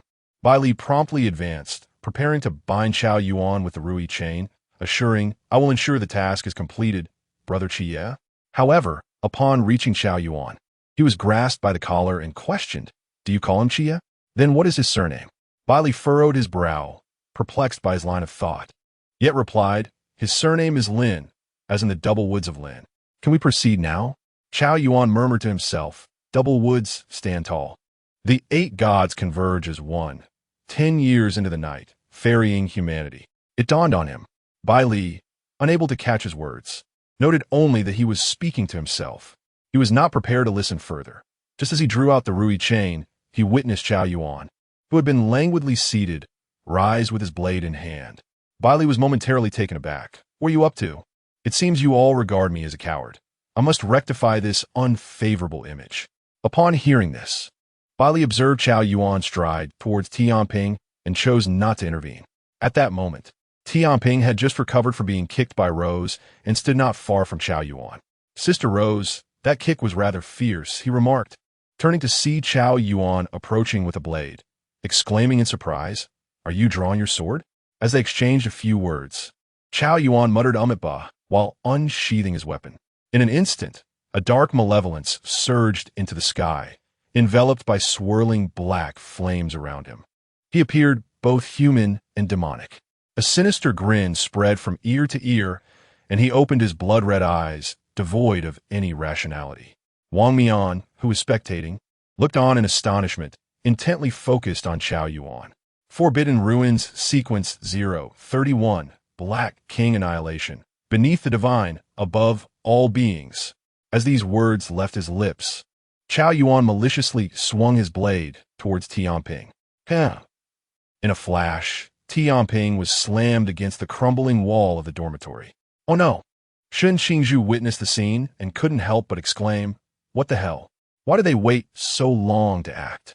Bai Li Bang Bang exclaimed now. Wow, what a dramatic turn. And it even comes with a transformation. Mo Li was equally astonished. It's actually 031. The rest were also taken aback. Meanwhile, the moon ghost confronted Bai Li Pang Pang and was taken aback to discover that this plump youth could see him. Bai Li Pang Pang relentlessly pursued him with his grand sword. One transformation into 3,000. Seeing the relentless might of this little chubby figure, Moon Ghost realized he must be the young master of the Bai Li family. Tears streamed down his face as he lamented his misfortune. Not only did he encounter someone whose abilities countered his own, but now there were 2 or 3 more. Why was he so unfortunate? With no choice left, Moon Ghost desperately sought help from the battlefield. But everyone was locked in fierce combat with their adversaries and could not assist him. Fortunately, while evading Shun Qingzhu and his companions' attacks, Xuanhua passed by Moon Ghost and lent him a hand. Lin Xie faced off against Wang Mian, observing the chaos of battle. Gu Xiyan felt a sense of helplessness standing still. Realizing she could not remain idle, she stepped forward and unleashed a power she had never used before. Guardian of all beings, 7 emotions and 6 desires, control. A figure clad in a purple golden veil and possessing long black hair materialized behind her, her eyes gently closed, emanating an aura of understated yet undeniable authority and a comforting warmth that embraced all. As Gu Xiyan activated the control, the figure's previously closed eyes slowly opened. They were remarkably unique, with a swirling purple golden light that seemed to harbor endless mysteries and power. Upon invoking this power, Gu Xiyan instinctively understood that it could restore rationality to those who had lost it. In the underground base, Yuan Gang and his companions intently observed this pivotal moment, the first strike of the Daxia divine agent. However, as Yuan Gang reviewed the data, he frowned. The abilities listed were incomplete, and he wondered what Shenmai was up to. Why was it all so vague? Shenmai commented, "I don't know either. I've never even seen a divine realm before." The records detailed the wheel of reincarnation, yet Gu Xiyan was manifesting a divine projection behind her. Moreover, there is a scarcity of known abilities for the Daxia deities, particularly those of ancient gods like the Earth Mother. Wang Mian and Lin Xie were the first to notice Gu Xiyan's actions, both turning to look at her in unison. It was also Lin Xie's first glimpse of this divine realm. The others followed suit, casting their gazes toward Gu Xiyan. And Xing Yu's eyes sparkled with excitement. Radiating a soft purple golden light, Gu Xiyan extended her hand, pointing towards the irrational Qiao Yuan. In an instant, the light surged toward him, visibly diminishing the dark flames enveloping him, and even the malevolent aura around him began to dissipate. Qiao Yuan's gaze gradually regained clarity. Initially bewildered, it shifted to one of astonishment as he became aware of his circumstances. This scene left everyone in utter astonishment. In the underground base, Yuan Gang was so taken aback that he stood up, inadvertently toppling his chair. The other instructors widened their eyes in disbelief, not daring to blink for fear of missing anything further. Qiao Yuan's incredulous voice echoed loudly in the serene space. I can control myself now." Wang Mian and Lin Xie exchanged glances at the rational Qiao Yuan before redirecting their attention back to Gu Xiyan. Yu Guei remarked, "This girl is indeed a divine agent." The swirling vortex expressed admiration. "Is this the divine power of our great Xia? How gentle!" Chang Wei added, "Indeed, and so beautiful." Tian Ping exclaimed, "To think it could restore the sanity of the wielder of the Black King Annihilation. Is this the power of our great Xia's deity?" although the group had learned from Wang Mian that Gu Xiyan was also a divine agent. Witnessing it firsthand left them all astounded. Chapter 26. The Conclusion. Compensation is not yet finished. Guarding all beings, the 7 emotions and 6 desires, the sorrow. In an instant, the figure behind Gu Xiyan morphed into that of a woman clad in a black gauzy dress, her eyes a pale blue, imbued with profound sadness. Yet, her face remained unchanged. Upon her appearance, a thick atmosphere of sorrow enveloped the entire clearing. Immediately, everyone was affected by this poignant aura, particularly Xuanhua, Wei, and the rotund Bailey were the most severely impacted, even bursting into tears. Rose and Molly's eyes glistened with tears, while Tianping, Shun Qingzhu, Lin Xie, Wang Mian, and In Qingyu also exhibited reddened eyes, with tears shimmering at the corners. Xuanhua, winky face, woe. How difficult it is. Why must I be so unfortunate? Yuegui, woe. Everyone can see me, yet I am powerless against them. Woe. Xuanhua, woe. It is unbearable. Within Qingyu's abilities coupled with Shun Qingzhu's Qimin, woe. This is such undue bullying. Bailey, woe. Why do I feel so inexplicably sorrowful? Chao Yuan, woe. I am guilty. I should not still be alive. Rose Molly, why do I suddenly feel the urge to weep? Others, who could still barely maintain composure. In the underground base, the instructors stood in stunned silence, utterly perplexed as to why everyone was crying. Since they were outside the divine ruins, they were not affected by the overwhelming sorrow. Yuan Gang's lips twitched. What an extraordinary ability this is. Is it truly possible to wield such power? Wang Mian, Lin Xie, and Qingyu, Tianping, and Shun Qingzhu exchanged glances. At that moment, the figure behind Gu Xiyan spoke, her delicate voice resonating in the vast space, laden with profound sorrow. Alas, just that single utterance brought tears streaming down Lin Xie and the others' faces. Gu Xiyan was the only one unaffected. She had not anticipated the devastating impact of her presence. Initially, she had intended to perform her supportive role.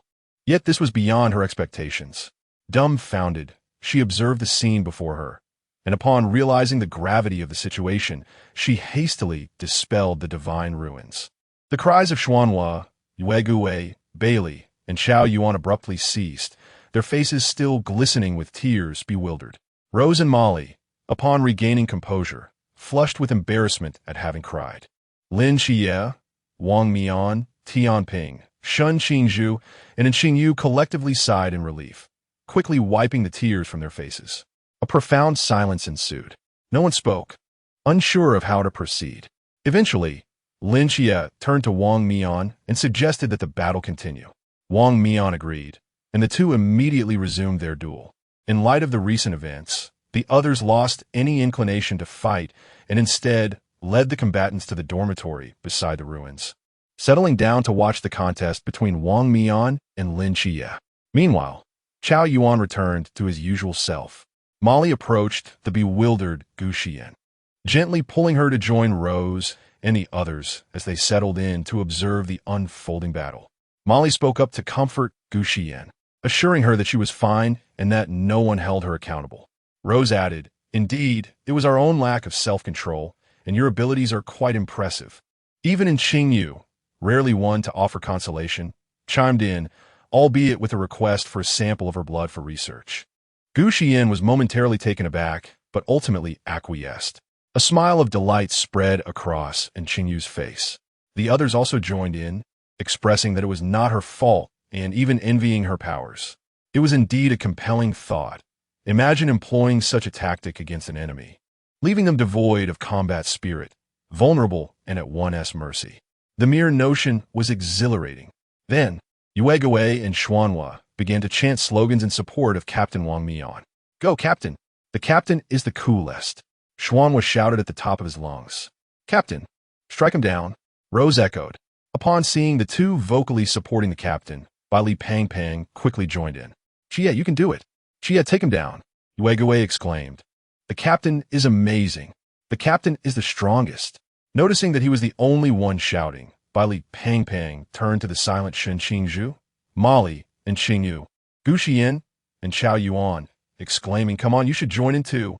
There are 3 of them, and I'm all alone. It's not fair." Shen Qingzhu turned her head away, ignoring Bai Li Pangpang. Molly remarked, "I'm not familiar with him." And Xingyu adjusted his glasses. Gu Xiyan was even less inclined to shout. She simply couldn't bring herself to do so. However, Chao Yuan joined Bai Li Pangpang, calling out, "Chia, you're incredible. Chia, you're the best." Meanwhile, in the underground base, the instructors watched the scene unfold, uncertain of what to say. Yuan Gang, however, repeatedly scrutinized Gu Xian's profile while glancing back at her on the screen. Ding ding. The 2 combatants, engrossed in their duel, jolted at the sound. Wang Mian's lips curved slightly beneath his mask. "You hear that? My supporters outnumber yours." Lin Xie remained silent. The 2 continued to battle for a moment longer, preparing to deliver their final strikes. Ding! Their blades collided with the swiftness of shooting stars, igniting dazzling sparks as they simultaneously activated their divine realms.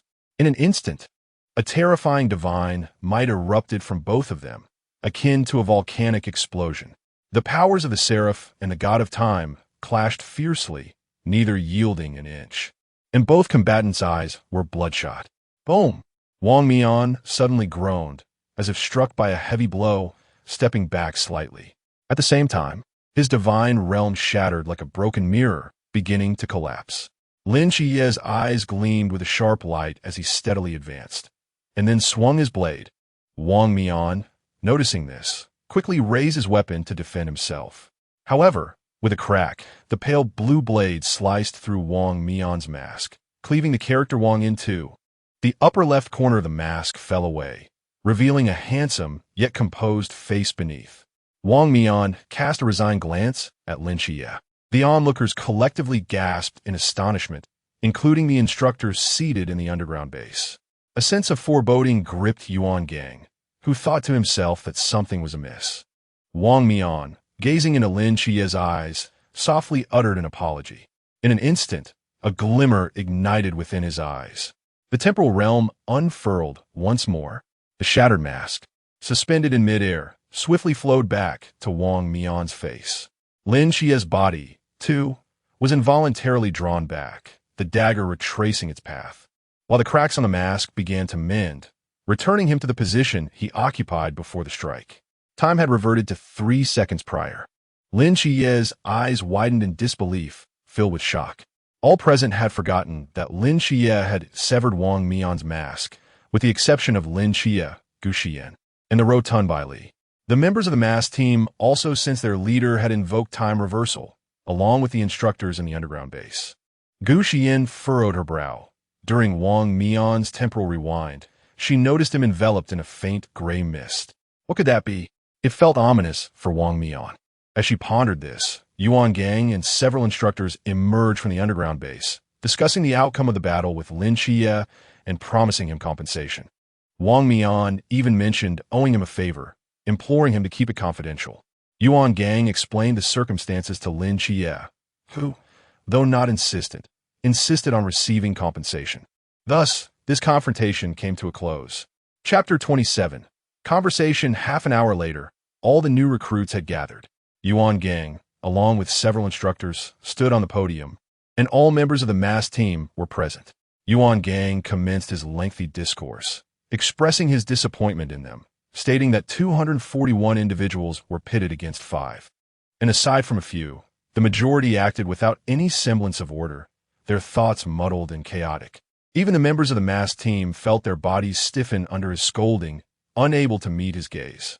After a prolonged admonishment, he instructed all new recruits to commence training before dismissing them.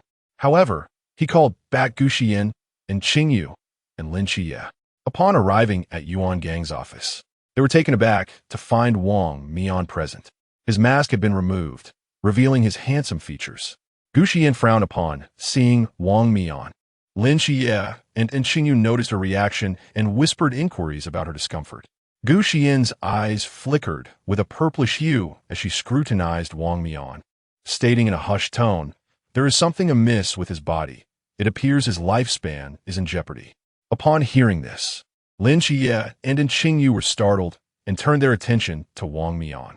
However, Apart from noticing his pale complexion, they could discern nothing unusual. Yuan Gang observed the trio lingering at the door and urged them to enter, admonishing them for standing outside. The three exchanged no further words and stepped inside. "Please, have a seat." Yuan Gang gestured towards the sofa opposite his desk. Obediently, they took their places. Wang Mian cast a curious glance at Gu Xiyan, puzzled by her scrutiny. Noticing his gaze, Gu Xiyan quickly averted her eyes, while Lin Xie and Xingyu continued to fixate on him, leaving Wang Mian bewildered by their behavior. Yuan Gang, noticing the children exchanging glances, cleared his throat to draw their attention back to him.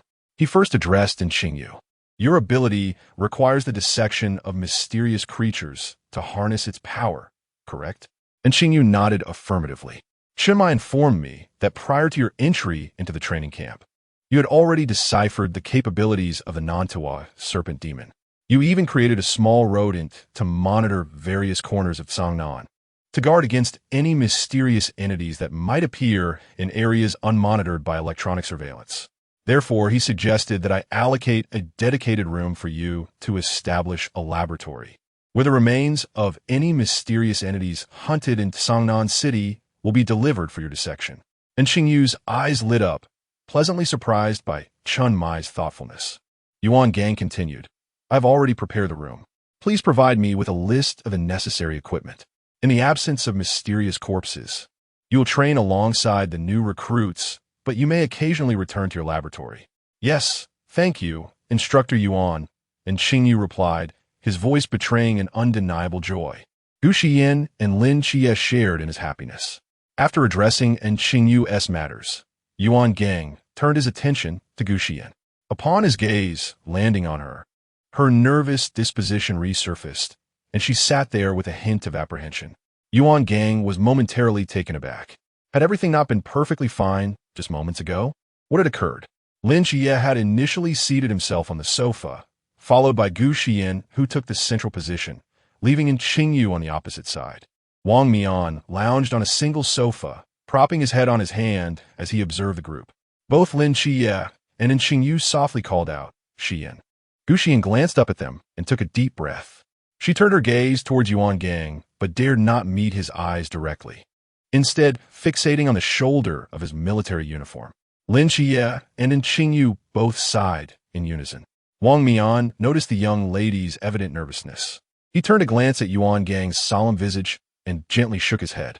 Upon noticing Wang Mian's gesture, Yuan Gang furrowed his brow, which only intensified the severity of his expression, altering the atmosphere significantly. Wang Mian cleared his throat, subtly gesturing towards Gu Xiyan. Yuan Gang, momentarily startled, turned to see Gu Xiyan's anxious demeanor and quickly softened his expression. "You needn't be so tense, my dear. I merely wish to ask a few questions." His tone imbued with a touch of gentleness. Gentleness? Wang Mian's face registered disbelief and astonishment. Lin Xie and Xingyu, witnessing Wang Mian's reaction, found it rather chilling, especially considering he had been sternly reprimanding the new recruits mere moments prior. Gu Xiyan still appeared somewhat apprehensive. "Please, go ahead. Did the Earth Mother speak to you when you encountered her?" Gu Xiyan shook her head. Chenmai had instructed her to refrain from disclosing any information regarding the Earth Mother's frailty. Did she truly say nothing at all? For instance, what has become of the other deities of the Great Xia? Gu Xiyan shook her head once more. Yuan Gang felt a twinge of disappointment. He had anticipated that after the Earth Mother designated a representative, she might have imparted some wisdom, yet it seemed she had remained silent. Moreover, the whereabouts of our deities from the Great Xia remain a mystery. Alas, then why does the divine realm you utilize today differ from the records? The documents clearly state that your divine realm is the Wheel of Six Paths. At this, Gu Xiyan was taken aback. She was unaware that Chenmai had concealed a divine realm from her. Thus, this revelation struck her as peculiar. Even Lin Xie exhibited surprise, though he quickly deduced the reason behind it. Yuan Gang, discerning their expressions, realized that Chenmai had indeed kept secrets from him. However, upon reflection, he understood the rationale behind Chenmai's actions. Wang Mian was genuinely astonished. He had never anticipated that Gu Xiyan possessed yet another divine realm. Although it was also in Qingyu's first encounter with this divine realm, he remained relatively unperturbed. Gu Xiyan found herself at a loss for words. Lin Xie hastily interjected. Instructor Yuan, it must have been the captain who instructed Qi Mo to write it this way. Xiyan was unaware. Having come to this realization, Yuan Gang bore no resentment towards her. It appeared that Lin Xie, concerned about his potential displeasure, had preemptively spoken up. I understand. I harbor no ill will towards her. However, could you elucidate the distinctions between these two abilities? The latter part of his inquiry was directed at Gu Xiyan. She suddenly glanced at Wang Mian before responding. Wang Mian felt inexplicably puzzled by her gaze. Then Gu Xiyan elucidated the capabilities of the divine ruins. As for the concept of resurrection, she translated it succinctly.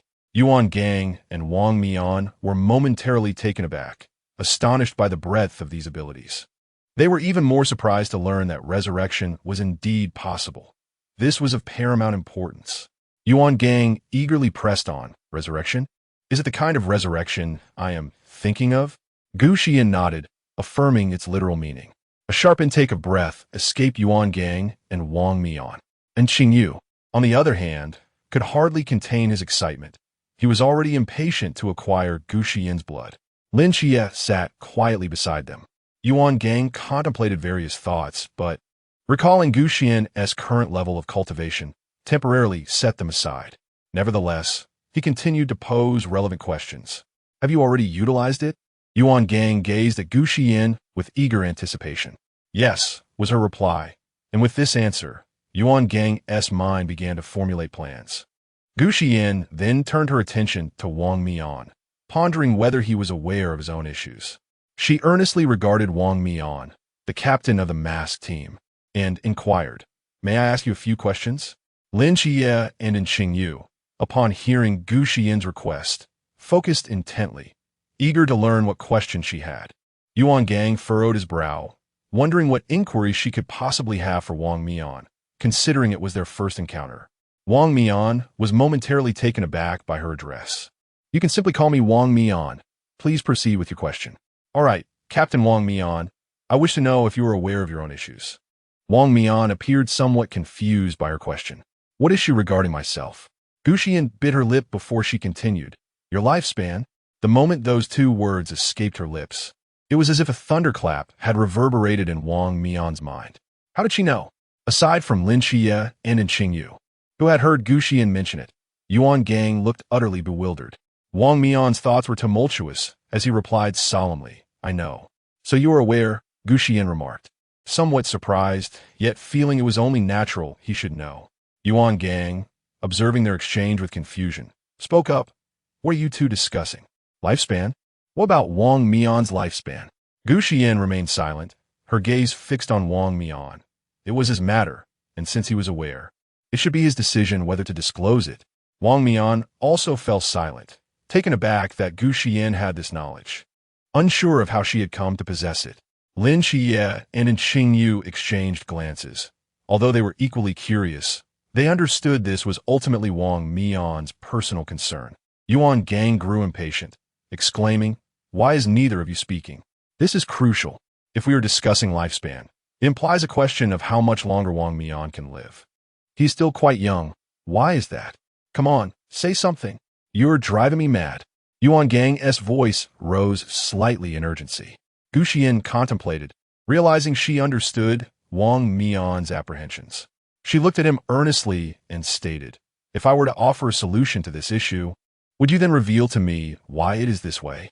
Wang Mian abruptly lifted his gaze to meet Gu Xiyan's, his eyes filled with astonishment. Indeed, she is the agent of the Earth Mother, and she likely possesses a solution. However, she is currently in a precarious position. If she assists him, might she not suffer some form of backlash? He cannot allow others to endure harm for his sake. Yuan Gang and Lin Xie observed the fleeting struggle on Wang Mian's face. Yuan Gang exclaimed, Do not disregard my inquiry. Just as Wang Mian was about to decline, Gu Xiyan interjected, Rest assured, my words imply that I possess a method. Furthermore, I am eager to uncover the cause of your present predicament. Wang Mian hesitated. On one hand, he yearned to resolve the issue concerning his lifespan, yet on the other, He feared for Gu Xiyan's safety. Yurongong, listening intently, grasped the gravity of the situation and directed his gaze at Wang Mian, urging him to reveal his thoughts. Since this girl has a solution, you ought to disclose it, without further concealment. However, Lin Xie and Qingyu expressed reservations regarding Gu Xiyan's approach, concerned that she might not be truthful. Lin Xie and Qingyu inquired, Xiyan, do you truly possess a solution? Wang Mian and Yuan Gang turned their attention to Gu Xiyan. With unwavering resolve, she affirmed, I have a solution. Seeing her certainty, Lin Xie and Qingyu chose not to voice further objections. Wang Mian took a deep breath and slowly revealed, in truth, it is a consequence of utilizing time reversal. Each instance of reversal diminishes my lifespan. Yuan Gang was taken aback to learn that it was a side effect of the divine ruins. Lin Xie was equally surprised to discover that there were repercussions tied to its use. Suddenly, he recalled the moment he first encountered the seraph and experienced blindness. Could that have been the cause?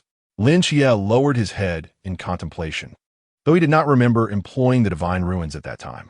It must be said, Lin Xie had stumbled upon this realization quite fortuitously. I feel as though my writing has fallen apart. Chapter 28. The great virtue of the earth. It was then that Gu Xiyan realized what the pale gray mist she had previously observed truly was. It was consuming Wang Mian's lifespan. Each time he utilized the power to reverse time, a portion of his life was devoured. As the proxy of the Earth Mother, she possessed the authority to wield the 6 paths of reincarnation, a gift from the Earth Mother herself. I can harness the power within the 6 paths of reincarnation to extend your life, she stated, but my cultivation is insufficient. Thus, I require someone to supply me with divine energy to sustain this effort. Lin Xie, upon hearing this, emerged from his reverie and promptly offered his assistance. His motivation was not solely to aid Wang Mian. He recognized that even if he refrained from helping Gu Xiyan, she would inevitably proceed with her intentions, potentially leading to her own backlash.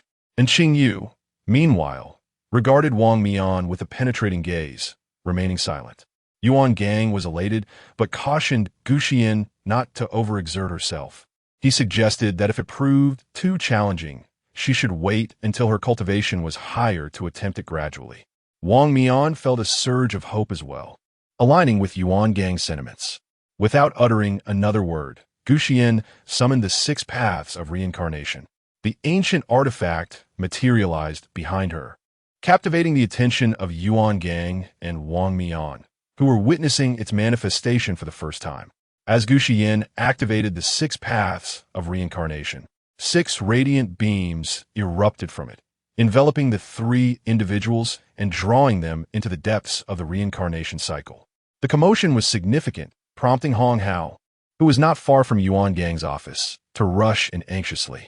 He arrived just in time to witness the gradually translucent 6 paths of reincarnation, devoid of any presence. His eyes widened in astonishment, mouth agape. It took him a moment to regain his composure. Worry gnawed at him, uncertain of where the suddenly materialized 6 paths of reincarnation would transport them and whether danger awaited. He attempted to rush forward, but an invisible force seemed to impede his progress. Resigned, he swiftly dialed the phone of Commander Yi Fan, the highest-ranking officer of the Night Watch. The call was answered promptly, and Hong Hao quickly relayed the situation to Yi Fan. Alarmed and fearful for the group's safety, Yi Fan immediately arranged for a helicopter, determined to investigate the matter. Meanwhile, within the training camp, a brilliant flash of light appeared and vanished as swiftly as it had come. Yet the power it contained was formidable. The members of the masked team exchanged startled glances. Vortex, Captain, Rose, and Instructor Yuan, Scales Moon Ghost, plus those 3 new recruits. Let's go check. The 2 others, equally anxious, hurried to follow. Moyi, Baili Bang Bang, Shen Qingzu, and Chao Yuan also sensed the disturbance and turned toward the direction of the light, realizing it emanated from Yuan Gang's office, where he had just taken Lin Xie and the others. Molly and her companions hastened toward that direction, their concern mounting over what might have transpired, particularly for Gu Xiyan and the others. Shen Qingzhu, too, was eager to uncover the truth. Her entourage, upon noticing her intent, quickly followed suit, as did the other recruits, all rushing toward the unfolding mystery. The instructors gathered outside Yuan Gang's office, unable to proceed due to Hong Hao's obstruction. Meanwhile, within the 6 paths of reincarnation, Yuan Gang and his companions were unexpectedly drawn in, caught completely off guard. As they regained their senses, they beheld the immense 6 paths of reincarnation before them. Feeling somewhat bewildered, the surroundings were bathed in a faint, deep purple glow. It was Gu Xiyan's first time entering this realm, and she too was at a loss as to what was happening. In truth, the Lady of the Earth, aware of her desire to assist Wang Mian, had prepared to lend her a helping hand by utilizing the power of the 6 paths of reincarnation to transport them all here. As Gu Xiyan and the others gazed into the depths of the 6 paths of reincarnation, a figure gradually coalesced, taking on the form of a being with a human head and serpent body. Behind it were 7 hands, and in front 2 more, with a beautiful visage and a gentle expression directed towards the group. A powerful yet soothing aura emanated from this entity. It was astonishingly the true form of the Lady of the Earth. Yuan Gang was both shocked and elated, never anticipating the chance to witness the lady's presence. He promptly bowed slightly towards the figure's location, declaring, "I, Yuan Gang, Vice Captain of the Daxian Night Watches Team 006, pay my respects to the Lady of the Earth." Lin Xie, Wang Mian, and Qing Yu and Gu Xiyan quickly followed suit, echoing, "We pay our respects to the Lady of the Earth." She smiled faintly, her ethereal yet authoritative voice resonating. "No need for such formalities. I have brought you here because this child wishes to aid that child.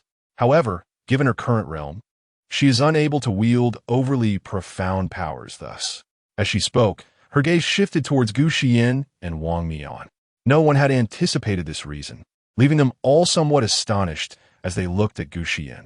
Gu Xiyan, too, was taken aback, unable to comprehend why the Lady of the Earth was being so benevolent towards her. With this thought in mind, she asked outright. The Lady of the Earth merely smiled gently in response, offering no further explanation. Unbeknownst to them, this was merely a remnant of the Lady of the Earth's divine consciousness. Yuan Gang and the others pondered the connection between Gu Xiyan and the Lady. The Lady of the Earth said nothing more, guiding the radiant light of the 6 paths to surge forth from the reincarnation plate, which she borrowed. Simultaneously, the ethereal forms of the Judge's pen and the King of Hell's book flew towards her hand. The Lady of the Earth grasped the Judge's pen and swiftly inscribed Wang Mian's lifespan upon the King of Hell's book. With each stroke of the pen, the luminous energy of the 6 paths shimmered, and powerful waves of force surged within the 6 paths of reincarnation. Yet, even while harnessing the power of the 6 paths of reincarnation, originating from her, the residual divine consciousness of the lady grew even weaker, rendering her more translucent. Wang Mian felt a warm current flow into his body as his previously devoured lifespan began to visibly restore itself, even increasing. His original lifespan was augmented by an additional 500 years, which represented the maximum extension the current Lady of the Earth could grant him. Upon seeing Wang Mian for the first time, she had discerned his plight, understanding that the only solution lay in the extension of his life. Lin Xie and his companions watched the unfolding events with bated breath, afraid to disturb the actions of the Earth Mother. Wang Mian's face visibly brightened, returning to the youthful glow befitting his age. As Gu Xiyan and the others observed Wang Mian's state gradually stabilizing, his once pallid and haggard visage, diminished by the consumption of his lifespan, began to regain a healthy, radiant hue. Upon completing her task, the Earth Mother became increasingly transparent. She first addressed Wang Mian, saying, "Your original lifespan has been restored, and I have granted you an additional 500 years, which is the maximum I can bestow at present." Turning to Gu Xiyan, she spoke softly, "This time, I have expended considerable energy and must now retreat for a while. You will have to navigate the path ahead on your own." With that, her form slowly dissipated. Before Wang Mian and the others could express their gratitude, she vanished. The light dimmed, and the wheel of reincarnation began to transform, gently ushering the group away. Gu Xiyan felt a profound sense of gratitude mingled with concern, recalling the Earth Mother's final words and her increasingly transparent form. In the blink of an eye, they found themselves back in Yuan Gang's office, which was filled to capacity with people, both inside and out. Within were the mass squad, along with Hong Hao, Mo Li, Shun Qingzhu, Bali Pangpang, Chao Yuan, and the recently arrived Yi Fan. Other instructors and new recruits crowded the hallways. Unable to find space, Yi Fan exchanged a glance with Hong Hao, who promptly turned to the new recruits and shouted, "What are you all doing here? Are you so eager to train now? Hurry back and rest." The recruits, upon hearing this, quickly dispersed to their dormitories, except for Mo Li, Shun Qingzhu, Bali Pangpang, and Chao Yuan, who remained, their eyes fixed on Gu Xiyan and her companions. The members of the masked squad also stayed. At this juncture, Yi Fan suggested that the other instructors return. Soon, only a small group remained. Noting that others could not be sent away, Yi Fan turned to Yuan Gang to inquire about the events that had transpired. Yuan Gang recounted the general circumstances to Yi Fan, omitting details due to the presence of so many people, intending to elaborate later. Everyone listened intently. When they learned that the Earth Mother had intervened, awe filled their eyes. The masked squad shared this sentiment, but felt compelled to thank Gu Xiyan. Had it not been for her, the Earth Mother might not have acted. They cast appreciative glances toward Gu Xiyan. Wang Mian stepped forward, earnestly expressing his gratitude. "Thank you, and my heartfelt thanks to the Earth Mother as well. I will remember this kindness, and should you ever require my assistance, do not hesitate to call." The masked squad nodded in agreement. "Yes, and we are here too." Gu Xiyan smiled shyly in response, softly replying, "We are all from the Great Xia. It is only natural." A gentle smile graced Wang Mian's face as he introduced himself as Wang Mian. Lin Xie and Xingyu narrowed their eyes, casting a somewhat dangerous glare at Wang Mian. The other members of the masked team wore expressions of delight. Meanwhile, Molly and her companions, initially taken aback by the actions of Empress Hudu, soon expressed their astonishment. Suddenly, Bali Pangpang leaned closer to Gu Xiyan, an inquisitive look adorning his face. "Xiyan, what exactly is your relationship with Empress Hudu? She seems exceptionally fond of you." Chao Yuan also regarded Gu Xiyan with curiosity. Molly swiftly positioned herself in front of Gu Xiyan, casting a hostile gaze at Bali Pangpang, causing him to feel slightly awkward. Gu Xiyan, standing behind Molly, shook her head in resignation. "I am uncertain as well." Lin Xie and Xingyu observed the unfolding events, recalling Empress Hutu's words about her desire for silence, which hinted at slumber. Their expressions turned serious as they pondered the implications. Yuan Gang contemplated this matter too, intending to discuss it with Yi Fan later. Shen Qingzhu gazed at the flushed face of Wang Mian, a flicker of complexity passing through his eyes. He had not anticipated such significant side effects from Wang Mian's divine dwelling. In her heart, Gu Xiyan mused that her path of growth was still long ahead. She could not disappoint Empress Hutu's expectations. Yi Fan instructed everyone to return and rest, acknowledging that it was getting late, suggesting that the remaining matters could be addressed subsequently. There had been quite a few occurrences that required assimilation. Chapter 29.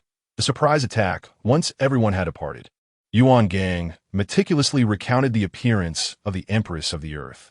Yi Fan pondered deeply. This matter held great significance. Yet with the Empress currently in slumber, many inquiries remained unanswered for the time being. Subsequently, the Empress was catalogued in the divine hierarchy.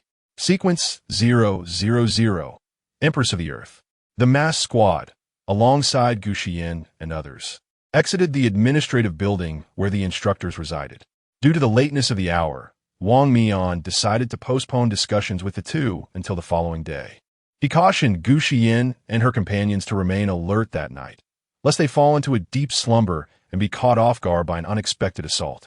Gu Xiyan and her companions were momentarily taken aback by the term surprise attack, yet they heeded his warning. Soon, they all dispersed to their respective quarters, where they washed up and settled down for the night. However, it felt as though they had scarcely closed their eyes when the piercing sound of a whistle shattered the tranquility of the night. The dormitory's silence was abruptly disrupted. Gu Xiyan, Molly, Lin Xie, and the others were instantly roused from their slumber, finally comprehending the meaning behind Wang Mian's warning of a surprise attack. They glanced at the clock. It was precisely 3 o'clock. Those awakened by the whistle hurriedly leaped from their beds, donning their military uniforms and rushing outside. After dressing, Lin Xia noticed Bai Li Pang still fast asleep. He turned and playfully smacked him in the face with his slipper, exclaiming, "Hey, this guy isn't even stirred."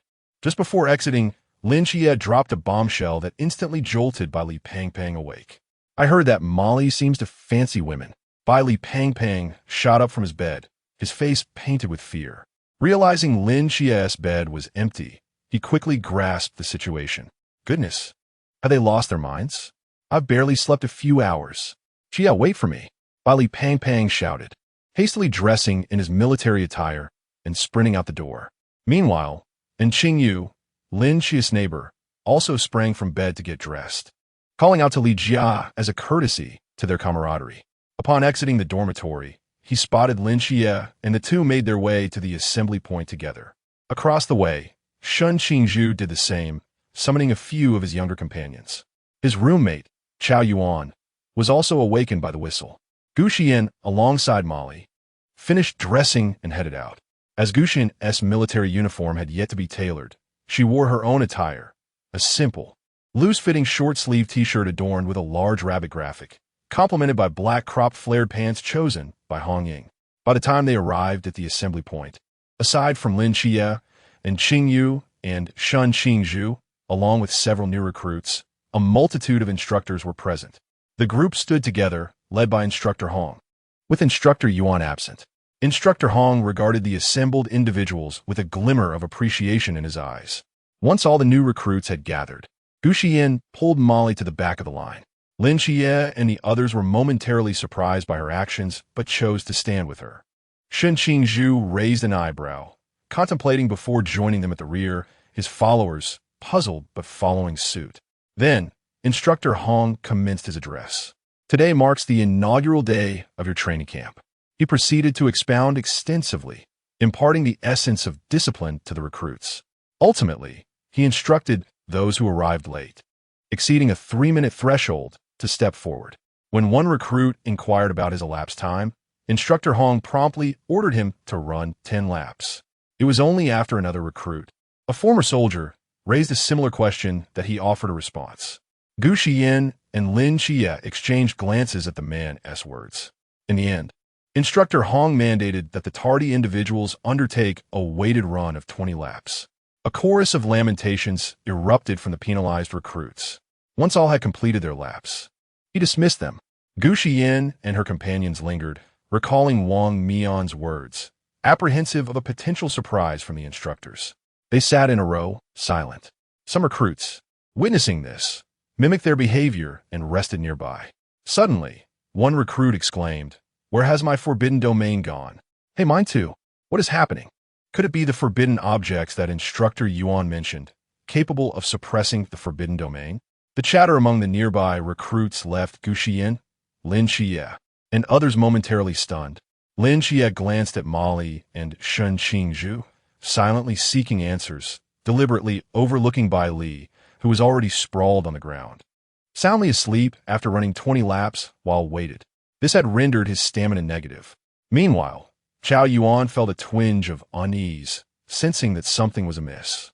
But he would only discern the truth upon acquiring a weapon. Molly furrowed her brow and nodded helplessly. Shun Qingzhu attempted to access her forbidden domain, only to find nothing occurred. And Qingyu's eyes flickered, yet she made no response. Lin Xia blinked, questioning how he could still sense it, turning to Gu Xiyan to ascertain if she experienced the same. Gu Xiyan assessed her abilities, noting they remained intact but somewhat suppressed, and she exchanged a knowing wink with Lin Xia. He understood that they were in a similar predicament, suggesting that the divine domain could only be suppressed, not entirely subdued. Soon, fatigue began to envelop them. Gu Xiyan's head gently leaned against Molly's shoulder, and she succumbed to slumber. Molly permitted this, reaching out to stroke Gu Xiyan's hair affectionately. Lin Xia and Qingyu exchanged glances at the two and also closed their eyes, feigning sleep. Observing this scene, Hong Hao chuckled softly. Chapter 30. Raw Meat Buns Indeed. Scarcely had they closed their eyes when the instructor's whistle pierced the air, rousing them from their slumber. With expressions of utter resignation, they awaited the arrival of all the recruits before rising to form a line. Observing this assembly, Hong Hao noted that most of the newcomers had not exceeded 3 minutes in their readiness, nodding in approval. However, some recruits, having been punished with 20 laps, succumbed to exhaustion and fainted on the spot. Yet the instructors appeared to be prepared. Swiftly, a cadre of medics rushed in with stretchers, hoisting the unconscious individuals away, their faces adorned with smiles. Demons. They were undoubtedly demons. After a brief reprimand, the recruits were finally dismissed for breakfast, allotted a mere 20 minutes, with the warning that any delay would incur consequences. All the newcomers hurried towards the cafeteria, anxious that they might not satiate their hunger and face further torment. Yet, upon their arrival, confusion washed over their faces as they beheld the spread before them. What is this? Where are the proper meals? The tables were laden with white buns and bowls of raw meat, still glistening with traces of blood. Gu Xiyan and Xingyu stood before the same table, glancing about, bewildered by the absence of utensils. They struggled to comprehend the instructor's intentions. Bailey Pang Pang exclaimed, "Jia, what does this mean? How are we supposed to eat this? It's raw meat." Lin Xie remained silent, instead gesturing towards a nearby table where a former soldier, named Zheng Zhong, if memory served, was already devouring the raw meat and buns with unabashed gusto. Gu Xiyan, Bailey Pang Pang, Shun Qingzhu, and Chao Yuan followed the gesture, their eyes widening in disbelief. Bailey Pang Pang could hardly fathom it. This was simply too much. Shun Qingzhu, however, could not contain his indignation, shouting, "Where are the people? Is this fit for human consumption? Who is making such a racket? Eat if you can, or get lost." An elderly man emerged from the kitchen, a stern expression on his face, wielding a cooking spoon with an air of authority. Just as Shin Qingzhu was about to retort, several individuals entered from outside, radiating an aura of distinction. Cloaked in gray, donning masks, they were none other than the masquerade squad from the previous day, who proceeded to take their seats at a grand circular table. This arrangement immediately revealed their identities to all the recruits. The once stern-faced elder, who had been glaring at Shun Qingzhu, transformed into a visage of warmth upon seeing the 7 newcomers, engaging them in amiable conversation. The swift change in demeanor darkened Shun Qingzhu's expression. The members of the masquerade squad exchanged respectful words with the elder, who then returned to the kitchen, emerging with an abundance of delectable dishes. The fragrant aroma wafted through the cafeteria, contrasting starkly with the raw meat buns before the recruits. In the absence of comparison, there is no pain. This disparity incited a sense of injustice among all the recruits. Yet powerless to retaliate, they resignedly lowered their heads and began to consume the raw meat and buns. Molly guided Gu Xiyan to a seat, then picked up a piece of raw meat, remarking that having something to eat was better than nothing at all. Lin Xie and the others took their seats, reluctantly consuming the raw meat despite their nausea. Upon witnessing even Molly partake, the chubby Bailey had no choice but to endure his disgust and join in. Chao Yuan quietly followed suit, having been trailing behind Lin Xie ever since learning his name. Gu Xiyan hesitated to eat. She recalled a news story about a man who often consumed raw fish, only to be infested by parasites. A horrifying thought. She harbored a deep-seated fear of insects, whether they had legs or not. Thus, she settled for a bun, nibbling it cautiously. Observing this, Molly sighed and gently advised, "If you only eat that, your body won't endure the intensified training later on." Gu Xiyan glanced at the raw meat, feeling queasy as a wave of metallic scent assaulted her senses, and she quickly shook her head. To be honest, merely sitting in front of the pile of raw meat while eating a bun was already quite an achievement for her. Lin Xie and Xingyu intended to offer some words of encouragement, but upon seeing the bloodstains on the meat, they found themselves at a loss for words. On the second floor, where the instructors dined, Hong Hao and the others disapproved of Gu Xiyan's choice, yet realizing that most of these children had never encountered such fare, they opted to remain silent, allowing them time to adjust. Meanwhile, Wang Mian suddenly remembered the dishes on the table and called out to Gu Xiyan and Lin Xie, Xiyan. Xia, come eat with us. Instantly, all the new recruits cast envious glances at the duo. Gu Xiyan felt a wave of embarrassment. She waved her hand to decline, not out of disinterest, but to avoid becoming the center of attention. Lin Xie also intended to refuse, but suddenly recalled he had questions for Wang Mian from the previous night. Noticing Gu Xian's reluctance to eat raw meat, he pulled her along with him. Gu Xian, realizing she was being taken away, hastily attempted to grasp Molly and Qingyu's hands. However, she was too slow, and before she could reach them, Lin Xie had already led her away. She looked back longingly at Molly and Qingyu. Qingyu's lips curled into a faint smile, while Molly shook her head with a laugh. Observing this, Wang Mian called them over as well, summoning Shen Qingzhu, Bailey, and Chao Yuan along with them. However, Shen Qingzhu chose to remain behind, as his younger brothers were still present. Seeing this, his companions eagerly urged him to join, pushing him towards Wang Mian, and reluctantly, Shen Qingzhu followed. As they approached the round table, the members of the mass team hurriedly cleared seats for them. Fortunately, the large round table could comfortably accommodate everyone. The mass team promptly filled their bowls with food, ensuring they were brimming. The newcomers expressed their gratitude and began to eat.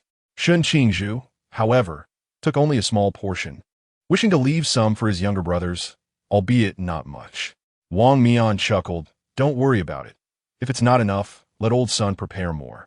Then, Lin Xie posed the questions he had been eager to ask, and Wang Mian answered each one in turn, as he had intended to share this information with them.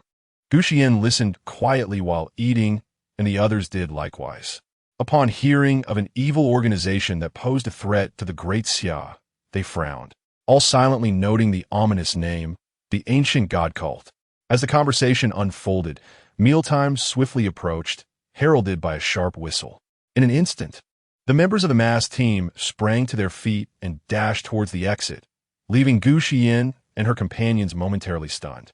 It dawned on them that they were the newcomers in this scenario. Only after they had taken a few steps did they recollect that they were no longer novices. Noticing all the fresh recruits gazing at them, they hastily cleared their throats. Wang Mian, feeling a tad awkward, scratched his head, a reflexive gesture, before settling back down. Lin Xie and Gu Xiyan rose, preparing to make their way outside. "We shall take our leave now. Please continue your meal," Lin Xie stated. Wang Mian replied with a smile, "Indeed, go ahead. I imagine our next encounter will be outside the training camp." The group was taken aback by the revelation that they were departing so soon. Yes, a mysterious sea phenomenon has emerged in the north, and we must head there shortly. Upon hearing this, a sense of unease washed over them. They had not anticipated such gravity in the situation. It was indeed a formidable task to be part of a special team. They offered a somewhat awkward salute to the members of the mass team, wishing them a safe return. The mass team reciprocated the gesture, murmuring their acknowledgments. Subsequently, Lin Xie and his companions proceeded to the assembly point, enveloped in silence. The members of the mass team watched their figures fade into the distance, each lost in a whirlwind of thoughts. Chapter 31. The Pitiful Instructor Han Soon. All the recruits gathered at the assembly point, where several instructors awaited them on the training platform. The instructor at the front spoke, "Take a seat. I am Hanli, your future instructor in blade techniques." "Hello, instruktoren." The recruits chorused. "Good. I have a question for you. What do you believe is essential when battling formidable mysteries?" Shen Qingzhu lazily raised his hand, proclaiming, "Report. It relies on the formidable Forbidden Ruins." Instructor Han turned to him, his expression emotionless as he replied with a cold smile. "Indeed, Forbidden Ruins are a means, but they are not everything. What do those without Forbidden Ruins rely on?" Silence fell over the assembly. The instructor had a point. While having Forbidden Ruins is advantageous, those without must depend solely on their abilities and courage. Gu Xiyan and Lin Xie both thought of Zhao Kongsheng from before. Instructor Han appeared satisfied and continued, "Unless, of course, your Forbidden Ruin is so powerful that a mere flick of your finger could annihilate a mystery. Do you consider yourself capable of that?" Gu Xiyan and the others exchanged peculiar glances at Instructor Han. Shen Qingzhu raised an eyebrow. "I can do it. And your Forbidden Ruin is?" Sequence 068. Chi Min Instructor Han replied, Forget I asked. Next. Is there anyone else with a different answer? Report. It relies on money. Hearing this response, Instructor Han was left speechless. How do you expect to throw money at them during a battle with mysteries? Will that defeat them? He chuckled in exasperation. Money? Do you believe you can vanquish them with currency? In combat against mysteries, aside from forbidden ruins, we must possess robust physiques and exceptional combat skills. As Night Watchers, we predominantly wield straight blades.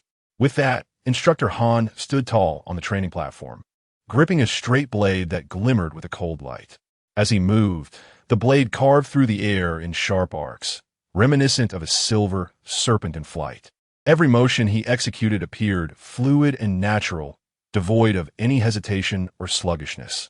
His steps were steady, and his form agile. The straight blade danced in his hands as if it were an extension of his very being. While demonstrating the blade techniques, Instructor Han also took the time to explain the skills of wielding a straight blade to the audience below. He elaborated on the proper grip, the methods of exerting force, and the agile application of the blade in both offense and defense. His explanations were profound yet accessible, enabling even those unfamiliar with straight blades to grasp the essentials swiftly. All the recruits instantly became attentive.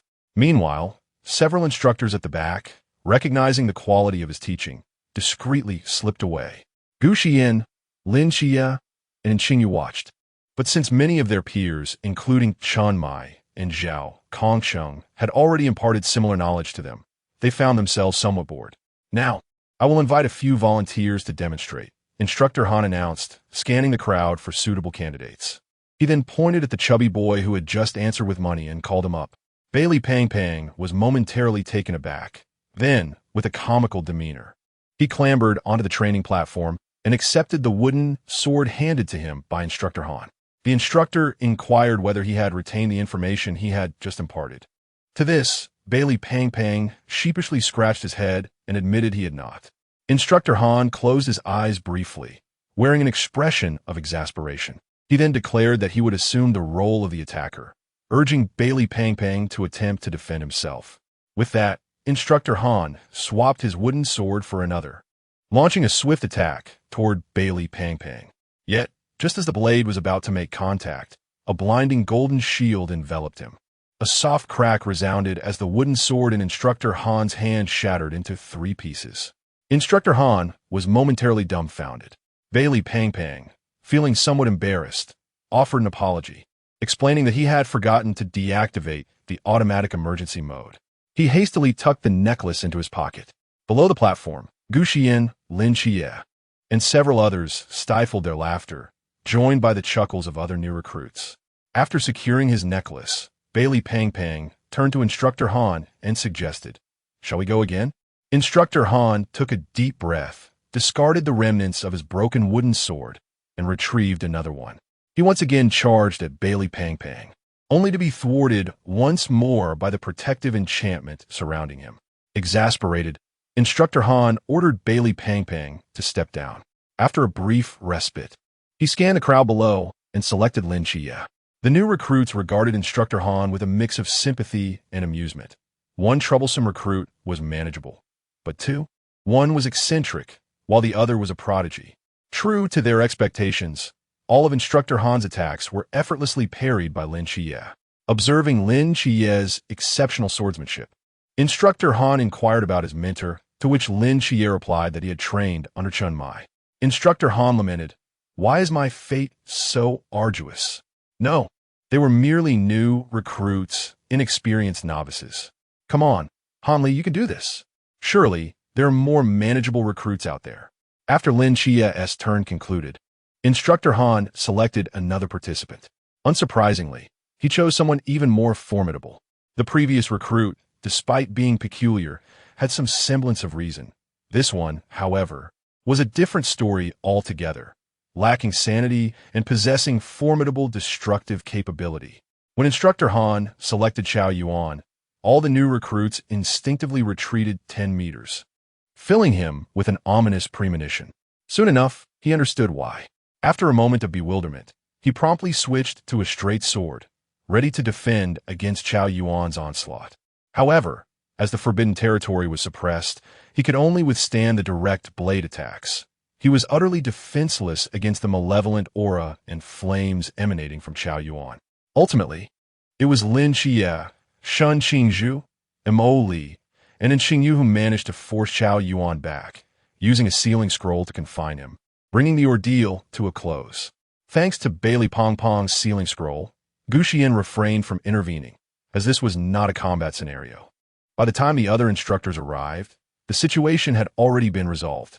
Instructor Han silently lamented to Instructor Hong and the others, expressing his inability to teach, exclaiming it was far too challenging. Instructor Hong and several other instructors shared his embarrassment while suppressing laughter. Utterly unprepared for Instructor Han's inexplicably fortuitous luck in selecting such troublesome recruits. With no other choice, Instructor Hong offered words of encouragement and informed him of the backgrounds of these recruits. One was a young master of the Bailey family, another a divine agent, and yet another, a black king of the forbidden territory. Upon hearing this, Instructor Han was momentarily taken aback. He had not anticipated his fortune to be so fortuitous. Each of these new recruits was far from ordinary. Instructor Hong then elaborated, indicating that those who had just subdued Chao Yuan were also among the elite of the new recruits. He asserted that only Han could effectively teach this group of novices alongside these prodigies. It was only after this that Instructor Han acquiesced to Instructor Hong's request for another attempt. Instructor Hong, relieved that he had managed to persuade him, exhaled alongside his fellow instructors. Soon, Instructor Han returned to the training platform. Despite the earlier mishap, his swordsmanship remained commendable, and his teaching methods were straightforward and comprehensible. Moreover, he had successfully withstood Chao Yuan's assault without employing forbidden techniques, which garnered the approval of the new recruits. As lunchtime approached, the new recruits discovered that, in addition to the usual raw meat buns, there was now a small dish of pickled vegetables on the table. Their spirits lifted. They marveled at the newfound generosity of Sun Lao. Although they still had raw meat buns, the addition of even a small dish of pickles was a delightful surprise. Lin Xie, upon seeing the pickles, recalled that his aunt had prepared some meat sauce for him. He turned to Gu Xiyan and Xingyu, saying, "My aunt made some meat sauce for me. I shall bring it next time for everyone to share." Gu Xiyan was eager, but felt a bit shy, as it was a gift from his aunt. Lin Xie understood her hesitation and chuckled. "It's all right. My aunt would be delighted to know that someone enjoys her cooking." With his reassurance, the others had no objections either, contemplating that if they ever had something good, they would share it with Lin Xie. Bali Pang Pang grinned and said, "Xie, please extend my gratitude to your aunt, and thank you as well." The rest chimed in, creating a lively atmosphere. Lin Xie pushed his pickles towards Gu Xiyan, as she did not eat raw meat, and Xingyu followed suit, and even Mo Li and others nudged their portions in her direction. Upon noticing this, Chao Yuan promptly offered his pickles to Lin Xie. Lin Xie was taken aback, while Bali Pang Pang regarded Chao Yuan with a wary gaze. Lin Xie asked, "These are pickles. Don't you eat them?" Chao Yuan replied earnestly, "I'm giving them to you." Bali Pang Pang, astonished, retorted, "Do you realize what your actions are called? It's called being a sycophant." Before Chao Yuan could respond, he continued, undeterred by the remarks. "Gao Duan, Unfa, In Seat. I am willing." Lin Xie inquired why. The others, sensing the tension, fell silent, fixated on their exchange. "Because you are my benefactor," Chao Yuan stated, casting a tentative glance at Gu Xiyan. Logically, during their earlier confrontation, it was Gu Xiyan who had restored his rationality. Thus, she too could be considered his benefactor. After a moment of contemplation, he resolved to regard Gu Xiyan as his benefactor as well. Lin Xie found this perplexing. After sealing him on the training platform, he had indeed mentioned something similar, yet the reasoning eluded him. "Is it merely because I sealed you with the forbidden scroll? That seems unnecessary, especially since the scroll belongs to Pang Pang." Then Chao Yuan recounted some of his experiences, asserting that only Lin Xie could absolve him of his sins. A statement made by the great master Jin Shan. "Why are you so certain it is I? Have you perhaps revealed my identity card number?" Lin Xie expressed his skepticism. "Almost, for it is said, with 2 trees standing tall, the 8 gods converge into one, and after 10 nights, I shall ferry the world." Wow. The surrounding individuals wore expressions of astonishment, unable to suppress their gasps. And Qingyu, with a teasing glint in her eyes, cast a glance at Lin Xie. Lin Xie remained silent. Observing this, Gu Xiyan, noticing a pile of pickled vegetables before her, proposed, "Why don't we share these pickles? They are too much for me to consume alone." The others concurred, and Xiao Yuan had no objections. Before long, the entire dining hall was filled with new recruits. All slumped over, Lin Xie and his companions included. Truly, my efforts in meticulously crafting these pickles over 49 days were not in vain. Old Sun leisurely emerged from the kitchen, while numerous soldiers entered to assist in carrying the new recruits outside. Chapter 32. Extreme training at Jinan Mountain. When Lin Xie and his companions awakened, they discovered that all the recruits were ensnared in a muddy pit within a valley. Gu Xiyan, upon regaining consciousness, found her lower body submerged in the mire, and in a state of panic, she scrambled to the bank, utilizing both her hands and feet. Observing her distress, Lin Xie and the others hastily crawled out to extend a hand and pull her to safety. They were somewhat perplexed by her reaction. Molly voiced the unspoken curiosity of Lin Xie and the others, asking Xiyan, "What's wrong?" Once she was out of the mud, Gu Xiyan regained her composure. "I was afraid." Of insects, she murmured, still shaken. Lin Xie and the others chuckled softly, offering her some reassurance. "It's all right. There's nothing in there. We were just in it ourselves." Gu Xiyan nodded in relief, grateful that there were indeed no creatures lurking. Lin Xie surveyed their surroundings and spoke gravely. "This is Jinan Mountain." The others glanced around, taking in the scenery. Suddenly, a voice emerged from behind them amidst the burdens they carried, startling all the recruits, including Gu Xiyan. "Hey, hello. You can hear me, right?" The instructor, Hong Hao, observed the recruits' reactions on the screen and continued to outline the rules of this extreme training.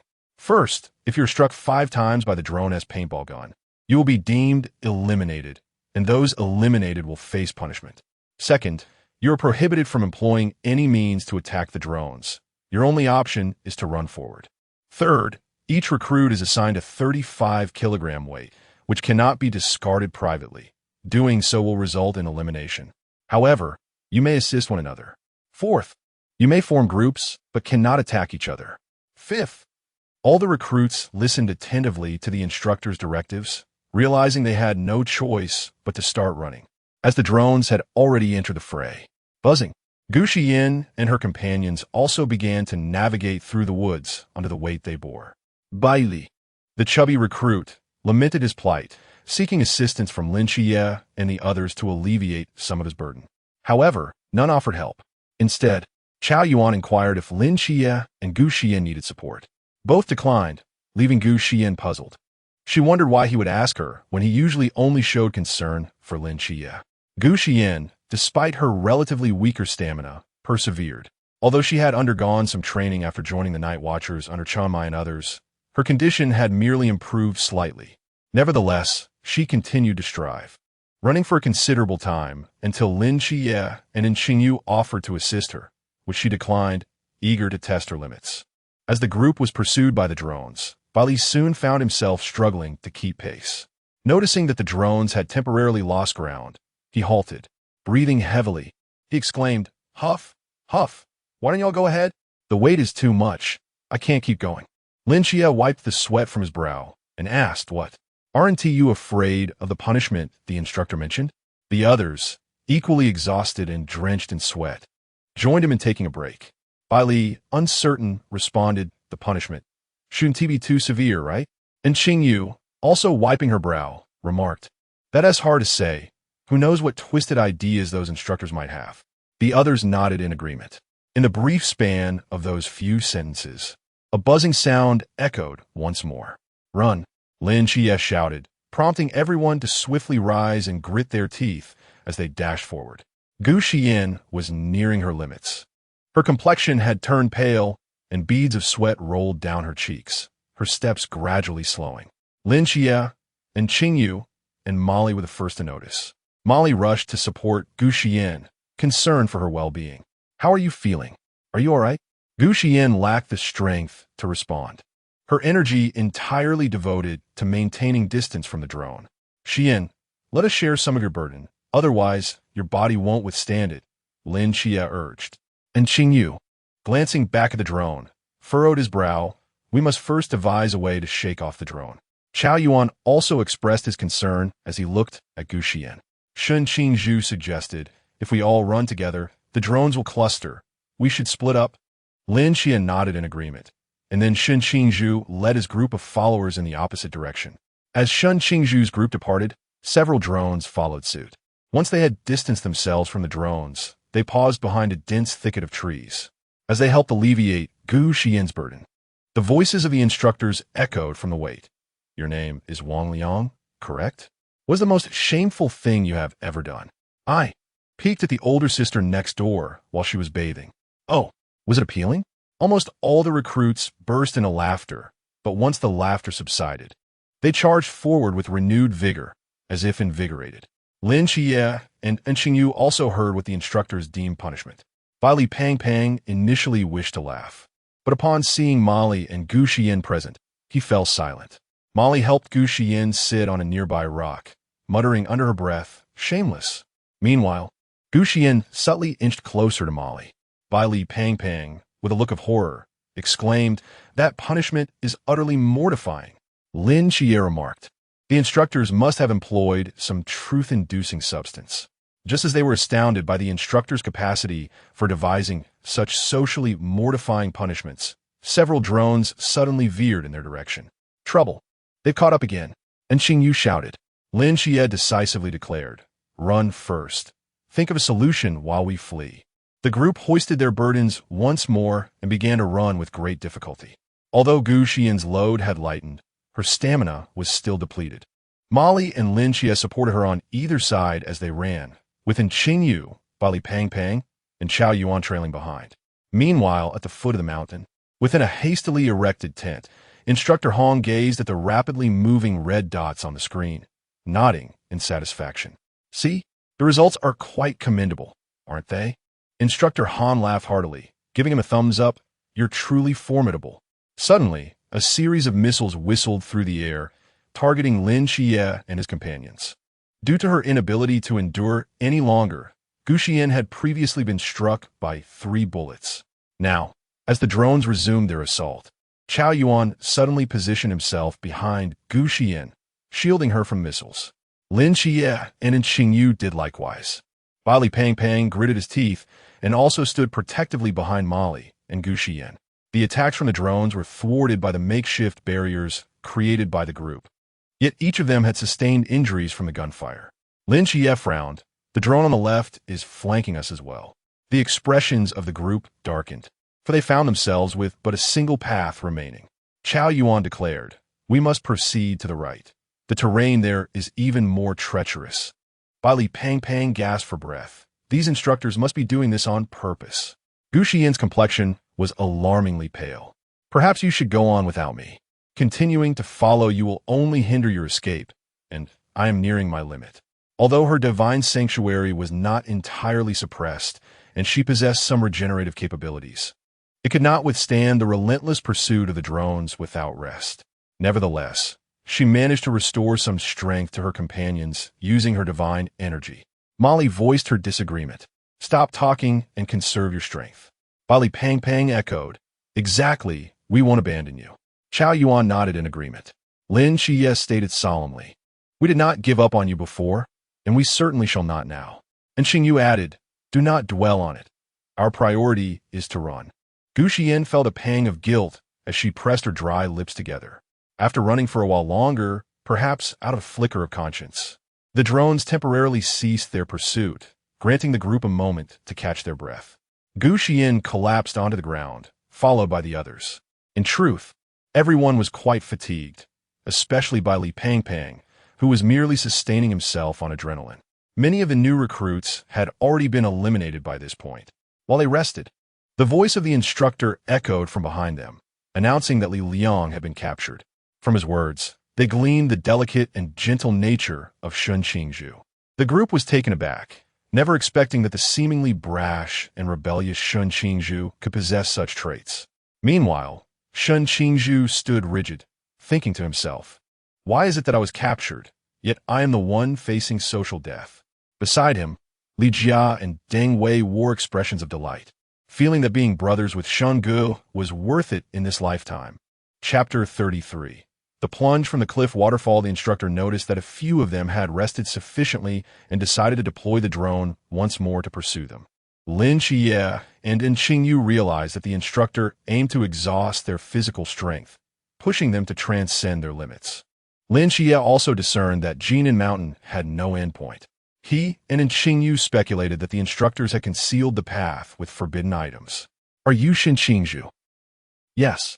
Before long, Gu Xiyan and the others learned of Shun Qingzhu and his companion's elimination and discovered that he had previously penned an astonishing 114 love letters. Baili Pang Pang, panting heavily, could not suppress a laugh, declaring that the cool guy had finally met his match. Baili Pang Pang felt that the term cool guy suited Shun Qingzhu perfectly, and the others concurred with this sentiment. Lin Xie and Qingyu joined in the laughter, astonished to find that the so-called cool guy possessed such a tender heart.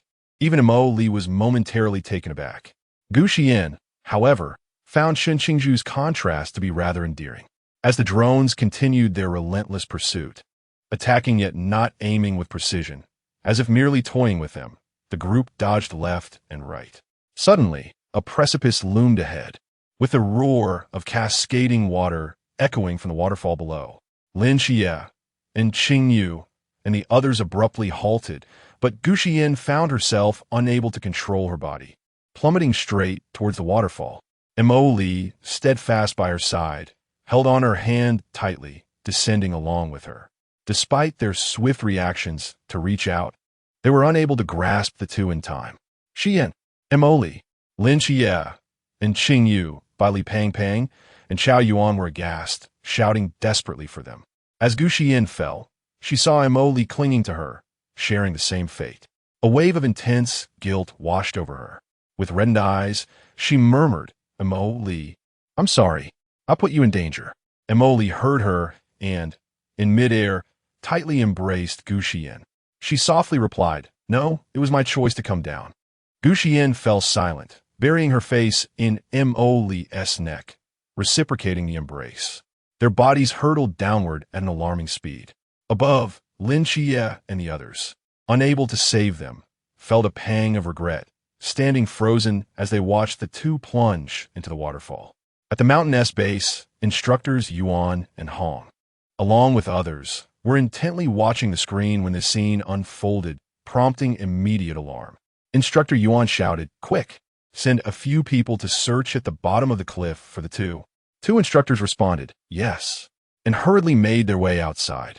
Meanwhile, those who had been eliminated gathered around the screen, their faces etched with concern upon witnessing the fall. Shun Qingzhu was among them. Seeing Gu Xiyan and Mo Li plummet filled him with anxiety. Upon hearing Instructor Yuan's command, he urgently pleaded, Instructor Yuan, let me join as well. Every additional person counts. Not possible. Your physical strength has not significantly recovered. Your presence would merely cause disruption. Remain here and stay put. However, both Instructor Yuan and Instructor Hong simultaneously rejected this notion. With no alternative, Shun Qingzhu could only anxiously await. As he was unfamiliar with the terrain and had only glimpsed the two individuals plummeting down the waterfall via the screen, without following the instructors, he had no sense of direction. His subordinates, witnessing his distress, hurried to offer him comfort. Brother Shun, do not worry too much. There is a river below. They will be fine. Indeed, they surely are safe. Yes, Brother Shun, Li Jia and Li Liang are correct. You should remain here. Meanwhile, Lin Xie and her companions stood dazed at the cliff's edge for a moment. And Qingyu calmly spoke, there is water below. They should be unharmed. And the instructors will surely send someone to search for them. Let us continue with our training. Nonetheless, each of them felt a tumult of anxiety, especially since Gu Xiyan and Mo Li had nearly exhausted their energy. With no other option, they pressed onward. Bai Li, the plump one, kept glancing back. Lin Xie and Qingyu were in no better state, and even Chao Yuan felt a pang of guilt. Before long, The instructors responsible for searching for Gu Xiyan and her companion, accompanied by several soldiers, found the two unconscious at a shallow bank. "Here, over here, we found them," a voice cried out, rushing toward the two fallen figures. Upon hearing this, the instructors hurried toward the sound. An sumasuldia lifta amakauli. When the instructors arrived, they too breathed a sigh of relief and instructed another soldier to carry Gu Xiyan, saying, "Quickly take both back to let the doctor examine them for any injuries." "Yes," replied the soldier, who was assisting Amoli as he also carried her. The two instructors, along with their team, hurriedly transported the pair back, seeing both women return safely. Instructors Yuan and Hong exhaled deeply.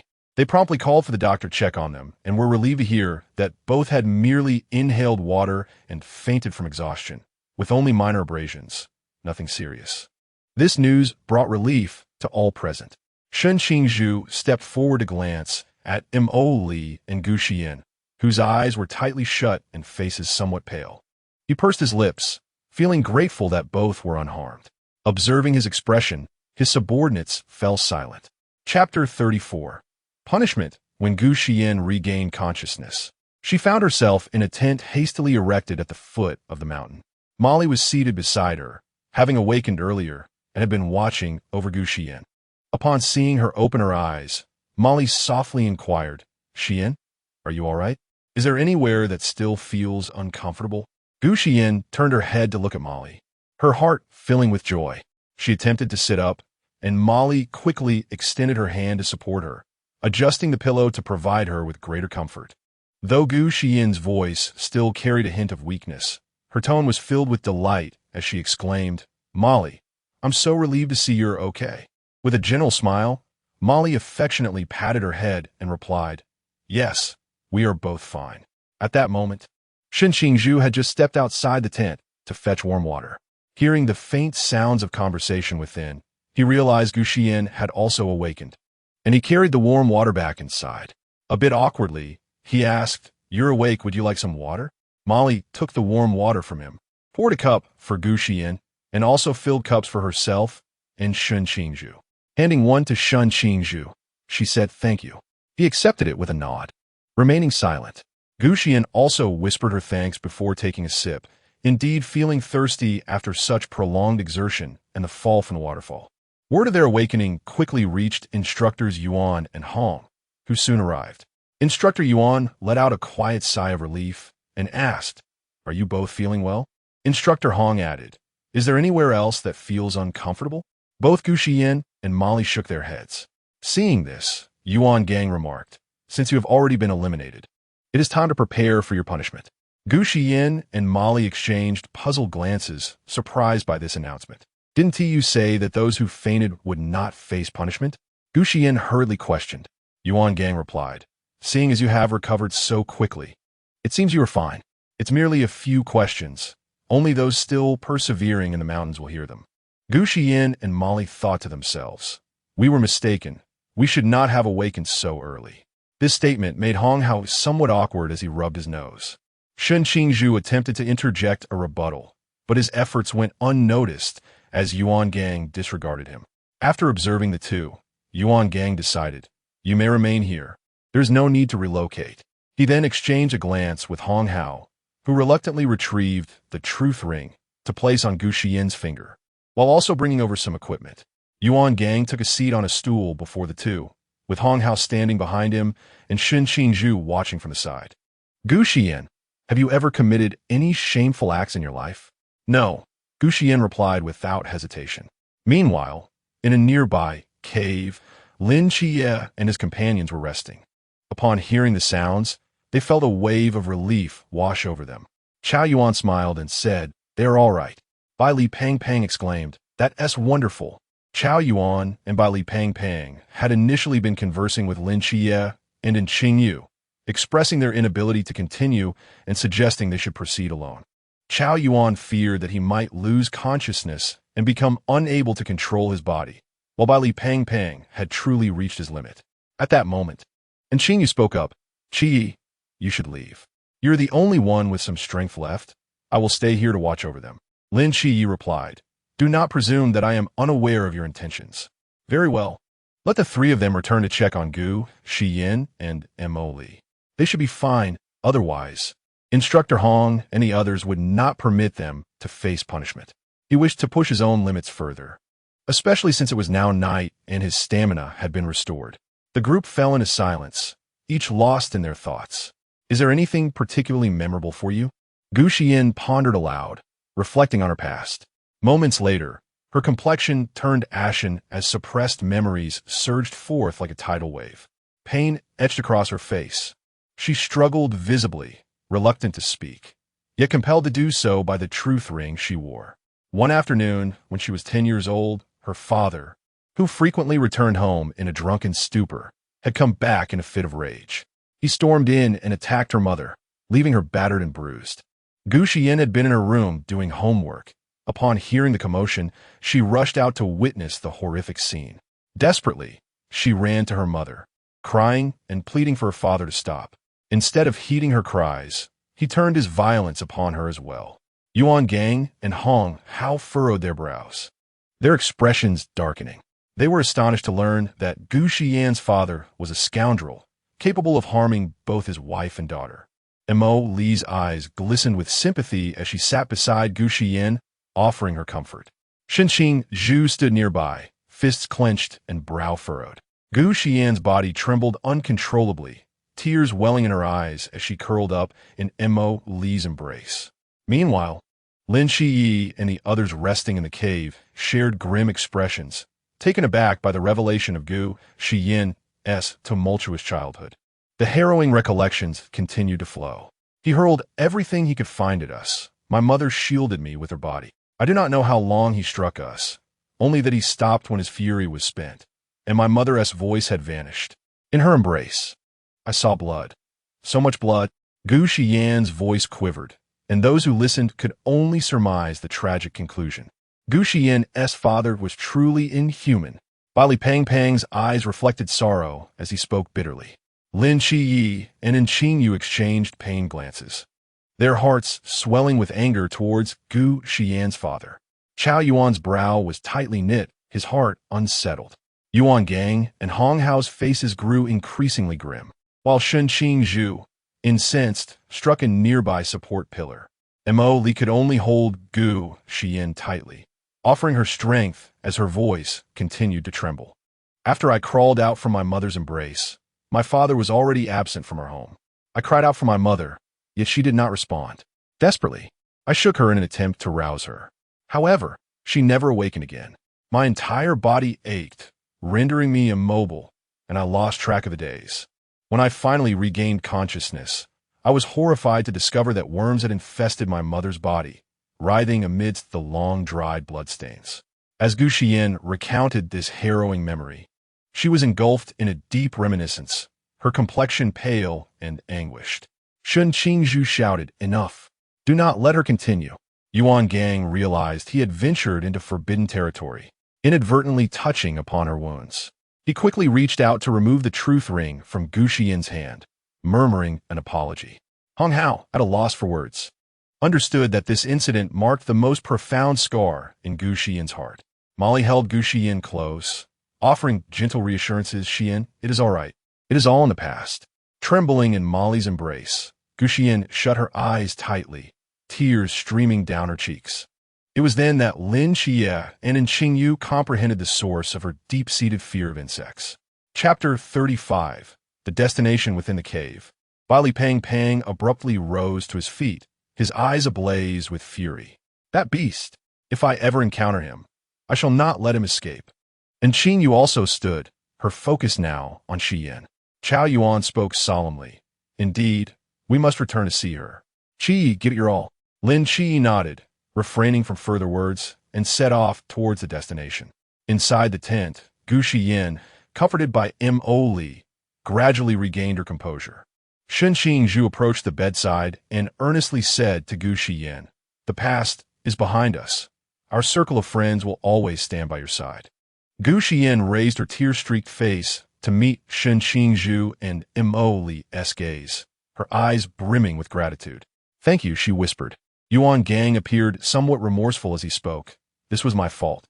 I should not have forced you to partake in this game. Gu Xiyan managed a faint smile, her tear-stained visage softening the moment. It's all right. Expressing it is a relief. This has been a lingering worry of mine.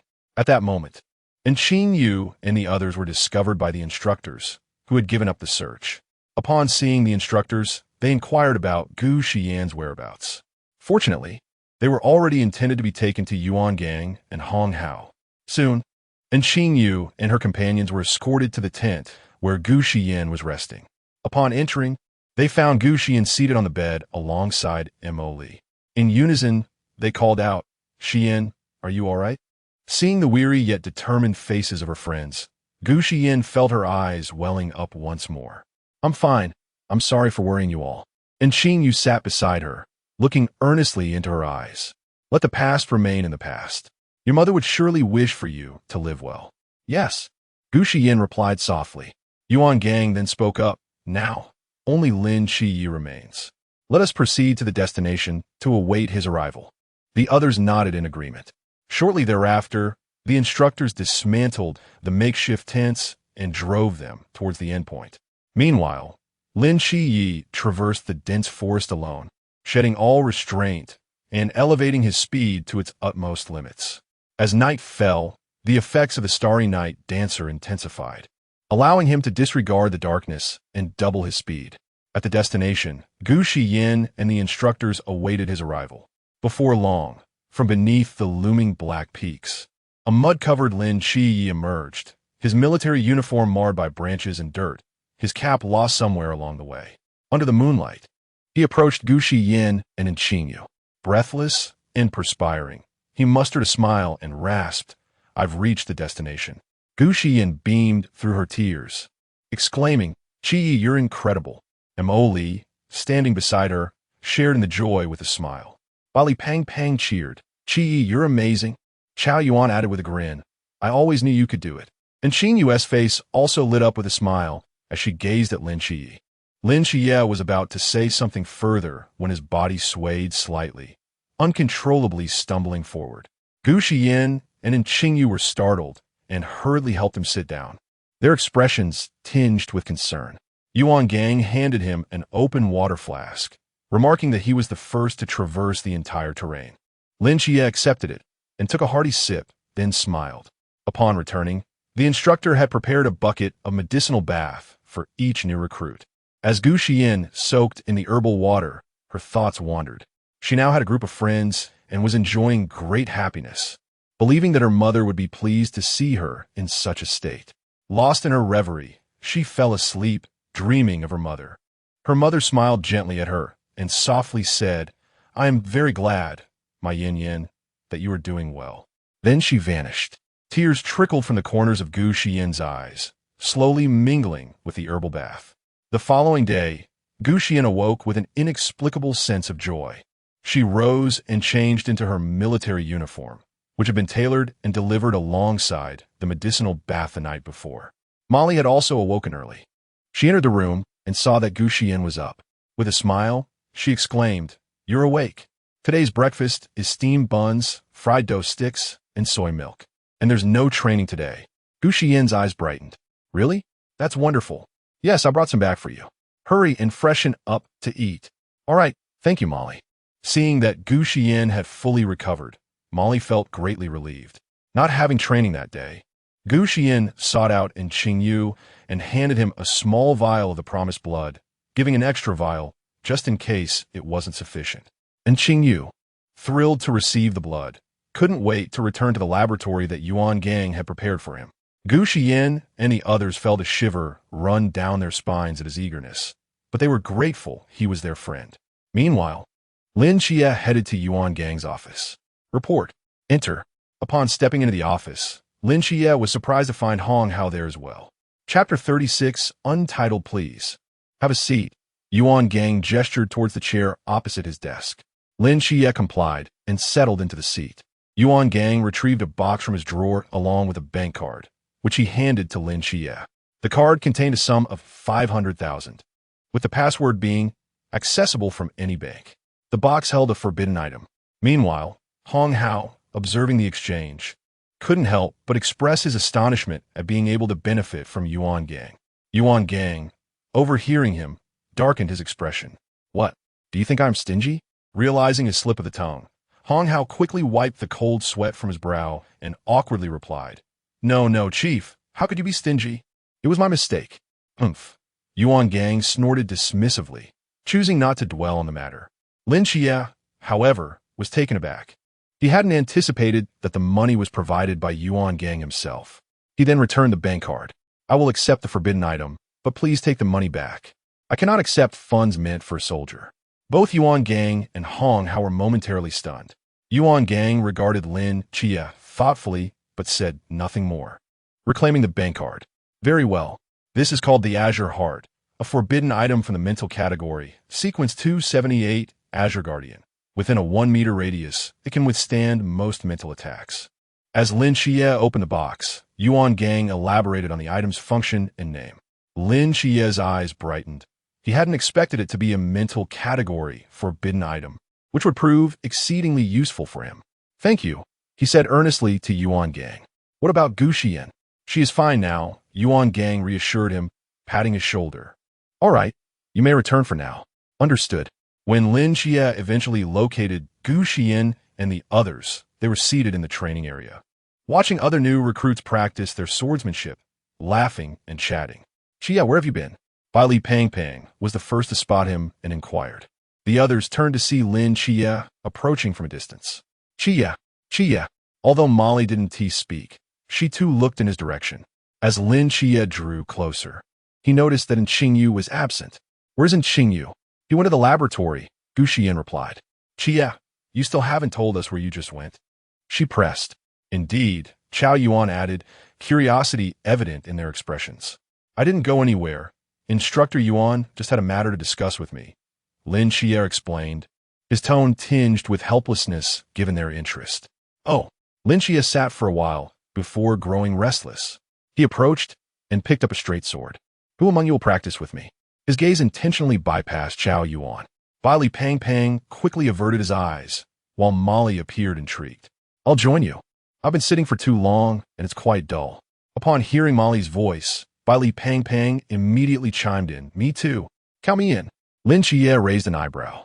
Then why didn't you speak up earlier? Is it only when Molly speaks that you become eager? Molly, unfazed, stepped forward and selected a broadsword. Bai Li Pang Pang awkwardly scratched his head, chuckling sheepishly and pretending to be oblivious.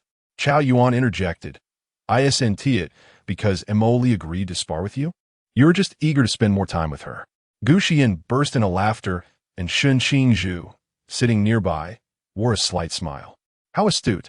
Bai Li Pang Pang, somewhat annoyed, retorted, You, Chao scoundrel, as he approached him. Chao Yuan, not one to remain stationary, quickly evaded him. And soon the two were playfully tussling. Not far away, Yuan Gang and Hong Hao observed this heartwarming scene with smiles, reflecting on the passage of time.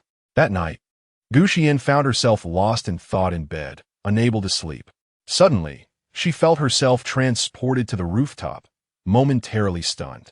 Before her stood Lin Xie and Nix. Gee, Goddess Nix?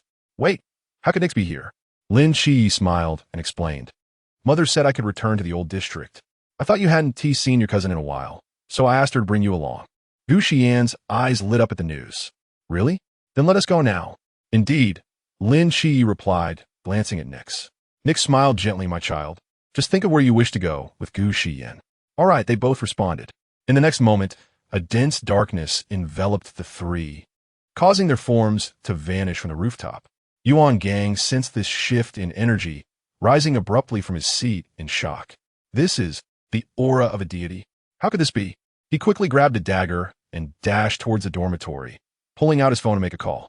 Meanwhile, Gu Xiyan and Lin Xie felt as if, in the blink of an eye, they had arrived atop a building in the old district. The familiar streets filled them with joy. Suddenly, a bowl slipped from Yang Jin's hands, shattering on the ground. A glint of cold light flashed in his eyes as he kicked at the little black dog and shot at a glare. The dog promptly closed its mouth but continued to gaze toward the distant rooftop. Lin Xie noticed Yang Jin picking up the broken bowl while his aunt emerged with a broom to clean up. Why is this a gene so clumsy? Lin Jie chucked it softly. Gu Xiyan followed his gaze. Is that your brother and aunt? I've heard you mention him before. Yes, he confirmed. Nix, puzzled, asked, is he your friend? Lin Yi shook his head. No, he has family. Let us go visit Gu Xiyan's home. The group shifted to another building. Yang Jin looked out the window, murmuring, outer deity? How could it be beside my brother? And that girl's aura? Gu Xiyan then spotted her cousin, who was seated on the sofa, holding a photograph. Her expression was somewhat melancholic as she gently caressed the image of the person depicted. It was a photograph featuring 3 individuals, a tall man standing in the center, with the petite Gu Xiyan on his right and her cousin Su Anren on his left. Her hand lingered on the faces of the man and Gu Xiyan. Gu Xiyan, with her lips pressed together, quietly observed the scene. The man was their uncle, Su Mo, the father of her cousin. After a prolonged silence, Gu Xiyan finally spoke. Chia, Nix, let us return. Lin Chia was at a loss for words and simply nodded. Nix then guided the 2 back to the training camp. Upon turning around, they unexpectedly encountered Yuan Gang, who had been waiting for an indeterminate time. Both Lin Chia and Gu Xiyan were taken aback. Gu Xiyan instinctively hid behind Lin Chia. Nix looked at Yuan Gang and inquired curiously, is he also your friend? Well, sort of. Lin Chia coughed lightly. Yuan Gang rose to his feet, exuding a formidable aura of spiritual energy, and calmly addressed Nix. I am Yuan Gang, Vice Captain of Team 006 of the Night Watchman stationed in the capital. May I inquire your esteemed name? Nix. Ah, so it is your Excellency, the Goddess of Night. He then inquired about her purpose for being there. Upon hearing that she was there to find her son, Yuan Gang was momentarily taken aback. Lin Chia hurriedly interjected. She is here to find her agent, cleverly diverting the conversation. Ultimately, Lin Chia became the dual deity's agent. However, there was still a lingering question for Yuan Gang. He turned to Gu Xiyan, who was still behind Lin Chia, looking rather lost. I can understand that Lin Chia is the agent of the Goddess of Night. But why are you here, Gu Xiyan? Gu Xiyan, feeling uncertain behind Lin Chia, poked him gently in the back, signaling for him to provide an excuse. Lin Chia's mind raced. Xiyan. She couldn't sleep, so she came out for some fresh air and happened to run into me. And then we both encountered the Goddess of Night. Yuan Gang seemed skeptical, narrowing his eyes. Is that so? Yes, yes. Gu Xiyan quickly nodded in agreement. All right then. Hurry back to sleep and avoid wandering around outside. Despite his disbelief, it appeared there was no substantial fault in their story. Both Gu Xiyan and Lin Chia exhaled in relief and promptly turned to leave, anxious that Yuan Gang might call them back if they lingered even a moment longer. Chapter 37. The new abilities of Xingyu. After Yuan Gang and the others departed, the call was redialed to inform that the deity encountered was Nix, the Goddess of Night, along with details of the communication that transpired. Nix was subsequently included in the sequence of discovered deities, designated as Sequence 043, Nix, the Goddess of Night. In delightful news, Xingyu had emerged from his laboratory. Gu Xiyan and Lin Chia rushed over to greet him. Lin Chia exclaimed, at long last, you have decided to step out. How did it go? All eyes were fixed upon Xingyu, eagerly awaiting his response. It had been over 2 weeks since that day. The 136 team had also delivered some enigmatic corpses. With a beaming expression, Xingyu announced, I have analyzed Xiyan's blood and extracted 2 abilities from it. Lin Xie and the others' eyes sparkled with intrigue. Shen Qingzhu voiced the collective curiosity. What are they? Gu Xiyan possesses quite a few abilities. Without further ado, Xingyu replied, healing and shielding. Excellent. Lin Xie was elated. Li Pang excitedly thumped his thigh. Healing and shielding. These abilities are incredibly practical. They could save lives in critical moments. And Xingyu continued, I have also optimized these 2 abilities. The healing capability not only accelerates the rate of wound recovery, but can also cure some complex ailments. The strength and duration of the shield have been significantly enhanced as well. Upon hearing this, the eyes of Lin Xie and the others shone with astonishment.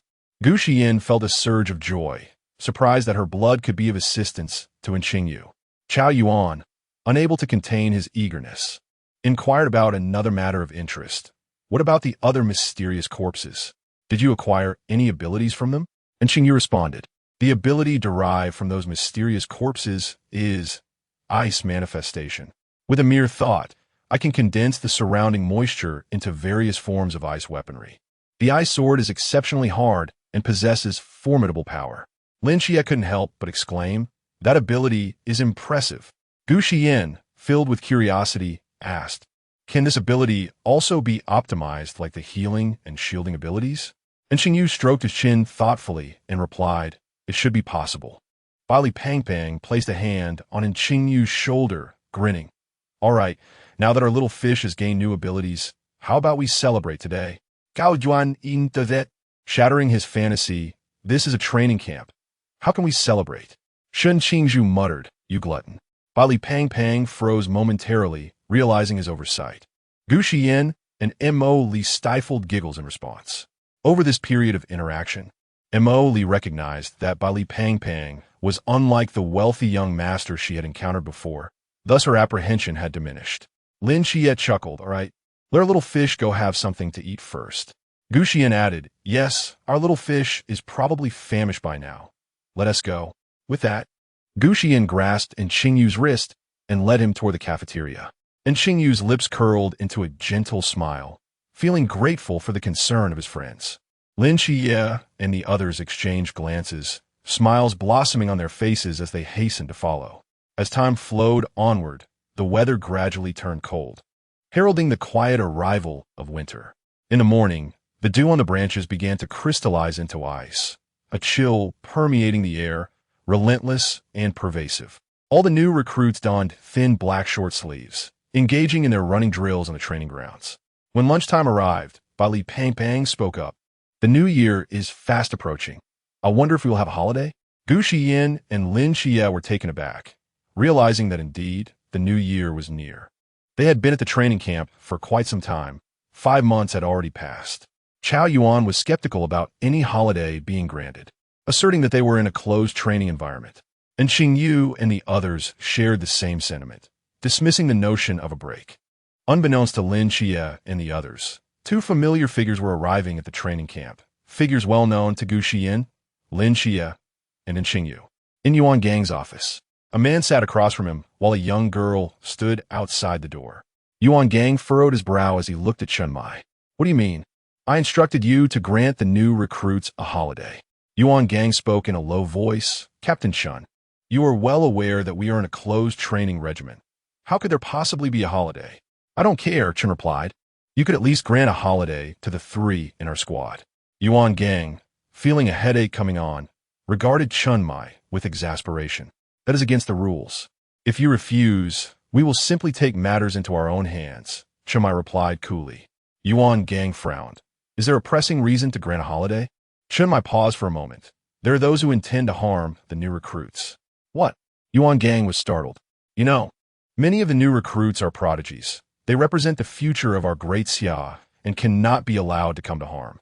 Not to mention, there is a divine agent of great Xia among them, as well as one with dual divine agents. Yuan Gang's expression shifted.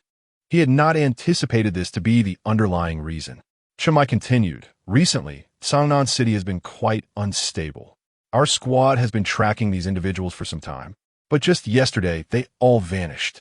I suspect they are targeting this training camp.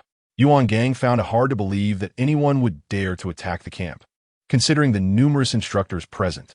Just the young heir of the Bai Li family alone had a bounty of 800 million on the black market. That was no trivial sum, a figure that could drive many to act recklessly. Do you think this training camp is impenetrable? Yuan Gang remained silent. The 2 conversed for a considerable time within the office. A sharp whistle pierced the air of the training camp. Gu Xiyan and Lin Xie exchanged puzzled looks, finding it odd to be called for assembly at this moment. Nevertheless, they joined all the other recruits in gathering. Indeed, over this period of training, you have all grown significantly. As they listened to Instructor Hong's words, Gu Xiyan and Lin Xie were taken aback, having just discussed the lack of a holiday, only to be informed moments later that they would be granted 4 days off for the new year, although they were not permitted to leave Sangnan City. And Xingyu furrowed her brow, sensing that this holiday was far from a mere respite for the new year. There was something peculiar about this break. Lin Xie shared her sentiment, exchanging a knowing glance with Qingyu. The joyous atmosphere among the others dissipated upon hearing this. Soon enough, their suspicions were confirmed when Instructor Hong distributed the Starblade. Everyone boarded the bus, and as it ventured beyond the confines of the training camp, a chorus of astonished exclamations erupted from the new recruits. I have broken through," one recruit exclaimed, rising in exhilaration. "Oh, me too," Gu Xiyan echoed, and soon several others joined in the jubilation. Bali Pang even suggested a celebration, and this time, no one opposed him, for they were on holiday. I express my gratitude to Ouyang Ishi for the flowers, and to Duoyin Buji for the love that fuels this endeavor. I appreciate all who read this novel. I am aware that my writing may not be perfect, yet I strive earnestly. Chapter 38. Under attack and counterstrike as joy enveloped everyone. 5 missiles sliced through the clouds, 2 of which were aimed directly at the bus carrying the new recruits. "What is that?" a recruit exclaimed, pointing out of the window. The others turned to gaze in the direction he indicated, clearly discerning the silhouettes of the missiles. Instantly, the jubilant cheers were stifled, as if a hand had clasped tightly around their throats. "Misil, quickly get down." Instructor Hong's voice roared within the bus. Before he could take action, a long spear, engulfed in a rose-colored flame, shot forth from a distance, racing toward one of the missiles with astonishing speed. Boom! A deafening explosion erupted, and a fireball blossomed in midair. Meanwhile, the other missile was intercepted by Qingyu, who wielded his newfound power to solidify ice into a weapon. An ice sword hurtled toward the missile at breakneck speed, striking it with perfect accuracy. Another tremendous explosion ensued as the ice sword shattered into countless fragments, causing the missile to detonate prematurely. The searing shockwave sent icy debris scattering in all directions. In that very moment, the shattered remnants of the missile and ice shards were propelled outward as if by an unseen force, flying with incredible velocity. A dazzling rain of metallic fragments cascaded down, glinting like a swarm of frenzied bees, hurtling toward the bus. In response to this sudden assault, Lin Xie and Gu Xiyan instinctively sprang into action after Qingyu's strike. Lin Xie activated the Dark Abyss, unleashing an overwhelming darkness that emanated from him, rapidly enveloping the entire bus in a hemispherical shroud. Countless missile fragments were consumed by the darkness, and any that slipped through were thwarted by Gu Xiyan's protective shield. Simultaneously, Gu Xiyan conjured her shield, a radiant violet light erupting to form a colossal barrier, as formidable as an unassailable fortress safeguarding the bus. This shield radiated a powerful energy wave, successfully repelling the metallic debris raining down, ensuring that not a single fragment pierced the bus's interior. The simultaneous efforts of Lin Xie and Gu Xiyan provided the bus with double-layered protection, completely neutralizing the missile threat. Once Lin Xie noted that the remaining debris was blocked by Gu Xiyan's shield, he dispelled his dark power. Upon doing so, he realized his back was drenched in cold sweat, and his vision began to blur. After conjuring the shield, Gu Xiyan sensed Lin Xie's distress and hurried to his side to initiate healing. And Qingyu, standing close by, also received her attention, as she momentarily forgot that his new ability included healing as well. A gentle violet light flowed around them, swiftly stabilizing their conditions. Lin Xie, in particular, felt his dizziness dissipate, though his complexion remained somewhat pale. The other recruits in the vehicle were momentarily engulfed in darkness before a sudden brightness illuminated their surroundings, revealing a massive, pale purple shield. Instructor Hong quickly reacted, rushing towards the group.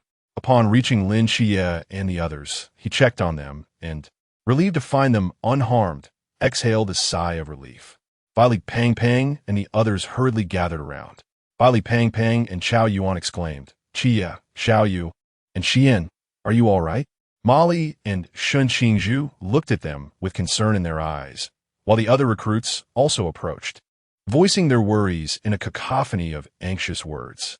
Gu Xiyan, Lin Xie, and Qingyu spoke in unison, "We're fine, don't worry." Turning their gazes to the outside of the vehicle, their expressions grew somber. This holiday was indeed anything but ordinary. Meanwhile, the remaining 3 missiles were directed towards the training camp but were thwarted. Yuan Gang stood amidst the flames, his face clouded with fury as he clenched his fists. The faint golden hue around him yet to dissipate completely. "Commander," a fellow instructor sprinted towards Yuan Gang from a distance. "2 missiles have landed on the recruits' exit route." What? What happened to the recruits? Are they safe? Yuan Gang turned sharply, urgency etched on his face. It seems a member of Team 136 shot down 1 missile, while another was preemptively detonated by Xingyu using her ice sword. The fragments of the remaining missiles were intercepted by Lin Xie and Gu Xiyan, the instructor reported. Upon hearing this, Yuan Gang felt a wave of relief wash over him, coupled with pride. He had not anticipated their rapid growth and swift reactions. Yet, his relief was swiftly replaced by anger upon realizing that Chun Mai's warnings had indeed been true. There was a traitor among them. This revelation also struck the instructor as evidence of internal betrayal.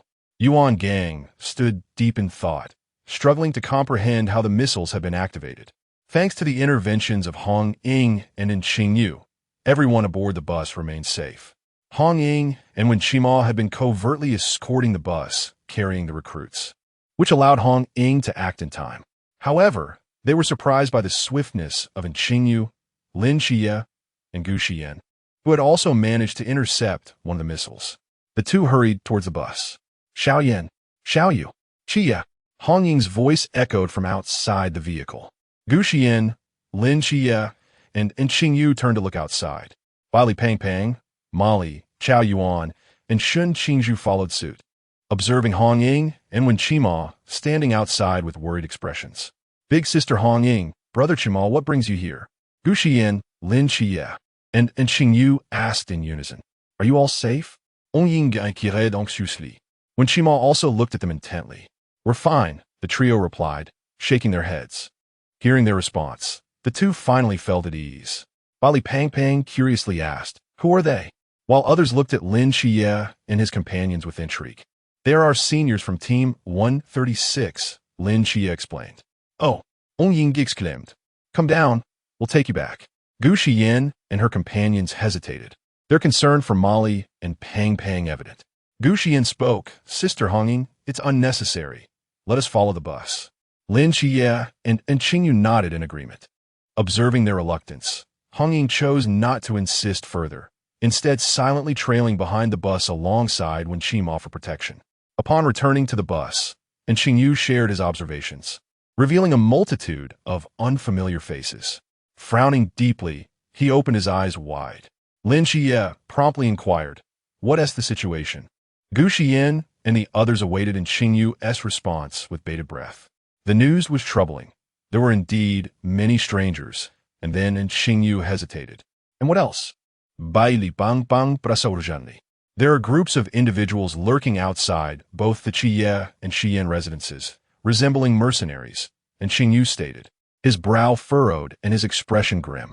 Gu Xiyan and Lin Xie felt a surge of anxiety and panic at this revelation, and the others wore similarly grave expressions. The first thought that crossed their minds upon hearing this was the ancient god sect mentioned by Wang Mian. Shen Qingzhu exclaimed furiously, "These bastards! How dare they lay hands on ordinary people?" And Xingyu intervened to soothe them. "Let us not rush. They have yet to make a move. They are undoubtedly awaiting a signal, and their target is clearly the 2 of you."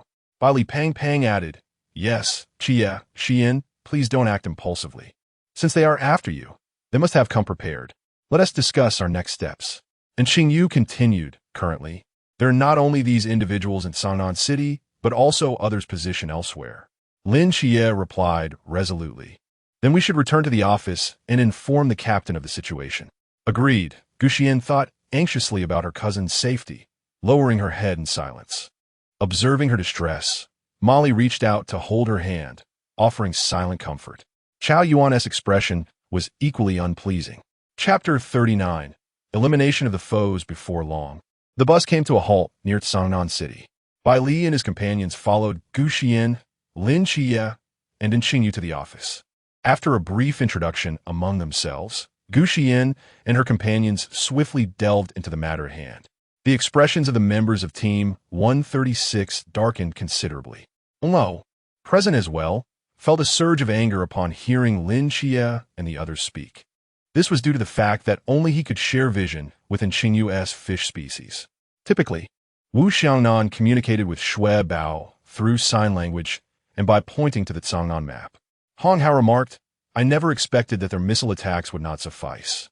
They are resorting to successive backup plans. Chimai added, as far as we know, their targets are merely Qie, Xiaoyan, Xiaoyu, and Bai Li Tuming. And Xingyu was somewhat surprised to discover that he was also among the targets. The others, however, were not taken aback, for Qingyu possessed boundless unknown abilities, and moreover, he could acquire powers through the dissection of corpses. The ancient god sect would undoubtedly be drawn to such capabilities. It was at this moment that Lin Xie and his companions comprehended the true reason for the holiday, to divide and conquer, thereby preventing harm to the other recruits. Chun Mai spoke solemnly. However, I did not anticipate that these lunatics would resort to abducting ordinary people as leverage. Wu Xiangnan interjected. Such madmen cannot be dealt with using conventional reasoning. Instructor Hong reassured, there is no need for excessive concern. We have already dispatched a portion of highly trustworthy instructors into the city, covertly protecting you.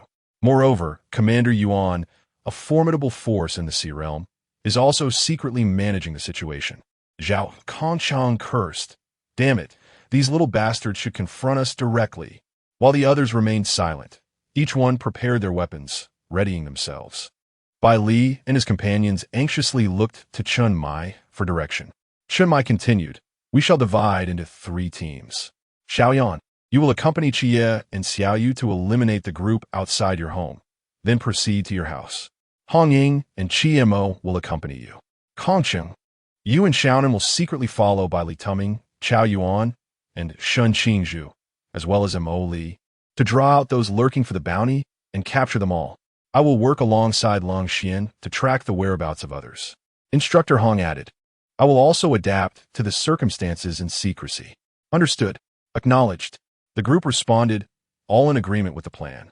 Gu Xiyan and Lin Xie soon arrived at the foot of Lin Xie's building. He sensed the presence of a black van not far from his home, conspicuous even beneath the blanket of snow. 2 individuals were conversing inside and outside the vehicle, holding a walkie-talkie in hand. Exchanging glances, Lin Xie and his companions quickly approached the van.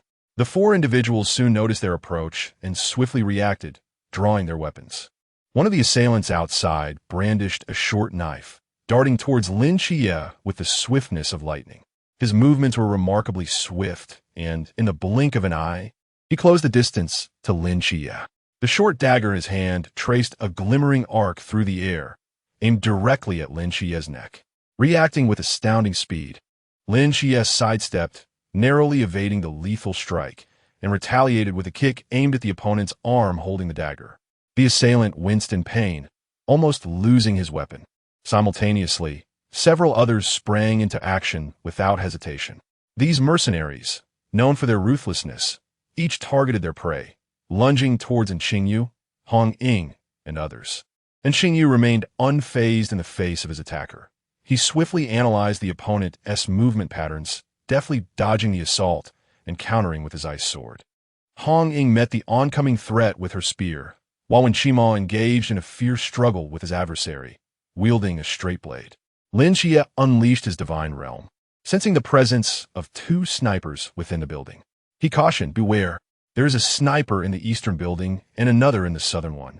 And Qingyu narrowed his eyes, glancing in both directions, while Gu Xiyan remained vigilant, observing their surroundings. Suddenly, a sharp sound pierced the air. 2 bullets simultaneously tore through towards Gu Xiyan's chest and forehead. The others were taken aback, and Qingyu promptly directed his ice sword towards the incoming bullets. Lin Xie utilized his profound realm to shield against the projectiles. Gu Xiyan, momentarily startled, quickly activated a protective barrier. 1 bullet was intercepted by Qingyu, while the other was thwarted by Lin Xie and Gu Xiyan's shield. Hong Ying and Wen Qima sighed in relief, intensifying their attacks. At that moment, another bullet was fired from a different direction, straight towards one of the recently fired shots. In the next instant, a spray of blood erupted from the southern building as a figure plummeted downwards. Han Ying and Wen Qima were not surprised. Well aware of the shooter's identity, Lin Xie and Qing Yu and Gu Xiyan were initially astonished. Then they recalled Long Xian. Lin Xie cast a glance towards that direction, where hundreds of meters away atop a towering building, a man clad in black lay in wait, the muzzle of his sniper rifle still emitting wisps of smoke. Indeed, the first one, Long Xian murmured. He adjusted his aim towards the eastern building, swiftly firing a second bullet before the shooter had a chance to reposition. Bang! Another individual was sent tumbling from the building. The last one, Long Xian lifted his gaze towards Lin Xie and the others. They exchanged knowing looks, quickly rearranging themselves to shield Gu Xiyan in the center. Seeing this, Gu Xiyan invoked her divine realm, protecting all beings, grief. As the divine realm manifested, the members of the Scorpion Squad were overwhelmed with uncontrollable sobs, their attacks faltering. Drawing from previous experience with indiscriminate assaults, she expertly managed to exert control. Seizing this opportunity, Han Ying and her companions swiftly eliminated their foes. Once the chaos subsided, Lin Xie's hands trembled slightly. He suddenly dashed to the side, crouching and retching uncontrollably. Gu Xiyan, upon witnessing the lifeless bodies and the pools of blood, found herself in a state of distress, retreating to a corner to dry heave.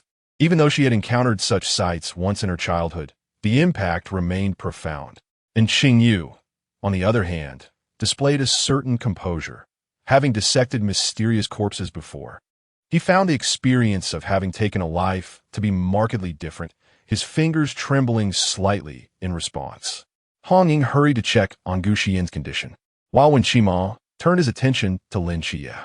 After a considerable time, the two managed to regain their composure, though Gu Xiyan could not bring herself to look at the bodies any longer. Lin Xie, however, had truly composed himself, as it was they who had first intended to harm his family. Chapter 40. The Fury of Gu Xiyan. Meanwhile, the three individuals approaching Gu Xiyan's residence sensed the demise of their comrades. "Damn it, the target has appeared," a gruff voice exclaimed. "Scorpion 3 and the others are utterly useless. They were merely a handful of youngsters," remarked another man, his face marred by scars. "Let us not be so hasty in our judgments. Each of them possesses remarkable capabilities," Scorpion 1 replied solemnly. "Nevertheless, we are fortunate to have a contingency plan." "Are you referring to the woman in that house?" questioned Scorpion 6, the one who had spoken first. Scorpion 1 nodded slightly. "Let us proceed swiftly." "Understood." The trio responded in unison, hastening towards Gu Xiyan's home. At this moment, Long Xian observed the unfolding scene and quickly activated his earpiece, addressing his companions. "This is bad. You must act quickly. They are heading toward Xian's house." Gu Xiyan's pupils constricted sharply as she pivoted and dashed towards her home. Lin Xie and the others also changed their expressions, swiftly trailing behind Gu Xiyan. As Scorpion 1 and his two companions reached the ground floor, they noticed the lights still glowing above. Just as they lifted their feet to ascend the corner staircase, a clear voice resonated in their ears. Gu Xiyan was utilizing her utmost speed to reach her home. Lin Xie and the others closely followed in her wake. When they were merely a short distance from her house, fearing she might arrive too late, Gu Xiyan shouted towards that direction, "You are looking for me. Do not harm my sister." Even before she arrived, her voice reached the ears of Scorpion 1 and his associates.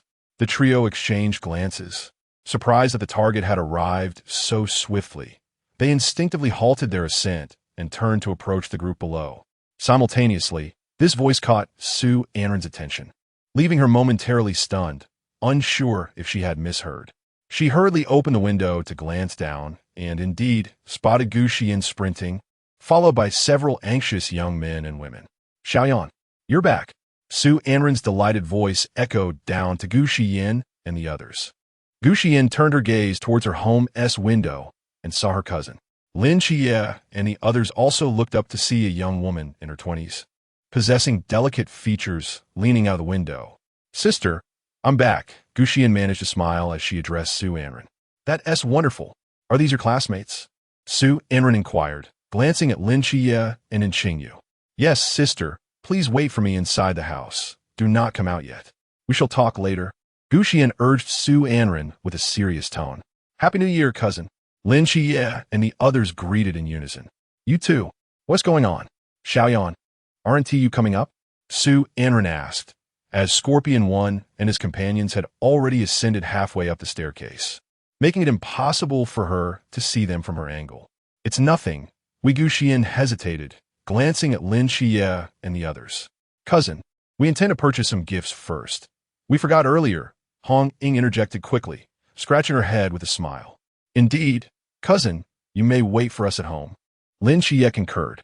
There's no need for extravagance. We lack nothing at home. Sister, please, just listen to me. Gu Xiyan's voice involuntarily rose. Su Anren was taken aback. It was the first time Gu Xiyan had spoken so loudly to her. Su Anren found Gu Xiyan's current demeanor quite peculiar, yet she refrained from voicing her thoughts, nodding obediently as she closed the window, though she left it slightly ajar, keeping a wary eye. Caught up in joy earlier, she now pondered Gu Xiyan's words. Who was she referring to? What did she mean by needing to find someone? Burdened with uncertainty, she quietly peered down from the window. Seeing Su Anren obediently close the window, Gu Xiyan and the others let out a sigh of relief, their gazes locking onto the three scorpions. Gu Xiyan's expression was one of fury. Had looks been lethal, they would have perished instantly. Who would have thought this little girl possesses such audacity? Scorpion 5 jested. Even if she is but a child, she remains an envoy of the divine, Scorpion 6 added. They arrived rather swiftly, Scorpion 1 scoffed, exchanging glances with Scorpion 5 and 6. Both drew their daggers, and Scorpion 6 swiftly lunged at Gu Xiyan. Su Anren's heart raced at the sight, her pupils dilating as she gasped. Xiaoyan, who were these people? How had Xiaoyan gotten entangled with them? She had intended to descend, but recalling Gu Xiyan's words, she realized her presence would offer no assistance. She could only stand by anxiously. Amidst the chaos, Gu Xiyan remained remarkably composed, her gaze fixated on Scorpion 6. Just as Scorpion 6's attack was about to connect, she swiftly dodged to the left, evading the deadly strike with ease. Simultaneously, Xingyu brandished her ice sword, a glint slicing through the air as it met Scorpion 6's dagger. The clash resonated with a resounding clang, the ice sword and dagger colliding with a crisp sound. Meanwhile, Lin Xie and Hong Ying engaged with Scorpion 5's dagger. Both Scorpion 5 and Scorpion 6 were seasoned warriors, their close-quarters combat skills formidable and their strikes ruthless. Scorpion 5 parried Lin Xie's dual blades, rolling away just as Hong Ying launched her attack. Seeing Gu Xiyan evade the dagger aimed at her, Su Anren felt a wave of relief wash over her, yet her focus remained intensely on the unfolding battle. Scorpion 1 merely observed, making no move, while Wenshima kept a watchful eye on him. Gu Xiyan calmly drew her pistol, aiming at Scorpion 6's abdomen and firing. Scorpion 6, entangled within Xingyu, was startled and swiftly evaded, though his arm was struck, narrowly avoiding a critical injury. He gasped, glancing at his wounded arm, his eyes narrowing dangerously as he glared at Gu Xiyan. Damn it, you little brat. Scorpion 1, what are you waiting for? Act now. Scorpion 5, pressured by Hong Ying and Lin Xie, shouted in urgency. Scorpion 1 silently cursed under his breath. Useless. Then, he lunged towards Gu Xiyan, who had been the focus of Wenshima's attention. As soon as the man moved, so did Wenshima, wielding his straight knife to slash at the palm reaching for the target, causing the man to hastily retract his hand. Meanwhile, his other hand brandished a folding knife. Advancing toward Wenshima, on the upper floor, Su Anren was taken aback to discover that Gu Xiyan possessed a firearm, standing frozen in disbelief. Gu Xiyan surveyed the scene, her inner fury intensifying rather than subsiding. Guarding all beings, the cycle of 6 realms, judgment. The usually crisp voice now bore a hint of raspy anger. The wheel of 6 realms emerged behind Gu Xiyan, a faint purple light tinged with black radiating from it. Simultaneously, heavy, ancient iron chains surged forth, ensnaring the 3 men. Scorpion 1's pupils dilated in shock. Just as he attempted to roll away, the iron chains firmly bound him. Scorpion 5 and Scorpion 6 met the same fate. writhing futilely in an attempt to break free from the chains. Extreme ice hell. As the words left her lips, a formidable force gripped the three, as if an invisible giant hand was pulling them towards a black hole that had suddenly appeared beneath them. The abyss seemed to devour all. Their bodies plummeted rapidly into the darkness, the only sounds being the whistling wind and their terrified screams. Fear filled their eyes as they beheld the extreme cold below. What was this?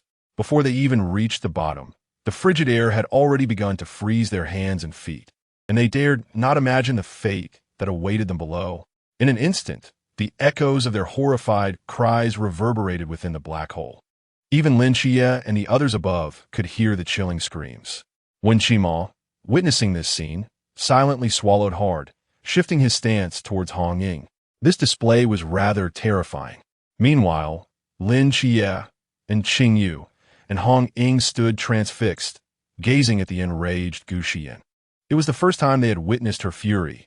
She was usually so calm and gentle. Ling Xian, observing from a distance atop a tall building, allowed a slight smile to grace his lips. This young girl had grown. Su Anren, rendered speechless, could only stare wide-eyed at the Wheel of Six Realms behind Gu Xiyan. What kind of military academy had she attended? Chapter 41. The absurd truth from the balcony of a second-floor apartment not far from the old town. Yang Jin observed the scene before him, softly murmuring, "So she is the representative of the Earth Mother. No wonder her aura feels so familiar." Woof! The Earth Mother? As she returned, Little Black, the mischievous creature, fixated on the unfolding events. Unclear, Yang Jin replied. Logically, she should not return so soon. However, this moment cannot truly be considered a return. Woof! What does that mean? Little Black gazed at Yang Jin with confusion. Yang Jin shook his head, choosing not to elaborate further. After a moment, Yang Jin suddenly spoke again. By the way, did you eat something unsanitary recently? Little Black paused, then scampered inside, feigning ignorance. Yang Jin narrowed his eyes, glaring at the creature with a sense of danger. Did I not warn you against consuming unclean food? What if it upsets your stomach? Little Black froze, quickly turning back, and with a pleading expression, stuck out its tongue towards Yang Jin. Woof! Yang Jin regarded its antics, ultimately conceding. This is the last time, he said, exasperated. Little Black appeared rather foolish. Unable to endure the sight any longer, Yang Jin turned and walked back indoors. When Gu Xiyan finally managed to pull the three individuals up, they had been frozen into ice sculptures, yet there remained a faint pulse of life within them. Lin Xie and Qing Yu exchanged glances. Clearing his throat gently, Lin Xie approached Gu Xiyan, speaking softly Xiyan that, just as the words left his lips, he found himself at a loss for what to say next. Gu Xiyan had regained her composure, her body trembling slightly. They are alive. I can still inquire. With that thought, she retracted her divine artifact and then sat down heavily on the ground. The ice encasing the three individuals melted away, leaving them sprawled on the ground, gasping for breath, appearing more exhausted than invigorated. Startled, Lin Xie and Qing Yu rushed forward, asking what happened. It's nothing, just needed to sit for a moment. Gu Xiyan replied, shaking her head, seeing that she was indeed fine, and Qing Yu nodded at Lin Xie and the others, who then exhaled in relief. At that moment, Hong Ying and Wen Qimo stepped forward to question the group. How many of you are there? Having been tormented to the brink of despair. The individuals were eager for a swift resolution and cooperatively divulged all pertinent information, albeit haltingly. Observing this, Hong Ying and Wen Qimo resolved to grant them a swift end. From their revelations, they learned of two Surrealm beings and a divine agent of Medusa, one River Realm being, along with several foreign mercenaries. Hong Ying and Wen Qimo unearthed a silver plaque that had fallen from the body of one of the captives. They exchanged glances, recognizing that any item placed upon them must possess significance, thus deciding to bring it back to their leader for examination.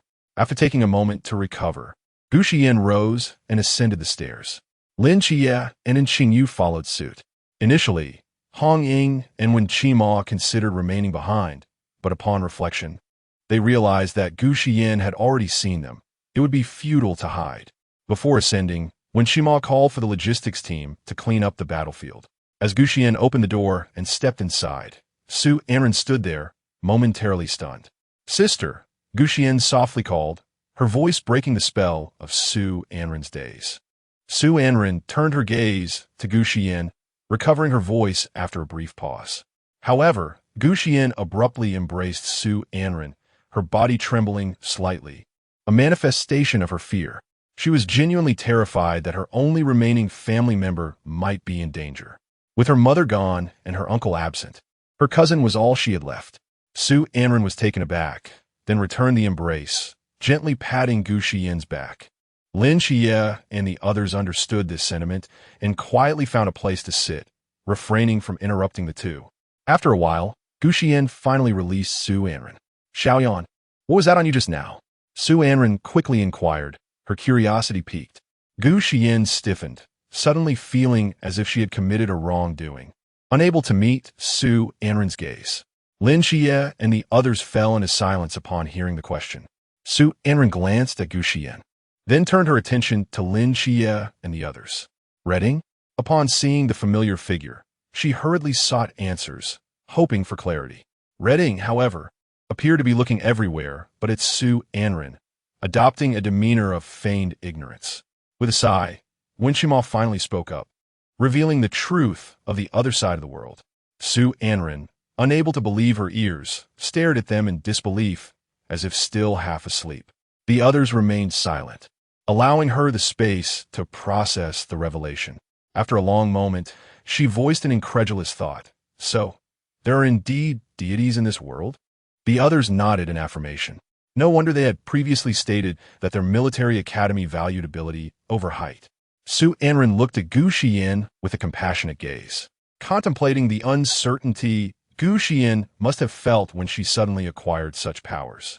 Gently, Su Anren reached out to touch Gu Xiyan's head, only to realize with surprise that Gu Xiyan had grown significantly taller. Xiaoyan, you've grown. She had intended to express something else, but those words slipped out instead. Gu Xiyan was momentarily taken aback, not having realized that her training had led to her growth. She turned to Lin Xie and the others, Reading and the others, too. Only now noticed Gu Xiyan's height increased due to Su Anren's comment. Indeed, you've grown quite a bit, Wenshima remarked. Reading approached and tousled her hair, exclaiming, Wow, it's true. I hadn't noticed until now. Lin Xie and Xingyu also recognized the change, having focused solely on their training during their time together. With this newfound knowledge, Gu Xiyan felt a surge of joy. She had finally grown taller. Sister, you stay safe at home. We'll go deal with the enemies first. Then we can celebrate the new year together, Gu Xiyan reminded Su Anren, recalling the impending threat. Reading chimed in, Anren, we'll come to celebrate the new year with you tomorrow. Lin Xie and Xingyu and Wenshima all turned their attention to Su Anren, now aware of everything, understood that they still had matters to attend to. Her anxious gaze swept over the group, and feeling powerless to assist, she could only offer her prayers. May you return safely. Indeed, we will, they replied in unison before turning to descend the stairs. Su Anren watched their retreating figures, tears glistening in her eyes. As Gu Xiyan and the others reached the ground floor, a resounding crash echoed from afar. They looked up to see a blaze erupting from a tall building. Without hesitation, they hurried towards the source of the commotion. Su Anren, too, caught sight of the flames, her heart racing as she observed Gu Xiyan and the others moving swiftly away. Chapter 42. The Crimson Night, with a thunderous roar, blinding flames erupted from the room, shattering all the floor-to-ceiling windows. Billowing black smoke mingled with searing waves of fire, hurling by Li Pangpang, Chao Yuan, Mo Li, and Shun Qingzhu through the air. Goodness, your bomb is truly formidable, Fatty. It has obliterated the hotel. Gao Yuan et Gulim, gripping his knife as he plummeted towards the ground below. Shun Qingzhu interjected, You fat fool. There are indeed many who wish for your demise. Baili bang bang raturta. What can I say? It's simply my irresistible charm. Emoli cut in. Enough banter. Let us figure out how to land safely. Upon hearing Mo Li's words, Bali Pang Pang ceased his jesting. Stay close to me. Chao Yuan was already beside him, while Shun Qingzhu and Mo Li were positioned on the other side. Ignoring Bali Pang Pang, Shen Qingzhu raised his hand and snapped his fingers. An invisible wall of air materialized, swiftly cushioning their descent. Bai Li Pang was taken aback. He had not anticipated the versatility of the air barrier. Chao Yuan and Mo Li were similarly astonished. Soon, they safely touched down on the ground. Bai Li Pang gave Shen Qingzhu a thumbs up, proclaiming, "Brother, you are truly impressive." Gao Duan A Go, Zemak Ben. Though Mo Li remained silent, her eyes sparkled with admiration. Shen Qingzhu turned away, disregarding their praises, yet for those observant enough, the tips of his ears, concealed beneath his hair, were flushed with a deep crimson hue. Bai Li Pang surveyed their surroundings, his expression turning grave. "This is Gao Duan Zet Ponde, the unrestricted void," Shen Qingzhu remarked. "One elaborate setup. I never anticipated that the Night Watchers would also be involved." Mo Li regarded the figure emerging not far ahead with an impassive demeanor. Bai Li Pang exclaimed, "There's more behind us." Chao Yuan shook his head. "Not just one. There is at least another, the one who has opened the unrestricted void." Bai Li Pang shouted, "How could the Night Watchers be so incompetent? Have they truly succumbed to temptation?" A towering man spoke in a deep voice. "We are no longer Night Watchers. We hail from the sanctuary." Shen Qingzhu and the others exchanged puzzled glances. "Sanctuary?" Chao Yuan elucidated. "The sanctuary is a facility designed to incarcerate those who have committed criminal acts using forbidden grounds, including former members of the Night Watchers who have been expelled. I spent some time there myself." Bai Li Pang sighed. "So you've just been released from prison. However, you have no moral compass, resorting to bombs to blow up a hotel. It seems you have become so blinded by greed that you can see nothing beyond your own interests." The man, incensed by Bai Li Pang's words, retorted, "Do not conflate us with those wild dogs. Our objective is solely you." Shen Qingzhu furrowed his brow, realizing the weight of the implications in the man's statement. The imposing figure fell silent thereafter. With a primal roar, his muscles convulsed violently, his form first stretching up 1/2 meter before shrinking. Ultimately, he transformed into a frail figure, standing merely 1 meter tall. "Is this a real-life Conan?" exclaimed Bai Li Pang in astonishment. Molly shot him an incredulous glance. Instantly embarrassed by her gaze, Bai Li Pang scratched his head and gave a sheepish grin. Shen Qingzhu fixated intently on the man undergoing this transformation. Chao Yuan offered an explanation. The man possessed the forbidden domain of Sequence 214, muscle recombination, which allowed him to compress his muscles at will, achieving a terrifying level of speed and strength. Just as the man prepared to make a move, Zhao Kongsheng and Si Xiaonan emerged from the side. Zhao Kongsheng, his face alight with excitement, declared, "Finally, a chance for me to shine." He unsheathed the dagger in his hand. Si Xiaonan, armed with a pistol, remained vigilant, watching the man approaching from the opposite side. "Go for it, Uncle Zhao. It's all up to you," cheered by Li Pang. Shen Qingzhu muttered, "That fatso." Chao Yuan called out, "Uncle Zhao, Senior Xiaonan." Molly silently edged closer to Si Xiaonan, adopting a protective stance beside her. Zhao Kongcheng laughed heartily. "Don't worry, little fatty. With your uncle here, they can't harm you." The two men exchanged puzzled glances at the unexpected arrival of 2 more people. Yet they dismissed the thought. Their objective remained singular. The emaciated man stomped his foot onto the ground, causing a deep dent to form from the sheer force of his strength. He then shot forth like a razor-sharp arrow towards Bai Li Pang with astonishing speed. In the blink of an eye, a slender fist was mere inches from Bai Li Pang's face. Zhao Kongsheng was equally swift, intercepting the man's punch in an instant. The collision of fist and dagger resonated with a thunderous sound. "Uncle Zhao is so cool. Uncle Zhao is incredible." Chada Bai Li Pangpan. Shen Qingzhu and Molly were equally taken aback by Zhao Kongsheng's remarkable speed, their expressions reflecting their surprise. Si Xiaonan interjected, "Uncle Zhao's forbidden domain is an ultra-high-risk one. Sequence 083, Fleeting Moon of Oblivion." The group was left in stunned silence. Bai Li Pang voiced the question that lingered in their minds, but aren't ultra-high-risk forbidden domains typically found in major cities like Shangjing or within specialized squads? How could Uncle Zhao be in this little town of Tsangnan? This sentiment echoed Molly's thoughts as well. Si Xiaonan replied, Uncle Zhao had not awakened his forbidden domain until he encountered Xiao Yin and Qi Yi. Why? Why did he awaken only after meeting Shi Yin and Qi Yi? Xi Xiaonan bit his lip, recalling how he was rescued by Xiao Yin after using the ghost goddess call. Bai Li Pang Pang and the others exchanged startled glances, realizing they had not anticipated that Lin Qi Yi and Gu Xiyan had encountered something mysterious even before attending the training camp. The circumstances at that time must have been dire. Otherwise, Uncle Zhao would not have resorted to the ghost goddess call. However, what astonished them the most was the revelation that Gu Xiyan had the ability to resurrect others. The influence of the supernatural is well known among all the Night Watchers. However, the Gaunt Man did not anticipate how formidable Zhao Kongsheng would be. Zhao Kongsheng, in turn, was exhilarated, unleashing a series of colossal black crescent blades toward the Gaunt Man, leaving behind ghastly gashes on the ground. The Gaunt Man clumsily evaded, cursing inwardly, bewildered by the monstrosity before him.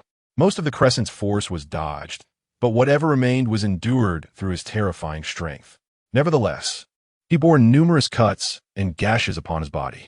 The onlookers, including Bai Li and his companions, were utterly captivated by the scene. Bai Li exclaimed, "Now, wow, Uncle Zhao is truly fierce." Chao Yuan echoed with excitement. Indeed, Uncle Zhao is incredibly cool. Shen Qingzhu and Mo Li silently nodded in agreement. Xi Xiaonan, watching the radiant Zhao Kongsheng, felt a surge of joy. Even Lung Xian, observing from a high building, couldn't help but smile. Both Xi Xiaonan and Lung Xian simultaneously thought, "Uncle, welcome back." The Gaunt Man shouted to another man, "Are you just going to stand there? Are you waiting for me to die before you act? Damn it." Bai Li and the others quickly shifted their focus upon hearing this. The other man, expressionless, drew a knife from behind, while two more knives seemingly gripped by an invisible force followed suit. Mo Li, wielding her katana, locked eyes with him, and Chao Yuan readied his own blade. Shen Qingzhu raised her hand, preparing to deliver a decisive blow. Bai Li stood behind them, still clutching his great sword, while Xi Xiaonan, armed with dual pistols, remained vigilant.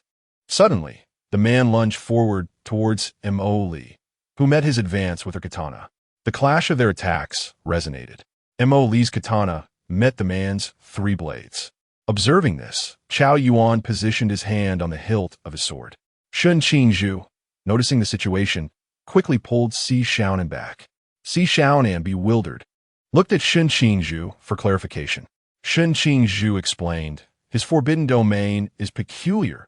It does not distinguish between friend and foe, unless Shi Yin is present." Xi Xiaonan was left in a state of confusion, her face a canvas of questions. Bali clarified, "His forbidden domain is sequence 031, Black King's annihilation." Boom! The frenzied demon, Chao Yuan, revealed himself. His eerie crimson eyes opened wide, and a grin stretched across his face. Xi Xiaonan glanced at Chao Yuan, startled. Even Lung Xian on the high building was momentarily taken aback. Zhao Kongsheng himself was surprised, wondering if this young man was truly that powerful. Seeing this, Mo Li quickly utilized the shockwave of her forbidden domain to force the man back. The man sensed the anomaly, and his pupils constricted in alarm. What the hell is this? In an instant, the frenzied demon, Chao Yuan, swung his blade imbued with black flames toward the man. The man hastily defended himself, his blade and the 2 suspended blades clashing against Chao Yuan's fiery strike. The impact reverberated, sending shockwaves that pressed down on the man, causing the ground beneath him to cave in. The man's neck was taut with protruding veins, his teeth clenched as he struggled against the pressure. Yet ultimately, he found himself half kneeling on the ground, acutely aware that if this continued, demise was inevitable. Perhaps it was the imminent threat to his life that triggered a surge of latent strength within him. With a sudden exertion, he forced Xiao Yuan's blade back by a step. Then, he rolled away, narrowly evading another downward strike from the sword. In the process, he coughed up a mouthful of blood and turned to shout towards the distant high-rise, urging the others to take action. No sooner had he spoken than a swift arrow whistled through the air, aimed directly at Chao Yuan's face. The frenzied Chao Yuan's pupils constricted slightly as he raised his sword to slash at the incoming projectile. However, in the next moment, both he and his weapon were violently propelled backward into the building. Bai Li Pang Pang, Mo Li, and Shen Qing Zhu exclaimed, Chao Yuan. Zhao Kong Cheng grew anxious. Calling out, kid. Meanwhile, Si Xiaonan's pupils dilated in alarm. Lung Xian furrowed his brow, peering through binoculars in search of the enemy's silhouette. From hundreds of meters away atop a high-rise, a woman with a bow and arrow scoffed upon witnessing Chao Yuan daring to intercept her arrow. How audacious to catch my arrow with bare hands. It is nothing short of courting death. With that, she swiftly drew 3 arrows from her quiver and released them in rapid succession, each one powerful, and aimed at the building where Chao Yuan was situated. In response, Shen Qing Zhu snapped his fingers, conjuring a barrier of air to shield Chao Yuan's location. Mo Li prepared her katana to assist in the defense, while Bai Li Pang Pang readied his own technique, Yao Guang. At that moment, Gu Xiyan and Qingyu also arrived on the scene. Lin Shiyi stealthily approached the high-rise where the archer was stationed. Gu Xiyan promptly summoned the Divine Ruin's shield, a massive barrier that securely enveloped the building housing Chao Yuan. Chapter 43.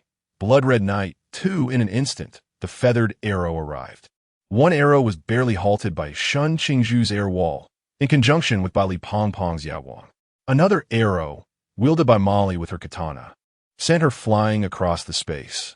Gu Xiyan and the others gasped. Molly, Si Xiaonan, was beside her, swiftly reaching out to grasp her, only to be swept away alongside her. Sister Xiaonan, Xiaonan, Senior Xiaonan. Shen Qingzhu quickly snapped her fingers again, preparing to catch both women with an air wall. Gu Xiyan hurriedly conjured a shield to protect them. A sharp sound pierced the air as Molly and Xiaonan were caught by the air wall, sliding back a short distance. And Qingyu rushed to their side, checking their injuries while administering treatment. Hong Ying and Wen Qima stepped forward as well, assessing Si Xiaonan and Molly's condition. Upon witnessing Xiaonan being hurled away, Lung Xian's heart dropped. After shooting 3 arrows past that woman, he finally discerned her position, because in that fleeting moment, he had been startled by Chao Yuan's forbidden ruins. Don't ask, just know it was my design. He fired 3 shots in rapid succession toward her direction. Whoosh, whoosh, whoosh. The bullets soared with fury toward the woman. Startled, she performed a backflip to evade the first 2 shots, yet a third bullet sped toward her heart. Her pupils constricted, but before she could react, a pitch-black bird swooped in front of her, intercepting the bullet. Bang! The bird fell to the ground, crashing onto a high-rise building. Xiao Omei! The woman cried out in anguish. Meanwhile, Lin Xia ascended to the rooftop where she stood. Upon hearing his voice, the woman turned in haste, spotting a casually dressed youth approaching her. With no time to mourn, she reached for the arrow embedded in her back, knocking it to her bowstring, only to have it snatched away by a hand. Stunned, her gaze followed the long, elegant fingers to a strikingly beautiful face that came into view. When did this happen? Do not grieve too much. I shall send you to join it. The youth spoke, his voice melodious yet to the woman's ears. It resonated like a devil's whisper. In an instant, Lin Xia's eyes darkened entirely, his aura shifting ominously. The next moment, the woman's eyes too were shrouded in darkness. Ah! She screamed in horror. Her piercing cries echoed through the night, reaching Gu Xiyan and the others.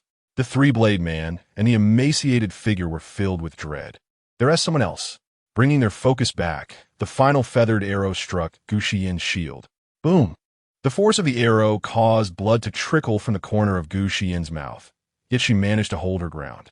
Shen Qingzhu, Bai Li Pang Pang, Zhao Kongcheng, and the others gasped. Xiyan, Xiaoyan, Yin girl.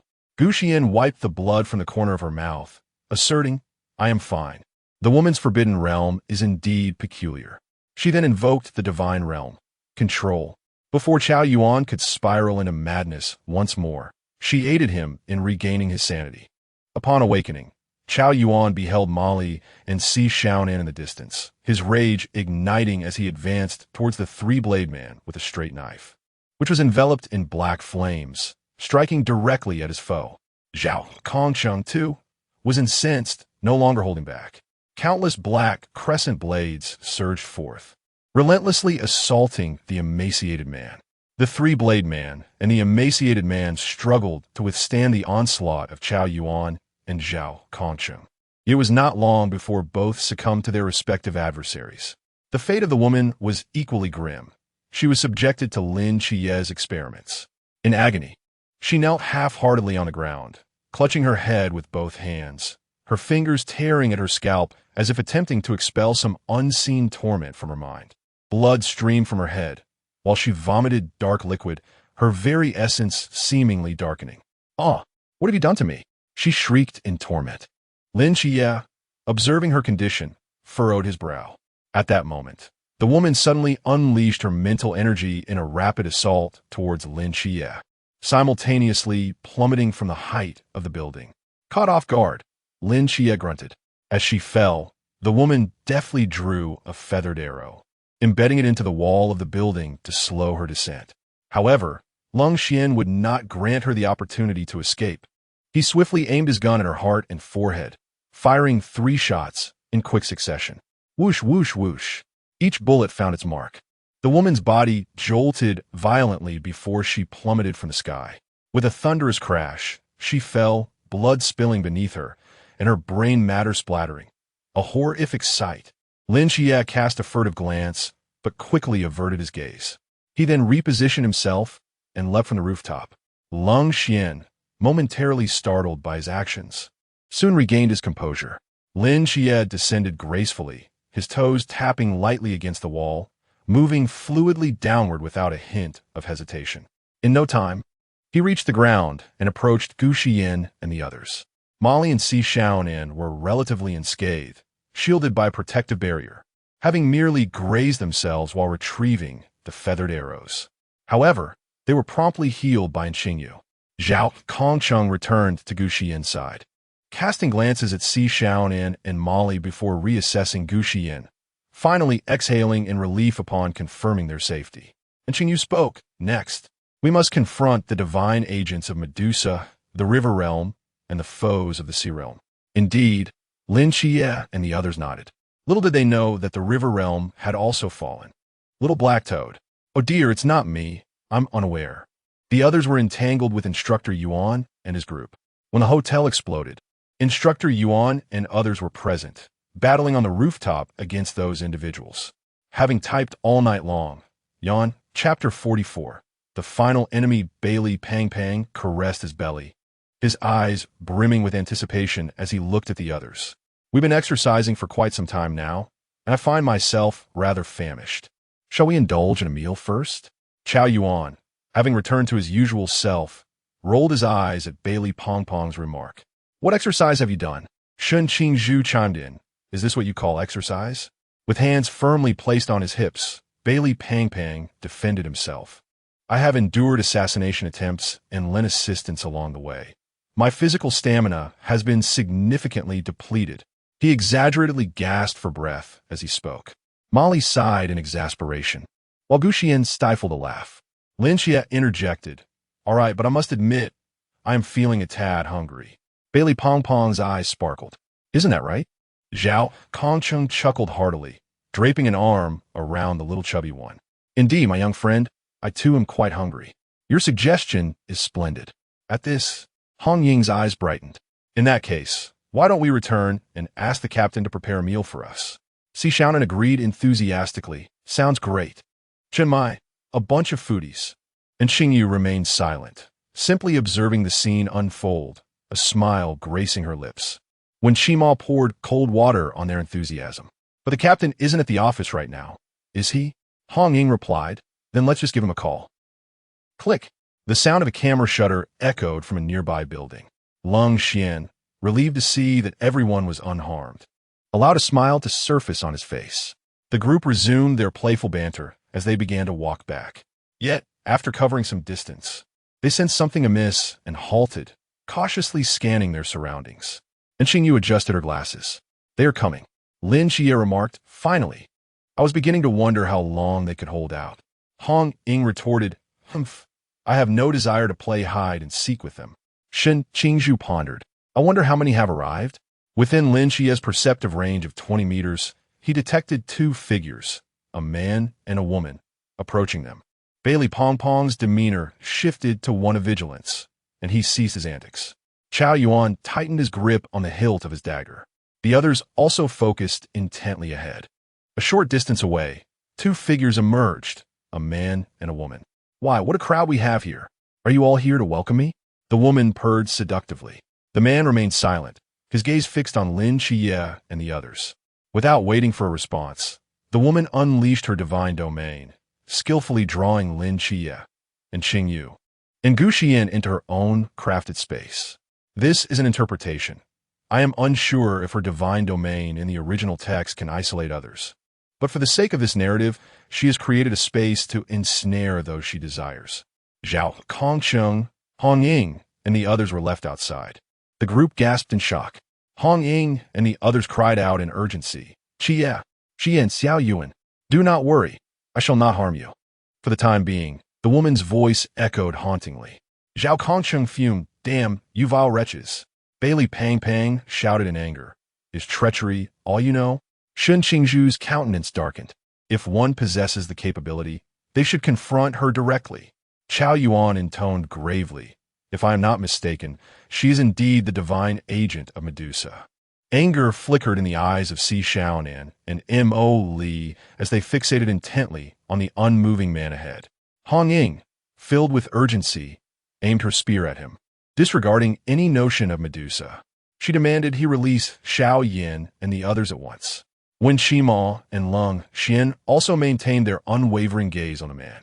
Yet, despite the threats and ire posed by Hong Ying and the others, he remained utterly unresponsive, standing there in silence. Meanwhile, Lin Qiye and his companions surveyed their surroundings, frowning at the multitude of snake eyes scattered about, realizing that the woman before them was indeed Medusa's divine agent.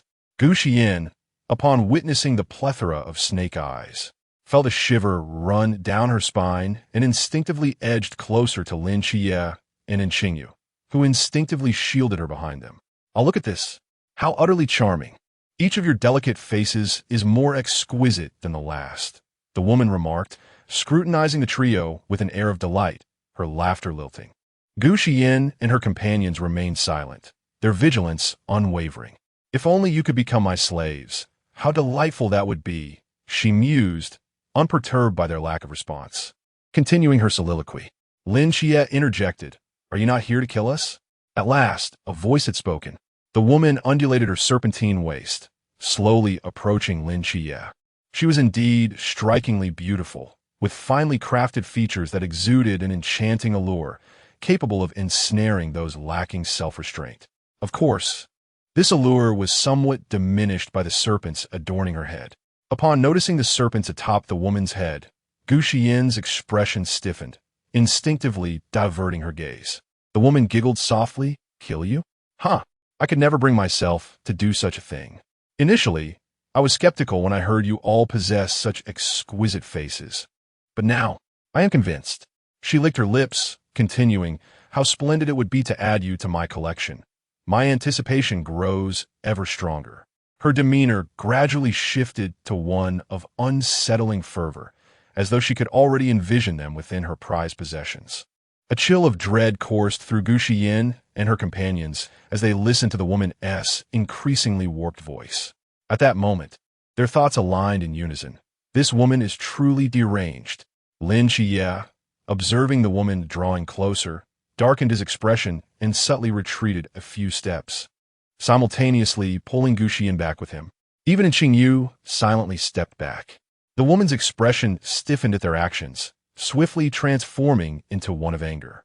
What did this imply? Were they rejecting her? In an instant, her resolve hardened. She no longer sought to persuade them with words. Instead, she would wield her power, compelling them to kneel beneath her pomegranate skirt in submission. In a flash, she vanished from sight, only to reappear behind Gu Xiyan. Gu Xiyan felt a sudden chill run down her spine and swiftly turned around, only to be confronted by a woman adorned with serpentine heads, brandishing a blade resembling a serpent's fang, lunging towards her. In a flash, she drew her pistol, aimed at the deadly weapon hurtling towards her, and decisively pulled the trigger. Bang! With a resounding gunshot, the serpent's fang veered off course. Meanwhile, Lin Xie and Qingyu, upon witnessing her abrupt disappearance, surveyed their surroundings. Noticing the woman's reappearance, both of them pivoted simultaneously, wielding their blades towards the woman's arm. The woman was momentarily taken aback but quickly vanished again, only to materialize before them through one of the serpent's eyes. Lin Xie and Qingyu's strikes met nothing but air. Oh dear, that was quite perilous. The woman's expression returned to a nonchalant demeanor. Gu Xiyan's eyes reflected her fear as she beheld the serpentine heads drawing closer to her. Yet, a thought flickered in her mind. How could this person possibly sleep at night with a head full of serpents? Lin Xie and Qingyu noticed the fear in Gu Xiyan's gaze and softly inquired, "Are you all right?" Gu Xiyan remained silent, gently shaking her head. Observing this, Lin Xie and Qingyu positioned themselves protectively around her. Lin Xie gripped his twin blades and swiftly advanced towards the woman's location, the pale blue edges of his knives slicing towards her throat with lightning speed. However, he too struck nothing but air. Frowning, Lin Xie watched as the woman reappeared in another spot, and Qingyu's eyes shimmered with a soft gray-blue light as she scrutinized the woman and the surrounding serpent eyes, striving to decipher her abilities. To unveil her true form hidden within the labyrinth of serpents, they needed to locate her 3 genuine eyes. Lin Xie glanced around at the multitude of serpent eyes, pondering how they might find her amidst such chaos. "Leave it to me, but you must hold her off," he instructed. "Understood," Lin Xie replied. "Let us pause here for now." Chapter 45. The Assembly of All, Snowball and Snow Treasure Suddenly. And Qingyu called forth 2 little white mice. At the sound of her voice, the 2 mice poked their tiny heads out from behind her hat. Gu Xiyan's eyes brightened as she reached out to stroke the little creatures, while simultaneously inquiring of Qingyu, "Ah, Snowball, Snow Treasure, when did you bring them along?" "Chirp chirp hello, sister, it's lovely to see you." Upon encountering the 2 white mice, Gu Xiyan momentarily forgot the terrifying scene of the snake's head lunging at her. As for why she could comprehend their words, she herself was rather puzzled. The 2 white mice redirected their gaze back to Qingyu. "Chirp, chirp, chirp. Brother, what do you need us to do? I appreciate your help. Please assist me in locating the eyes she has concealed." Qingyu observed Gu Xiyan's demeanor soften and a faint smile graced her lips. "Chirp, chirp. Rest assured, brother, we shall take care of it." After nuzzling Gu Xiyan's hand with their heads, the 2 little mice darted off in different directions. Lin Xie was somewhat astonished, not expecting Qingyu to have brought Snowball and Snow Treasure along. However, seeing Gu Xiyan's attention diverted by their presence eased his concern. They all understood her fear of such creatures, but this time, avoidance was not an option. Lin Xie turned his gaze back to the snake woman.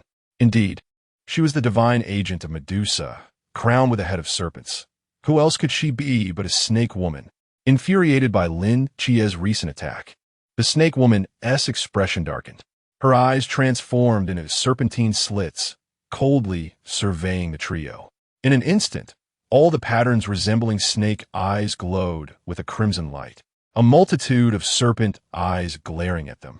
Simultaneously, numerous small snakes emerged from these eyes, slithering toward them. Gu Xiyan felt a chill creep over her scalp. She was growing infuriated. This woman repeatedly challenged her psychological limits. Protecting all beings, 6 paths of reincarnation, judgment. Frigid snow.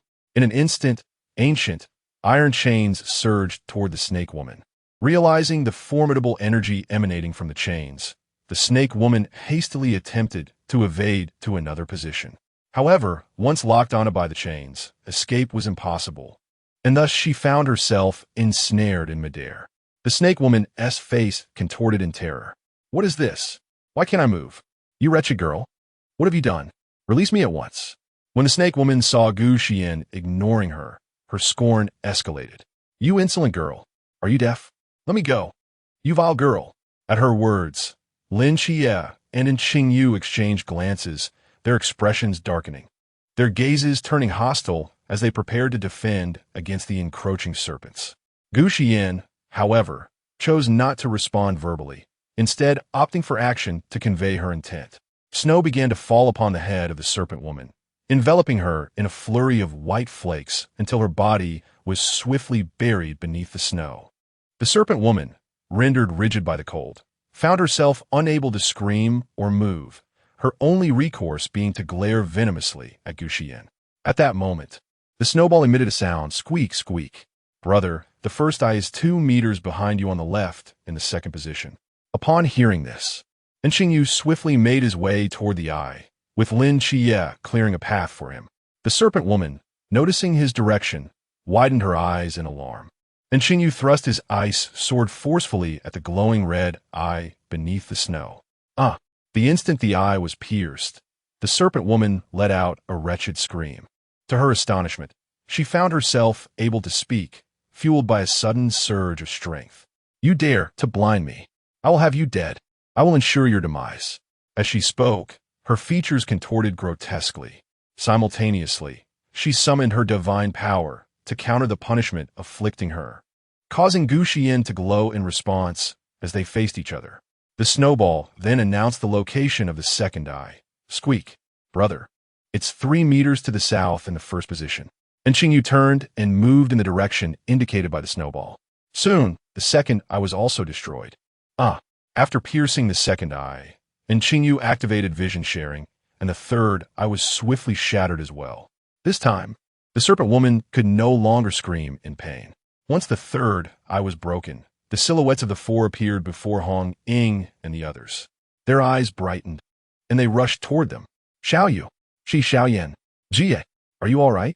Meanwhile, the scene became vividly clear to them, revealing a ground littered with countless serpent corpses, while the serpent woman was suspended in midair, her body buried in snow, leaving only her head exposed.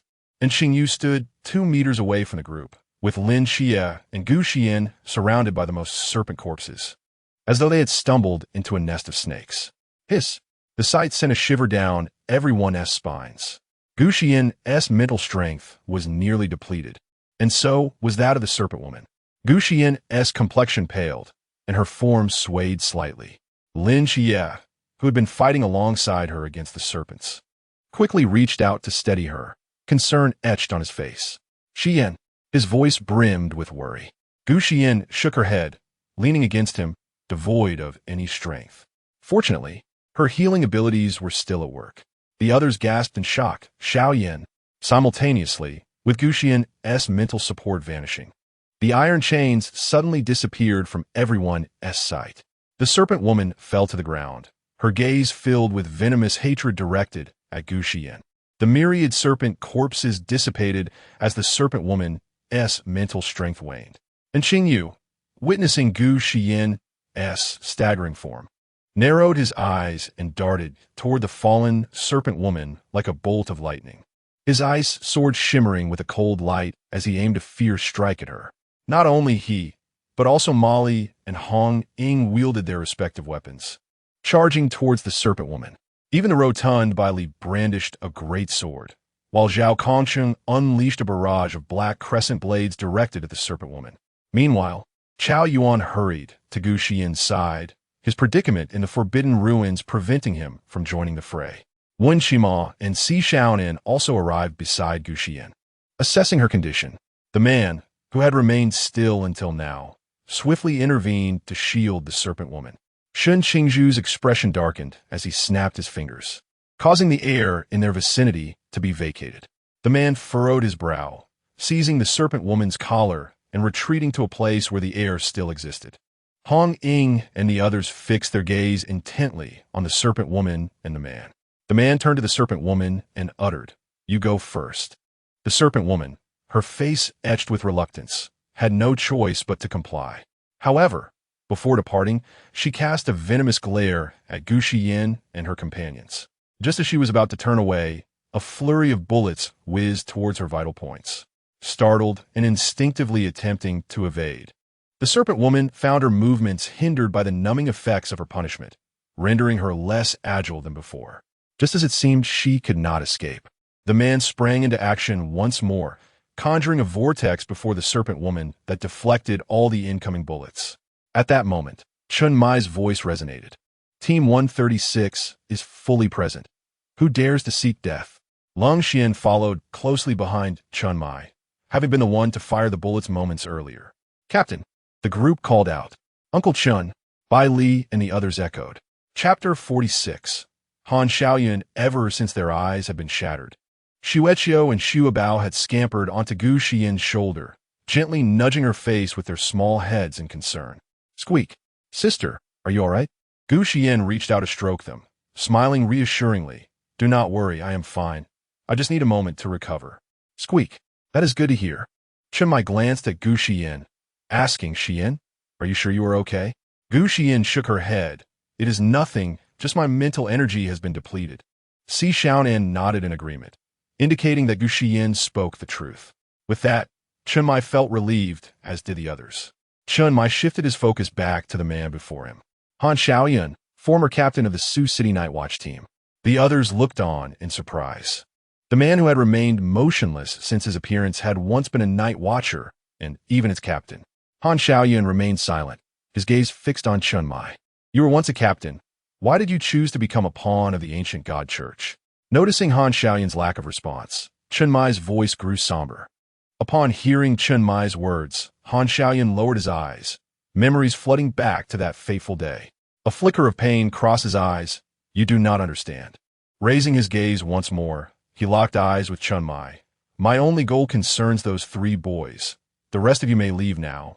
I will not impede your exit. Chun Mai furrowed his brow, choosing silence.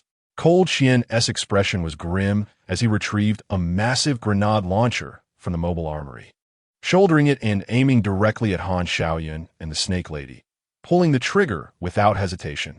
Whoosh! The grenade hurtled toward Han Xiaoyun and the Snake Lady. Yet it was swiftly neutralized by Han Xiaoyun, averting the crisis. Simultaneously, the members of Team 136 sprang into action, brandishing their weapons and launching an assault on Han Xiaoyun. Although Bai Li and his companions were momentarily startled by the grenade, they quickly joined the fray. However, Chao Yuan refrained from joining, mindful of Gu Xiyan's depleted mental energy. If he lost control, he could inadvertently become a threat to anyone. Wu Xiangnan and Si Xiaonan also stayed by Gu Xiyan's side, while Gu Xiyan remained steadfast. Lin Xie and An Qingyu charged directly at the Snake Lady. Even Shun Qingzhu chose to confront her.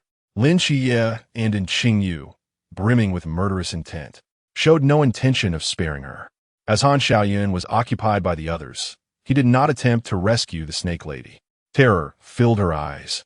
Lord of the 13th seat, save me.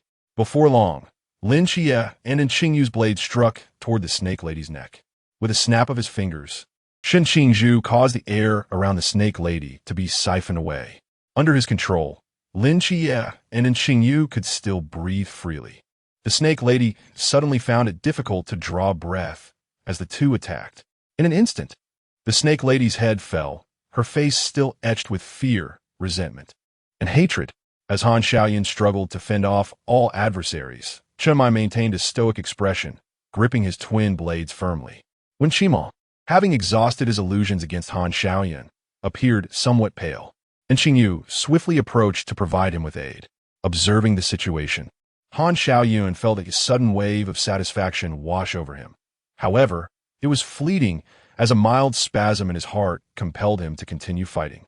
His body was lifted into the air by a swirling gust, emanating a terrifying aura. A vortex of wind gradually coalesced, expanding and engulfing everything in its vicinity. Chun Mai narrowed his eyes, recognizing the formation of the wind vortex. Forbidden Ruin Sequence 079, Cataclysmic Tempest. All present regarded the emerging vortex with grave expressions. Xiaonan, Chun Mai began, but before Si Xiaonan could invoke the Forbidden Ruin, Shun Qingzhu raised a hand and snapped her fingers. With a sharp crack, the cataclysmic tempest dissipated. Initially stunned, everyone soon recalled Shun Qingzhu's Forbidden Ruin, Qi Min. Han Xiaoyun, taken aback, then smirked slightly, acknowledging her skill. Bai Li Pang, overhearing, scratched his head and muttered, "Which side is he on, anyway?" Although his voice was not loud, it was enough to draw frowns from those who heard. Chun Mai solemnly remarked, "It is said that 5 years ago, a team in Gusu encountered the ancient cult, the Whispering." The two then engaged in conversation. from which the others gleaned the gravity of the situation, their fists clenched and expressions grim. This ancient cult is utterly inhumane. Han Xian declared, unleashing the full force of his surreal mental power, a terrifying pressure overwhelming everyone present.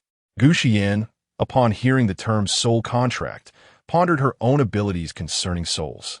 Chun Mai hesitated momentarily, his eyes shimmering with an ethereal light, as if infused with a mysterious power from the underworld. Soon after, a blood-red palace materialized behind him, grand and majestic, radiating an aura of solemnity that instilled a sense of unending dread. Atop the palace hung an ancient, enigmatic plaque inscribed with 3 flowing characters, Yamahal. These characters exuded an ancient and imposing presence, akin to a judgmental voice from the depths of hell, sending chills down spines. Everyone gazed at Chun Mai in astonishment. Wu Xiangnan spoke up. This is the Captain's Forbidden Ruin, Sequence 037, Black Wuchang. 037. Lin Xie and Qingyu were taken aback, realizing the significance of Chun Mai's Forbidden Ruin being so advanced. Han Xiaoyan was equally astonished upon seeing the palace. Black Wuchang, you are Chun Mai. Chun Mai, surprised, had not anticipated Han Xiaoyan would recognize him. You know me? I've heard of you. However, I am curious why you vanished a decade ago and now reappear here, in this small town of Tsangnan, serving as a captain. What is the reason? Chun Mai replied, is my own will. As Gu Xiyan, since the moment Chun Mai unleashed the forbidden aura, a wave of trepidation washed over her. She hastily emerged from a reverie and turned her gaze toward Chun Mai, her eyes widening in disbelief as she beheld the ominous presence of deathly energy? No, it was inconceivable. How could the captain be enveloped in such an aura? Simultaneously, she noticed that the entire expanse above Tsangnan City was shrouded in a faint veil of deathly energy. Swiftly, she pivoted to glance at her teammates, only to realize that it was solely Chun Mai who was affected by this sinister energy within the 136 squad. The intense surge of her emotions drew the attention of Si Xiaonan and Chao Yuan, as well as Wu Xiangnan, who stood beside her. Xian, what is the matter? Inquired Chao Yuan, while Si Xiaonan and Wu Xiangnan echoed her concern. Xiaoyan, what happened? Without the luxury of time to respond, Gu Xiyan dashed toward Chun Mai, prompting her bewildered companions to follow closely behind. In her haste, Xueqiu and Xu Bao, caught off guard, nearly fell from their perch. Fortunately, Xueqiu reacted swiftly, gripping Gu Xiyan's shoulder tightly with one paw while clutching Xu Bao with the other, their small forms swaying precariously in the air. Zizi, sister, slow down. Yet, Gu Xiyan remained oblivious. Captain, her voice was laced with terror and urgency. The others turned, perplexed, to regard Gu Xiyan. Chun Mai and Han Xiaoyan shifted their gazes toward her as well. What is wrong? Why the panic? Chun Mai questioned. Upon finally halting, Gu Xiyan felt Xueqiu and Xu Bao collapse on her shoulder, resembling 2 small, exhausted creatures. She soon reached Chun Mai's side, only to discover that the deathly energy appeared even more pronounced at such close proximity. Her eyes fixated intently on the ominous aura surrounding Chun Mai, still unable to accept the reality, despite witnessing it firsthand. Chapter 47. Wrapping up as Chun Mai observed Gu Xiyan's expression, a sudden realization dawned upon him. Before she could voice her thoughts, he interrupted her, suggesting they discuss it later. Lin Xie and Qingyu and Shun Qingzhu gathered around Gu Xiyan and Chun Mai, their faces etched with confusion upon hearing his words and witnessing Gu Xiyan's demeanor. Gu Xiyan stared blankly at Chun Mai, acutely aware that he understood the question she was poised to ask. When Lin Xie reached out and grasped her arm, he noticed her body was trembling ever so slightly. Furrowing his brow, he exchanged worried glances with Qingyu, while the others looked on in bewilderment, shifting their gazes between the two. With great effort, Gu Xiyan forced herself to regain her composure. Captain, I have a method concerning the soul contract. Chun Mai paused momentarily, contemplating the possibility, given that the Earth Mother presided over the realm of the underworld. He turned to Han Xiaoyan, who was equally astonished by her assertion. What do you think? Should we attempt to resolve it? Han Xiaoyan could scarcely believe it, Once a soul contract was sealed, it could only be undone through murmurs. Gu Xiyan remained silent, resolutely striding towards Han Xiaoyan. Lin Xie and Qingyu gasped, calling out her name as they hurried to follow, with the others trailing closely behind. Gu Xiyan's mood was decidedly grim, leaving no room for idle chatter as she set about proving her point through action. After a period of rest and self-healing, her mental fortitude had begun to recover. Upon reaching Han Xiaoyan, a soft lavender glow enveloped her, mirrored in her eyes. She delved into the depths of his soul, swiftly locating the contract in an inconspicuous corner. Raising her hand, she pointed towards that spot. The lavender light intensified, gradually revealing a faintly dark chain that was drawn forth by her divine power. Everyone observed this extraordinary spectacle with bated breath, while Han Xiaoyan's face reflected sheer disbelief. Once the chain was entirely extracted, Gu Xiyan severed it with her divine energy. A soft crack echoed through the air. Han Xiaoyan felt an overwhelming sense of lightness wash over him. The pain in his heart dissipated, and the murmurings faded into silence. He gazed at Gu Xiyan in astonishment. She cast a healing spell in his direction before moving aside to find a place to sit. The atmosphere felt peculiar to the others. Hong Ying, Mo Li, and Si Xiaonan approached Gu Xiyan. "Xiyan, what just happened?" "Montakli in Kvilet." "Yes, what did you want to say to the captain?" Hong Ying added. Si Xiaonan also awaited her response, eyes fixed on Gu Xiyan. Remaining silent, Gu Xiyan lifted her gaze to Chiang Mai, then glanced at the sky above Sangnan City. The trio of Mo Li followed her line of sight, yet saw nothing unusual. Lin Xie and Qingyu stepped forward as well, observing Gu Xiyan's actions. Lin Xie's heart raced as he keenly recognized the similarity to the movements displayed during Zhao Kongqing's confrontation with the Ghost-Faced King, as well as her observations of the deathly energy at school. Could it be? Lin Xie crouched before Gu Xiyan, grasping her wrist to draw her attention back. "Xiyan, did you see something? About the captain?" Gu Xiyan withdrew her gaze to meet Lin Xie's eyes, an inexplicable feeling washing over her, and the fear she had been trying to conceal was finally surfacing. A flicker of terror passed through her eyes as she nodded in response to Lin Xie. Seeing this, Lin Xie's heart sank.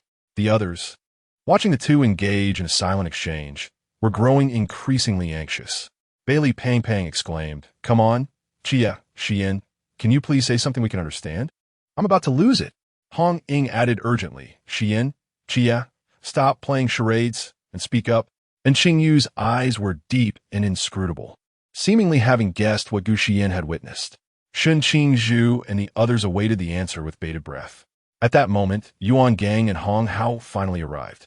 Yuan Gang addressed Chun Mai, stating, "Former captain of the Gusu City team, current 13th disciple of the Whispering Sect, Han Xiaoyan, you are under arrest." Han Xiaoyan, finally snapping back to reality, showed little reaction to Yuan Gang's words. "May I speak with that young girl from earlier?" he asked, looking at Chun Mai. Chun Mai nodded, recognizing Gu Xiyan's role in his rescue. Yuan Gang furrowed his brow, about to interject, but noticed that Chun Mai was leading Han Xiaoyan toward Lin Xie and the others. With no choice but to follow, he trailed behind. Soon, everyone stood before Lin Xie and her companions. Han Xiaoyan looked at Gu Xiyan and sincerely expressed his gratitude. "Thank you. Also, the Whispering Sect will not let you off easily. You must be cautious." Everyone present heard his words, their brows furrowing in concern. Gu Xiyan raised her head, paused for a moment, then nodded in acknowledgement. After that, Han Xiaoyan followed Yuan Gang and Hong Hao away. Bailey Pang Pang, noticing the silence, dramatically exclaimed, "Oh, I'm starving. Can we go get something to eat now?" Chao Yuan unusually chimed in, "Yes, I'm hungry too." Zhao Kongqing added, "Old Chun, let us head back and cook. It's already midnight, and these kids have been fighting for so long, they must be famished." Hong Ying concurred, "Yes, Captain. Please save our stomachs." Si Xiaonan nodded in agreement. The others echoed their sentiments.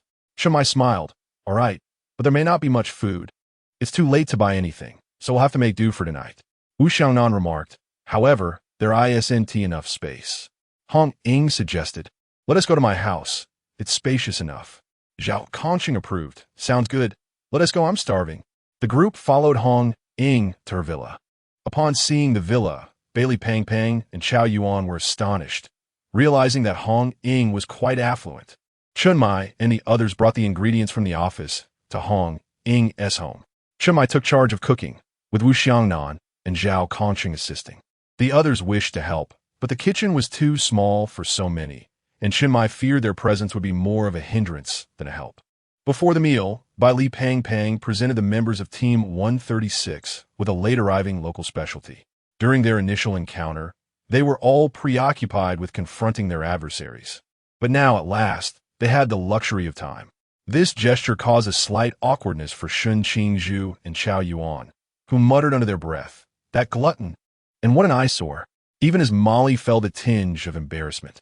Nevertheless, the members of Team 136 paid it little mind. At Chun Mai's command of "Let's eat," the dining table instantly transformed into a battlefield, with everyone eagerly reaching for the dishes with their chopsticks. Gu Xiyan, still preoccupied with earlier events, found her appetite waning. Observing this, Lin Xie and the others kindly served her some food. Lin Xie urged Xiyan, "Hurry and eat. Otherwise, there won't be any left when you want it." Just look at how Bai Pang Pang and Chow Yuan are devouring their meals without even lifting their heads. And Xingyu placed a piece of meat directly into Gu Xiyan's bowl, insisting, "Eat first." Shun Qingzhu added, "Indeed, eat up. Otherwise, all the meat and vegetables will be polished off by that glutton." And Chow Yuan, Zhao Kongqing, and a few others chimed in. But Bai Li Pang Pang overheard and protested, "I haven't eaten that much. Don't pin this on me. It's all Chow Yuan." Chow Yuan merely remained silent. Gu Xiyan couldn't help but laugh at their antics, momentarily setting aside her earlier thoughts. Chapter 48. The truth from a decade ago. After finishing their meal, Chun Mai called out to Gu Xiyan. However, Lin Xie and Qingyu followed closely behind, and upon seeing this, others wished to join as well. But Chun Mai refused to allow it. As for Lin Xie and Qingyu, he found it impossible to stop them, for they would not heed his words. Gu Xiyan gazed intently at Chun Mai, hoping he would unveil the answers to her lingering doubts. Since Chun Mai had concealed the forbidden ruins, Gu Xiyan did not encounter any signs of death on the way back. With a heavy sigh, Chun Mai finally spoke. Yet his words left Gu Xiyan and the others in a state of shock. "Xiyan, did you see death lingering on me?" Gu Xiyan nodded, for it was precisely this that had kept her in a state of unease. Upon hearing this, Qingyu silently thought to himself that it was indeed true. He had previously witnessed Gu Xiyan resurrecting the deceased, coupled with her role as the proxy of the Earth Mother Goddess. Who is the Earth Mother Goddess? She is none other than a deity who once willingly sacrificed herself, transforming into the wheel of reincarnation to grant sentient beings the chance to reincarnate. Thus, it was reasonable to deduce that she could perceive that which others could not. Lin Xie was not mistaken. Gu Xiyan indeed saw death upon their captain. But why was this the case? They would soon discover the answer. Chun Mai spoke solemnly. "In truth, I died 10 years ago." Boom! These words resonated within the minds of Gu Xiyan and the others, leaving them utterly bewildered. Chun Mai then recounted a general overview, for he only understood that this was a miracle bestowed by a deity, though initially unaware of which deity it was. It was only upon Lin Xie's appearance that they learned about the ruins of Michael, which contained the phrase, "create miracles." Thus, he surmised that it was possibly Michael's ability. Moreover, Lin Xie was the one wielding this power. As for Gu Xiyan, he speculated that it was the Earth Mother Goddess who had intervened to protect her back then. Hence, he was not concerned about her potential disappearance once more. This revelation simultaneously reminded both Lin Xie and Gu Xiyan of a statement previously made by Wu Xiangnan regarding Michael's ruins ability, "create miracles." Suddenly, Lin Xie staggered, almost losing his balance. Gu Xiyan was equally unsteady, and Xingyu hastily reached out to support them, his expression reflecting concern. Lin Xie pondered deeply.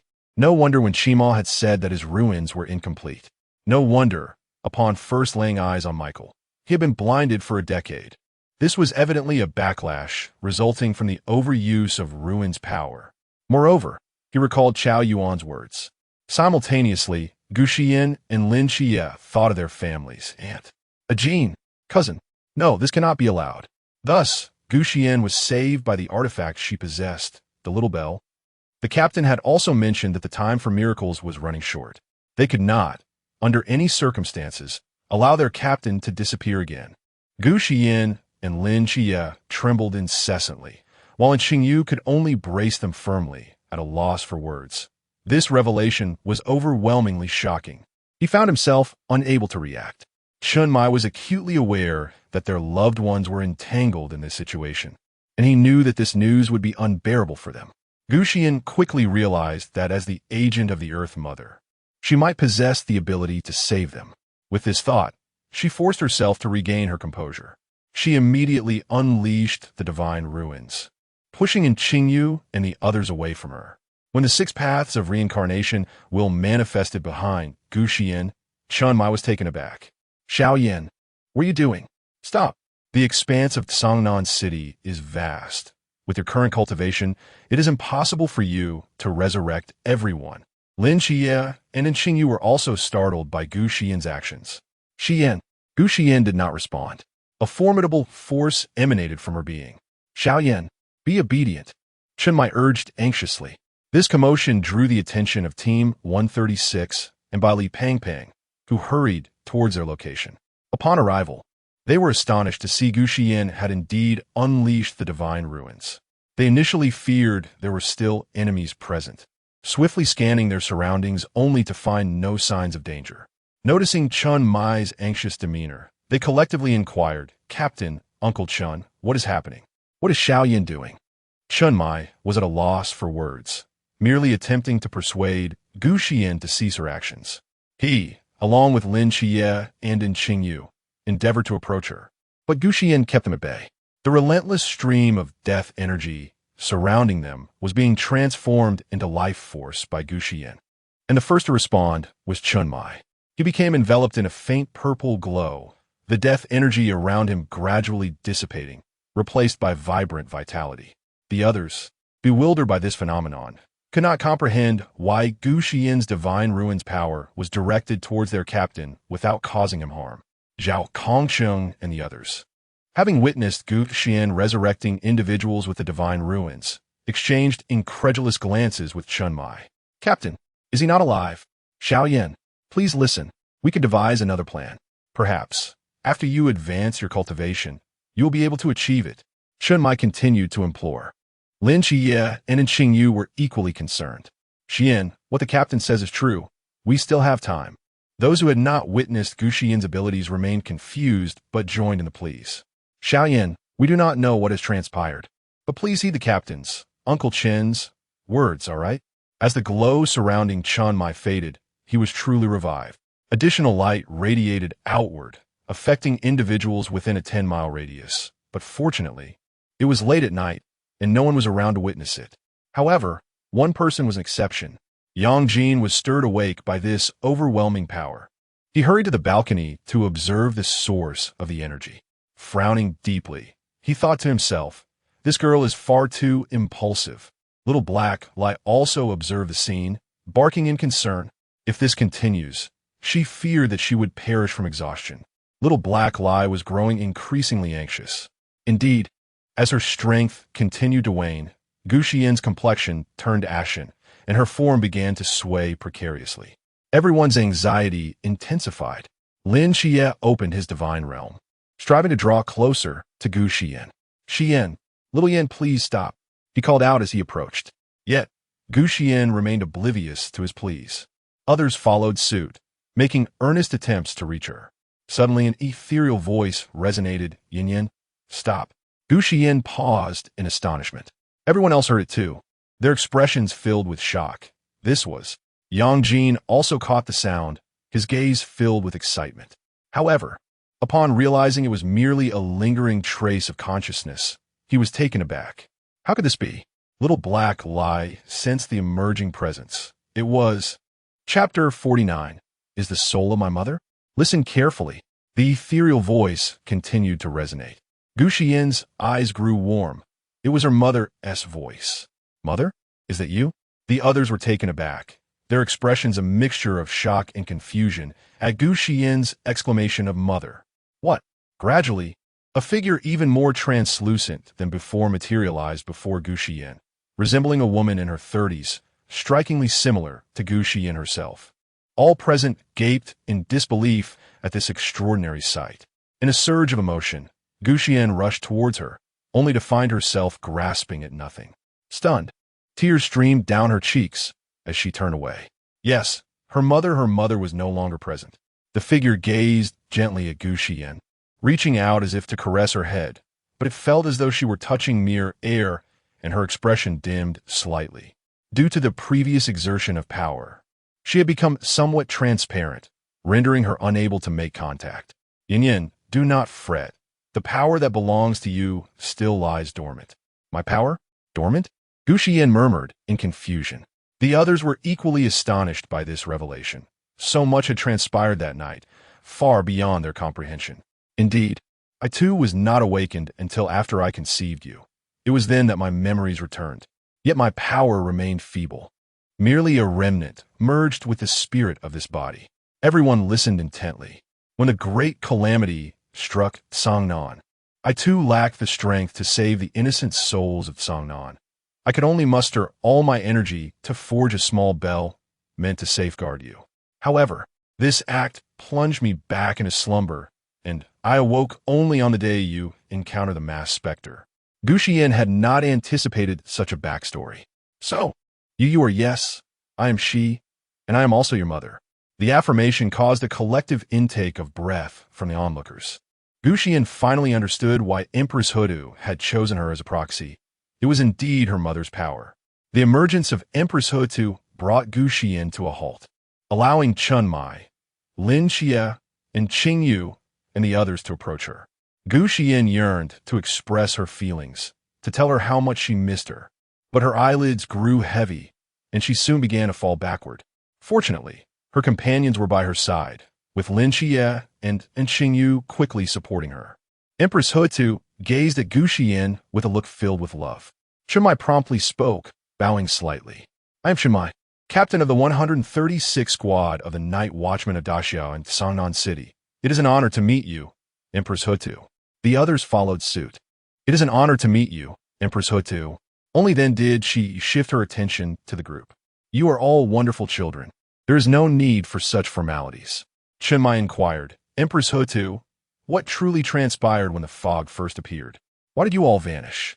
At this, everyone perked up, their ears attuned to her response. However, the goddess of the earth did not respond to his inquiry. You may consult your commander, she said. She raised her hand and bestowed some power upon Gu Xiyan, hastening her recovery and alleviating the agony of backlash. Indeed, she had already begun to experience the backlash, but fortunately, it was in its infancy. Chun Mai observed the goddess of the earth, who had grown more translucent, his brow furrowed in concern. Yet he felt it unwise to voice his thoughts, for she was, after all, his child. Moreover, Gu Xiyan's condition had been quite dire. After imparting her strength, the goddess cast a meaningful glance at Bai Li Pangu before vanishing from sight. An imperceptible force merged with Gu Xiyan's being. Yang Jin had also heard the revelation. He was utterly taken aback, not only by the circumstances, but also by the realization that Gu Xiyan was of his blood. What events had transpired in the past that led to his presence in Songnan City? Yang Jin murmured, deep in thought. Xiao Heilai also felt a sense of unease. In that instant, a profound silence enveloped the room as everyone processed the unfolding events. It was Chomai who finally sighed and spoke. Let's take Xiaoyan back. Anqing Yu intended to reach out and carry Gu Xiyan, but Lin Xie was quicker. Anqing Yu paused for a moment, but silently followed him inside. Shen Qingzhu bit her lip and also joined in. The others hastily followed suit. That night, it was destined that none would find rest. Lin Xie carried Gu Xiyan back to her chamber, gently placing her on the bed, removing her shoes, and tucking her in. He gazed at her pallid visage, unable to restrain himself from caressing her cheek. Anqing Yu, Shen Qingzhu, Si Xiaonan, Mo Li, and Hong Ying entered as well, and upon witnessing this scene, Anqing Yu and Shen Qingzhu fixed their penetrating gazes upon Lin Xie. The others crowded at the doorway, eyes wide in astonishment, fixated on Lin Xie. Montauk Li, Hong Ying, and Xi Xiaonan exchanged glances, blinking in surprise. Lin Xie was aware of their scrutiny. He calmly withdrew his hand and rose to make space for An Qingyu and Xi Xiaonan. Truthfully, he was quite flustered, having not anticipated his own action. An Qingyu and Xi Xiaonan took turns examining Gu Xiyan's injuries, discovering that, thanks to the goddess's intervention, the backlash had subsided, and her self-healing capabilities were functioning normally, which eased their worries, and they conveyed this to the others. Upon hearing this, the group felt a wave of relief. Subsequently, everyone settled in the grand hall of Hong Ying's villa, yet the gazes of Team 136 were collectively directed towards Chun Mai, Lin Xie, and An Qingyu. Bai Lipengwu, Mo Li, Chao Yuan, and Shen Qingzhu also cast their eyes in that direction. The three of them felt the weight of everyone's scrutiny, a palpable pressure. However, Lin Xie and An Qingyu turned to Chun Mai, silently implying that he was the one responsible for this matter and should provide an explanation. Chun Mai could only think. These two little rascals, there was no way around it. He could only vaguely recount the events that transpired, along with his own conjectures. Upon hearing this, the crowd remained in a stunned silence for quite some time. Who would have imagined that such an incident occurred a decade ago? If it weren't for Gu Xiyan's keen perception of the deathly aura surrounding Chun Mai, this matter might have remained a mystery. Moreover, they were indebted to Lin Xie's divine ruins for this revelation. It was only then that when Shima and the others comprehended why Lin Xie's divine ruins were incomplete, because the entirety of Songnan continued to exist because of him.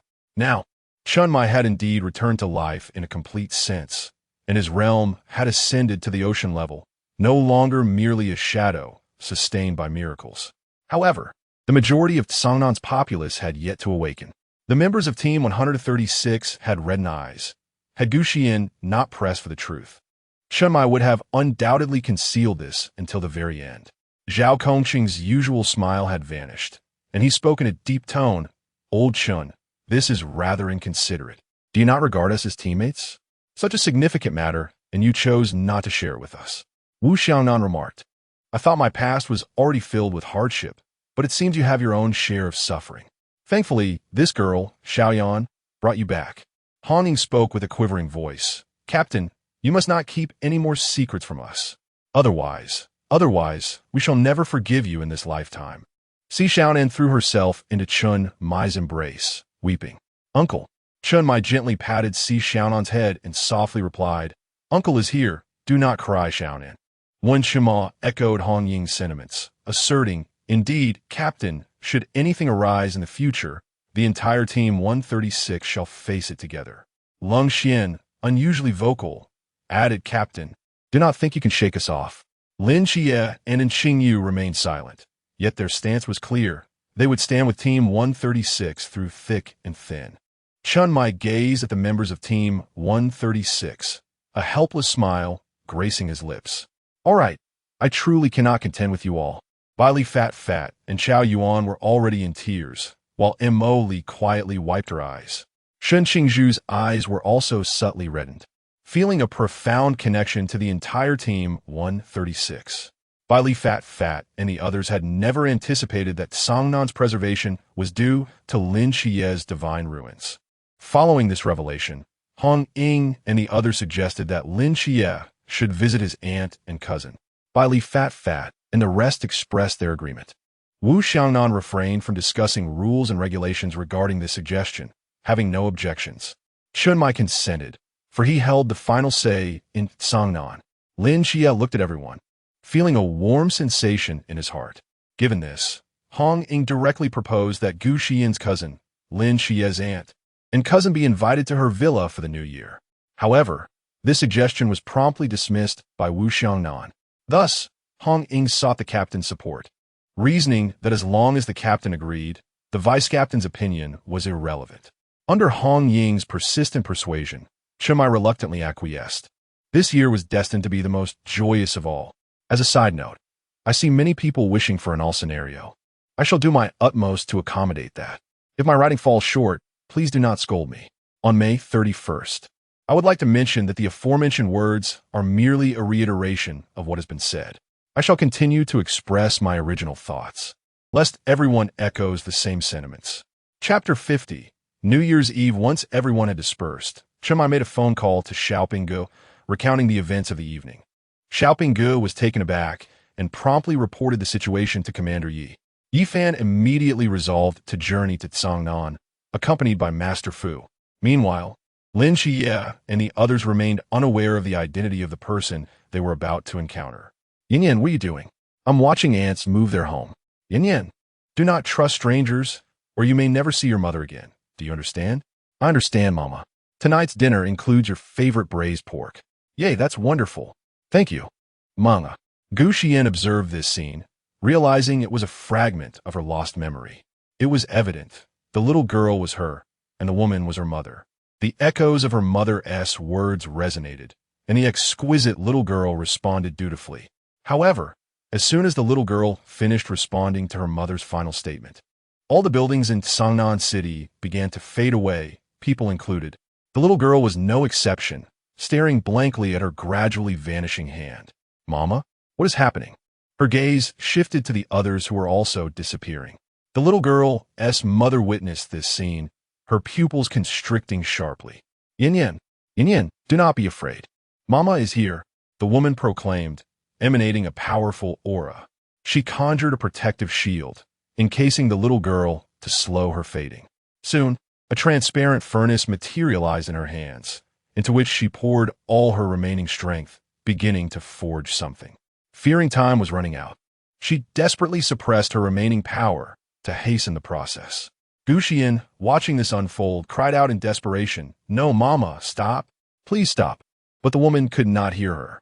Before long, a small golden bell was forged. The woman, filled with joy, used her last vestiges of lucidity to place the bell around the little girl's neck. Yin, remember not to take it off for a year. In truth, the little girl had nearly vanished, with only the upper portion of her chest remaining, forcibly tethered to life. As soon as the bell was affixed, the little girl's body ceased to disappear, slowly beginning to recover. The woman finally felt at ease, succumbing to slumber as her radiance gradually dimmed until it disappeared entirely. The little girl, too, fell unconscious on her mother. Mama! Gu Xiyan's heart-wrenching voice echoed in the room. Lin Xie and the others hurriedly burst through the door. What happened? Xiaoyan. Molly and Hong Ying rushed forward. Xiaoyan, did you have a nightmare? Gu Xiyan sat up in bed, her gaze vacant, unresponsive to their concerned inquiries, as if she could not hear them. Molly and Hong Ying gently placed their hands on her shoulders, while Xiaonan grasped her hand. Hong Ying and Molly comforted, Xiaoyan, it's all right. It was merely a dream. We are here by your side. Silently, Xiaonan offered solace, her eyes filled with concern. Lin Xie and Qingyu, along with others, observed Gu Xiyan's distress with apprehension. Lin Xie knelt beside the bed and softly reassured, Xiaoyan, everything is fine. We are here. Zhao Kongqing added, Child, do not fear. Your uncle is here. Bailey Pang chimed in, Indeed, do not worry. We are all with you. The others joined in, offering their words of comfort. After a while, Gu Xiyan gradually collected herself, tears streaming down her cheeks as she murmured, I saw what happened 10 years ago. The room fell silent, shock evident on everyone's faces.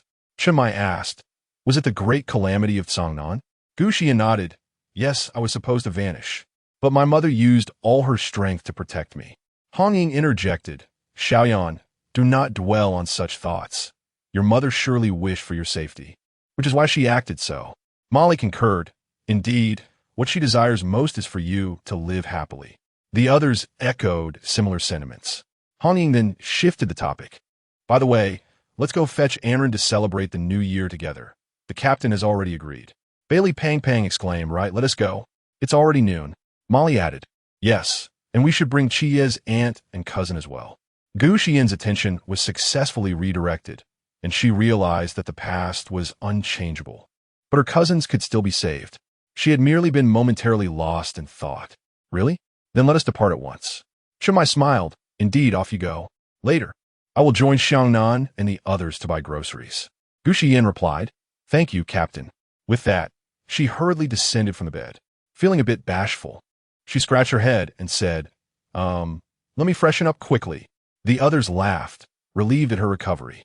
Hong Ying and Molly chimed, "All right, no rush." Accompanied by Hong Ying, Lin Xie, and Molly, Gu Xiyan arrived at her home. Upon opening the door, she found her cousin diligently cleaning the table. With a bright smile, Gu Xiyan exclaimed, "Sister, we come to take you to celebrate the new year." Hong Ying and Xiaonan added Anren. The others followed suit, greeting, "Happy New Year, Anren." Su Anren, hearing the door open, turned to see her sister accompanied by a group of teenagers. Feeling relieved to see them safe, she smiled, "Xiaoyan, Hong Ying, Xiaonan. And you too, Jie and Xiaoyu. I'm glad you all are here. And these must be your other classmates." Gu Xiyan introduced her cousin to Bailey Pang Pang, Chao Yuan, Molly, and Shun Qingzhu before continuing, "Sister, we've come to take you to Hong Ying's house to celebrate the new year. There is ample room for all of us." Hong Ying added, Yes, Anren, let us go." Su Anren felt somewhat restrained by the situation, pondering whether this was appropriate.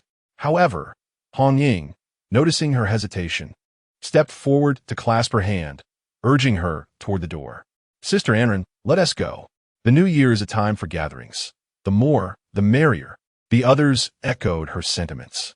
Bailey Pang Pang added, "Indeed, Sister Anren, we only have a few days off. Once the new year is over, we must return to school for training." The others nodded in agreement. Upon hearing this, Su Anren felt less resistant. "All right then, let me grab a few things first." Shortly after, she emerged with a bag in hand. "Let us go." Gu Xiyan chimed in, "Sister, we should first head to Qi Ye's house to pick up his aunt and cousin. They live quite nearby." Su Anren turned to Lin Qi in surprise. "What a coincidence." Gu Xiyan nodded affirmatively. "Indeed." Lin Qi smiled. Who could argue otherwise? The rest of the group also found it quite serendipitous. As they marched down the street, their presence quickly drew the attention of passers-by, for each individual was remarkably attractive. Even Pang Pang, despite his plumpness, was charming in his own right. Gu Xiyan, feeling a bit embarrassed and anxious, suggested, "Let us walk a little faster," as she pulled Emily along, prompting Su Anren and the others to quicken their pace. The others chuckled, amused that her habit remained, yet they hurried to keep up. Upon arriving at Lin Xie's home, his aunt and cousin were visibly excited to see him, rushing forward to take in his transformed physique. "Xiao Qi, you've grown so strong," his aunt exclaimed, wiping away her tears. Yang Jin was equally thrilled, surprised that Lin Qi had returned for the new year. "Bro," Lin Qi responded with a gentle smile. "Aunt, Jin, I'm back." His aunt responded, "It's good to be home." Only then did she notice the group behind Lin Qi, regarding Gu Xiyan and the others with curiosity. "Xiao Qi, are they your friends?" Lin Qi proceeded to introduce Bailey Pang Pang and the others. However, when his aunt caught sight of Su Anren, she paused in astonishment. "Xiao Su, what are you doing here?" Su Anren was equally taken aback, realizing that Lin Qi's aunt was Aunt Wang. "Aunt Wang, I can't believe you're Qi's aunt. What a small world." Su An Dan Mat Vao. Now it was Gu Xiyan and Lin Qi's turn to be bewildered, both exclaiming, "Huh?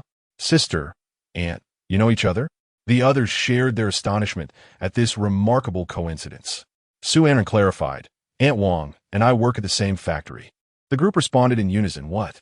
Episode 51. A joyful new year. Even Yang Jin wore a look of astonishment. Aunt Wang chuckled, "Indeed, little Su has been of great help to me at the factory." Su Anren replied, "No, it's clearly you, Aunt Wang, who has assisted me." The others exchanged glances, laughter bubbling up among them. They then revealed their purpose, to invite Aunt Wang and Yang Jin to celebrate the new year together. Initially, Aunt Wang hesitated, but upon learning that they had only a few days off, she readily agreed, though she, like Su Anren, grabbed a small bag. Upon arriving at Hong Ying's home, both Aunt Wang and Su Anren were taken aback, unsure of how to respond. Hideous, Hong Ying and her companions wasted no time pulling the two women inside. Aunt Wang and Su Anren quickly protested, Wait, this isn't appropriate. It really isn't." Hong Ying feigned distress. "Oh dear, Aunt Wang, Sister Anren, come on. What is inappropriate about it? Can you bear to let me spend the new year alone?" Upon hearing this, Aunt Wang and Su Anren exchanged glances, realizing that this carefree girl was, in fact, a pitiable soul.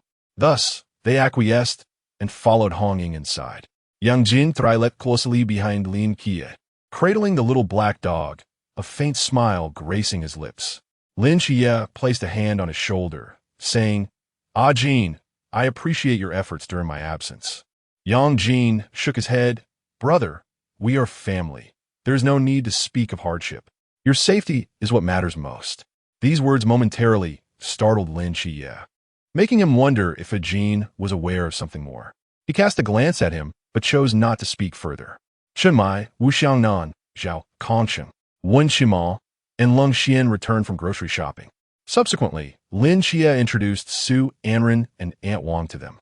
Su Anren and Aunt Wang, not being naive, understood that they were being looked after by their family members and expressed their gratitude.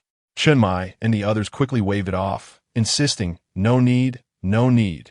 Qie and Xiaoyan don't require our assistance." The New Year's Eve dinner was prepared by Chen Mai, with Aunt Wang contributing a few dishes, while Wu Xiangnan and Zhao Kongsheng lent a hand.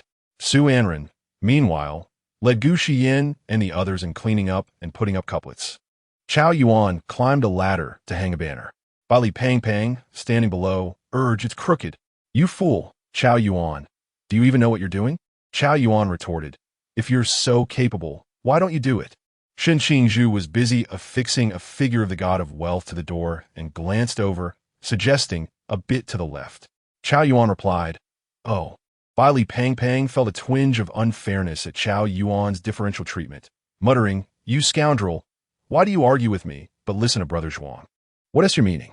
Nevertheless, he merely voiced his complaint. Lin Qie and the others laughed at the exchange. Shen Qingzhu's 3 little followers were also summoned to assist, happily helping to clean the windows.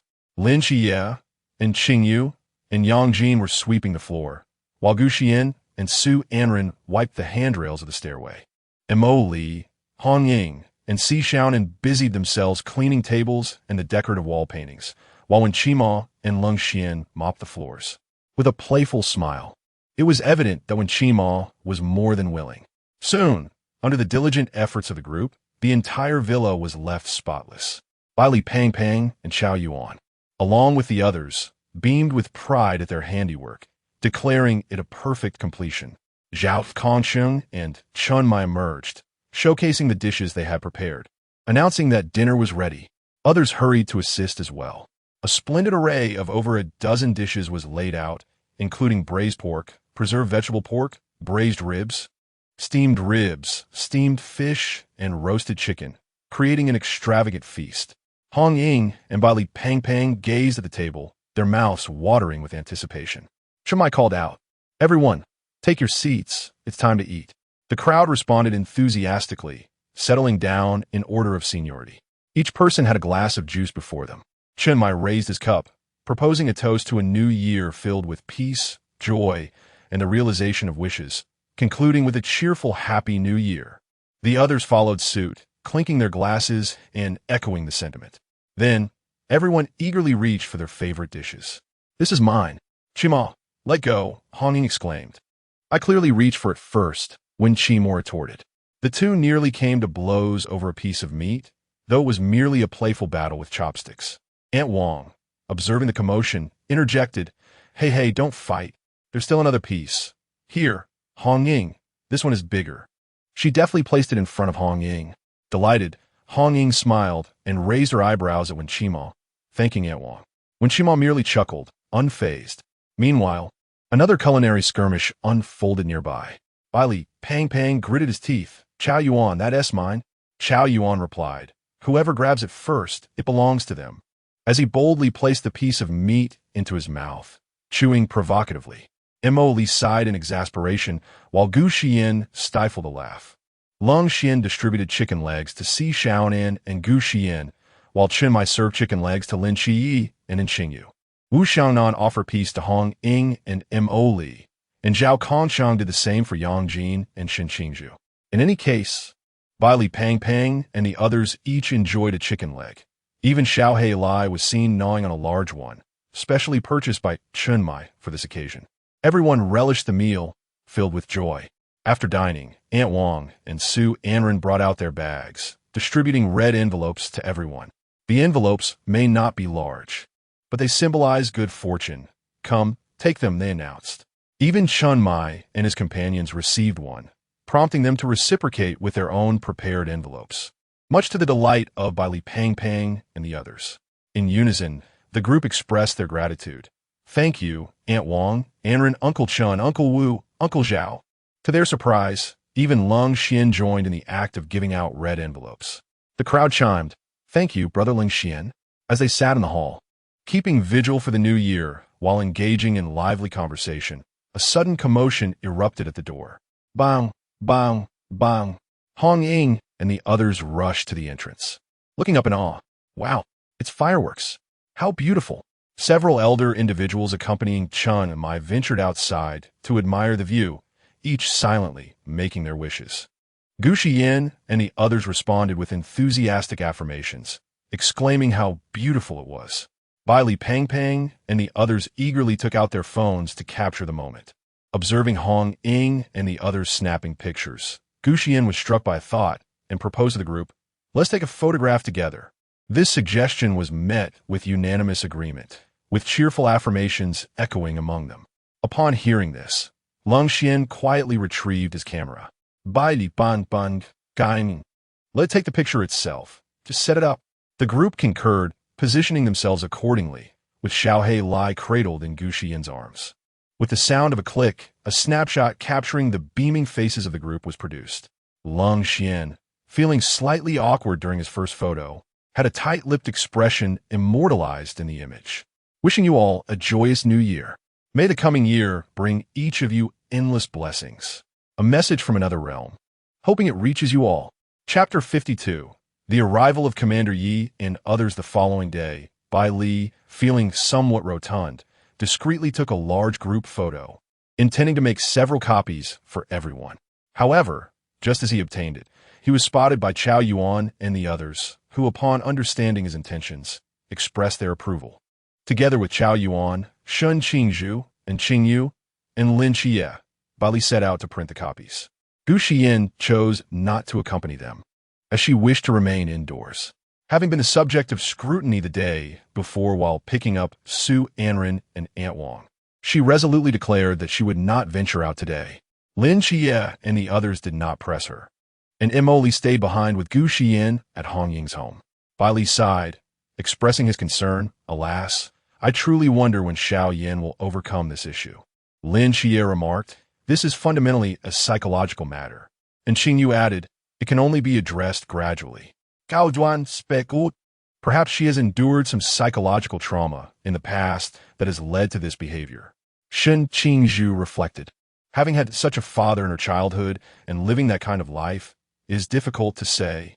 In that moment, they fell silent, each lost in their own thoughts. Meanwhile, Gu Xiyan was engaged in a card game with Aunt Wang and Su Anren, accompanied by Hong Ying, Mo Li, and Si Xiaonan, when suddenly, Chen Mai called for Gu Xiyan to step outside. Su Anren and Aunt Wang exchanged puzzled glances, questioning Hong Ying and the others. Why is Uncle Chun calling Xiaoyan? It seems rather mysterious. Hong Ying chuckled. Perhaps he has something to discuss. Mo Li and Si Xiaonan replied, Hong Ying, even you don't seem to believe that. Yang Jin, meanwhile, remained deep in thought, his head bowed. As expected, Su Anren and Aunt Wang wore expressions of skepticism, but refrained from probing further, reasoning it might be a military secret, given their backgrounds. Xiaoyan, where is Qi Yi? Shimai inquired. Gu Xiyan responded, he went with Bai Li and the others to make copies of the photos. What is the matter? Shimai instructed, call him back. Someone wishes to meet you both. All right, I'll do that right away, Gu Xiyan replied as she retrieved her phone to dial Lin Xie. Beep, beep. Lin Xie's phone suddenly rang in his pocket, prompting him to curiously pull out. Bai Li and the others leaned in, intrigued by the caller. Upon seeing the name Gu Xiyan, Bai Li urged, quick, answer it. Maybe she needs us to bring something back. Chao Yuan nodded in agreement. Xiaoyan, what is it? Do you need us to bring anything? Lin Xie asked upon answering. Then, Gu Xiyan conveyed, Chimai wants you to return. Someone is looking to meet you. Lin Xie replied affirmatively. Okay, I'll head back now. He ended the call and explained to Bai Li and the others. Xiao Yan said the captain wants me back. Someone wishes to meet us. Bai Li inquired, who is it? Should we return as well? And Qingyu, Chao Yuan, and Shun Qingzhu simultaneously recalled the events of that day, suspecting it might be related. Lin Xie reassured them, "No need. You all continue with the photocopies. I can return alone." And Xingyu declared, "I'll accompany you. Shen Qingzhu and Qiao Yuan, I shall join as well." Bai Li Pangpang appeared somewhat bewildered. Upon noticing that several individuals intended to return, he decided to accompany them as well. Pangpang is not foolish. He simply took a moment to process the situation. "Bai Li Pangpang, you all are returning? Then I shall return too." Lin Xie, observing the scene, refrained from further discussion. "Very well, let us proceed." Before long, Lin Xie and his companions arrived outside the Hongying villa, where Chunmai and Gu Xiyan awaited him. Upon seeing everyone return, Chunmai furrowed his brow slightly. "Why has everyone come back? Never mind. Since you are here, we might as well proceed together. After all, most of you are already aware of the circumstances. Let us include those from Hongying as well. Personally, I believe they all deserve to know the subsequent events, such as the whereabouts of Xiashan." Lin Xie and the others responded affirmatively. "All right." Bai Li Pangpang hurriedly dashed inside, calling out, "Sister Hongying, Senior Shaon, and Uncle Mo. They want you to join us." Upon hearing this, the three from Hongying exchanged glances and quickly stood up, greeting Aunt Wang and Su Anren. "Hongying, Aunt Wang, Sister Anren, and Brother Jean, we are leaving now. You may continue to enjoy yourselves here." Aunt Wang and Su Anren nodded. "Very well. Go ahead. Take care of your matters. And do not mind us." Yang Jin also nodded in agreement. Hongying, Si Shaonan, and Mo Li swiftly departed. Once Aunt Wang and Su Anren observed their exit, they lost interest in their previous activities. Particularly Su Anren, who was already aware of certain matters, felt a surge of concern, fearing that yet another imminent danger required their attention. Chunmai led Gu Xiyan and the others to the basement of the agency. I recall that the agency generally does not permit outsiders from Team 136 to enter, but I currently have no alternative location for them. So, please refrain from criticism. This is merely fan fiction. Upon arrival, they discovered that aside from Hongying, Si Shaonan, and Gu Xiyan, the rest of Team 136 was present, along with 3 additional individuals, one of whom was the already familiar Commander Yi. Instantly, everyone felt a wave of tension. Seeing this, Yi Fan smiled. "I am Yi Fan, the 5th commander of the Xian Night Watch. I have previously met some of you, so there is no need for such formality." Lin Xie and the others promptly replied, "Greetings, Commander Yi." Yi Fan continued, "Allow me to introduce you. This is Mr. Chun, a paragon of humanity." The room buzzed with renewed energy. "Greetings, Mr. Chun." Mr. Chun smiled and nodded in acknowledgement. The other individual was Yuan Gang, and Lin Xie and the others exchanged pleasantries with him as well. Yi Fan gestured, "Please, take a seat." Instantly, members of Team 136 and Bai Li Pangpang found places to sit. However, due to the number of people, Bai Li Pangpang and Shun Qingzhu opted to sit directly on the floor. Yi Fan observed with amusement these little ones. Yi Fan looked at Gu Xiyan and Lin Xie. "You must be Gu Xiyan and Lin Xie, correct?" Although framed as a question, his tone bore the weight of a statement. Gu Xiyan and Lin Xie responded in unison. "Yes, Commander Yi." "Yi Fan? Well, I have already heard from your captain, and you are all aware. Therefore, my purpose in coming here is merely to meet you young ones and to gain some understanding of your circumstances. Over the years, you have truly endured much, Lin Xie." Lin Xie and the others recalled that miracle, their hearts weighed down with solemnity. Yi Fan glanced at the crowd and, noticing their somber expressions, continued, "I understand that you're all quite curious about the whereabouts of our great Xia deity." Upon hearing this, all eyes turned to Commander Yi, filled with a thirst for knowledge. Yi Fan paused, clearing his throat before proceeding.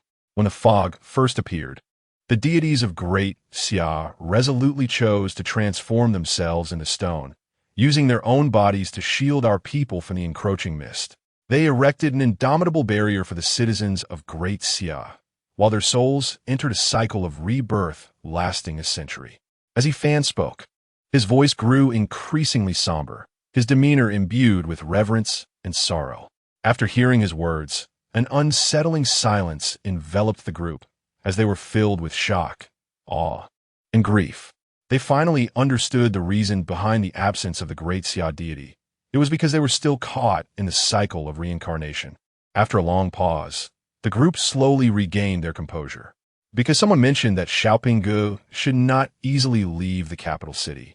I was unaware and have just now corrected it. I would like to clarify, as that comment seems to have vanished. In the fan fiction I read, it appears this was not mentioned, or perhaps it was, but I simply forgot. I sincerely apologize. Chapter 53. The title, It Ran Away with Long Legs. Yi Fan gazed at the children before him, deciding not to conceal the truth any longer. They, too, were subjects of the great Xia and deserved to know the deeds of their divine beings. Yi Fan remarked, I am aware of the events of that day. Yet I never anticipated that Lady Hudu would have an offspring present here. Gu Xiyan fell silent. She was as unaware as he was. Lin Xie and the others shared the same sentiment. Chun Fuji, with a curious expression, fixed his gaze on Gu Xiyan, for she was an undeveloped offspring of a deity. Who wouldn't be intrigued? Once Gu Xiyan sensed the weight of several stares upon her, she stiffened, rendered motionless. Lin Xie and Qingyu and Shun Qingzhu quickly shifted their positions, shielding her from view. Lin Xie implored, Chun Fuji and Commander Yi, could you kindly refrain from staring at her? She feels uncomfortable. Emoli added, she is shy. And Qingyu remarked, she is timid. Shun Qingzhu concurred, indeed, she is not accustomed to being scrutinized. Bailey Pang Pang chimed in. Exactly. If you must gaze, then look at us. We are more than willing to be observed. Chao Yuan agreed. Others joined in, including the members of Team 136, who also expressed their support. Yi Fan and Chun Fuji exchanged glances, astonished by the solidarity and affection displayed by this group of youngsters. Yuan Gang simply rubbed his nose, remaining silent. Chen Mai, Wu Xiangnan, and Zhao Kongchang sighed in unison. Chen Mai said, this child is somewhat shy. Do not fixate on her. Ye Fan instantly comprehended. This was akin to the situation with Zhou Ping, albeit perhaps slightly better. Yi Fan conceded, very well. I wish to inquire whether Lady Hutu has ever conveyed anything to you, perhaps regarding her presence in Songnan City, with the others shielding her from the prying eyes. Gu Xiyan felt a sense of relief. Upon hearing Yi Fan's inquiry, she shook her head. However, recalling that she was behind Lin Xie and the others, she hesitantly spoke up, no.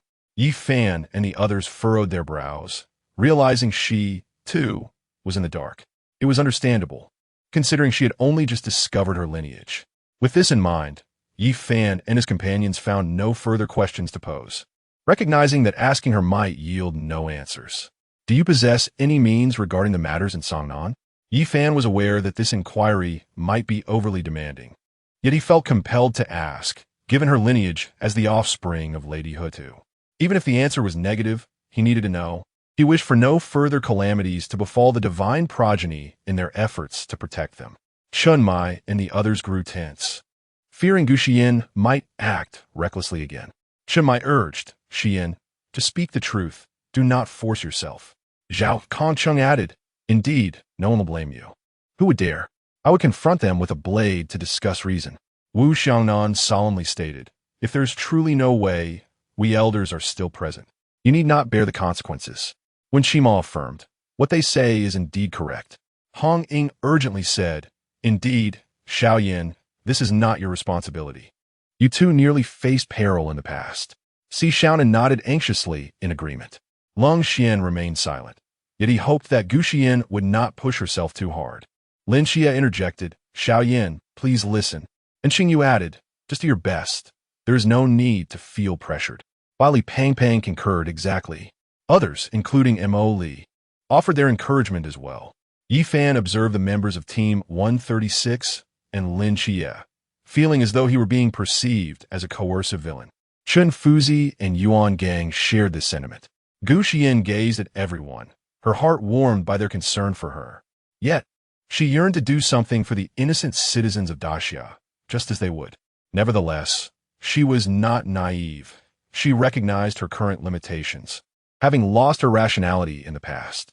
Gu Xiyan replied earnestly, my current level is insufficient. Perhaps when I reach a higher one, I will be able to help. Upon hearing this response, nearly everyone sighed in relief. Yi Fan and his companions did not wish to save Songnan. Rather, they could not bear to see a child, even younger than themselves, burdened with such weight. Subsequently, Yi Fan and Chun Fuzi engaged in conversation with Chun Mai and his group before departing.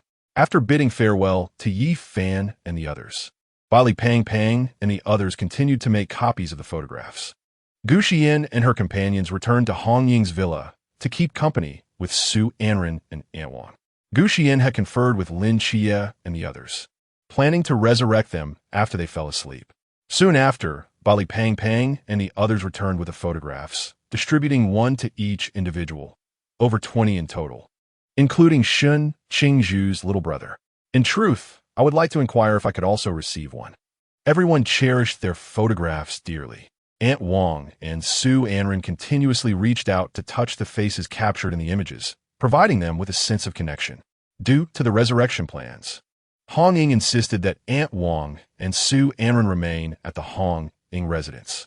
Later that night, once Su Anren, Ant Wang, and Yang Jin had drifted off to sleep, Gu Xiyan, Lin Xie, and Qing Yu, Bali Pang Pang, and the others stealthily made their way to the hall. Gu Xiyan activated the divine ruins, a soft lavender glow illuminating the hall as it extended towards the 3 rooms. Light enveloped Ant Wang and Su Anren, and they were soon revived. Meanwhile, Yang Jin also glowed, but this light did not signify his resurrection. Instead, it was the healing of his divine essence.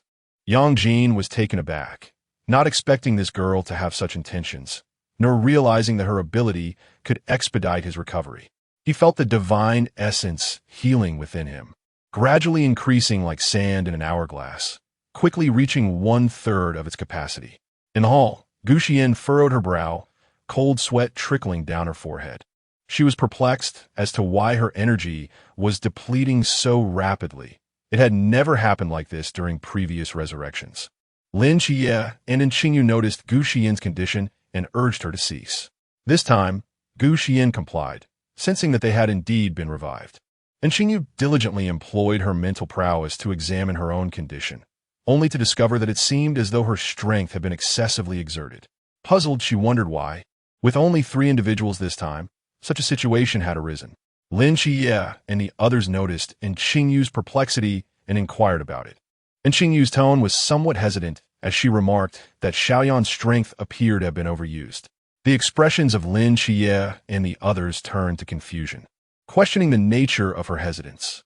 Gu Xiyan, though slightly bewildered, offered them reassurance, stating that her self-healing abilities were functioning automatically, urging them not to worry.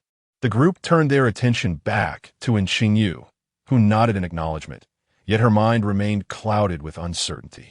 It was only then that the others began to feel at ease. Time swiftly passed, and soon the day arrived for their return to camp. As Lin Xie and the others prepared to depart, Su Anren and Ant Wang looked on with reluctance. Though they were all soldiers, they were still, in essence, children. They held on to each of them, offering a few parting words, to which Lin Xie and Qingyu, Gu Xiyan, Bali Pang Pang, and Mo Li, Shun Qingzhu, and the others responded in kind. Chapter 54, Returning to Camp. Almost forgotten, the forbidden item, blood boiling, that had fallen from Scorpion was handed over just as Commander Yi and the others arrived. Aware of the modest financial conditions of the group, Commander Yi exchanged the money for them to share. The members of Team 136 escorted Gu Xiyan and Lin Xie to the bus. After submitting the Starblade, they boarded the bus and settled into their seats. Shortly after they boarded, the bus started moving towards the training camp. One bus, after another, gradually faded from the sight of Team 136. Gu Xiyan and the others gazed out the window, still able to see Chiang Mai and others standing in place, bidding farewell, while Hong Ying waved at them. Even Lung Xian was present, standing behind the group. Perhaps due to Chiang Mai's incident, he had made some changes, as he had always cherished his teammates. The following day, a sharp whistle pierced the air.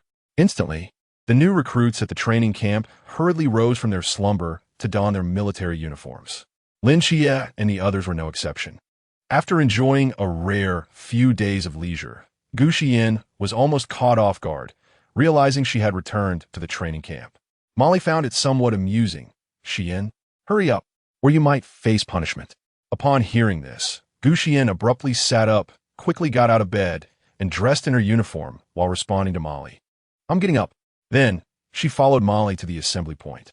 By the time they arrived, most of the recruits were already present. Gu Xiyan pulled Molly along as they hurried towards Lin Xie and the others, knowing she preferred not to stand at the front. They waited for her and Molly in the back. All the instructors were present on the high platform, each adorned with merit medals of varying sizes and colors. Instructors Hong and Han stood behind Yuan Gang, also wearing medals, with Yuan Gang possessing the most. Moreover, Lin Xie and Qingyu noticed that several instructors were absent. Bai Li, who was plump, immediately asked in a hushed tone about it. Lin Xie and the others nodded, acknowledging their observation. Yuan Gang surveyed the new recruits and solemnly declared, "There will be no morning training today. The sole purpose of your assembly is to award medals to some among you." Upon hearing this, the new recruits immediately thought of Lin Xie, Gu Xiyan, and Qingyu, who had thwarted a missile attack while exiting the camp. Yuan Gang proceeded to explain the classification of the medals and the criteria for earning them. Yuan Gang continued, "I hereby announce the first recipient of a medal, and Qingyu, who decisively acted during the missile attack, triggering an early detonation in midair, thus protecting over 50 recruits.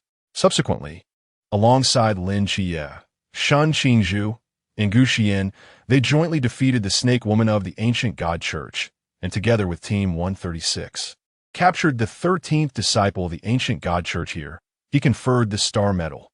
The recruits were left in astonishment, not having anticipated the events that had transpired thereafter. An Qingyu, along with several others, was taken aback.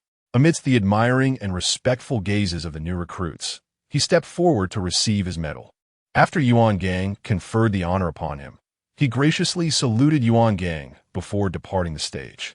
During the missile attack, Lin Xie, alongside Gu Xiyan, valiantly intercepted the shrapnel heading toward the new recruits. Together with An Qingyu, Shan Qingzhu, and Gu Xiyan, they vanquished the Serpent Woman of the Ancient God Church, and, in collaboration with Team 136, apprehended the 13th disciple of the Ancient God Church. Here, we bestow the Starlight Medal. In that instant, not only were the new recruits in an uproar, but even the instructors were astonished, as 2 Starlight Medals were awarded in quick succession, both to new recruits. Subsequently, Gu Xiyan received the Starlight Medal, while Shan Qingzhu was honored with the Starshine Medal. When it was their turn, the two nearly froze in place as they approached to accept their awards, moving almost in unison. Gu Xiyan was reluctant to step forward, but circumstances left her no choice. Chao Yuan, Molly, and Bai Li all received a Spark Medal each. Once the announcements concluded, Yuan Gang dismissed the new recruits, igniting a flurry of discussions among them, who cast envious glances toward Gu Xiyan and her companions.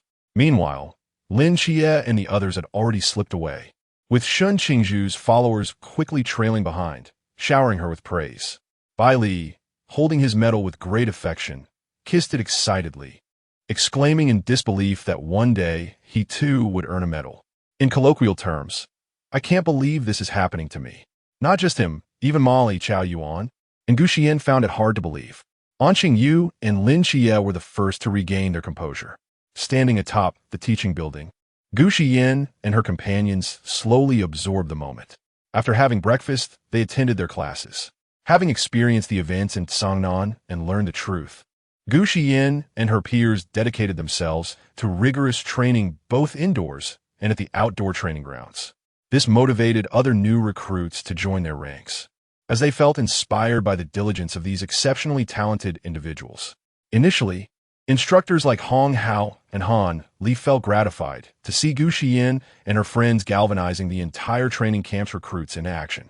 However, as time passed, they began to notice a troubling trend. It appeared that Gu Xiyan and her group were being excessively hard on themselves. Regardless of whether it was physical training or skills development, they consistently pushed their limits. Han Li pondered aloud, "What has gotten into these kids?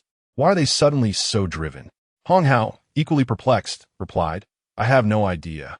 Yuan Gang observed silently, watching the determined figures of the young trainees. These children were placing immense pressure on themselves, yet he felt powerless to intervene. One day, during a class with Instructor Gu, Lin Xie posed a seemingly simple yet profound question. Is this world real? This singular inquiry ultimately drove instructor Gu to the brink of madness, leaving Gu Xiyan and her companions in stunned silence. And Qingyu pondered deeply. Upon noticing her contemplation, Lin Xie's eyes lit up. After all, and Qingyu was an academic prodigy, and perhaps she possessed unique insights. With this thought in mind, Lin Xie promptly inquired of her, "Little fish, what are your thoughts?" Gu Xiyan and the others exchanged glances, wondering if he was about to draw Little Fish into the conversation as well. And Qingyu stroked her chin and began, "Is this world truly real? I have contemplated this question myself. Initially, I did harbor doubts, but what does that matter? After all, who can definitively prove that this world is not real? If we dismiss the reality of this world, then must we also deny the existence of the people around us? The experiences I have encountered and the individuals I have met are undeniably real within my world. Thus, I believe this world is indeed genuine." Upon hearing this, Lin Xie realized he had become somewhat entranced, to the point of questioning the authenticity of his surroundings.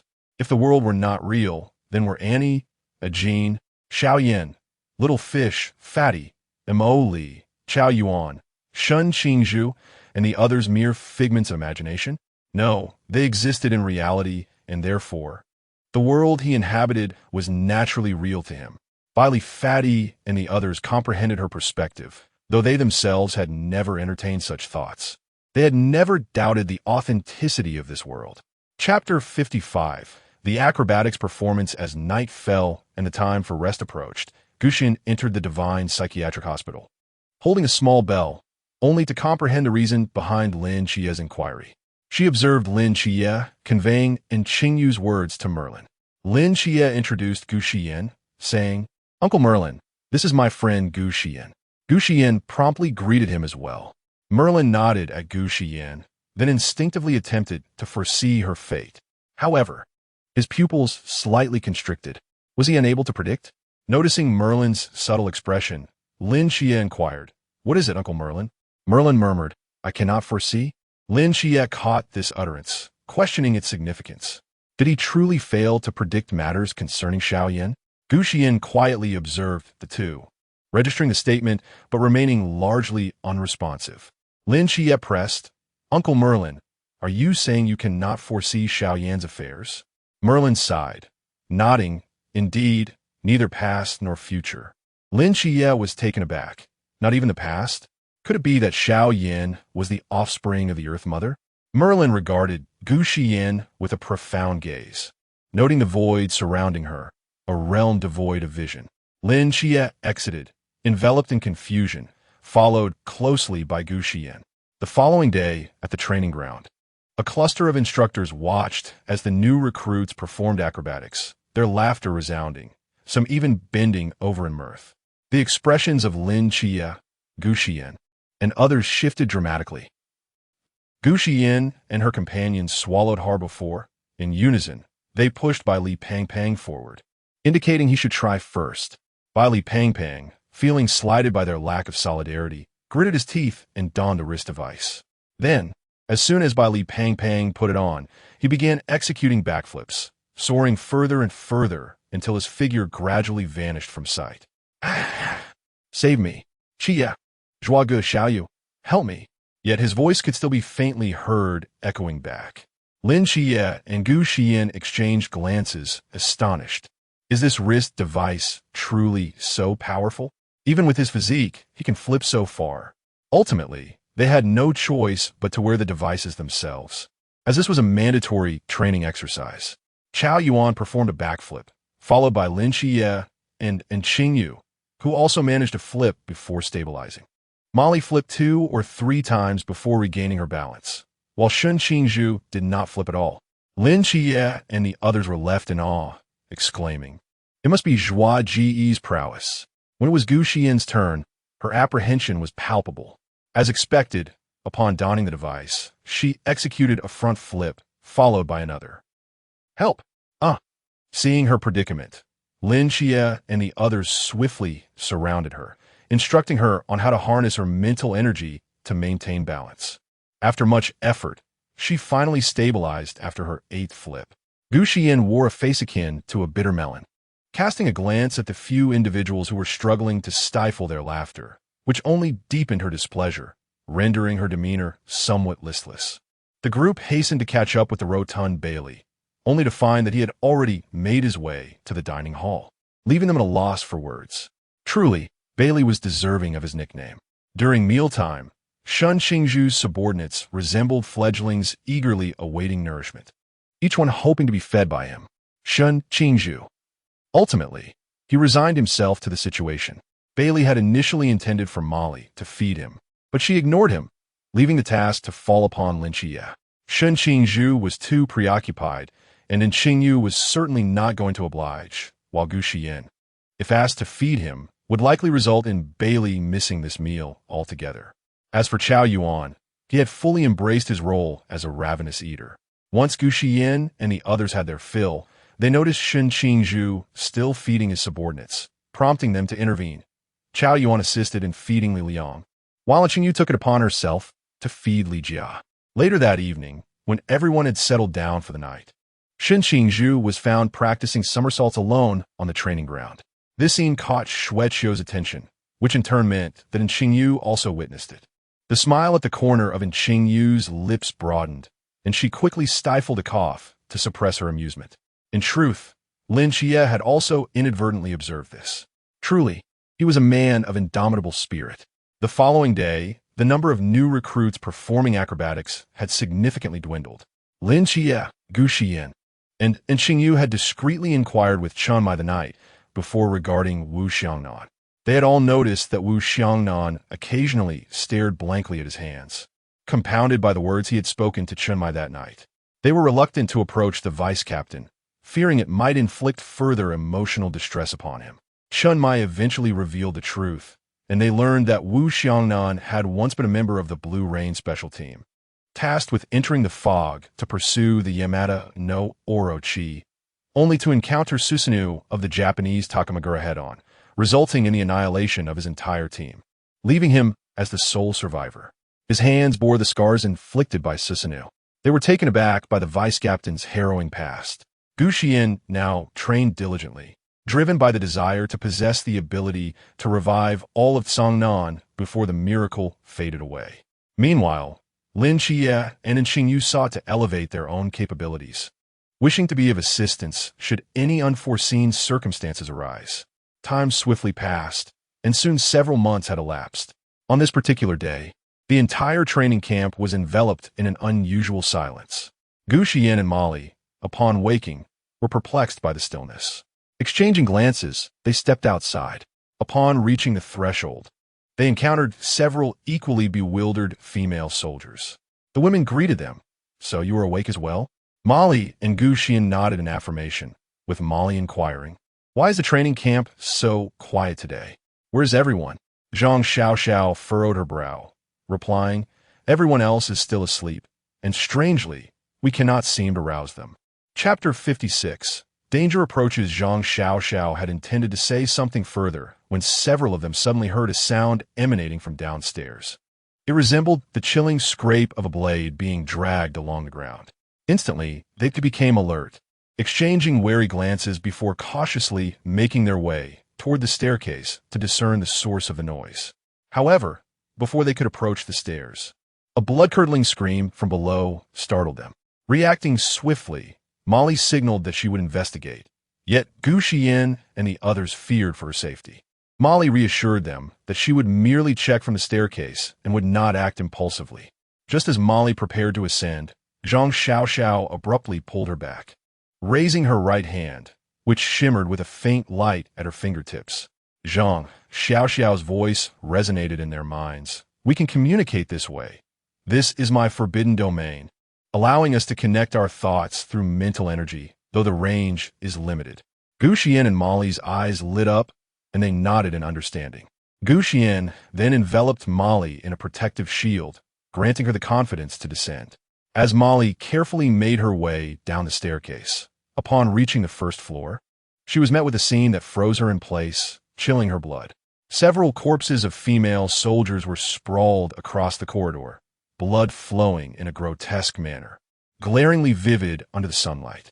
Beside the body stood a towering, headless man exuding an eerie aura, dragging a bloodied sword reminiscent of ancient executioners as he moved slowly forward. The blade carved deep grooves into the marble floor, producing a sound that sent shivers down her spine. Suppressing her rage and sorrow, Molly endeavored to remain silent as she carefully returned to the third floor, relaying information to the others through her thoughts. It's a headless man. He is extremely dangerous. Several have already fallen. Molly's grave voice echoed in their minds. Gu Xiyan and the others were initially taken aback. How could this be? Is it some sort of mystery? Has it infiltrated the training camp? What are the instructors? Why is there no response? Headless? As Gu Xiyan gradually regained her composure, she repeated the word before a sudden realization struck her. This implied that the creature might lack eyes or other visual organs, relying instead on sound to perceive its surroundings and prey. This revelation suggested that their adversary might possess a unique method of hunting. If they could exploit this, perhaps they could devise a strategy to confront it. The others shared this insight, and after a brief discussion, they resolved to locate the other awakened girls, inform them of their findings, and gather them all together. Zhang Xiaoxiao declared that she would connect their thoughts as soon as she found them. Meanwhile, Lin Xie found himself in a similar predicament, discovering that many of the new recruits could not be roused. Only a handful had awakened. Lin Xie, along with Qing Yu and the others, quickly congregated to discuss what had transpired. Why are only the new recruits left in the entire training camp? Lin Xie and Qing Yu speculated that this might be a test set by the instructors to assess the recruits' abilities and reactions to sudden attacks. Upon hearing their analysis, Shen Qingzhu and the others also found it quite plausible. In an instant, Shen Qingzhu's temper flared, and he vented his frustration with a few harsh words, even directing an accusatory finger at the surveillance camera. Lin Xie and Qing Yu and Chao Yuan exchanged helpless glances. Yet, they simultaneously thought of the dormitory where Gu Xiyan and Mo Li resided. They turned their gaze towards the girls' dormitory, only to find it enveloped in silence, devoid of any movement, which sparked a wave of concern among them. They sensed that something was amiss in the girls' dormitory and learned from Li Xiaoguang about a girl named Zhang Xiaoxiao, whose expertise pertained to mental aspects. After some discussion, they decided to split into two teams. Lin Xie and Qing Yu and Chao Yuan would head to the girls' dormitory to check on Mo Li and Gu Xiyan. Shen Qingzhu, feeling uneasy about both Gu Xiyan and Mo Li, as well as his younger comrades and the chubby one, chose to stay behind and keep an eye on by Li Pang Pang and the other new recruits. They first went to the supply room to retrieve weapons. However, as they stepped outside, they were startled by a shriek emanating from the cafeteria. They exchanged glances and hurriedly sprinted towards the source of the commotion. Meanwhile, Gu Xiyan and Mo Li cautiously descended to the second floor, inspecting each dormitory one by one. At last, they discovered 5 girls huddled together in the last, larger dormitory. Whispering in fear, Gu Xiyan and Mo Li quickly signaled for them to be quiet and silently indicated that they would regroup with the others shortly. The girls nodded obediently, falling silent. Simultaneously, Zhang Xiaoxiao and her group commenced their search on the 4th floor. After much effort, they successfully located 6 girls there as well. Additionally, on the 3rd floor, including Mo Li and herself, there were a total of 10 girls. Thus, all the awakened girls had gathered together. Zhang Xiaoxiao and her companions promptly led the group, cautiously making their way to reunite with Gu Xiyan and Mo Li. Once everyone had assembled, Gu Xiyan and Mo Li observed the number of individuals present. The dormitory was too small to accommodate them all at once. A long-haired girl who had descended from the 4th floor spoke up. With so many of us here, we are exceedingly conspicuous. There is a water room on the right side of the 1st floor, which has ample space and can easily house us. Moreover, it would facilitate our swift escape should anything happen. But the headless man is on the 1st floor, a girl exclaimed, visibly frightened. Mo Li declared, I can divert its attention. After a moment of contemplation, Gu Xiyan replied, I'll join Mo Li, and I have a plan. I can create a sound illusion with my shield to lure it away. The others found this approach feasible and began to prepare. Gu Xiyan and Mo Li set off to the first floor to draw the headless man up to the third floor. Upon encountering the headless man, Gu Xiyan's pupils momentarily constricted, yet she swiftly compelled herself to regain her composure. Focusing her thoughts, she manipulated the shield to simulate the sound of a heavy object crashing to the floor on the third level. The headless entity, upon hearing the noise, immediately brandished its large blade and hurried towards the source. The two swiftly concealed themselves as the headless figure charged directly up to the third floor, utterly oblivious to their presence. Gu Xiyan and Molly exhaled in relief and called out for Zhang Xiao and the others. However, as they reached the threshold of the hot water room, the situation abruptly shifted. The entire space had been thrown into disarray. Gu Xiyan and her companions were taken aback, astonished to discover that the headless man possessed the ability to disrupt space. Yet, one among them, a Z, found it illogical. If the headless man wielded such power, why had he not employed it from the outset? Why wait until now? Aziz's insight swiftly resonated with the others, prompting them to reflect. Indeed, it seemed implausible. Furthermore, as they successfully descended to the first floor, intending to exit the dormitory to summon aid, they found themselves unable to escape. Chapter 57. The Distorted Space and the Timorous Spider due to the distortions in space. What should have appeared before them as the water heating room had transformed into a corridor. To their astonishment, when they turned to look behind, they discovered that what should have been a wall had morphed into a dormitory, clearly marked with the number 405. Azzy furrowed her brow, a flicker of contemplation crossing her eyes, and calmly stated, "It seems the effects of this spatial distortion are more profound than we had anticipated. Given this, let us each disclose our abilities related to the Forbidden Abyss, so we can compile them and allocate our positions according to each individual's unique characteristics." After a brief pause, she continued, "Through this method, we may uncover a way to unravel the patterns of the spatial distortion, while also gauging the true strength of the Sound Hunter. Since the headless man employs sound for his hunts, I have dubbed him the Sound Hunter." Azzy's words garnered unanimous agreement. Her intellect was sharper than theirs, and following her lead was undoubtedly prudent. Moreover, having all witnessed the corpses in the corridor, a collective rage surged within them. Eager to slay the Sound Hunter on the spot, Molly was the first to reveal her Forbidden Abyss ability, also elucidating Gu Xiyan's. Subsequently, others followed suit, each sharing their own. "My Forbidden Abyss is..." Azzy listened intently, swiftly allocating positions based on their abilities. "Azzy's surname is Yang. I am unaware of the original surname." Tasks were delineated. Team 1 would venture out to assess the real-time distribution of the distorted space and search for other female soldiers. Team 2 would remain in the water heating room, creating a real-time map of the girls' dormitory based on information relayed by Team 1. Team 3 was assigned to test the strength of the Sound Hunter and explore the possibility of slaying him. Molly, Gu Xiyan, and others formed Team 3, tasked with probing the Sound Hunter. Wen Linghua and Zhang Xiao comprised Team 1, responsible for rescue missions and mapping the spatial distortions. Yang Zi and her group made up Team 2, tasked with staying put and awaiting information to draw the map. Notably, Wen Linghua possessed the ability to traverse terrain without restriction. Outside the training camp, instructors Yuan Gang, Hong Hao, and Hanli observed each scene through the surveillance monitors. Upon witnessing the female soldiers, Yuan Gang remarked, "Yang Zi indeed shows potential as a leader." While Gu Xiyan, Molly, Zhang Xiao, and Wen Linghua also performed admirably. On the other hand, Lin Xie did not disappoint either.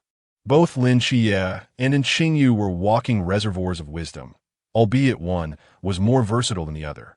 As Lin Xie approached the dining hall, the air was thick with the acrid scent of blood, a stark contrast to the examination they had anticipated, causing faces to pale at the ominous shift. Lin Xie and Qingyu exchanged concerned glances, and Lin Xie first employed her mental prowess to probe the situation within, her brow knitting tighter with each passing moment. And Qingyu summoned Snowball, inviting it to enter and observe the scene. She initiated a shared vision, mirroring Lin Xie's reaction. Lin Xie glanced at Qingyu, who nodded in affirmation. Subsequently, The two led the way as they pushed open the slightly ajar door of the cafeteria, followed closely by Shun Qingzhu and Chao Yuan. However, upon fully perceiving the scene within the cafeteria, the others, save for Qingyu and Lin Xie, were momentarily stunned before regaining their composure. The expansive cafeteria was densely woven with cobwebs, strands intricately crafted into a chilling tapestry that enveloped the entire space. Near the center lay a corpse, its innards grotesquely extracted, presenting a ghastly sight that rendered the onlookers' faces pale with horror. The deceased, known as Wang Li, was familiar to many among the new recruits. A tumultuous blend of fear and anger surged within the group, prompting them to voice their confusion. Was this not merely a drill? Why had death intruded upon their ranks, particularly that of someone they knew? The impact of this revelation was overwhelming. Silence, Lin Xie commanded. From the moment we heard the screams to our arrival here, there was insufficient time for it to escape. Therefore, that entity must still be present. And Qingyu, maintaining her composure, concurred with Lin Xie, asserting that now was not the time for panic. They needed to locate it for their own safety. Upon hearing Qingyu and Lin Xie's words, the group felt a renewed sense of resolve, suppressing their fear and anxiety as they nodded in agreement. Together, Lin Xie and Qingyu stepped forward, weapons in hand. Shun Qingzhu and Chao Yuan gasped in alarm and called out, "Little fish!" Xie. Lin Xie reassured them with a brief "it's fine," before continuing with Qingyu. Shun Qingzhu and Chao Yuan followed closely, while the others hesitated as Shun Qingzhu and the others urged them to stay back. As Lin Xie meticulously examined the cobwebs within the cafeteria, he deftly maneuvered through the intricate strands, striving to uncover the location of the mysterious entity. And Qingyu shared Snowball's perspective, much to the astonishment of Shun Qingzhu and Chao Yuan, who watched as Snowball gracefully navigated the labyrinthine webs with remarkable agility, seemingly unrestrained by the threads. Soon, Lin Xie's mental acuity detected a massive spider lurking on the ceiling to his right. Simultaneously, and Qingyu, through the shared vision, also caught sight of it, prompting both to look up. Suddenly, the gemstone pendant around Lin Xie's neck emitted a brilliant azure light, causing him to feel a momentary dizziness before quickly regaining his equilibrium. And Qingyu, positioned not far from him, experienced a similar sensation, while Shun Qingzhu and Chao Yuan remained further back. They both realized that this spider possessed the ability to launch a mental assault. Subsequently, Lin Xie and Qingyu raised their hands, casting their respective blades, ice swords, forcefully towards the spider's location. A sharp sound echoed in the air. Lin Xie's straight blade struck the wall half a meter away from the spider, while Qingyu's ice sword accurately pierced one of its legs. It wasn't that Qingyu's aim was off. Rather, the spider had evaded it, having initially intended to dodge Lin Xie's knife. Lin Xie and Qingyu couldn't help but smirk. Shun Qingzhu and Chao Yuan struggled to suppress their laughter. The spider was momentarily stunned, and soon realized that its leg had been struck by the ice sword. It hurts so much, sob." A voice emanated from the spider, surprisingly high-pitched and incongruous with its size. The group was taken aback. The spider could speak? The childlike tone gave them an odd sense of bullying a young one. They exchanged glances, and Shun Qingzhu slowly raised his hand. A spark suddenly shot from the black ring on his knuckle, accompanied by a crisp snap that echoed through the cafeteria. Boom! Without warning, an explosion erupted within the cafeteria, engulfing the ceiling where the spider resided in blinding flames. The crumbling walls fell like debris, causing the entire cafeteria to tremble. Amidst the thick smoke, the spider lunged out, its crimson compound eyes glowing with an eerie light. The mysterious aura of the Chuan realm. Lin Xie and his companions felt the terrifying presence emanating from the spider, their expressions grave. Just as they braced for the spider's attack, they were taken aback as it deftly turned midair, shattering the window with its massive body before making its escape. It fled. Lin Xie and the others. What? You Chuan realm creature, why are you running away? Chapter 58, Judgment. The Magma Hell. Due to the chaotic spatial distortions, the individuals assigned to scout the layout faced numerous encounters with the Sound Hunter, resulting in the immediate sacrifice of several members. Fortunately, the schematics were successfully underway, and they had rescued numerous awakened female soldiers while locating the entrance to the water room, where they now gathered, totaling more than 30 individuals. At this moment, the plump one had awakened. However, this also brought to mind the fallen female soldiers, prompting Wen Linghua and Zhang Xiaoxiao to feel a sting in their eyes, fists clenched in silent sorrow as they continued their exploration. Azzy and the others share their discomfort, similarly affected as they pressed on with their tasks. Meanwhile, Mo Li and Gu Xiyan remained vigilant, cautiously searching for the whereabouts of the sound hunter as the distance made it impossible for their consciousness to reach. They eventually became aware of Team 1's situation through their consciousness, and Mo Li and the others were filled with indignation. "Be careful," Mo Li whispered, cautioning the group. Just then, a faint silhouette emerged ahead. It was the headless male sound hunter. Mo Li's gaze sharpened, her grip tightening around her weapon, her breath quickening with an internal blaze of fury. Gu Xiyan stayed close beside her. Mo Li gestured for everyone to disperse and encircle the target. They moved with grace, striving to remain silent as they approached the headless figure. However, just as they were about to complete their encirclement, the headless male seemed to sense their presence, slowly turning his form. Though devoid of a head, an overwhelming aura of dread washed over them. One female soldier, overwhelmed by anxiety, involuntarily inhaled sharply. Suddenly, the previously motionless headless male surged forward with an unimaginable speed, reaching the female soldier in the blink of an eye. Her pupils dilated, and before she could utter a scream, she was severed in half. Blood splattered everywhere. Several nearby female soldiers were splattered with the crimson liquid. The remaining soldiers turned pale at the sight, some unable to stifle their screams, though a quick-thinking comrade swiftly covered their mouths.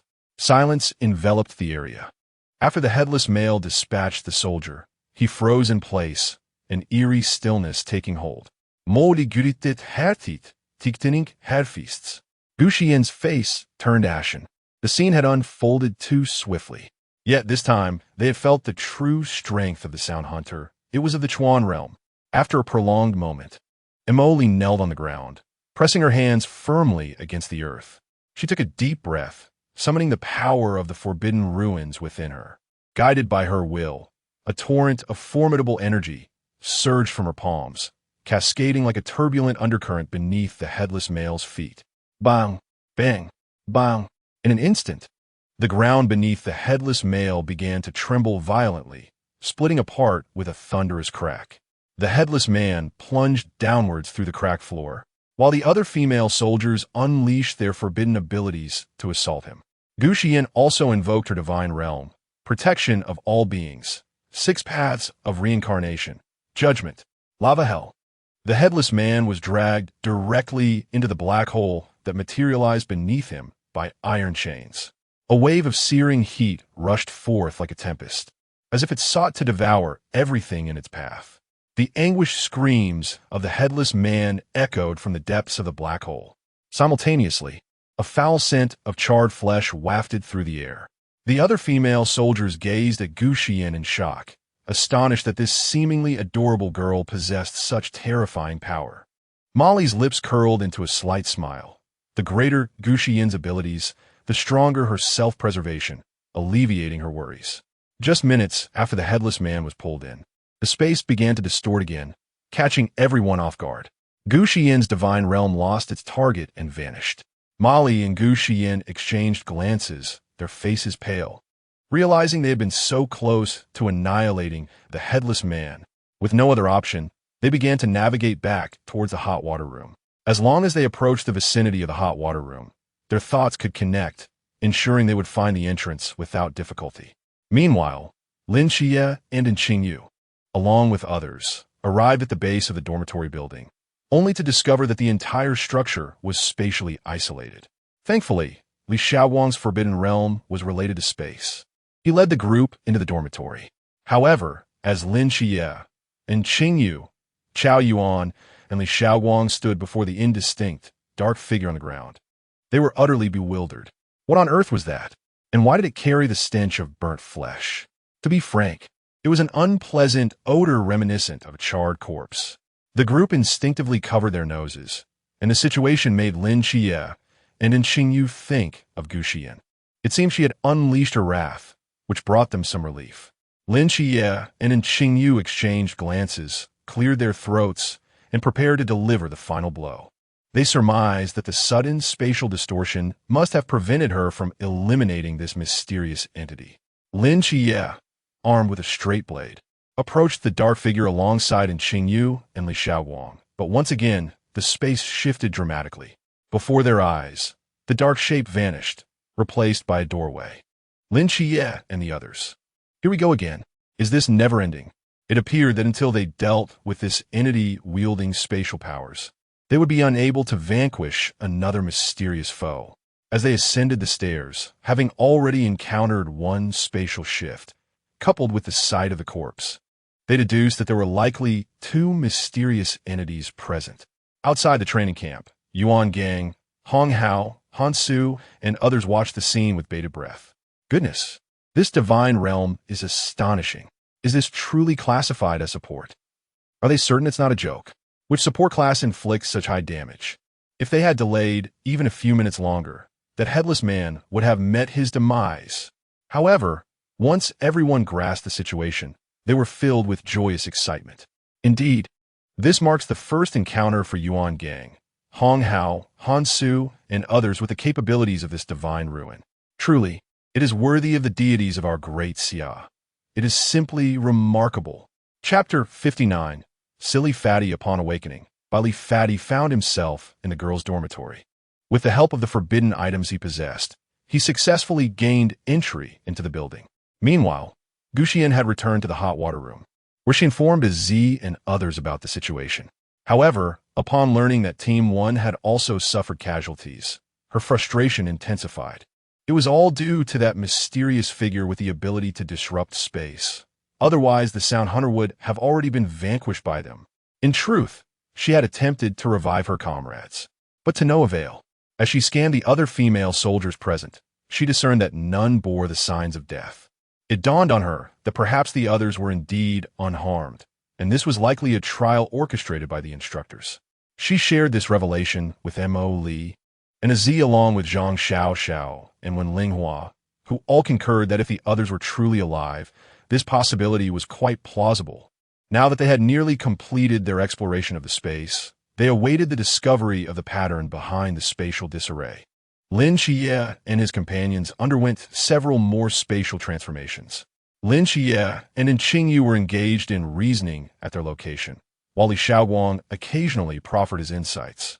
Chao Yuan sat off to the side, clutching his blade, listening to the trio speak in what seemed like an enigmatic language, scratching his head in confusion. Lin Xie and Xingyu were deeply engrossed in calculations. Horizontal 1327. Vertical 0409. And Xingyu repeatedly murmured numbers when suddenly, her eyes sparkled with realization. The difference in the horizontal numbers appeared to exhibit a periodic variation, while the vertical numbers might correlate with the distribution of floors in the dormitory. Lin Xie's eyes lit up as well, hastily sketching a diagram on the ground to validate Xingyu's hypothesis. After pondering carefully, Li Xiaowang added, could it be related to time as well? Perhaps the space shifts according to this pattern at regular intervals. Lin Xie replied, that is indeed a possibility. Meanwhile, the headless man had recovered and was slowly rising. His charred body exuded a burnt odor as he continued to advance step by step, dragging his beheaded sword across the ground, producing a jarring sound. Yet, if one were to keenly observe, they could sense a hint of fear intermingled within his emotions. On the other side, Biley Fatty surveyed the chaotic space and resorted to the most primal method.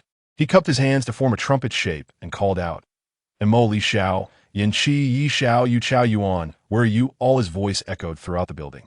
In various disparate locations, the others responded, this fool, what is he shouting about? That mysterious being is still alive. Who can guarantee it poses no threat? Biley Fatty, I had no idea.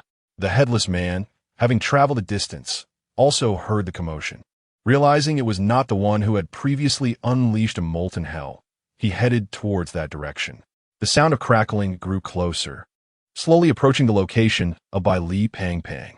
Molly and Gu Xiyan exchanged glances, preparing to venture out to bring Ba Li Pang Pang back. However, this time, they required the assistance of Wenling Hua, as it would expedite their journey to where Pang Pang was located. Xiao Hua, Molly called out to Wenling Hua. Understanding her intent, Wenling Hua reached out and took hold of the two, leading them through the wall towards the source of the sound. Meanwhile, Lin Shiyi and Qingyu stood up as well. Ba Li Pang Pang's voice was not far from them. Soon, both groups converged, finding Ba Li Pang Pang, who was alertly wielding a large sword. Upon spotting them, Ba Li Pang Pang's eyes brightened, and he hurried towards them, exclaiming, "Qi Yi, Chao Yuan." Lin Shiyi and the others quickly hushed him, urging him to remain silent. However, it was too late. A headless figure emerged from around the corner, moving swiftly towards Ba Li Pang Pang, reaching him in the blink of an eye. Ba Li Pang Pang's eyes widened in fear, instinctively raising his sword to defend himself as the luminous aura surrounding him flared to life. In the next moment, he was sent crashing into the wall. Pang Pang. Gu Xiyan and Molly arrived just in time to witness this scene, their pupils constricting in shock. Lin Shiyi and his companions furrowed their brows. Worry etched across their faces. Without hesitation, Chao Yuan placed his hand on the hilt of his sword and drew his blade, emboldened by the sight of Gu Xiyan. Indeed, upon seeing Chao Yuan wielding his sword, Gu Xiyan ceased her words and activated her divine power to help him maintain his composure. Lin Jie and Qingyu and Li Xiao Guang simultaneously confronted the headless figure, attacking it with their weapons. Meanwhile, Wenling Hua, Gu Xiyan, and Molly rushed to assess Ba Li Pang Pang's condition. Pang Pang, are you all right? How do you feel? Gu Xiyan and Molly reached out simultaneously, helping Ba Li Pang Pang rise from the debris of the collapsed wall. He coughed a few times and exclaimed, "What on earth was that?" Gu Xiyan quickly administered healing, explaining, "You shouted so loudly, it attracted the sound hunter, a mysterious entity that preys on sound." Ba Li Pang Pang, feeling wronged, replied, "How was I to know such a thing existed? Xiaoyan, please don't blame me." Wenling Hua remained silent, while Molly, slightly irritated, stated, "Xiaoyan is right. In such a quiet and eerie place, you dare to shout. Consider this a lesson learned." Hearing even Molly reprimand him made Ba Li Pang Pang feel even more grieved, rendering him speechless. Molly, noticing his distress, softened her tone, asking, "Are you injured anywhere?" Ba Li Pang Pang's eyes brightened again as he shook his head vigorously. No. In his heart, he thought, "She cares about me. It's worth it," while sporting a giddy smile. Gu Xiyan chuckled softly, realizing that despite Molly's tough exterior, she was genuinely concerned for Pang Pang. Even when Ling Huan noticed this and smiled faintly. As Lin Xie engaged in battle, he noticed that the more they fought, the stronger the enigmatic foe became. Gu Xiyan and Molly, along with the others, were taken aback by how rapidly the headless man regained his strength, his offensive capability seemingly undiminished. Molly, Gu Xiyan, and when Ling Hua warned, "The louder it becomes, the stronger it grows. Exercise caution." Lin Xie and Qingyu nodded in acknowledgement of this realization. After creating some distance, once more, Lin Xie unleashed the darkest god ruins, enveloping Qingyu and the others within its confines. As silence enveloped them, the headless man ceased his assault. Gu Xiyan and Molly remained quiet as Lin Xie and Chao Yuan cautiously approached the adversary. In an instant, all weapons were drawn against it. Lin Xie and Qingyu aimed directly for the heart of the headless man, while Chao Yuan and Li Xiaoguang targeted its midsection. The foe, sensing the imminent threat, raised its massive blade to deflect their strikes. At that moment, space was once again isolated. Lin Xie and his companions were separated. Lin Xie cursed silently as he gazed at the wall before him. And Qingyu, along with Chao Yuan and Li Xiaoguang, found themselves together, while Gu Xiyan, Molly, Ba Li Pang Pang, and Wen Linghua formed another group. All wore expressions of deep concern. Meanwhile, the female soldiers had discerned the pattern of the spatial distortions.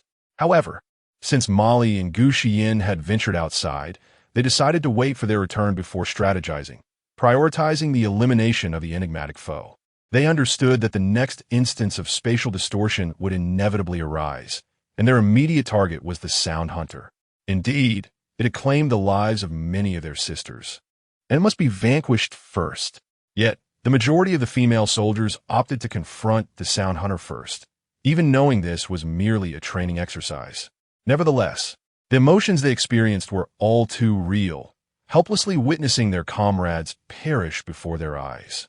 Outside the training camp, instructors Yuan Gang, Hong Hao, and Han Su observed the scene with satisfaction, nodding in approval as their objectives were met. They recorded individual performances in their notebooks while discussing the recruits' responses to unexpected challenges. Chapter 60. The Strange Headless Man. At this moment, Shun Qingzhu's new recruits had all awakened. He led the newly conscious soldiers to surround the spider. Outside a warehouse, Shun Qingzhu squinted, realizing its hiding place. Deng Wei, Li Jia, and Li Liang inquired, "Shun, should we rush in directly, or—" Shun Qingzhu cast a disapproving glance at the three, instructing, "You will lie in ambush outside to prevent its escape. I shall enter alone." Li Liang and the others felt a sense of unease, for they were merely at the pool level, while this creature was of the river level. Shun Qingzhu scolded them briefly and then communicated via radio with a recruit, asking if the explosives were ready. "Good," he affirmed, placing the radio aside. Unable to dissuade him, Li Liang and the others reluctantly obeyed and took their positions outside. Shun Qingzhu stepped inside, discovering a scene identical to that scene in the cafeteria. The only distinction was a small boy with grayish-white hair lying on a bed woven of spider silk. The boy seemed to sense the unusual atmosphere, gradually opening his eyes a sliver. Like a startled creature, traces of sleep lingered in his gaze, rendering him somewhat hazy and bewildered. However, upon catching sight of Shun Qingzhu, help! Help! Shun Qingzhu blinked, momentarily dumbfounded. This mysterious being could not only speak, but also transform in a human form. The boy, while shrieking, hastily crawled off the silk bed, lacking the ferocity typically associated with monstrous beings. He quickly concealed himself behind the web, his voice laced with a whimper, shouting, "Stay back, you big bad guy." Shun Qingzhu was even more perplexed. This was entirely different from the fierce battle he had envisioned against the spider. Just as he hesitated to approach, the boy suddenly peeked out from behind the web, his multifaceted eyes darting. Seizing the moment when Shun Qingzhu was distracted, he swiftly darted out of a nearby window, reverting to his original form before exiting. Regaining his senses, Shun Qingzhu urgently commanded them to detonate the explosives. Boom! Fortunately, the spider had fled quickly. Otherwise, it would have become a charred delicacy. Yet, its rear had been singed, eliciting a cry of pain. "Oh, it's burning! It's burning! Ouch, ouch!" Meanwhile, Li Liang and the others, hearing the commotion, immediately sprang into action, pursuing the direction in which the spider had fled. As for Lin Xie, after being separated, he pondered briefly. Gripping dual blades, he resolutely cleaved through the walls before him, one after another, advancing directly towards the mysterious location that possessed the ability to distort space. The entity, realizing his intentions, continually evaded him. However, it proved futile. Lin Xie, mastering the principles of spatial distortion, drew ever closer to the mysterious being. In a final confrontation, forcing it to distort space once more, Lin Xie found himself face to face with it when it could no longer disrupt the spatial fabric within a short span of time. "Checkmate," Lin Xie whispered softly, leaping into the void ahead. Gu Xiyan, Molly, and Bailey Fatty returned to the water room. Azi informed them of the situation, and both Molly and Gu Xiyan, along with Wen Linghua, expressed their delight. Upon hearing their thoughts, they unanimously agreed to first eliminate the Sound Hunter. Bailey Fatty, however, appeared utterly bewildered. Molly took the time to explain the matter to him. Subsequently, the group of female soldiers set off. Meanwhile, in Qingyu, Chao Yuan, and Li Xiaoguang were silently gritting their teeth, as they could almost strike down the headless man, only to have the moment interrupted. And Qingyu speculated that Lin Xie, once separated, would undoubtedly seek out the mysterious entity with spatial abilities. And Qingyu suggested, "Let us continue onwards and see if we can encounter it again." Both Chao Yuan and Li Xiaowang concurred. And Qingyu summoned Xueqiu to assist in the search for the headless man. When Gu Xiyan, Molly, Aziz, and the others eventually tracked down the location of the Sound Hunter, they discovered that in Qingyu, Chao Yuan, and Li Xiaowang were already engaged in combat with the headless man.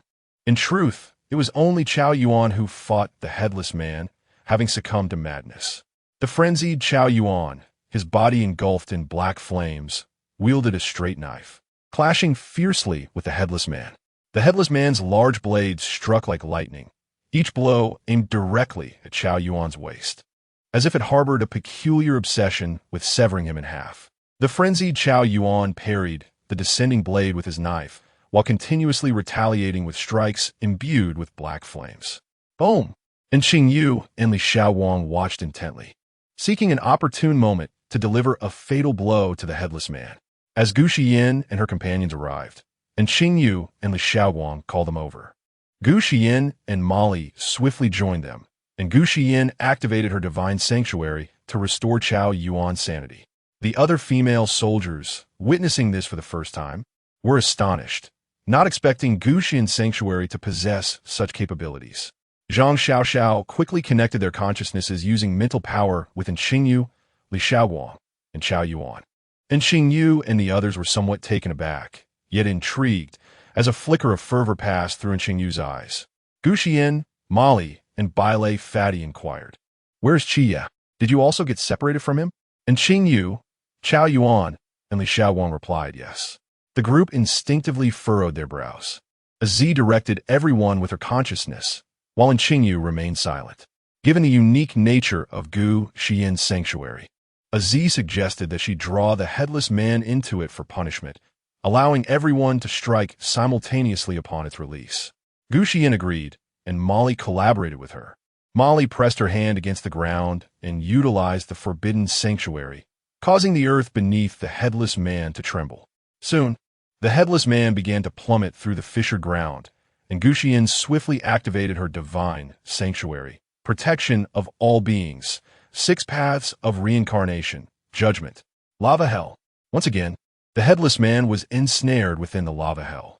Upon sensing the familiar aura, his entire body trembled, and a voice emerged from an unknown source.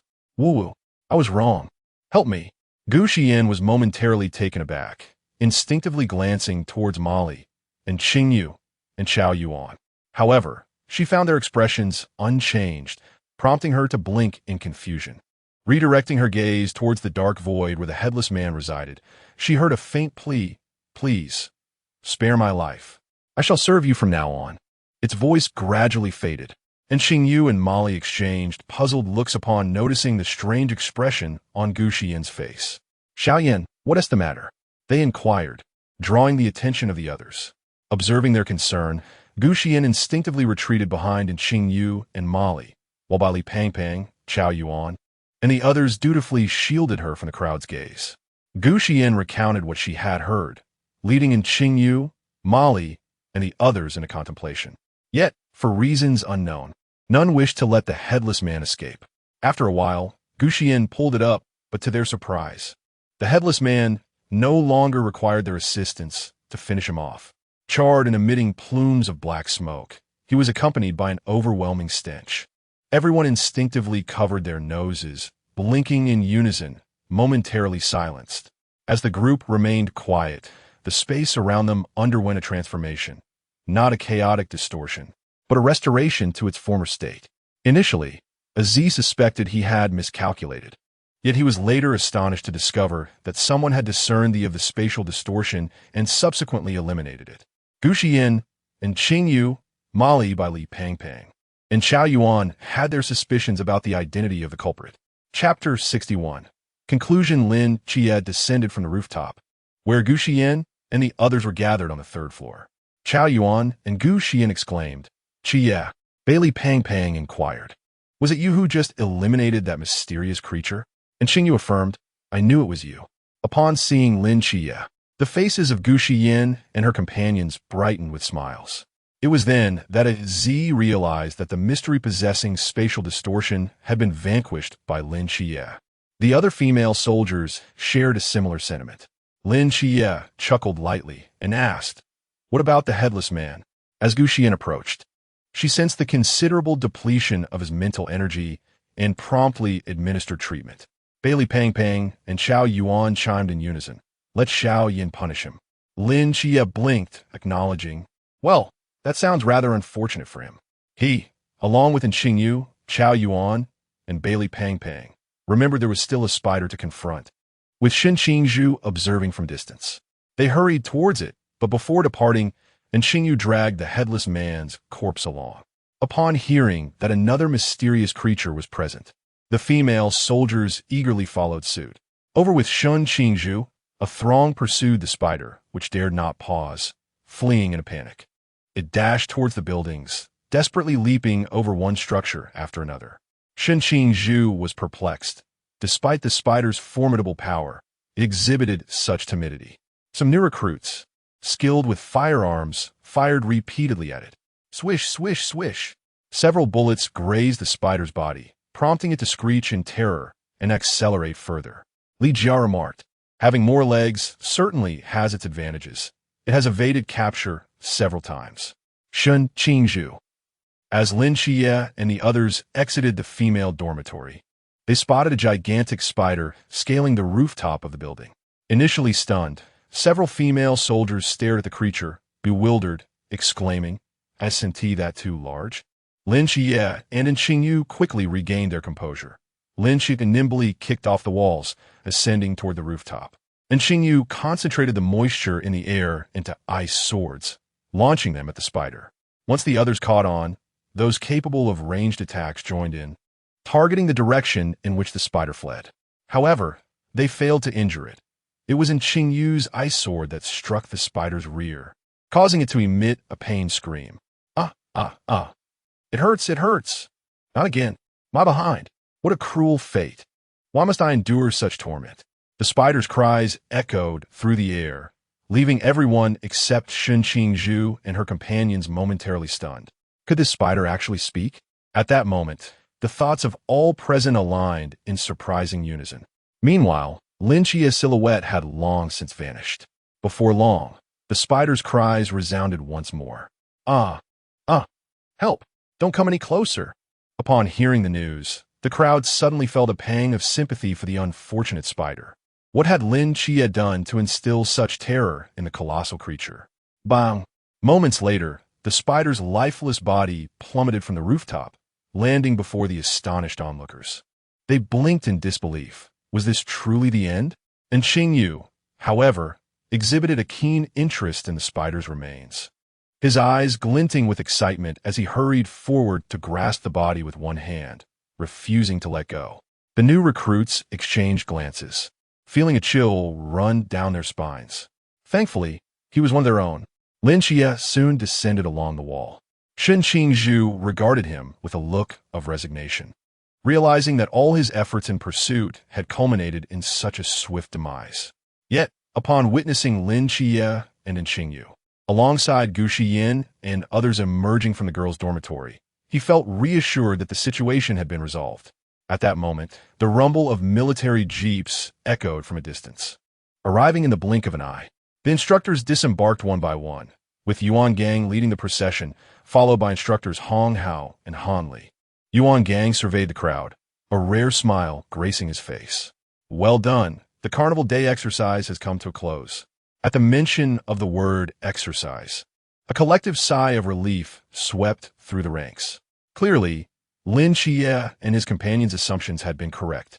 The female soldiers, especially, were overjoyed that their comrades had survived, many with misty eyes.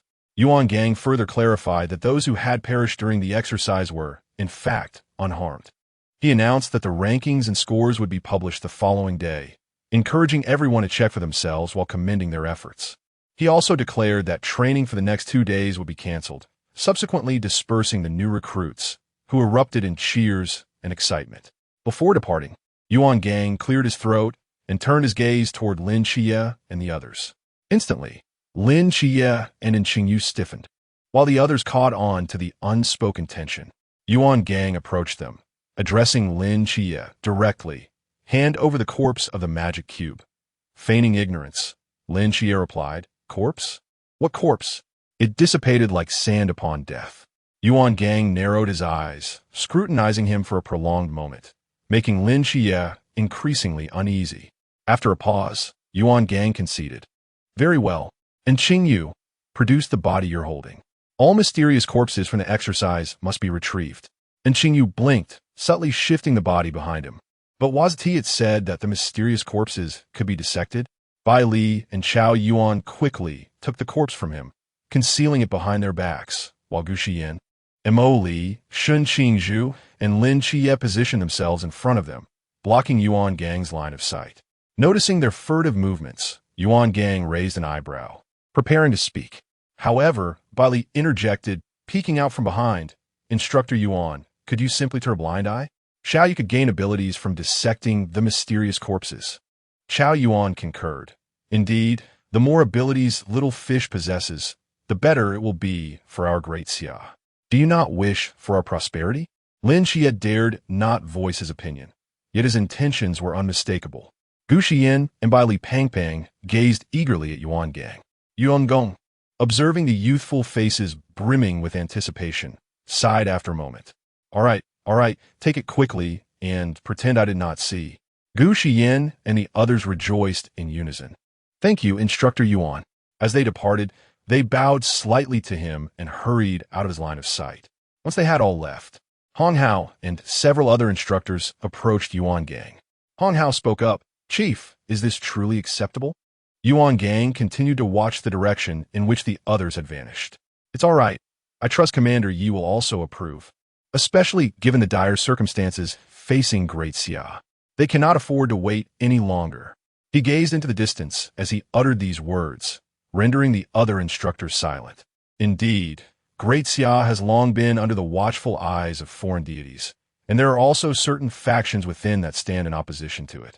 That night, all the recruits were fortunate enough to enjoy a rare night of restful sleep. Chapter 62. The scores the following day in the cafeteria. Have you seen the announcement board? Yes, I scored 15 points. Really? I only got 14, Sai. As Lin Xie and Qing Yu, Gu Xiyan, and others entered the cafeteria, they overheard the new recruits discussing the results announced today. Lin Xie and Qing Yu and Gu Xiyan gathered their food and sat at a table. Bai Li Pangan Naxitali exclaimed. Xie, you came in first. I can't believe I actually got third. Haha, Chao Yuan interjected coolly, while Xiao Yu, Zhuangge Moli, and I all tied for third. So what is there to boast about? Bai Li Pangang shot him an incredulous look. Chao Yuan, can't you just keep quiet? Chao Yuan replied, I can. Bai Li Pangang huffed you. I want to argue with you. The group fell silent, but suddenly Mo Li, curious, asked Xiao Yin, what place did you come in? Bai Li Pangang perked up at Mo Li's inquiry. Xiao Yin is in second place. How impressive. The others were taken aback. Even Gu Xiyan herself was unaware. Gu Xiyan exclaimed, Huh? Pangang, did you make a mistake? Seeing the confusion on their faces, Bai Li Pangang quickly raised 2 fingers. I swear I'm not mistaken. You scored 18, Chia 19, and we 17. If you don't believe me, you can ask Chao Yuan. He saw it too. Before they could inquire further, Chao Yuan spoke up. Yes, it's true. Gu Xiyan still found it hard to believe, staring blankly at the table. Lin Xie and the others accepted it, considering Gu Xiyan's performance was not subpar. However, the scores of Qing Yu fell off to them, and Qing Yu himself was indifferent. For him, having 2 mysterious corpses was sufficient. In Yuan Gang's office, Han Su examined the score sheet and inquired, Sir, aren't T and Qing Yu and Lin Xie's scores a bit low? Yuan Gang replied, Not low. They had to pay a price for hiding a few mysterious corpses. Han Su and Hong Hao exchanged glances, but didn't T say to give them that? Why does it feel like retaliation? Hong Hao added, Then Gu Xiyan's score must have been inflated, right? Yuan Gang remained silent for a moment before responding, Not inflated. Her abilities warrant an additional point. Han Su and Hong Hao exchanged knowing looks. Are you referring to her attempt to revive those recruits during the exercise? Yuan Gong nodded. Yes, this child instinctively wants to revive them whenever she encounters death, and she can perceive the aura of death.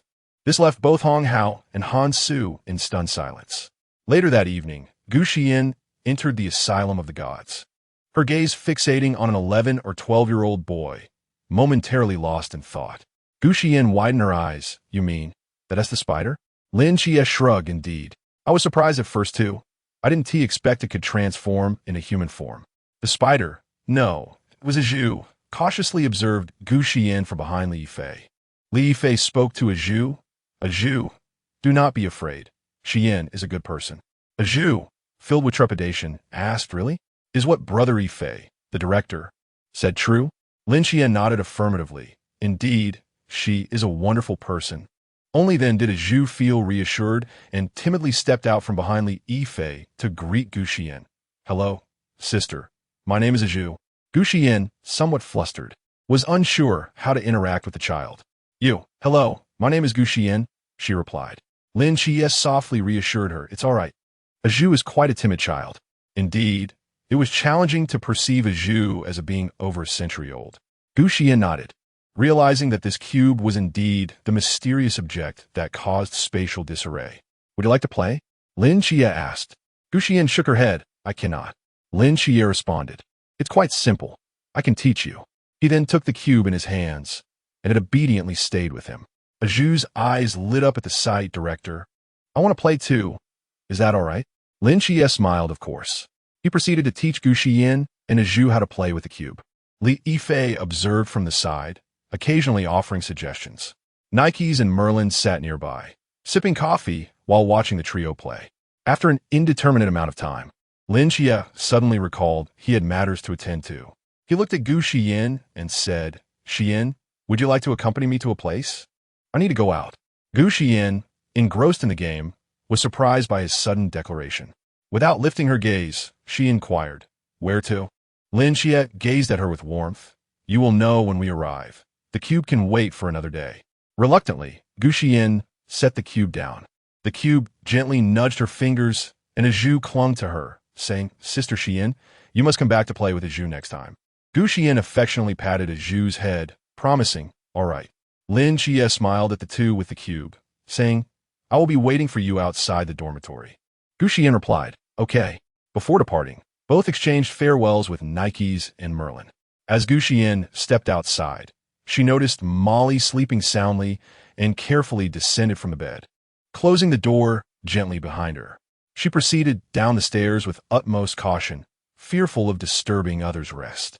Upon reaching the ground floor, she spotted Lin Xie waiting for her. She hurried over, but was startled by the sight of another figure, nearly calling out in surprise. However, realizing it was nighttime, she quickly covered her mouth. Lin Xie also noticed the figure, who turned out to be Xingyu. Lin Xie shot him a glare. Why are you up and scaring Xiyan? And Xingyu adjusted his glasses and retorted, Aren't you also awake? Hearing their exchange, Gu Xiyan finally relaxed and sighed in relief. Xiaoyu, please make some noise next time. You nearly scare me to death. And Xingyu blinked her eyes and apologetically said, I'm sorry. I promise I won't frighten you next time. Lin Xie responded with a hint of exasperation. Let us go to the weapons depot. Gu Xiyan, still somewhat shaken, asked, Where are we going? Lin Xie replied, You'll find out when we arrive, as he made his way toward the weapons warehouse. Gu Xiyan glanced at Xingyu, who blinked in response, and the two of them followed Lin Xie. In truth, Xingyu had not yet drifted into slumber. His mind was occupied with thoughts on how to transport the corpses. As their graduation was approaching, leaving him anxious about having insufficient time for dissection. Suddenly, he heard Xueqiu mention that Lin Xie had gone out and was downstairs, seemingly waiting for someone. And Xingyu felt a twinge of curiosity, yet his instinct suggested that Lin Xie was likely waiting for Xiaoyan, hence the current scene unfolded. It is worth noting that all of them regarded Xiyan as a younger sister, but after observing Lin Xie's demeanor, and Xingyu and Shen Xingzhu began to suspect that he harbored feelings for Xiyan, prompting them to be slightly wary of him, much like an elder brother fearing that his sister might be taken away. One last point to mention is that since a Zhu currently appeared in human form, Gu Xiyan felt no fear. In fact, upon seeing a Zhu's appearance, she could hardly associate her with the spider from before, as long as a Zhu did not reveal her true form in front of her. Chapter 63. The Vanished Armory Within the Armory. Gu Xiyan gazed at the mummy summoned by Lin Xie. Initially, it had emerged as a diminutive, adorable creature, yet now, Gu Xiyan found herself tilting her head back just to catch a glimpse of its head. Despite having grown taller to a height of 160 centimeters through training, she was still the shortest among her peers. Molly stood at 172 centimeters, while Lin Xie and Qingyu towered even higher, each exceeding 180 centimeters.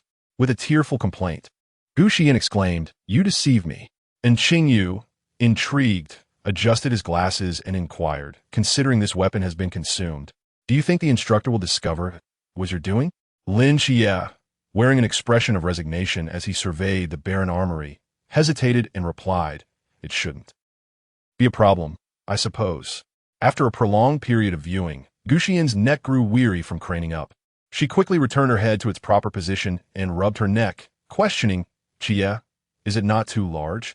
Could it perhaps shrink? Otherwise, it might not even fit through the armory door." Lin Xie stroked his chin and addressed the enormous mummy. "Could you possibly reduce your size?" To their astonishment, the mummy seemed to comprehend their words and began to shrink its form. Before long, it reverted to a height of approximately 2 meters. Gu Xiyan's eyes widened in excitement as she eagerly asked the mummy, "Wow, could you become even smaller? Perhaps to the size that could stand in the palm of my hand?" And Qingyu circled the diminutive mummy, examining it with an intensity that suggested a desire to dissect it on the spot. Seeing in Qingyu's fixation, Lin Xie swiftly positioned himself in front of the mummy. "A certain fermity." No. Upon hearing Gu Xiyan's request, the mummy obediently transformed into her desired size. Her eyes sparkled with delight as she cradled the tiny mummy in her palm, exclaiming, "So adorable. This is simply too cute. Xie, can you let Molly see it as well?" After a moment's contemplation, Lin Xie acquiesced. "Well, since you are so fond of it, let it accompany you for a while."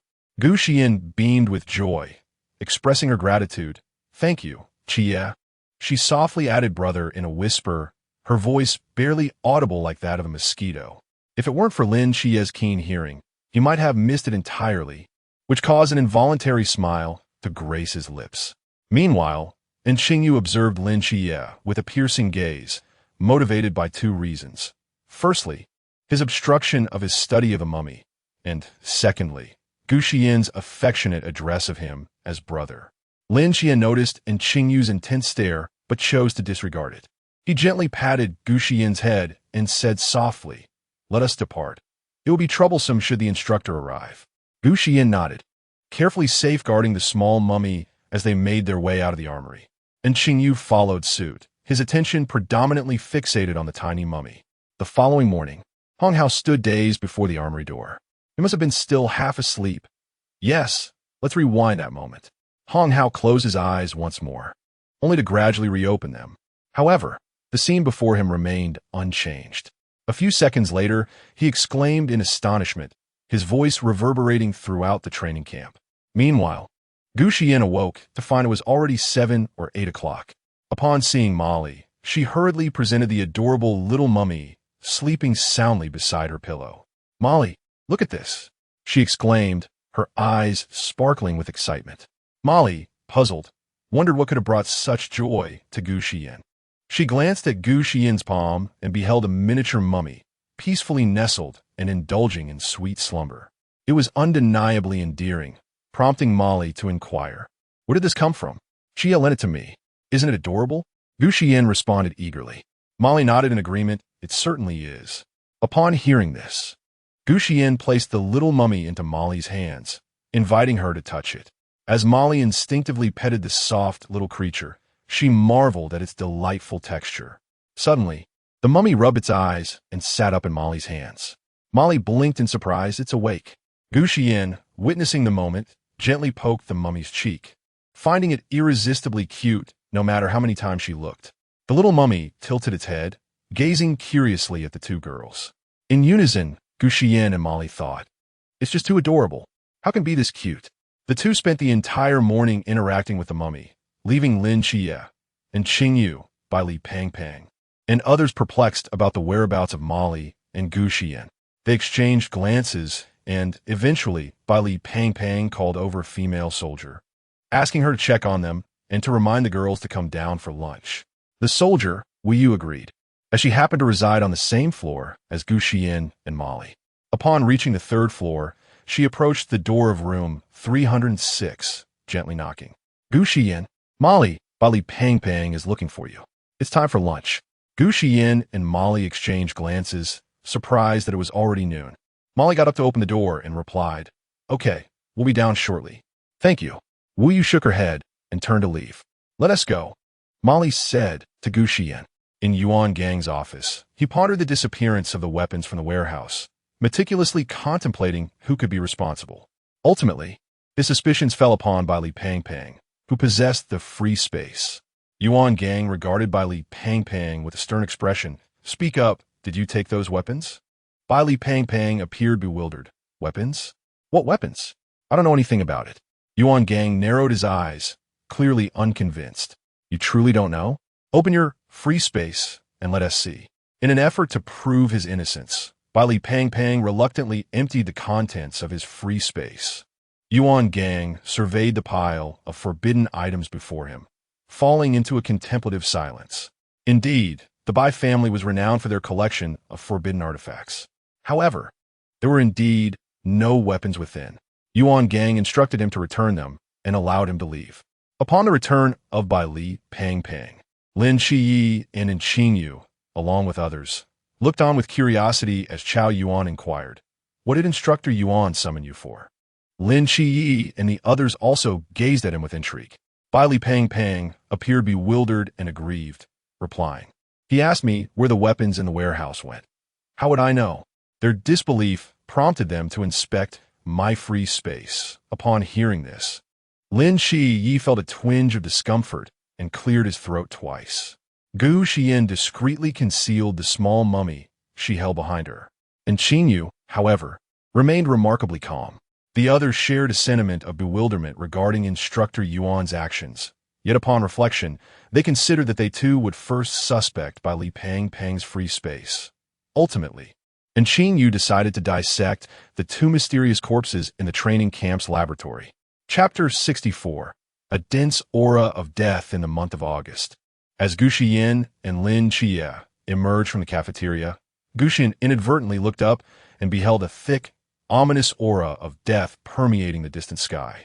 Stunned, she stood motionless for a moment, her expression gradually paling. Lin Xie and Qingyu, along with others, noticed the change in her complexion. Molly inquired, "What is wrong with Xiaoyan?" And Qingyu also raised her gaze, following Gu Xiyan's line of sight, yet saw nothing but the white clouds against the blue sky. The others, Molly, Chao Yuan, Shun Qingzhu, and Bai Li Pang Pang, shared her confusion. Lin Xie exclaimed, "Xiaoyan, you haven't seen something again, have you?" Returning to her senses, Gu Xiyan looked at Lin Xie and the others, her voice trembling as she spoke, the aura of death. "It's incredibly dense. Something significant is about to occur." The group exchanged shocked glances and quickly suggested they inform Instructor Yuan to prepare accordingly. Gu Xiyan nodded, and they hastened toward Yuan Gang's office. "Knock, knock, knock. Report. Instructor Yuan, we have something important to discuss." Lin Xie called out as they approached. Yuan Gong, occupied with some documents in his office, heard Lin Xie's urgent voice. "Come in," he replied, a hint of curiosity in his tone. Once inside, they did not take a seat, but quickly relayed Gu Xiyan's discovery to him. Startled, Yuan Gang stood up. "What? Gu Xiyan, could you elaborate further?" Taking a deep breath, Gu Xiyan began, "Above Jinan Mountain, there's a dense aura of death, encompassing a vast area. Given that the region is mountainous, I suspect a natural disaster may be imminent. However, I cannot be entirely certain." Lin Xie and Qingyu frowned in concern upon hearing her words. Yuan Gang, genuinely astonished, found it hard to believe, yet he respected Gu Xiyan's perceptions. After a moment of contemplation, he declared, "I understand. I will report this to Commander Yi and ensure preparations are made, mobilizing personnel just in case." Fearing he might dismiss her, Gu Xiyan recounted her initial encounter with the aura of death and the consequences she witnessed during a mission at school. Lin Xie corroborated her account, while Qingyu spoke of Chun Mai's situation. Yuan Gang was aware that Gu Xiyan was not one to fabricate stories, but the magnitude of the situation warranted higher approval from mobilizing forces. I do not doubt you. However, personnel adjustments require authorization from above. Rest assured, I will escalate this matter. You may return for now. Seeing that Yuan Gang had indeed taken them seriously, Lin Xie, Gu Xiyan, and the others departed. Meanwhile, Bai Li Pang, Molly, Shun Qingzhu, and Chao Yuan could hardly fathom the experiences Lin Xie, Gu Xiyan, and Qingyu had endured, much less the fact that Gu Xiyan had the ability to resurrect so many during her awakening. Lin Xie and Qingyu had also encountered the mysterious before. Molly consoled Gu Xiyan. Don't worry too much, Xiaoyan. Now that you've informed Instructor Yuan about the situation, he will undoubtedly prepare in advance. Bai Li, the chubby one, added yes. Molly is right. There's no need to fret. Chao Yuan nodded in agreement. Shin Qingzhu was at a loss for words, while Lin Xie offered a few words of comfort, and Qingyu remained silent, adjusting his glasses. Listening to their reassurances, Gu Xiyan shook her head. You don't understand. Once the aura of death appears, it inevitably leads to casualties. The range of the death aura we just sensed is even larger than during my previous school assignments. This means there will be even more casualties. Her words left Shun Qingzhu and the others speechless, their expressions heavy with concern as they returned to their dormitory. Meanwhile, after Gu Xiyan and the others departed, Yuan Gang immediately called Yi Fan. The call was answered promptly. Commander Yi, just now Gu Xiyan and Lin Xie mentioned. What? The child truly said that? Yi Fan responded with astonishment. Yuan Gang's voice was low and burdened. Yes, that's what she said. Then let us prepare accordingly. That child would not deceive us. Understood. On that day, the sky was overcast, the air thick and oppressive, stirring a sense of unease within everyone, as if a torrential rain were imminent. At the training ground, names were called out. Zheng Zhong, reassigned to the Night Watch Team number 117 in Wudong City. Yang Zi, reassigned to the Night Watch Team number 152 in Hailan City. Li Liang, reassigned to. One name after another was announced, and the atmosphere grew tense as all listened intently. Molly, reassigned to the Night Watch Team number 017 in Suzhou City. Bai Li, reassigned to the Night Watch Team No. 010 in Guangzhou and Shenzhen City. Chao Yuan, reassigned to the Night Watch Team number 007 in Huaihai City. Shun Qingzhu, reassigned to the Night Watch Team number 006 in Shangjing City. Lin Xie, reassigned to the Night Watch Team number 136 in Songnan City. Gu Xiyan, reassigned to the Night Watch Team number 136 in Songnan City. And Qingyu, reassigned to the Night Watch Team number 136 in Songnan City. As the last of the orders was read aloud, nearly everyone was taken aback, except for Lin Xie and a few others. They had not anticipated that two divine agents and the newly emergent Qingyu would all be assigned to the relatively small Songnan City. Instantly, voices rose in protest on their behalf. Report. Chun Bao exclaimed, We have all witnessed Lin Xie's strength, along with Gu Xiyan and Qingyu. Why are they all being sent at Songnan? One voice spoke up, and soon others echoed the sentiment of injustice. However, they were quickly silenced by Hong Hao, who declared, We are soldiers. We must obey military orders. Lin Xie and Qingyu and Gu Xiyan showed no reaction, as this was indeed in line with their own thoughts. Meanwhile, Shun Qingzhu, Bai Li, Molly, and Chao Yuan exchanged worried glances, their concern for their friends evident. It was precisely because they had come to know the truth that they wished to remain and see if they could offer assistance later. Shin Qingzhu and her companions resolved to seek out Yuan Gang after the conclusion, hoping to delay their report to the team.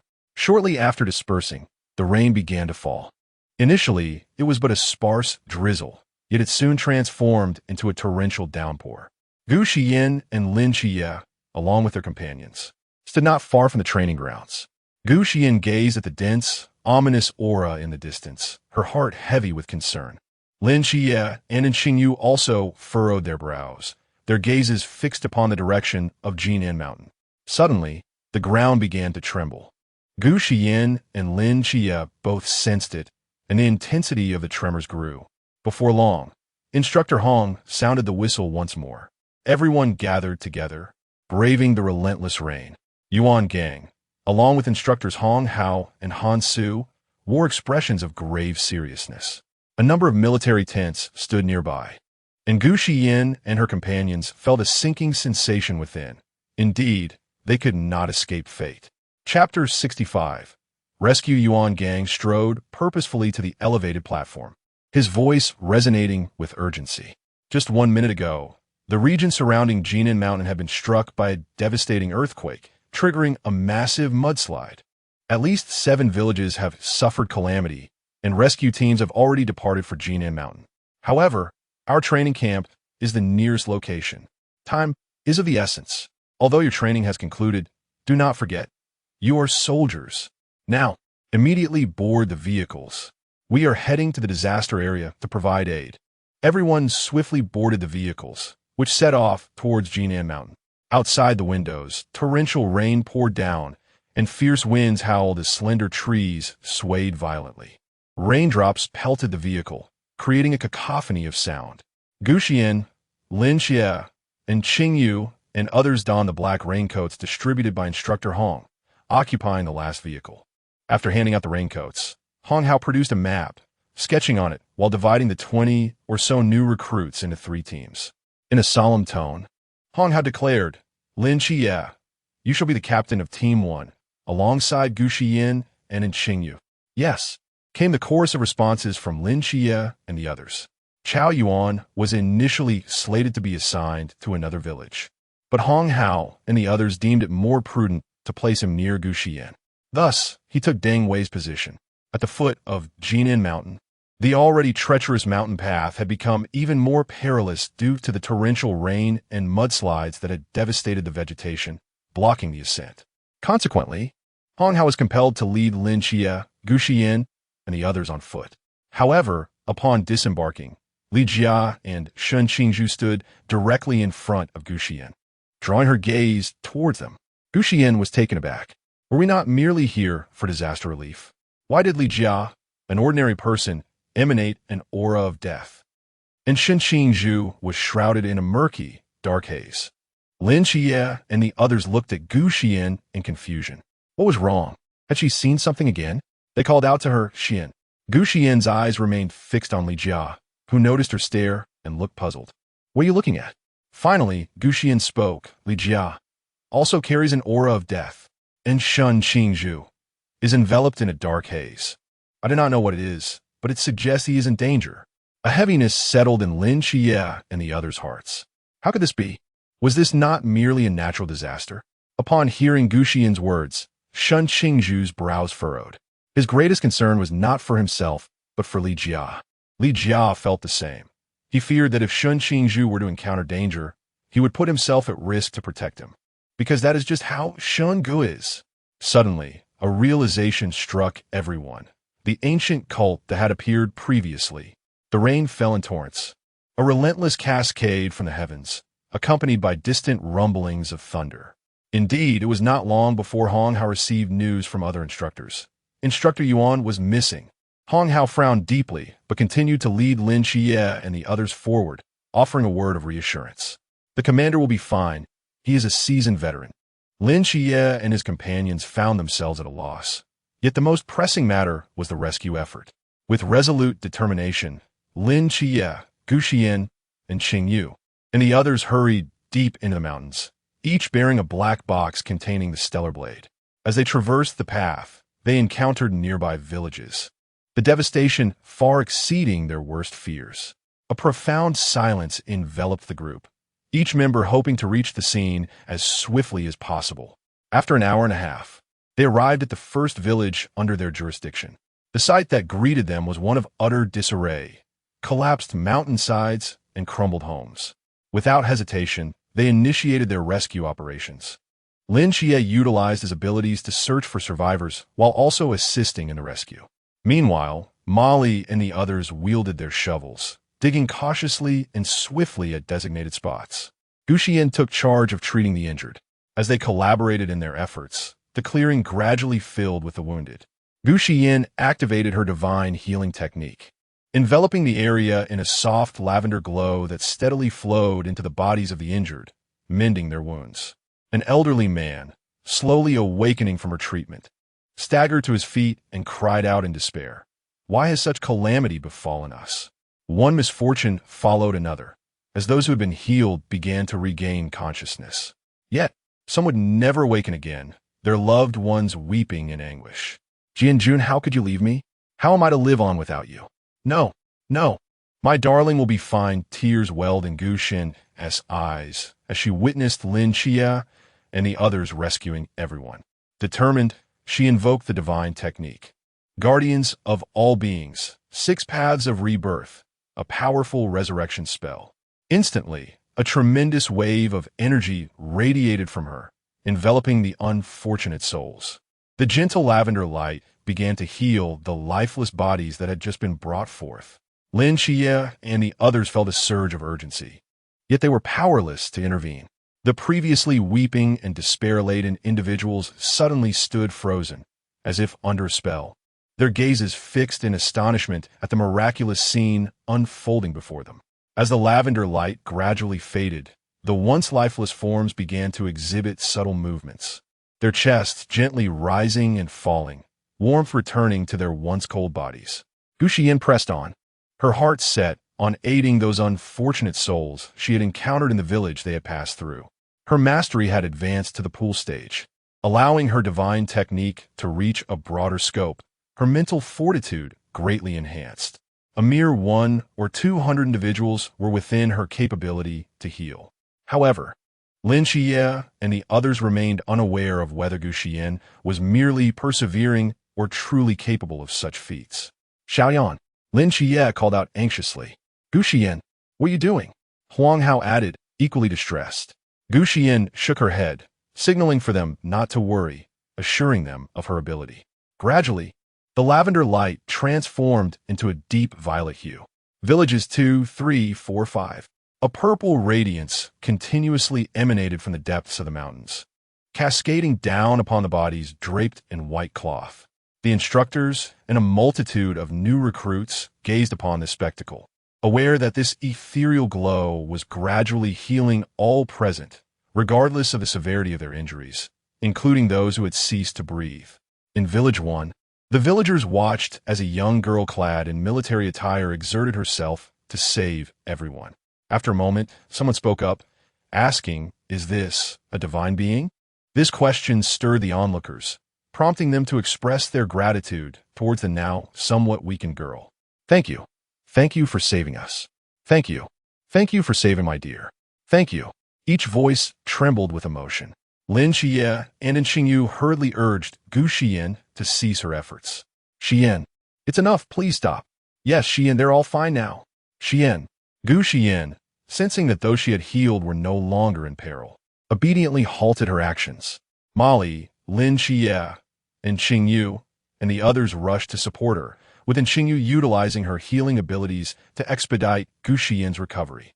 Hong Hao also hurried forward to inquire about Gu Xiyan's condition, and Xingyu reassured him her mental strength was not depleted. Her self-healing ability has been continuously mending her. This revelation brought relief to Lin Xia and the others. Thank goodness, they collectively sighed. Gu Xiyan smiled and remarked, "I told you I was fine, yet you all still doubted." Lin Xia and the others chimed in unison. "Have you forgotten? You have a history." Hong Hao, unaware of Gu Xiyan's past incidents, was left puzzled by their words. Gu Xiyan found herself at a loss for a retort. Internally reflecting, they always insist on revisiting that incident, claiming it was an accident. Must they persistently bring it up? Chapter 66. Ascending the mountain, the rain continued to fall, showing no signs of abating. After enduring a grueling 8 or 9 hours of rescue efforts and navigating treacherous mountain paths, Gu Xiyan, Lin Xia, and Xingyu and their companions were utterly exhausted. At long last, they could finally sit down and take a moment to rest. The group formed a circle, leaning against one another for support. It wasn't long before Bai Li, the plump one among them, succumbed to fatigue and drifted off to sleep. The others took advantage of this brief respite to close their eyes and rejuvenate, aware that potential threats lingered nearby, yet recognizing the necessity of conserving their strength, for they were not made of iron. Meanwhile, the unfortunate souls who had suffered due to the disaster began to awaken gradually. "Thank goodness you're all right," exclaimed a man, The first words out of his mouth upon regaining consciousness beside an elderly figure. The old man, upon realizing that his son was indeed safe, embraced him tightly, tears of relief streaming down his face. Jianjun, my Jianjun. Beside them, another elderly individual similarly held his grandson, softly weeping, my dear, you have returned. Others around them echoed this sentiment, choosing to keep their voices low to avoid disturbing the resting children, despite their military attire. However, one family was an exception. Two elderly figures, who had seemingly succumbed, were now in the care of nearby villagers, while a young girl lay in a state of unconsciousness. The two elders stirred slightly, their eyelids fluttering open to reveal confusion, swiftly followed by alarm as they shouted, Yaya, run, quickly run. A villager nearby, witnessing their distress, hurriedly comforted them. Grandma Zhang. Grandpa Zhang, do not fear, it is over now. Yaya is safe too. Shoo, keep your voices down, we don't want to wake the children. As he spoke, his gaze shifted towards Gu Xiyan and her companions, who were resting across from them. The elderly couple exchanged bewildered glances. It's over? They echoed. They followed the villagers' gaze and beheld 10 soldiers clad in military uniforms, among whom one appeared older, standing guard as if to protect the others. The remaining 9 bore youthful faces, weary yet resting with their backs against one another. This means, we are saved? Grandpa Zhang inquired tentatively of the villager named Lazy. The man promptly recounted the events to the elderly couple in hushed tones. After hearing this, the two elders found themselves momentarily lost for words, as though caught in a dream. At that moment, the young girl beside them began to stir, softly calling out, Grandpa. Grandma. Her innocent voice jolted the elders into the realization that this was not a dream. It was, indeed, reality. Grandma Zhang quickly embraced the girl, her eyes brimming with tears. Yaya, do not be afraid. Grandpa and Grandma are here. Grandpa Zhang wrapped his arms around both of them, his eyes glistening with emotion. The man named Lei gazed quietly at the 3 individuals, wiping away a tear, a sentiment shared by his family. The little girl, with her braided hair, clutched by her grandparents, spoke through tears, her voice choked with emotion. Grandpa, Grandma, Daddy went up the mountain and hasn't returned. Mommy went to find him, and she hasn't come back either. What should we do? At that moment, Lei recalled that Yaya's parents were also missing. The 2 elderly individuals, upon hearing this, grew anxious, yet they hesitated to disturb the resting children. The other villagers, sharing the same concern, resolved to search for their loved ones, feeling a sense of responsibility, especially since many strong young people remained in the village, including those who had been revived. Seeing this, Hong Hao quickly intervened. No, it is not safe yet. You cannot go up there. I understand your good intentions, but we are worried. Moreover, those children are exhausted. We cannot burden them with the search. Indeed, let us handle it ourselves. You have already done enough, urged the officer in charge. This commotion caught the attention of those who had been resting, causing them to open their eyes, including the rotund Bai Li. After listening for a while and grasping the situation, they rose and approached the villagers. Lin Qi and the others insisted, let us go. You should leave this place with the rescue team. It's still unsafe here. The villagers turned to them in response. Grandpa Zhang interjected, no, children. You must be weary as well. We can see it. Let's go instead. Others chimed in to support him. However, Lin Qi and his companions firmly stated, we are soldiers. If there is danger, we should be the first to face it. This declaration silenced the crowd momentarily, but Grandpa Zhang quickly countered, what being soldiers? You are still human. You can tire and be injured. Besides, you're even younger than my son. Just because you wear that uniform does not mean you should risk your lives for us. Exactly, old Zhang echoed, and the villagers nodded in agreement. Nevertheless, Hong Hao and Lin Qi's group forcibly restrained them. Yet, Hong Hao was also reluctant to allow Lin Qi and the others to ascend the mountain, as the situation there remained uncertain, and they had yet to receive news from their superiors.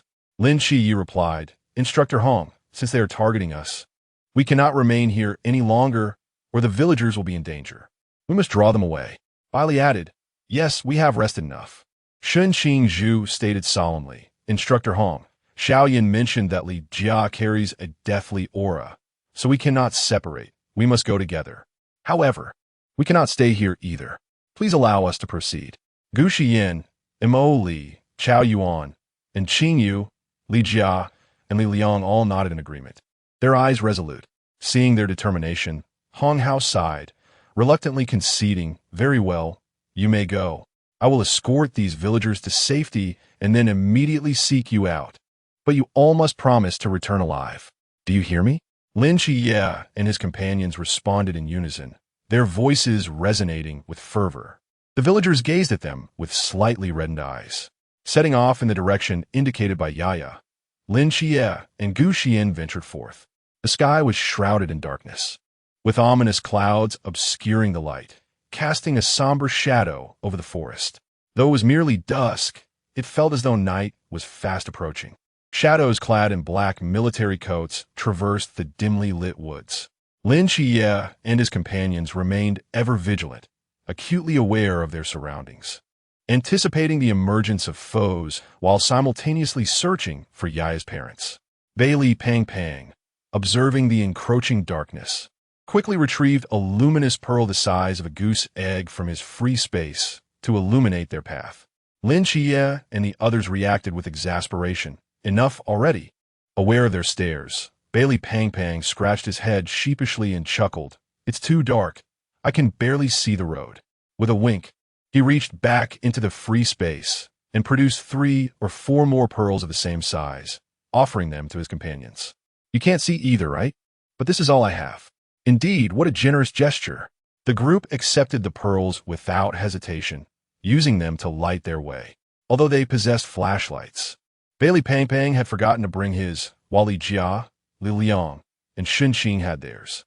However, this did not deter them from experimenting with the luminous pearls for illumination. And Qing Yu contemplated taking the time to study the pearls later, pondering whether she could replicate such a marvel. Chapter 67. The enemy Lin Qiye, with an expression of serenity, extended his finger. Moments later, several bats glided toward him like phantoms, while nocturnal creatures emerged around him, encircling Lin Qiye.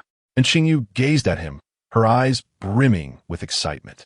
Lin Qiye's lips twitched slightly. "Little fish, could you please temper your gaze?" And Qing Yu adjusted her glasses, remaining silent. Gu Xiyan and the others stifled their laughter, amused that little fish never forgot her original intent. Lin Qiye resumed his communication with the creatures, but the more he conversed, the more furrowed his brow became. Soon, he dispersed them. Yaya's parents were momentarily unaccounted for, and there were 4 enemies. 3 appeared to be from the Chuan realm, while the remaining 1 possessed formidable mental prowess, which I suspect belongs to the High realm.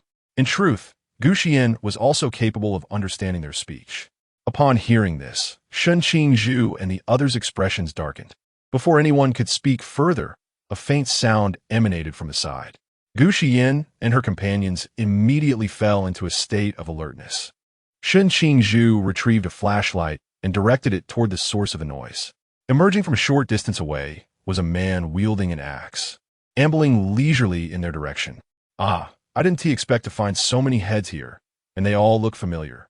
It would be a shame not to collect them." The man grinned with a sinister smile. Simultaneously, he swung the axe towards Li Jia, who stood beside Xinqing Zhu, a flash of light slicing through the air. Xinqing Zhu's pupils constricted sharply as Gu Xiyan instantly conjured a shield to protect everyone. Xinqing Zhu stepped forward, positioning himself in front of Li Jia. Block! The axe collided with the shield, emitting a thunderous sound. While the shield held firm against the blow, the force still jolted everyone. The axe-wielding man, taken aback for a moment, then grinned widely, revealing a set of yellowed teeth. "Not bad, but this is where it ends." With that, he gripped the axe tightly and raised it high, his aura surging dramatically, causing the surrounding air to warp under pressure. Chao Yuan stepped forward, placing his hand on the hilt of his sword. In an instant, a surge of dark energy erupted skyward, enveloping him in black flames.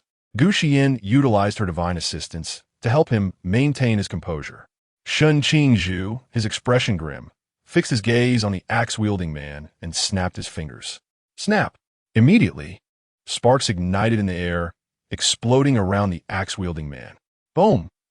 A deafening explosion resonated, accompanied by blinding flames that ignited the surrounding trees, causing them to crackle and pop. The axe-wielding man emerged from the explosion, his clothing singed and revealing his muscular, scarred physique. "Impressive, but still insufficient," he remarked, shaking his head dismissively, unfazed by the assault. Gu Xiyan and her companion's expressions turned even graver, astonished at his resilience. Shun Qingzhu, maintaining his composure, began to siphon the air surrounding the trees, extinguishing the flames instantly. Hearing the commotion, Hong Hao, who had just led the villagers a short distance away, changed his expression dramatically and swiftly retrieved his walkie-talkie. "This is Rescue Team 1. We have enemies in the vicinity. The number is unknown. Lin Shiyi and the others have already come under attack. We request immediate assistance. I repeat, we request assistance." A response soon crackled through the device. The voice on the other end assured him that an instructor would be dispatched for support, but they would not arrive in the short term and urged them to hold their position. Then, a series of calls echoed through the air. "This is Han Li from Rescue Team 3. We are not far from your location and will proceed to assist immediately. This is Rescue Team 2. The villagers also heard the commotion and Hong's urgent words, their anxiety escalating for the group of children who had only just ascended the mountain. Realizing that it would take considerable time for help to arrive, Hong Hao felt a rising tide of urgency, yet he could not abandon the villagers. The consequences of an enemy attack would be dire. Thus, he resolved to lead the villagers to a more concealed location. Deep within the forest, the axeman roared, emanating a ferocious aura as he raised his axe once more, swinging it down with tremendous force. This time, the axe sliced through the air with a howling wind, as if it intended to cleave the very atmosphere in twain. Chao Yuan immediately surged forward to confront him. The clash of blade against axe erupted in a deafening roar. Sparks flew as the collision generated a shockwave that rippled outward, seemingly tearing the surrounding air apart. At that moment, two figures emerged from other directions, one wearing a cap. Before the second individual arrived, thick vines surged forth, swiftly enveloping Mo Li and Gu Xiyan. Startled, Gu Xiyan and the others reacted swiftly. Mo Li swung her katana towards the vines, while Lin Shiyi and Xinyu brandished their respective weapons to cut through them. In no time, all the vines had been severed. Shortly thereafter, a humanoid figure materialized from the trunk of a tree. Lin Shiyi spoke in a low voice. "Xiao Yin, Mu Mu." Gu Xiyan, upon hearing this, retrieved Mu Mu, who had been peeking out from her pocket, revealing a small head and hands. Lin Shiyi took Mu Mu, due to their bond, needed no further prompting to leap to the ground, gradually expanding to a height of 6 feet. Aside from Gu Xiyan and Lin Shiyi, the others, including Xinyu and Mo Li, had never seen Mu Mu before. Thus, they were astonished to witness the transformation from a mere palm-sized figure to a towering presence.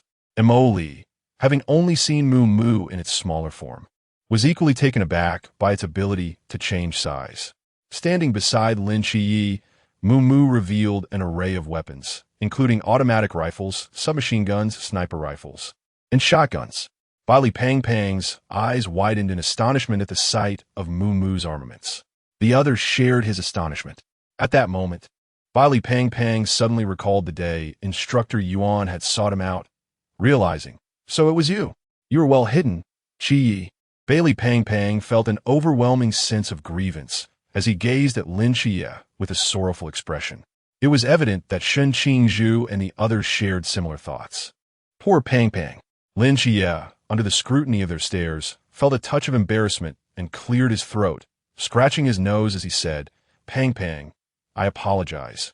However, Baili Pang Pang quickly reassured himself, thinking it was merely a matter of taking the blame for Xie, and that it was nothing to worry about. The man donning a cap and the one who materialized from the tree trunk were left in shock upon seeing Mu Mu, exclaiming, "What on earth is this? A walking arsenal?" Chapter 68. The punishments of the 18 levels of hell. Without waiting for a response, Gu Xiyan immediately activated the divine ruins. Protection of all beings. 6 paths of reincarnation. Judgment.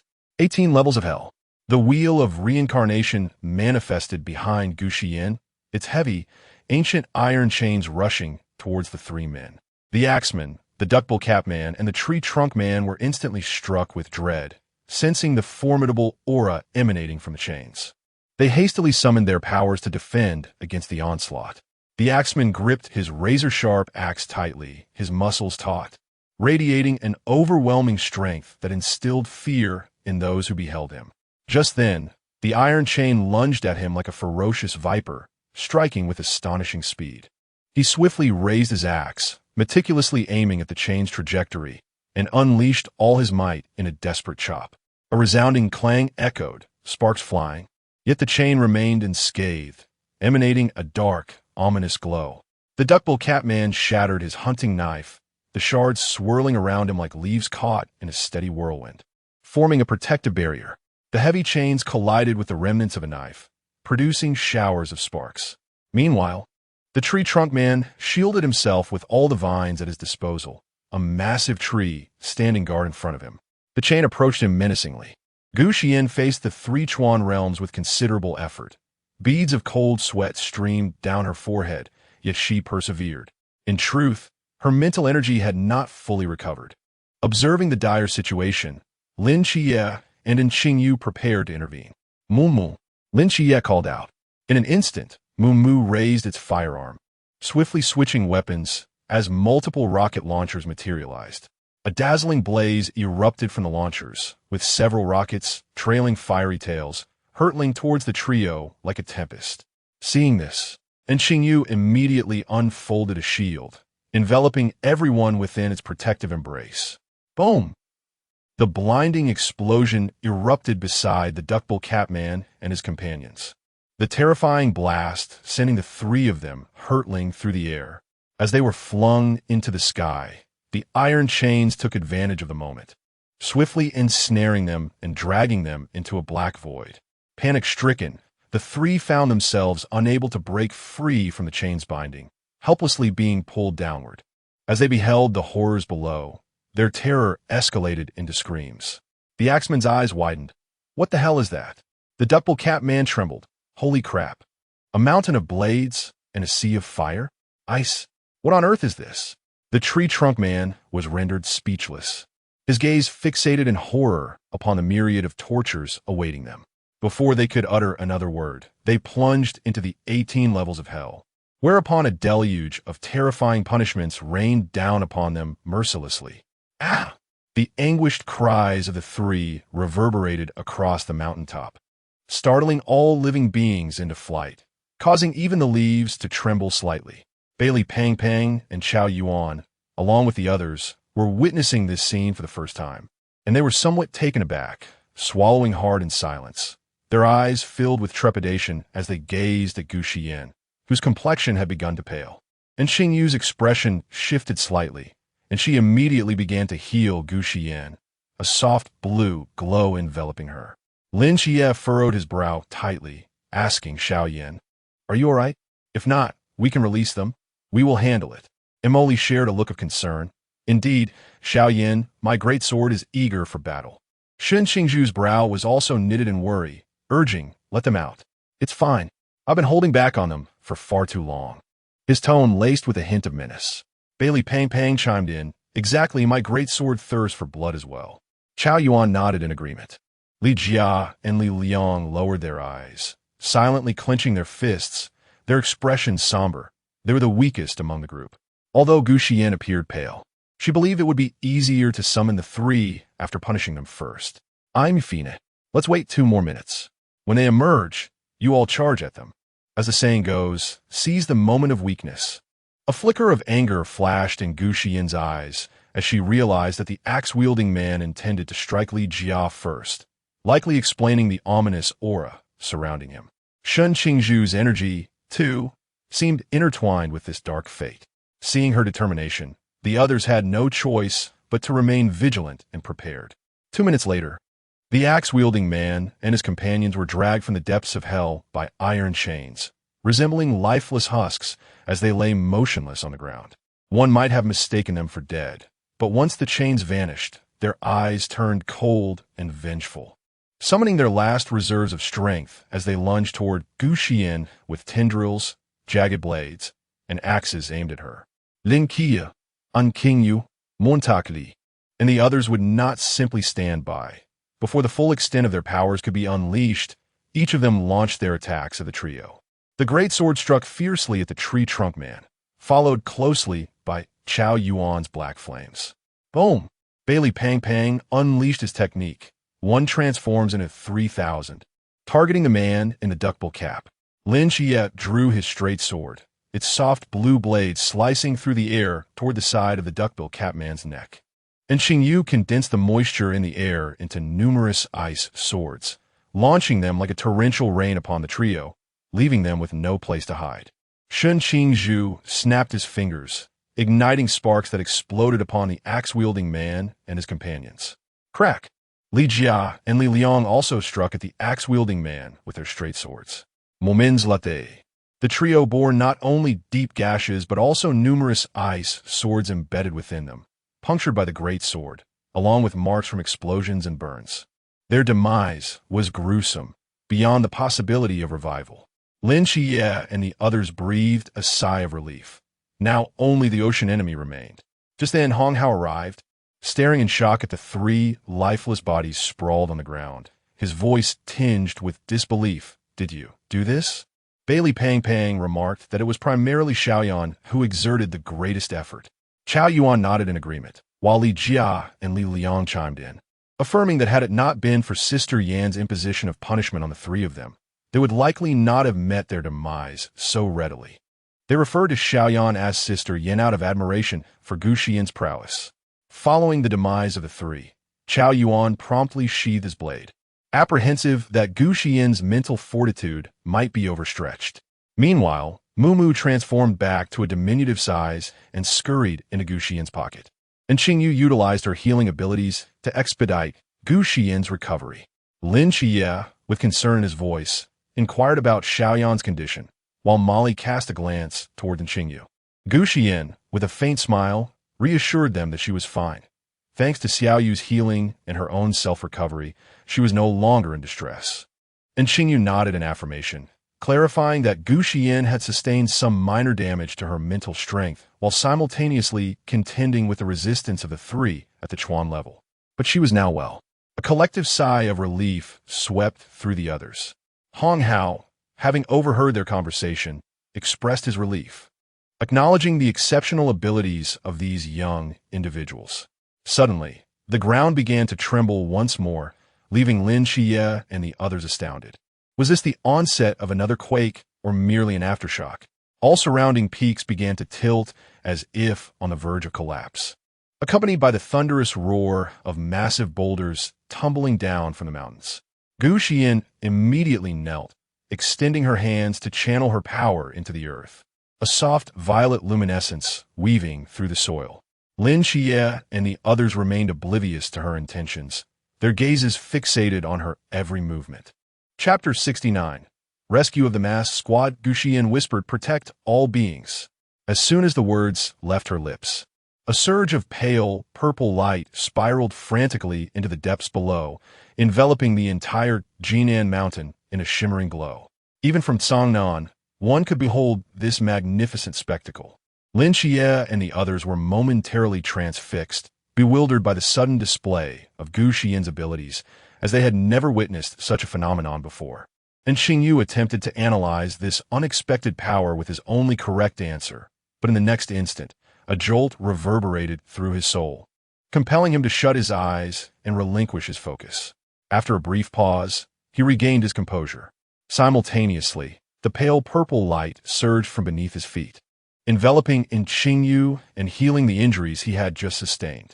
In Cangnan City, Chun Mai and his companions sensed a shift and swiftly turned their gazes toward Jinan Mountain. They beheld the mountain bathed in a soft purple luminescence, the tremors they had felt gradually subsiding. Upon seeing the light, Chun Mai deduced it was the manifestation of Gu Xiyan's powers. Initially, he and Wu Xiangnan, along with Wen Qima, had pondered why the abilities of the Earth Mother had seemingly transformed into mere support. It now appeared that Gu Xiyan had not yet acquired full mastery over her powers at that time. With her ascension, she was beginning to harness her capabilities more effectively. In the nightmare of murmurs, Yuan Gang appeared somewhat disheveled, a trace of blood at the corner of his mouth as he knelt on the ground. His expression grave as he gazed at the doppelganger of murmurs before him. Suddenly, a faint purple light began to flow from the ground beneath him into his body, mending his wounds. Yuan Gang was taken aback. This was Gu Xiyan's strength. Murmurs also recognized this, furrowing his brow momentarily before a broad smile spread across his face. What a delightful surprise. He had not anticipated anyone could intrude upon his nightmare. Hearing Murmur's words, Yuan Gang grew anxious. Murmurs, whatever you intend to do, direct it at me. Your goal is to ensnare me, is it not? Murmurs, now brimming with impatience, yearned to discover the identity of this intruder. Meanwhile, Yuan Gang found his plans encountering little resistance. Murmurs disregarded Yuan Gang entirely, vanishing from sight. As he disappeared, the nightmare lost its foundation and dissipated. Commander, an instructor exclaimed in shock, rushing forward to assist Yuan Gang, his expression laden with concern as he observed the marks upon him. The others hastened to his side, asking what had transpired.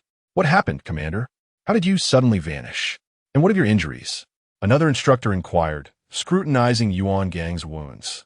Yuan Gang dismissed their queries, instead asking, what of Gu Xiyan and the others? How are they? The instructors recounted the attack on Gu Xiyan and her companions, explaining the events that had just unfolded. It was indeed the light that had prompted them to rush outside. Yuan Gang declared solemnly, they are in danger. Did you send for aid earlier? The instructors bowed their heads, for Yuan Gang's disappearance was too sudden. Initially, they believed he had gone to assist with disaster relief, but soon realized he was nowhere to be found.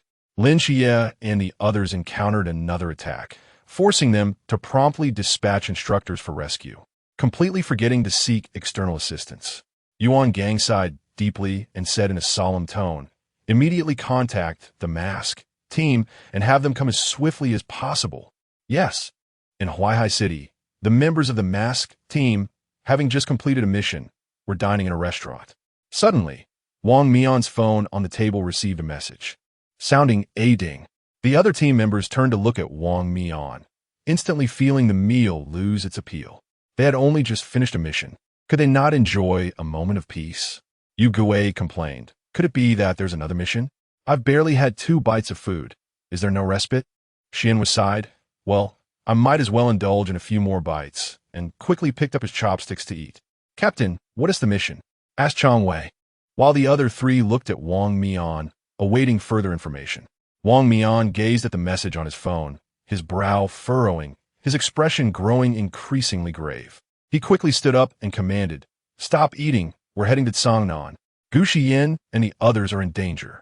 Yu Gui and the others were taken aback, not expecting that Gu Xiyan and her companions were in trouble. They hastily rose to follow Wang Mian outside. What exactly happened? Yu Gui asked, puzzled.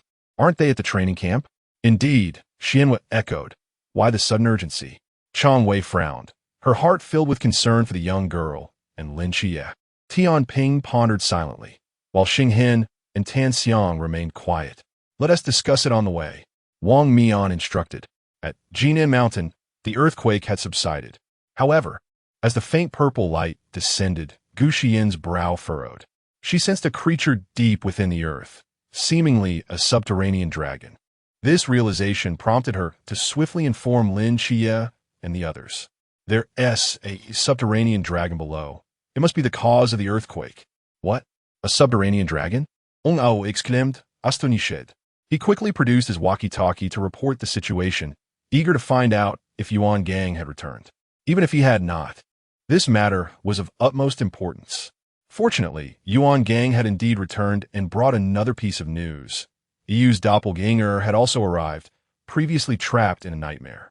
Yu was now en route, targeting Gu Xiyan, Lin Xie, and in Qingyu. Upon learning about the subterranean dragon, Yuan Gang was taken aback. It was imperative that the dragon not fall into Yu's hands. Meanwhile, Gu Xiyan was attempting to communicate with the dragon, her hands resting on the ground. However, during their interaction, she realized it struggled with human language. Don't worry, I can understand you, Gu Xiyan reassured it. The dragon replied, Roar, I've just awoken. It was unintentional. I understand. There's no blame on you. For now, could you please remain still? The Earth Dragon responded with a roar. All right. Lin Xie and the others exchanged glances, surprised that it could be this way. Lin Xie pondered. His ability to communicate with nocturnal creatures stemmed from the powers of the goddess of night, while Gu Xiyan seemed capable of conversing with all animals. Could this also be a gift from the Earth Mother? And Xingyu adjusted her glasses, lost in thought. The others were even more perplexed about the reasons behind it all. Chapter 70. The Earth Dragon seeks assistance. Gu Xiyan had just managed to console the Earth Dragon when suddenly, through her powers, she sensed the presence of a man outside the cave where the Earth Dragon resided.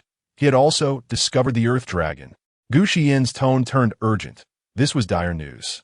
There was indeed someone outside the dragon's lair, likely having fallen into the situation when the Earth Dragon had turned. What should they do? Lin Xie and Xingyu exchanged glances. What? Someone is here? Could it be from the Sea Realm? Hong Hao's expression grew grave. This was troublesome indeed. He would surely inform EU, and they could not allow the Earth Dragon to fall into the hands of the ancient god cult. Just as Lin Xie was about to speak, another figure, a man clad in silver, emerged in his perception, approaching them steadily. He quickly alerted the group that another adversary was on the way, an enemy of the Chuan realm. Instantly, everyone became vigilant. Before long, the man came into view. Upon seeing the assembled crowd, he frowned in irritation. Damn it, these useless fools can't even handle a few little brats. This complicates matters. Before arriving, he had been unaware that another instructor was present. Otherwise, he would have sought to rendezvous with the 14th seat master first. Now, retreat was not an option, especially with the target so close at hand. Extending his fingers into 10 sharp blades, he lunged at Hong Hao, intending to eliminate the instructor first, believing that the children would be easy to deal with afterward.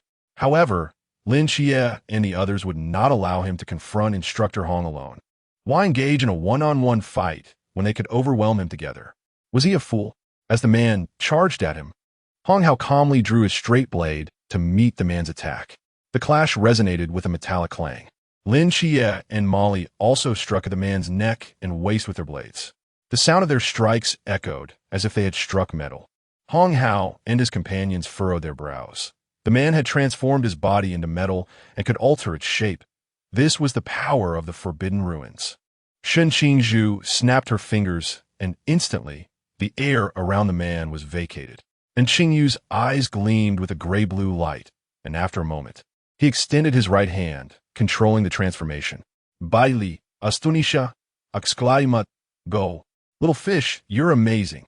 Even Xiao Yuan, Li Jia, and Li Liang were taken aback, staring wide-eyed at Qingyu's fingers. Lin Xie and Molly turned to see Qingyu's fingers had vanished, transformed into blades akin to the Silver Man's. They were all taken aback, while the Silver Man stared in disbelief at Qingyu.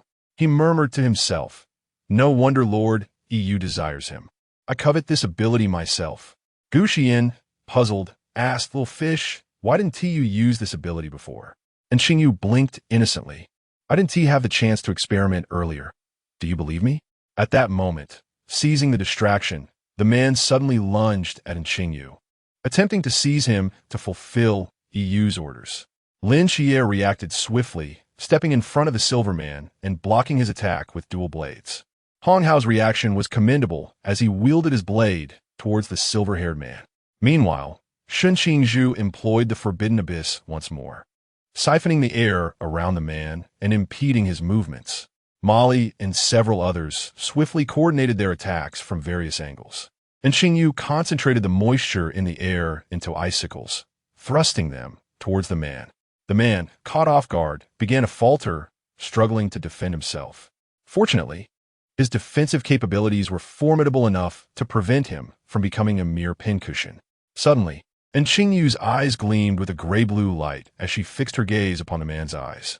Caught unawares, the man staggered, teetering on the brink of unconsciousness. Alas, it was a mental assault. Lin Xie and the others seized this fleeting opportunity, launching a barrage of attacks upon him. In an instant, the man was left a bloody mess, incapacitated by Qingyu's psychological onslaught, which rendered him unable to maintain his metallic transformation. thus compromising his defense. With all vital points pierced, he coughed up a significant amount of blood and fell backward. Bang! The man was dead. Bailey Pang Pang and the others encircled Xingyu, with Bailey Pong Pong's eyes sparkling as he inquired, "Little fish, can you replicate Molly's forbidden abyss?" Chao Yuan also looked on with eager anticipation. Hong Hao let out a hearty laugh, exclaiming, "Huh, you truly possess the abilities of that spider." The others shared his excitement, their eyes fixed upon Xingyu. "I believe I can," she replied. "Let me give it a try." With that, she glanced at Molly and, after a moment, placed her hand upon a tree trunk to channel her power, causing the entire tree to tremble violently. Lin Xie patted Xingyu on the shoulder, grinning as he said, "Well done." The others were equally elated. Meanwhile, the doppelganger of the mutterer paused momentarily before a wave of joy washed over him. There was indeed a subterranean dragon. What a delightful surprise. He had just received news from Ma Tianyi and decided to head towards the dragoness location. On Gu Xiyan's end, the ground suddenly began to quake violently once more. Gu Xiyan and Lin Xie, along with the others, heard the roar of the dragon, an anguished and furious bellow. Bailey Pang Pang quickly asked, "Xiyan, what is happening? Why has the dragon suddenly moved?" Lin Xie and the others struggled to maintain their balance, grasping nearby trees. "Xiyan, what did the dragon say?" Lin Xie inquired. Gu Xiyan, with one hand held by Molly and the other clutching a tree, replied, "It is resisting. It claims that the man is formidable and urges me to rescue it." Hong Hao interjected, "This is dire. The mutterer must be forcing a soul contract upon the dragon." Lin Xie and the others exchanged grave expressions. Yet Gu Xiyan remained undeterred by the implications of the soul contract. She turned to Lin Xie and asked, "Xie, can you forge a contract with the dragon? I can persuade it." Lin Xie was momentarily taken aback before responding, "I should be able to, though I have never attempted it." The others were baffled by Gu Xiyan's questioning, but Xingyu understood the situation all too well. "Gu Xiyan, very well. I shall first assist it in resolving the soul contract when we descend." Lin Xian nodded in agreement, and the group relinquished their resistance, plummeting directly into the opening below. And Xingyu swiftly enveloped everyone in a protective shield, and soon they landed safely on the ground. Before them stood two figures in front of the earth dragon, a man clad in a black tailcoat, his long hair reminiscent of a noble gentleman, and another man, AC Realm individual, battered and bruised. Sensing their arrival, the murmuring figure turned to face Gu Xiyan and her companions, while the earth dragon obediently remained behind the man in the tailcoat. Gu Xiyan and the others furrowed their brows, realizing that this man was indeed the murmuring one. Hong Hao spoke in a deep voice. "Murmur, I never expected you would come in person. However, shouldn't you be fleeing from the medium team?" With a nonchalant smile, Murmur replied, "With two divine agents and a mysteriously formidable newcomer in the Forbidden Realm, I certainly had to come and see for myself." But to my surprise, the young master of the Bai Li family is also present, along with several high-risk individuals. This visit has proven to be quite worthwhile. The medium team is indeed a troublesome bunch, leaving me in such a predicament. Mention of the medium team caused Murmur to frown slightly. Lin Xie and Xingyu watched him in silence, while Gu Xiyan turned her attention to the earth dragon. A flicker of excitement flashed in the depths of the earth dragon's eyes, quickly vanishing thereafter. Murmur noticed the dragon's emotions and, with a hint of surprise, followed its gaze to Gu Xiyan. "So it was you, young lady, that it was seeking assistance from." Gu Xiyan chose to ignore him, while Hong Hao and the others hurriedly stepped forward to obstruct Murmur's line of sight. Chapter 71. The arrival of the dragon as EU noticed Gu Xiyan ignoring him. He remained unfazed. With a hint of regret in his expression, he shook his head and remarked, "What a pity. Divine agents cannot be contracted. They can only be persuaded with words. So, let me ask again, little girl, why not join our ancient god society? Yes, you. I can offer you a position that will satisfy you. As for being a dual divine agent, it's best to forego that. The future threats are too great." Gu Xiyan remained silent behind Lin Xie and the others, showing no intention of acknowledging him, while Lin Xie and his companions stood protectively in front of her. Seeing that Gu Xiyan continued to disregard him, Yu cast a dangerous glance at the group. If that's the case, then I shall resort to violence. However, a few of the high-risk individuals and those from the Bailey family may be spared. Hong Hao suddenly stepped forward, brandishing his sword, but before he could make a move, Yu's fingertip flicked, and a black chain emerged from the void behind him, binding Hong Hao tightly. Instructor Hong, Bailey Pang Pang, and the others exclaimed. Hong Hao could only glare at Yu, unable to voice a sound. Yu smiled and said, "Do not fret. You will soon join your friends on the journey. But I am quite curious about what lies within the depths of your soul as a dual divine agent." Before Lin Chiye could respond, a blinding ethereal light erupted from Yu's eyes, and a formidable essence surged directly into Lin Chiye's mind. Bailey Pang Pang and Shen Qingzhu gasped in shock. "Chiye, you scoundrel! What have you done?" "Chiye." Gu Xiyan was initially startled, but quickly regained her composure. And Qingyu also began to worry. Meanwhile, Ma Tianyi, noticing the impending actions of the group, released his ocean domain's pressure to suppress them. Instantly, everyone found themselves immobilized under the weight of his presence. Ma Tianyi chuckled. "Do not be anxious. Your turn will come soon." At this perilous moment, Yuan Gang, accompanied by Han Li and other instructors, finally arrived. Yuan Gang let out a cold laugh, his voice echoing from above the cave entrance. "Is that so? Let me see what you are truly capable of." Startled, Ma Tianyi quickly looked up and, upon realizing the position from which Yuan Gang and the others descended, hastily retreated. Yuan Gang and Han Li, along with several instructors, leaped down from above the cave entrance, landing directly above Ma Tianyi. "Instructor Yuan, Instructoran, you've arrived." Bailey Pang Pang and Chao Yuan exclaimed excitedly. With Yuan Gang's arrival, the oppressive pressure of Ma Tianyi's ocean domain diminished considerably. Yuan Gang turned to Bailey Pang Pang and the others, frowning. "What has happened to Lin Chiye?" Bailey Pang Pang hurriedly recounted the events. Yuan Gang was taken aback. "What?" Yu is a Klein Realm being. Even as a mere avatar, he possesses the strength of the ocean realm. The other instructors, including Han Li, wore expressions of astonishment. Suddenly, Gu Xiyan spoke up. "Instructors, there is no need for concern. I can sense Chiye's state. He is unharmed. Rather, it is Yu who is in trouble." Yuan Gang and the others paused, perplexed. "How do you know?" "My abilities are related to the soul. Have you forgotten?" "As for the reason, I find myself a loss for words to express it to you. Nonetheless, I assure you with my very life that he is truly unharmed. You must believe me, since I cannot disclose the existence of Lin Chiye's asylum for the gods." Gu Xiyan can only speak for herself. Yuan Gang contemplated for a moment and ultimately chose to trust her. After all, the murmuring had already begun, and they were of no assistance. "All right, girl, I believe you." The other instructors, seeing the situation, refrained from further comments. Meanwhile, the chains binding Hong Hao remained intact. Gu Xiyan stepped forward, placing her hand upon the chains, a soft lavender glow flickering and swiftly spreading along the length of the chains. Her gaze shimmered with a subtle authority, and in an instant, crack, the chains shattered. Bai Li and his companions stood in stunned silence.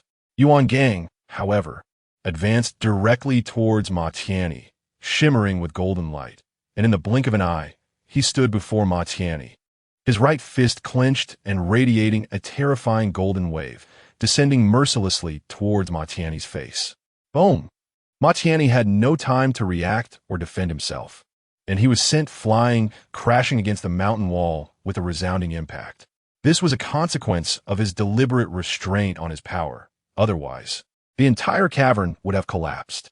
Bai Li, Pang Pang, and the others swallowed hard, while instructors Han Li and Hong Hao chuckled. Seeing that their attention was drawn to Instructor Yuan, Gu Xiyan made her way towards the Earth Dragon. And Qingyu, Shen Qingzhu, and Mo Li immediately followed her. Instructors Hong Hao and Han Li were taken aback, shouting, "Gu Xiyan, what are you doing?" "That's the Earth Dragon. Come back." They hastily pursued, leaving a few instructors to guard Lin Chiye. Upon descending, they discovered another Earth Dragon present. Observing that it posed no immediate threat, they chose to ignore it while remaining vigilant. However, witnessing Gu Xiyan and her companions approach, their astonishment was palpable. Yuan Gang, hearing the commotion, turned back, exclaiming in anger, "What are you doing? Are you courting death?" Gu Xiyan replied, "Instructor Yuan, it's all right. It won't harm me. I can help it break the soul contract. With a murmuring absent, the Earth Dragon gazed at Gu Xiyan with pleading eyes. Roar. You've come. He is a villain. Gu Xiyan gently reassured it. Yes. I'm here. I know he is a bad person, so would you like to join us? When we encounter him again, we can gang up on him together. Roar. Roar. Yes, I am willing. Let us together confront him. Yuan Gang and the other instructors stood in astonishment as they witnessed Gu Xiyan conversing with the Earth Dragon. At that moment, they began to believe that the Earth Dragon would not harm her. Yuan Gang then focused his rage on Ma Tianyi. Even though Ma Tianyi was also of the realm, he was no match for Yuan Gang and faced a brutal beating. A smile graced Gu Xiyan's face as she approached the Earth Dragon, extending her hand to rest upon its body. The soft lavender glow delving into the depths of its soul in search of the contract. Apart from Yuan Gang venting his frustration, everyone else fixated on Gu Xiyan's actions. Suddenly, her movements froze, the light dimming slightly. The Earth Dragon grew anxious. Roar. What is wrong? And Xingyu and others quickly discerned the reason and hurriedly positioned themselves behind Gu Xiyan to shield her from the instructor's gaze. Bai Li, the rotund one, exclaimed, You instructors mustn't keep staring at Xiao Yan. What if the contract cannot be resolved? The Earth Dragon might unleash its fury upon you. Chao Yuan chimed in, affirming his sentiment. Li Jia and Li Liang echoed their agreement. Indeed, Instructor Han, perhaps you should direct your attention towards Instructor Yuan instead of fixating on Sister Yan. The corners of Han Li and the other instructors' mouths twitched slightly, yet they ceased their scrutiny. Hong Hao shook his head in exasperation. Soon, a gentle lavender light intensified, and before long, they located the contract buried deep within the soul. Gu Xiyan extracted it and severed it with her divine power. The Earth Dragon instantly erupted with childlike joy, roaring, Hooray! At last, that wretched sensation is gone. Gu Xiyan smiled softly, yet she spoke the truth to it. If you wish to stay with us, you must sign a contract. Do you agree? However, we shall not impose any burdens upon you. We will only call upon you for assistance in times of danger, or when we encounter someone like that just now to join us in confronting them. What say you? Upon hearing this, a flicker of inner struggle crossed the depths of the Earth Dragon's eyes. After a moment, it chose to place its trust in Gu Xiyan, for she evoked an irresistible urge to draw closer to her. It was a sensation akin to an instinctual attraction that left it somewhat entranced. The Earth Dragon nodded, roaring affirmatively, Okay.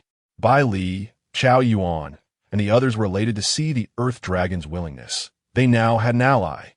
Hong Hao and the other instructors were equally astonished, and Xingyu cast a lingering glance at Gu Xiyan, but quickly averted her gaze, mentally assuring herself, Do not dissect.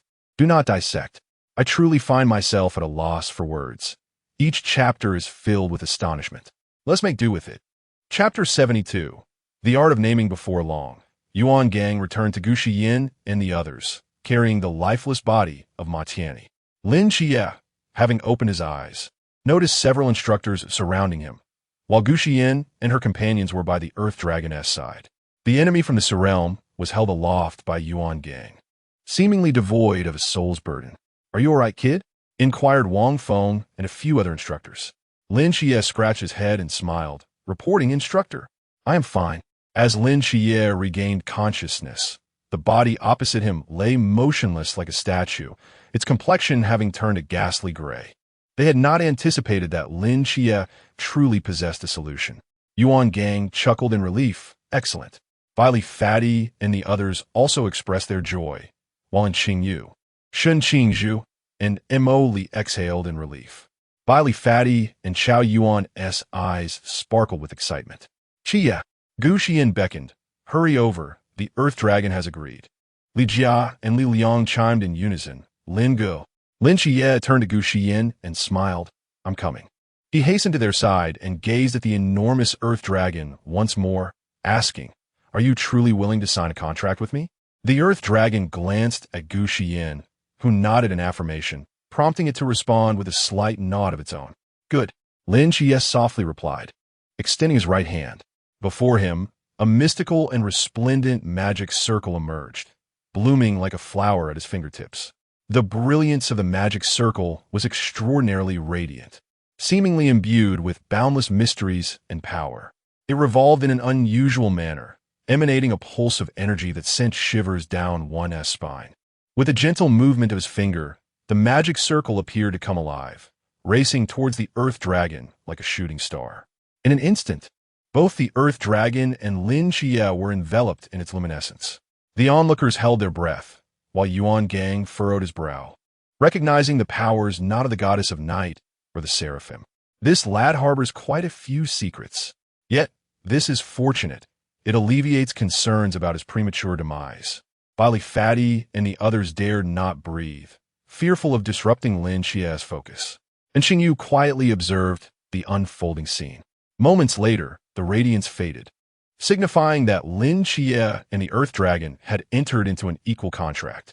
The Earth Dragon, gazing brightly at Gu Xiyan, roared, "I too wish for a name. Something as beautiful as yours would be splendid." Gu Xiyan scratched her head, But I'm not adept at naming. Turning to her companions, she suggested Chia, Xiaoyu, Mo Li, Fatty, Qingzhu. Perhaps you all could help. It seeks a name. Bai Li Fatty was the first to speak. Let us call it Fire Dragon. Chao Yuan chimed in. No, Red Dragon would be better. The Earth Dragon displayed an expression of disdain, shaking its head vigorously to indicate its disapproval. Gu Xiyan stifled a laugh, thinking that the names proposed by Fatty and Chao Yuan were even less suitable than her own. Hearing the suggestions from Bali Fatty and Chao Yuan, Emoli face-bombed in resignation and posed a crucial question. Xiao Yin, what is its gender? Gu Xiyan replied, it is a female. Bali Fatty and Chao Yuan were taken aback. What? The name we previously considered was indeed unsuitable. Lin Xie, due to the bond with the Earth Dragon, could comprehend its speech. It expressed its fondness for Xiaoyan's name, suggesting an affinity for it. Thus, we decided to derive a character from Xiaoyan's name to bestow upon it. Ang Qingjiu stroked her chin, acknowledging that Xiaoyan's name was indeed charming. For the Earth Dragon possessed a fire attribute. Li Jia scratched his head, initially proposing the name Longyan. Li Liang awkwardly chimed in, suggesting Longyan as well, though he meant the character for heat. Lin Xie and the others exchanged glances. Shen Qingzhu pondered, contemplating the element of fire. Red. It was possible to convert fire into the character for red, as Chao Yuan had mentioned earlier. Emoli agreed. Yes, I think that's feasible. Bali Pang Pang raised his hand, proposing the name Hongxi. Emoli countered, I believe Hong Yin sounds even better.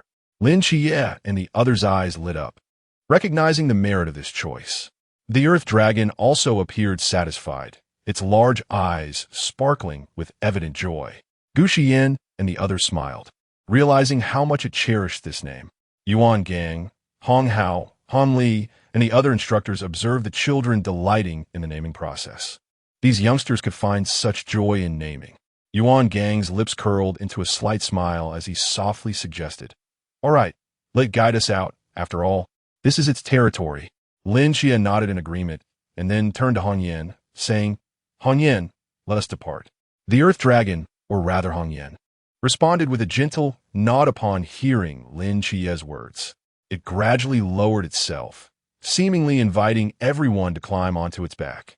Bai Li Pang Pang and Chao Yuan's eyes instantly sparkled with excitement. They exchanged glances, clearly astonished at the prospect of riding the dragon. Consequently, everyone eagerly scrambled on a Hong Yin's back, seeking out comfortable positions to settle in. Once everyone was secure, Hong Yin unfurled its immense wings and, with a powerful flap, propelled itself forward, soaring out of the cave like an arrow released from a bow, heading straight into the open sky. Wow! Accompanied by the awe-filled exclamations of the group, Hong Yin ascended rapidly, the scenery below shrinking into the distance.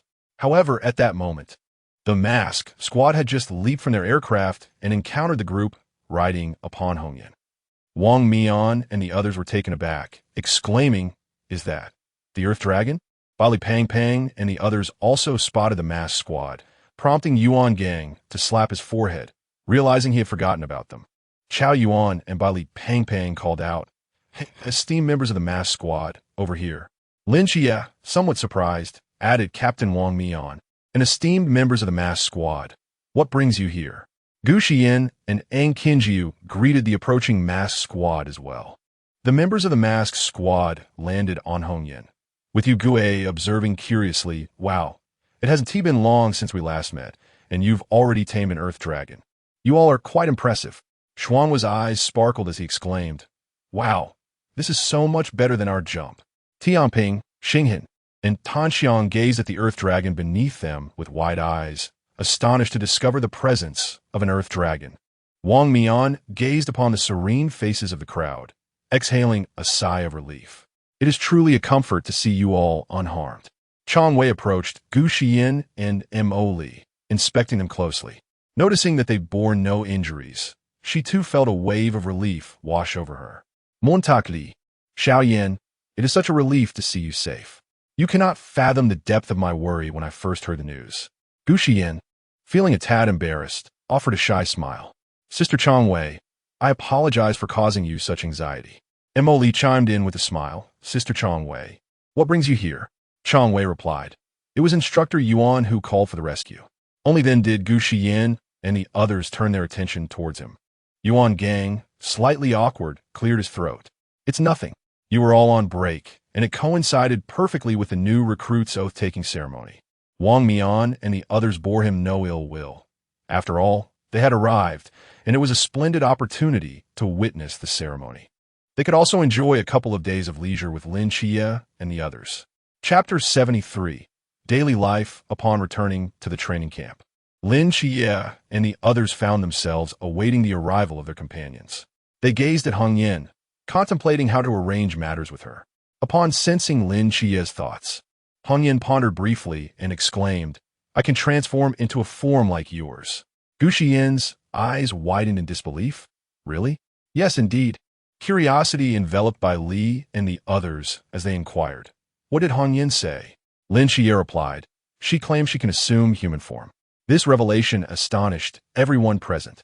Suddenly, a soft crimson glow emanated from the earth dragon, and its massive body visibly shrank. The dragon scales on its skin seemed to retract inward, gradually transforming into a humanoid figure. As the light dissipated, a young woman, approximately 20 years of age, appeared before them. She was tall, with skin as fair as snow, quietly gazing at the crowd. Her hair blazed like flames in a vivid red hue, and her eyes were dark yellow with vertical pupils. A few translucent dragon scales lingered on her abdomen, while a long, supple red tail trailed behind her. She was a striking figure, exuding an alluring and icy elegance. In an instant, everyone was rendered speechless, their faces flushing with embarrassment. It was Rose, Sandalwood, Molly, and Gu Xiyan who reacted first, swiftly shedding their cloaks and outer garments to cover Hongyan's form. The four of them also felt their faces heat up. Rose exclaimed, "You all need to turn around right now." At once, everyone responded, hastily turning away. Even the instructors, including Yuan Gang, Hong Hao, and Han Li, felt the awkwardness and quickly departed from the scene. Lin Xie and Xing Yu and the others exchanged glances, enveloped in a thick silence, their discomfort palpable. The members of the masked squad mirrored this silence, with several individuals' necks turning a deep shade of red, their embarrassment almost overwhelming. Hongyan, appearing perplexed, tilted her head as she gazed at Gu Xiyan and the others. Sighing, Gu Xiyan had not anticipated that upon her transformation, she would be nude.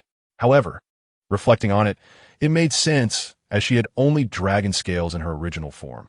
Subsequently, Gu Xiyan and her companions guided Hongyan back to the girls' dormitory, where Molly offered her a set of clothes that fit, as their physiques were similar.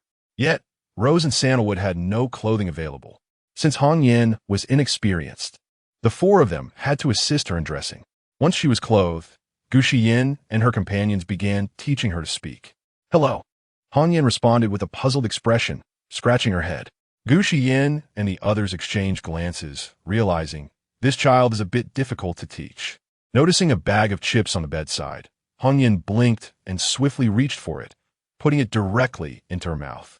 Gu Xiyan and the others quickly snatched it away, exclaiming, "Hey, you can't eat this directly." Hongyan looked at them with an eager expression, clearly wanting to indulge.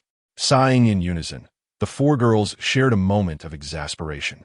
Gu Xiyan unwrapped the packaging and introduced her to the delight of potato chips, a treat they had purchased on their return from Songnan, with several bags remaining. Hong Yin eagerly grasped the chips, her eyes sparkling with joy as she munched on them. Gu Xiyan and the others seized the opportunity to teach her some words, gently prompting her with good and delicious. Hong Yan's pronunciation was a bit unclear. How? Chi. The group exchanged glances, realizing this method was indeed effective. Over the next 2 days, they dedicated their time to teaching her how to speak, while Hong Yin stubbornly insisted on staying close to Gu Xiyan. Consequently, they had no choice but to let her reside in the dormitory shared by Gu Xiyan and Molly. The members of the mass team took this time as a brief respite, with Yuan Gang arranging accommodations for them. However, their biggest challenge was Hong Yan's incessant desire to eat everything in sight. When Molly and Rose attempted to teach her how to bathe, Hong Yin mischievously took the soap and popped it straight in her mouth, leaving Molly and the others flustered, even causing their own clothes to get wet. In the evening, Lin Xie, Gu Xiyan, and Qing Yu and the members of the mass team gathered on the rooftop for a barbecue. The ingredients were funded by Wang Mian, while Yu Gue and Xian Wu were responsible for purchasing supplies. Molly, Gu Xiyan, Rose, and Tan Xiang kept a watchful eye on Hong Yan, ensuring she did not consume anything unsuitable. Lin Xie gazed at the starry sky and remarked how swiftly time flies. While Li Pang Pang chimed in, "Isn't that the truth? Yet this past year has been the happiest for me because I've made friends like you all." He glanced at the group as he spoke. Shun Qingzhu awkwardly interjected, "Why are you suddenly being so sentimental, you fatso?" Chao Yuan added, "I concur. I've never had friends before." And Qing Yu remained silent, quietly grilling a few skewers of meat. In truth, this was also his favorite period, despite the fatigue and dangers they faced. Molly and Gu Xiyan shared similar sentiments. Gu Xiyan felt fortunate for having come to the training camp. Otherwise, she would never have had the chance to meet Molly and the members of the mass team. Wang Mian smiled warmly. "I am equally delighted to have met you all." Yu Gue added with a grin, "Let us gather again when we have time." Xian Wu nodded in agreement. Rose looked at Gu Xiyan and Molly with a hint of reluctance, saying, "Molly, Xiao Yin, let us hang out together again when we have the opportunity." They both nodded, responding, "Yes, Rose, please take care during your missions." Tian Ping raised his beer, declaring, "Enough of the chit-chat. Let us toast. Here's to our future safety and success." Xing Hen and Tan Xiang also beamed with joy. The group quickly raised their glasses in unison, exclaiming, "To safety and success." Hong Yin blinked her eyes, looking bewildered at the gathering. Gu Xiyan and Molly promptly guided her to lift her glass and clink it with theirs. After consuming some beer, Gu Xiyan, who had never drunk before, soon turned a delightful shade of crimson, making her appear even more endearing. Wang Mian and the others were momentarily taken aback, unaware that Gu Xiyan could not handle alcohol. And Xing Yu quickly handed her a skewer of grilled meat, saying, "Xiao Yin, have some meat to help you out." Gu Xiyan's vision began to blur before her eyes. Upon hearing in Xing Yu's words, she obediently extended her hand to grasp the meat skewer, yet it eluded her grasp. "Little fish, please refrain from shaking your hand. I can't reach it." Observing Gu Xiyan's predicament, and Xing Yu, concerned that she might be poked by the bamboo, used chopsticks to retrieve the meat and then placed it into a bowl before handing it to her. Molly reached out, deftly placing a piece into Gu Xiyan's mouth, prompting her to chew with enthusiasm. Lin Xie furrowed his brow, pondering the need for tea. However, where could one possibly find tea at this moment? Both Xiangwei and Tan Xiang shared their worries, while Hong Yin gazed at Gu Xiyan's face, murmuring, "Yin Yin." Look, this sentiment resonated with Lin Xie and the others, as the inebriated Gu Xiyan's delicate face bore a rosy hue, making her appear even more endearing than usual. "I know where to find some. I shall be right back," Shun Qingzhu declared, rising swiftly to head downstairs. Li Jia, Li Liang, and Deng Wei hastily followed suit, exclaiming, "Brother Shun, wait for us. We shall accompany you." Wang Mian observed Gu Xiyan, instinctively memorizing her inability to consume alcohol. Bai Li, feeling somewhat bewildered, remarked, "It's merely a single glass, just 8 degrees of beer." Chao Yuan, Yu Gue, and Xuanhua shared the same astonishment, exclaiming, "What? This?" Chapter 74. The Oath Ceremony. Before long, Shun Qingzhu returned with a cup of tea, carefully cradled in his hands. 3 little brothers followed closely behind him. In truth, aside from these 3, no one was aware of where Shun Qingzhu had procured the tea. Here, the temperature is just right, he said, cautiously handing it to Gu Xiyan. With Molly's assistance, Gu Xiyan accepted the tea and took a small sip. Lin Qian inquired, Xian, how do you feel? Is it effective? The others also turned their attention to her, eagerly awaiting her response. Gu Xiyan blinked, her head spinning. Why are there so many heads? Molly and Rose reached out to steady her, guiding her back a little, concerned she might stumble. As they were precariously positioned near the edge of the top floor, not seeing any immediate effect, and Xingyu extended her hand to administer treatment, hoping for a remedy. Bailey Pang Pang and Yue Gue nearly choked on their food, while Xuan's surprise was evident as he faced Tianping. Fortunately, Tianping reacted swiftly, using an empty plate to shield himself. Bailey Pang Pang and Yue Gue struggled to swallow their food before exclaiming, Xiaoyu, this is too much. Wang Mian and Lin Xie, however, held a different perspective. As long as the treatment proved effective, they were satisfied. Indeed, the treatment yielded results. Under Xingyu's care, Gu Xiyan's complexion gradually returned to its normal fair hue, and she became considerably more alert. With a puzzled expression, Gu Xiyan asked, Xiaoyu, why did you treat me? I wasn't injured. Molly face-palmed. Xiyan, why didn't you mention you can't handle alcohol? Just 1 cup, and you're already drunk. Gu Xiyan's eyes widened in disbelief. What? I'm drunk. Everyone nodded, confirming her state. Her vision was indeed blurred. Overcome by embarrassment, her face flushed crimson as she lowered her gaze, murmuring, I didn't even know. I've never had the chance to drink before. This confession was not lost on the others. Lin Xie and Xingyu exchanged amused glances upon witnessing Gu Xiyan's reaction, while Yue Gue and Xuanhua, along with Bailey Pang Pang, erupted into unabashed laughter. Ha ha! Xiyan, your alcohol tolerance is astounding. Yue Gue and Xuanhua guffawed. Ha ha! Xiyan, you managed to get drunk on just 1 cup of 8-degree wine. Bailey Pang Pang added, chuckling. However, a sharp glare from Molly silenced him instantly. Rose shot a dangerous look at Yue Gue and Xuanhua, declaring, Yue Gue, Xuanhua, I see you're itching for trouble. Allow me to help you with that. She emphasized the last 2 words with intent. Yue Gue and Xuanhua promptly fell silent, stammering, No. Sister Rose, we were wrong. The evening passed in a flurry of playful banter among the group.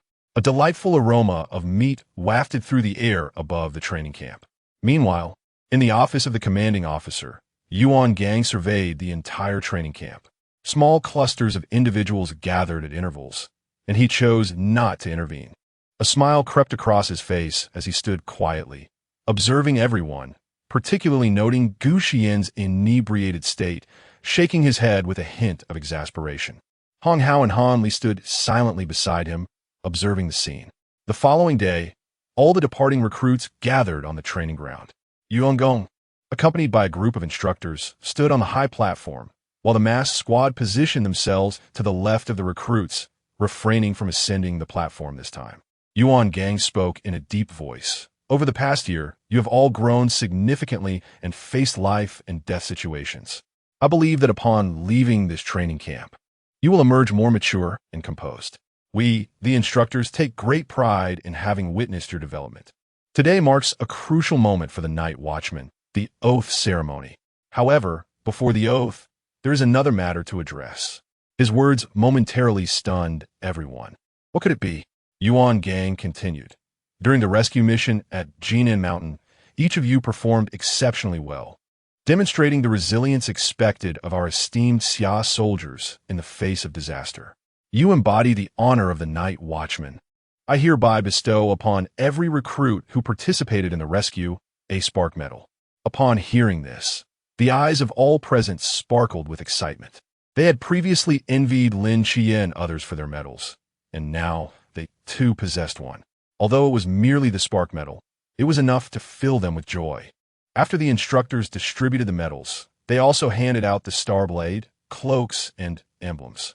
Everyone donned their cloaks, secured the straight blades at their waists, and held the emblems in their hands.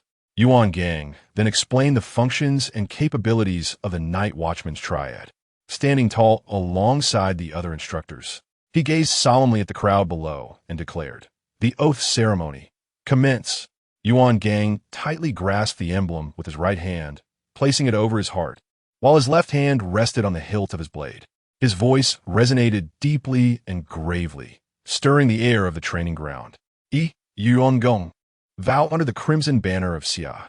Everyone below followed suit, including the members of the mass squad, who found this to be a novel experience. Never having anticipated the opportunity to recite the oath again after their departure, they cherished it deeply.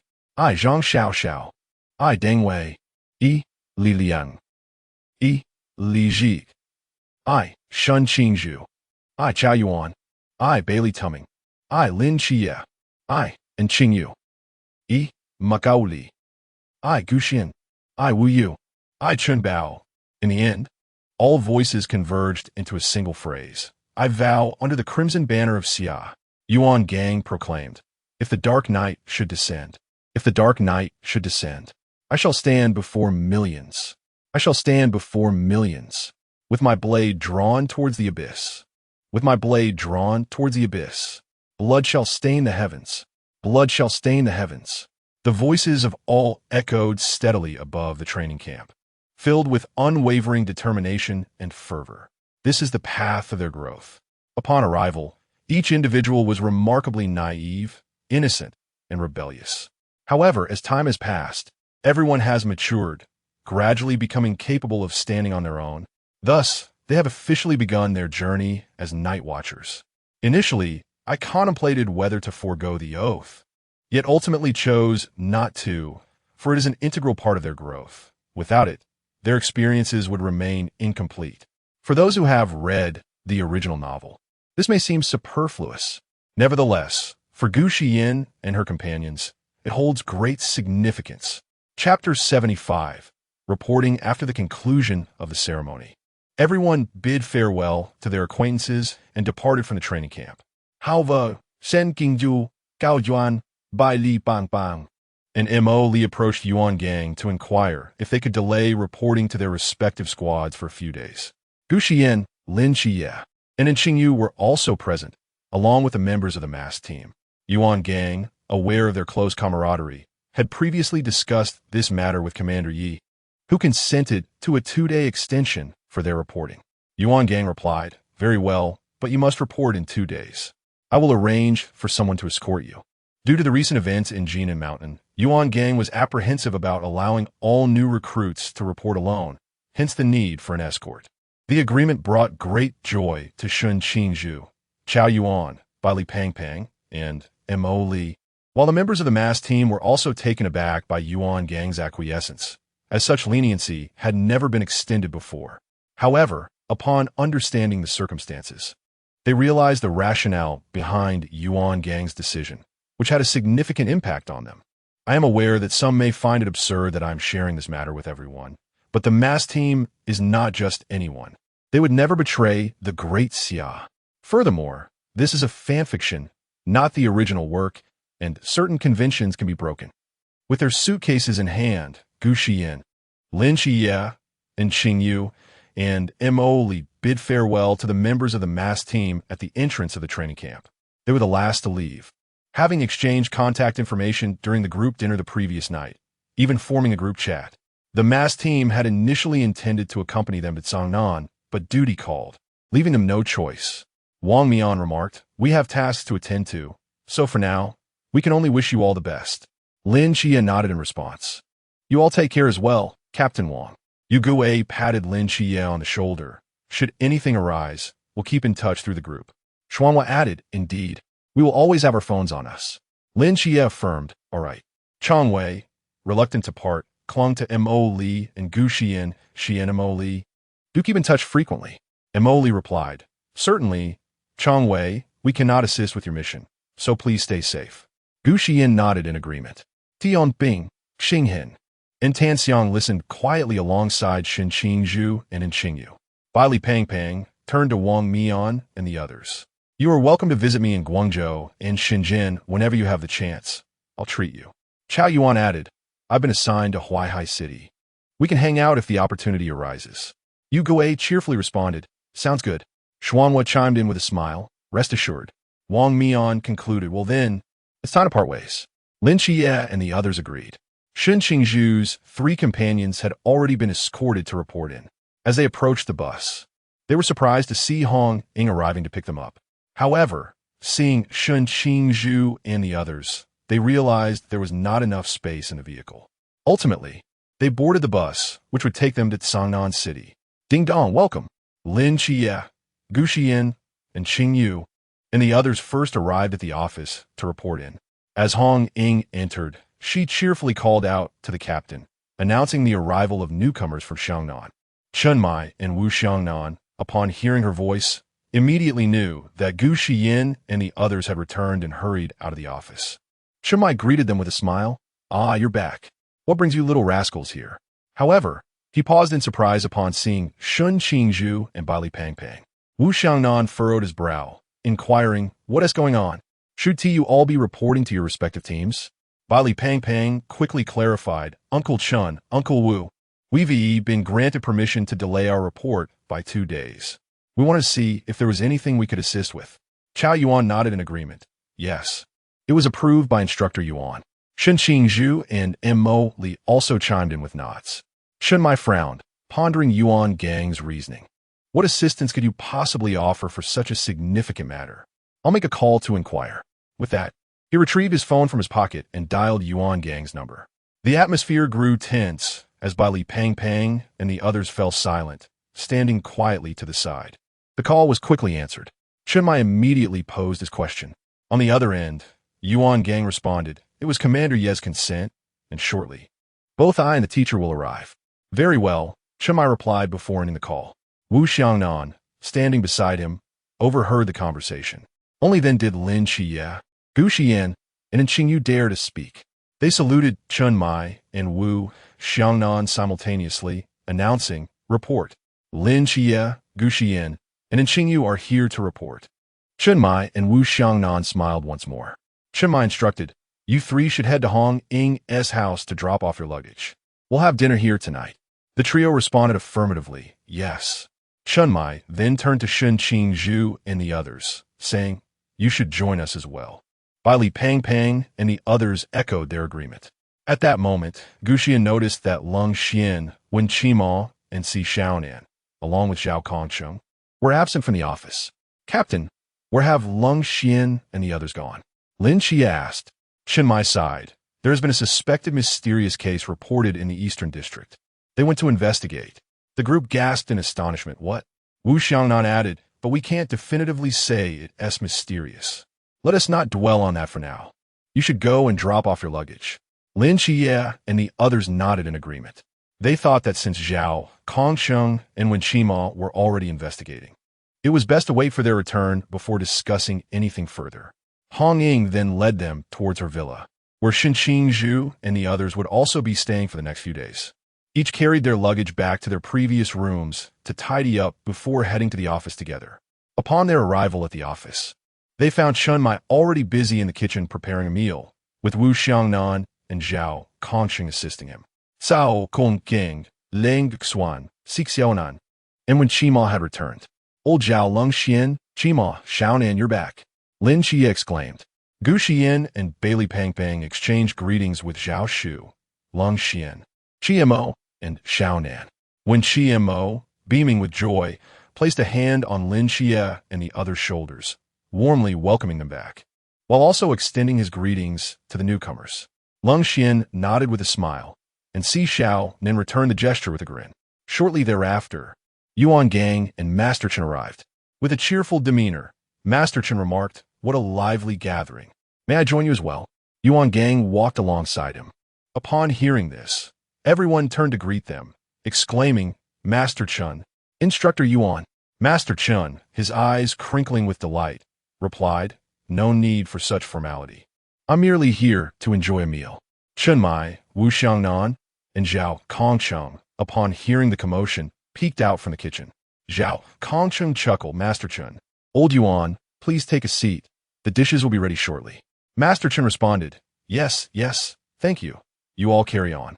Yuan Gang took a glance into the kitchen, a hint of a smile breaking his otherwise serious demeanor. "It seems I am in for a treat today," he observed. Chen Mai shot him a sidelong glance before returning to his culinary endeavors. Zhao Kongchang grinned widely, adding, "Indeed, Old Yuan, your timing is impeccable." Old Chen's culinary skills are exceptional, as he gave a thumbs up. Wu Xiangnan simply nodded, resuming her tasks, while Yuan Gang offered his assistance. Meanwhile, Master Chun and Lin Xie engaged in conversation in the living room. Chapter 76. Beginning the meal was prepared swiftly, and Chun Mai and his companions brought it out, with Lin Xie and others stepping forward to assist. A long table was set, with Chun Mai, Wu Xiangnan, and the elder Chun Fuzi seated on one side, while Lin Xie, Gu Xiyan, and Qing Yu and their youthful counterparts occupied the opposite side. The dishes included braised beef with radish, stir-fried tomatoes with eggs, red braised pork, steamed fish, Wenchang chicken, 4 happiness meatballs, sweet and sour carp, among others, altogether a spread of over 10 dishes. And Qing Yu glanced at the steamed fish placed right in front of him, his brow furrowing slightly. Silently, he reached over to swap the 4 happiness meatballs from Lin Xie's side, while Gu Xiyan, seated beside him, chuckled quietly at the antics. She noticed that Qing Yu still had his old habits. Whenever there was fish, he would push it toward Lin Xie. However, she too was not fond of fish, finding it overly fishy, especially with the addition of green peppers. The others noticed in Qing Yu's subtle maneuver, and a few couldn't help but stifle their laughter. Chen Mai cleared his throat and raised his glass, addressing the group, to welcome the return of Chia, Xiao Yu, and Xiao Yin to Team 136, along with Chen Fuzi, Old Yuan, Tu Ming, Xiao Shun, Chao Yuan, and Molly cheers. Cheers! Everyone echoed, lifting their glasses. Suddenly, Lin Xie and Qing Yu, Molly, and Shen Qingzhu, with keen eyes, noticed that Gu Xiyan was holding a wine glass and were startled. They quickly reached out to snatch it away, pouring her a glass of juice and handing it back. Gu Xiyan, perhaps this time, drinking might not be a problem. Chen Mai and Wu Xiangnan looked bewildered. "What are you two doing?" Then, Lin Xie and Bai Li Pang recounted the events of that night. Upon hearing it, Chen Mai and the others found it somewhat absurd. 8 degrees of alcohol. And they were drunk? See Xiaonan, oh my. Hong Ying burst into laughter, her mirth infectious, causing everyone else to join in. Even the elders, Chen Mai, Wu Xiangnan, and Chen Fuzi, struggled to suppress their smiles. "Gu Xiyan, please don't spread my embarrassing history," she protested. "One day, my tolerance for alcohol will improve. One day." After they had feasted and sated their thirst, the group helped to clear the table and returned to the hall. Everyone understood the reason for Chen Fuzi's presence. He, along with Chen Mai and the others, regarded Gu Xiyan with solemn expressions. "Are you confident?" Lin Xie and Qing Yu also looked at her with apprehension. Gu Xiyan nodded. In truth, she did not possess complete confidence, but Song Nin could no longer wait. Yet, she harbored no fears of failure, for she had the ability to heal herself, which would activate during the opening of the divine ruins. When the time was right, she would have Xiao Yu and sister Xiaonan nearby to assist with her healing, and everything would be fine. Gu Xiyan shared her thoughts, and Qing Yu and Si Xiaonan nodded solemnly in agreement. All right, during this period, the entire Team 136 has been exerting every effort to eradicate the personnel arranged by the ancient God Church in Songnan City. Now, the area has become quite clean. With the midnight hour still distant, Master Chen sought out Chen Mai for a private conversation, even omitting Yuan Gang from the discussion. Red Ying and Lin Xie immediately sensed something amiss. Was the captain concealing further matters from them? This seemed highly plausible, especially considering Chen Mai's previous indiscretions. With a clever glint in her eyes, Red Ying stealthily positioned herself outside the door to eavesdrop on the conversation between Chen Mai and Master Chen. She believed that since Chen Mai had betrayed their trust, they too could indulge in this act of clandestine listening.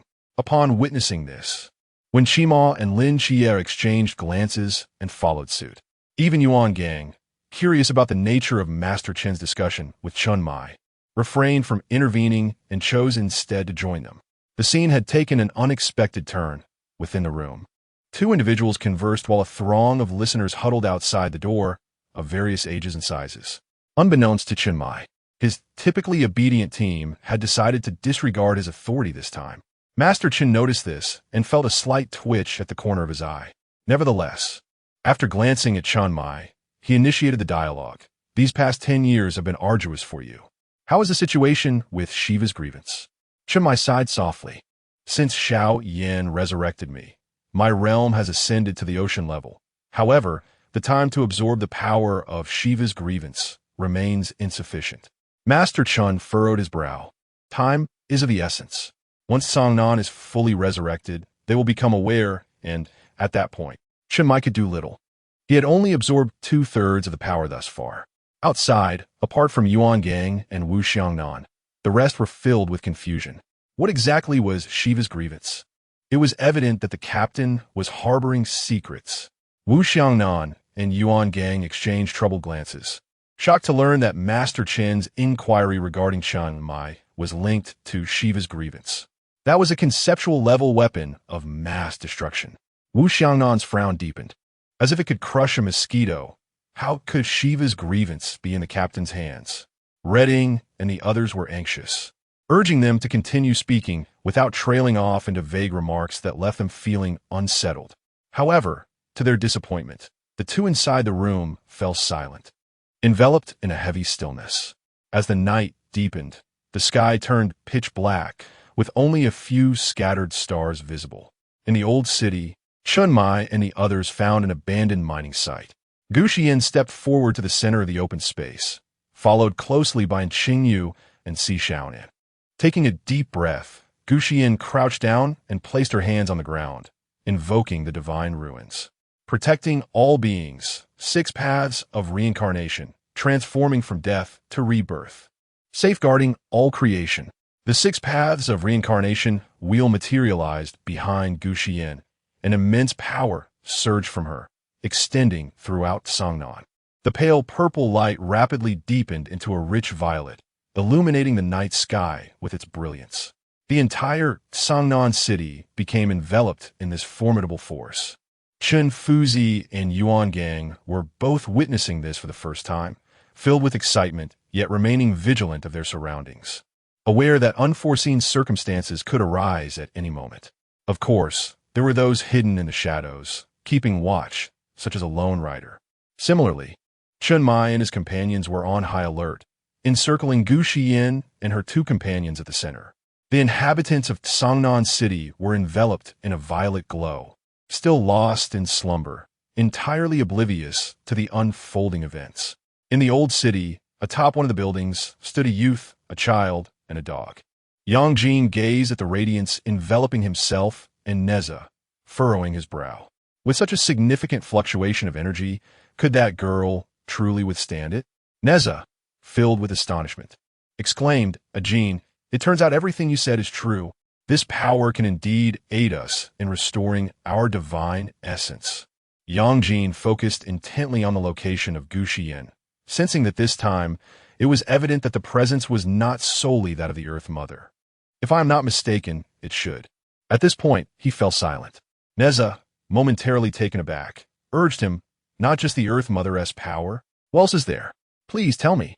Little Black also looked bewildered, barking in confusion. Yang Jin chose not to respond, regardless of Neza's relentless inquiries. This left Neza and Little Black in a state of anxious frustration. In truth, he could not ascertain the validity of his suspicions. I neglected to mention earlier that I believe Wu Xiangnan was a member of a special team and should have knowledge of the Shiva's curse. If you think he is unaware, please let me know in the comments, and I will amend it. Kindly refrain from scolding me. Thank you. Chapter 77.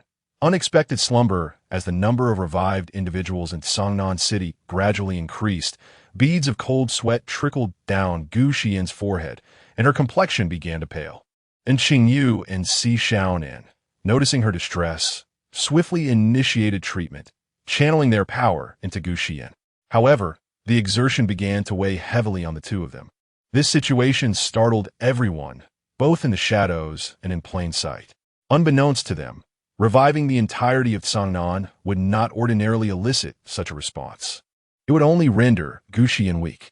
The complication arose from the presence of 2 divine essences within the healing range. whose powers extended beyond that of the Earth Mother Goddess. Chen Mai's expression shifted dramatically as he urgently called out, "Xiaoyan, stop!" Zhao Kongcheng echoed his concern. "Xiaoyan, you must halt."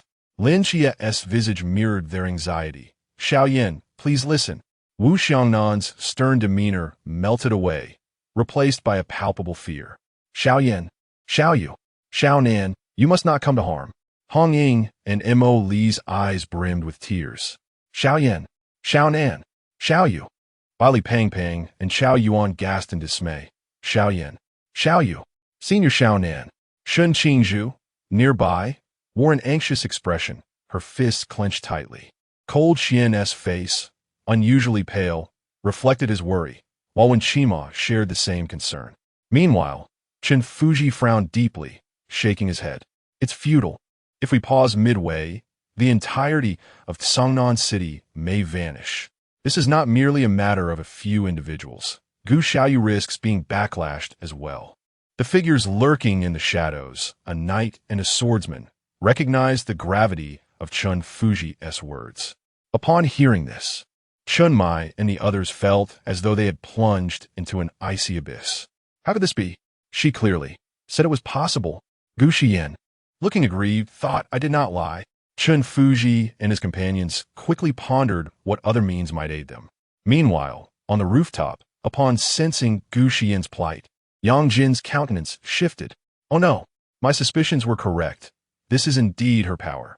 He attempted to halt the divine essence from absorbing energy, but his efforts proved futile. Neza remained perplexed, but sensed the healer of their divine essences was in peril if this continued. Observing Yang Jin's actions, he mirrored them. Yet to no avail. Xiao Hailai anxiously focused on the scene. After a moment, they devised a plan, albeit not an ideal one, to have another divine agent channel divine power into Gu Xiyan to sustain her. Yi Fan and Lu Wuwei, disregarding their need for vigilance in the shadows, rushed to share this plan with Chen Mai and the others. Among those still concealed, a young man in his 20s, with a complex gaze, furtively glanced at Gu Xiyan and Lin Qia, his hand gripping a longsword. Without hesitation, Lin Qia dashed toward Gu Xiyan and the others, placing his hand on her back to channel divine power through the divine ruins. With Lin Qia's divine power being channeled, it indeed provided significant relief to Gu Xiyan and her companions, particularly Gu Xiyan herself, which naturally alleviated the others as well. Observing the efficacy of this approach, everyone promptly instructed Lu Wuwei to fetch Wang Mian. Concurrently, a message was dispatched to him, and fortunately, their task location was not far from Songnan City. Meanwhile, the members of the mask team were taking a moment to rest. Suddenly, the notification sound of a message echoed. Wang Mian retrieved his phone to find a message from Yi Fan, which read, "Come to Songnan to deliver divine power to Gu Xiyan. Lu Wuwei will come to pick you up." Startled, Wang Mian sprang to his feet. The others, who had been resting with their eyes closed, were taken aback by his sudden movement. Yu Guei inquired, "Captain, what happened?" Xianhua asked, "Is there a problem?" With a furrowed brow, Chong Wei remarked, "A message sent at this hour must be serious to elicit such a reaction from the captain." Tian Ping, Xing Hen, and Tan Xiang also cast concerned glances at Wang Mian. His expression was grave. "Yes, something has happened to Gu Xiyan. She needs me to assist in channeling divine power, and they've sent a top-tier rider to fetch me." The group gasped in shock. "What? We just parted ways a short while ago." Wang Mian gave them a few hurried instructions, noting that they had gathered enough information regarding the task and were capable of handling it together, given that it was merely a mysterious entity not adept in combat. Yu Guei and the others nodded solemnly. Soon, Lu Wuwei arrived, urging, "Get in the car quickly." However, Wang Mian still felt a tinge of unease about his teammates. Lu Wuwei, sensing his concern, asked, "Where is that mysterious entity? Take me there, quickly." He was unwilling to waste time on locating it and directly inquired. Wang Mian and the others, relieved, promptly led him to the suspected lair of the mysterious being. With a single strike, Lu Wuwei dispatched the mysterious entity. Then, Wang Mian hopped onto Lu Wuwei's electric vehicle, while Chong Wei and the others were left to make their own way. The moment Wang Mian settled in, Lu Wuwei activated the vehicle, and in the blink of an eye, they vanished from Chang Wei's view. Gu Wei and the others gasped in awe, pondering whether this was the prowess of the top-tier rider, swift and elusive. Before long, Lu Wuwei returned with Wang Mian to Cangnan. Upon assessing the situation, Wang Mian was astonished and swiftly approached Gu Xiyan, replicating Lin Chia's actions. He activated the divine ruins and began channeling divine power. With the support of the two divine powers, Gu Xiyan felt significantly revitalized. In fact, the entirety of Cangnan was nearly restored. She sensed her strength being continuously drained, her complexion pale as parchment, yet she resolutely pressed on, knowing that halting now would render all efforts futile. And Xingyu and Si Xiaonin also appeared somewhat pallid, though their condition was not overly severe. At that moment, Gu Xiyan's power began to envelop Lung Xian and Bai Li Pang, an act beyond her control. The group exchanged bewildered glances. What is happening? How are Lung Xian and Pang also being healed? Both Lung Xian and the chubby Bai Li were utterly bewildered as they gazed at the violet glow enveloping them. In that fleeting moment, they could feel Gu Xiyan's power surging within them. However, the radiance surrounding Bai Li flickered briefly before vanishing once more, leaving the onlookers even more perplexed. In contrast, the light emanating from Lung Xian persisted, imbued with an enchanting magic, akin to a key gently unlocking a mechanism deep within his being. He could distinctly sense something striving to break free, gradually emerging from the shadows. As time progressed, the intensity of this force grew stronger, causing his body to tremble ever so slightly. His heartbeat quickened, breaths became shallow, and an indescribable tension enveloped him entirely. Yi Fan and Chun Fuzi, along with others, immediately discerned this phenomenon, their astonishment beyond mere words. This was indeed a sign of the awakening of the forbidden ruins. Chun Mai and the others stared wide-eyed at the transformation occurring within Lung Xian. On the rooftop, Yang Jin's divine essence had notably recovered thanks to Gu Xiyan's assistance, while Nez's recovery remained minimal due to the limitations of Gu Xiyan's power. Upon witnessing Lin Chia and Wang Mian channeling divine energy to Gu Xiyan, Yang Jin breathed a sigh of relief, knowing this would prevent her from suffering backlash. Otherwise, he would have felt a pang of guilt for using her power. Suddenly, a warm yellow light flickered around Lung Xian, the fluctuations of his mental energy unmistakable, capturing everyone's attention. Chun Mai and the others gaped at Lung Xian in awe. This was an ultra-high-risk Forbidden Ruins. Sequence 089 Flash. It could transform into a beam of light, moving at light speed within a 10-meter radius, capable of condensing that light into an attack, and upon reaching a certain level, could nullify all attacks for 3 seconds, the movement range expanding with the enhancement of 1S realm. Lung Xian stared in disbelief at his newfound ability, never imagining he would awaken the Forbidden Ruins one day.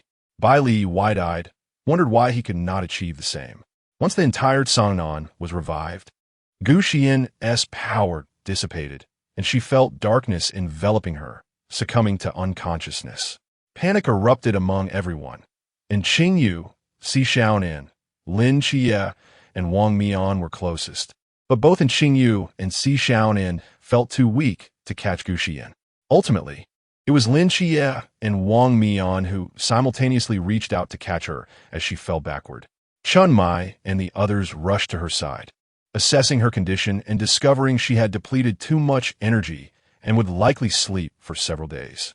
This outcome relieved everyone. Merely falling into a slumber was a blessing. Chao Yuan and Bai Li supported in Xingyu, while Hong Ying and Mo Li aided Si Xiaonan, with Lung Xian trailing behind. Ultimately, Gu Xiyan was carried back by Chun Mai, as he was the first to channel divine energy to her, while Lin Xie had to be assisted by Wen Qima. Wang Mian, however, needed no assistance and followed the group back. Why do I always feel compelled to delete this section once I finish writing it? It feels unsatisfactory. Chapter 78. His Miracle Fan, Lu Wuwei, and Master Chun were lost in contemplation, astonished by the revelation that Gu Xiyan's power could indeed awaken the latent potential deep within the human body. This was nothing short of extraordinary. akin to a spiritual catalyst devoid of any adverse effects. And Qingyu, Si Xiaonan, and Lin Xie were resting on the sofa, realizing that Gu Xiyan's abilities had also aided in their healing. Otherwise, given the recent circumstances, both in Qingyu and Si Xiaonan might have succumbed to unconsciousness. Bailey Pang gazed at Lung Xian with a look of grievance, pondering why his potential could not be stimulated like Lung Xian's. This left everyone perplexed, though they ultimately speculated that Gu Xiyan's power had simply reached its limit. Lin Xie, with a hint of resignation, remarked, "All right, Pang, it appears that Xiaoyan's energy is insufficient to awaken a second individual." Chao Yuan shot him a glare, asserting, "Exactly. Did you not observe the situation earlier?" Shen Qingzhu frowned, exclaiming, "Xiaoyan has already fainted, and you still dwell on this." Emoli cast a disapproving glance at Bailey Pang, but remained silent, and Qingyu shot him a sidelong glance. Seeing that the others had chastised him, Bailey Pang dared not protest further, muttering, "I was just mentioning it." The attention of Chun Mai and the others shifted to Lung Xian, with Hong Ying curiously suggesting, "Why not give this Forbidden Realm a try?" When Shima blinked, adding, "Yes, do give it a go so we can witness it." Zhao Kong Chang chimed in, "Indeed, try it quickly. I too wish to see." Although Chun Mai and Wu Xiangnan remained silent, their eyes sparkled with curiosity. Lung Xian, feeling somewhat helpless under their gaze, nodded and stepped outside. Chun Mai and the others hurriedly followed suit, while Lin Xie no longer required assistance. Mo Li and Hong Ying supported Si Xiaonan as they exited together.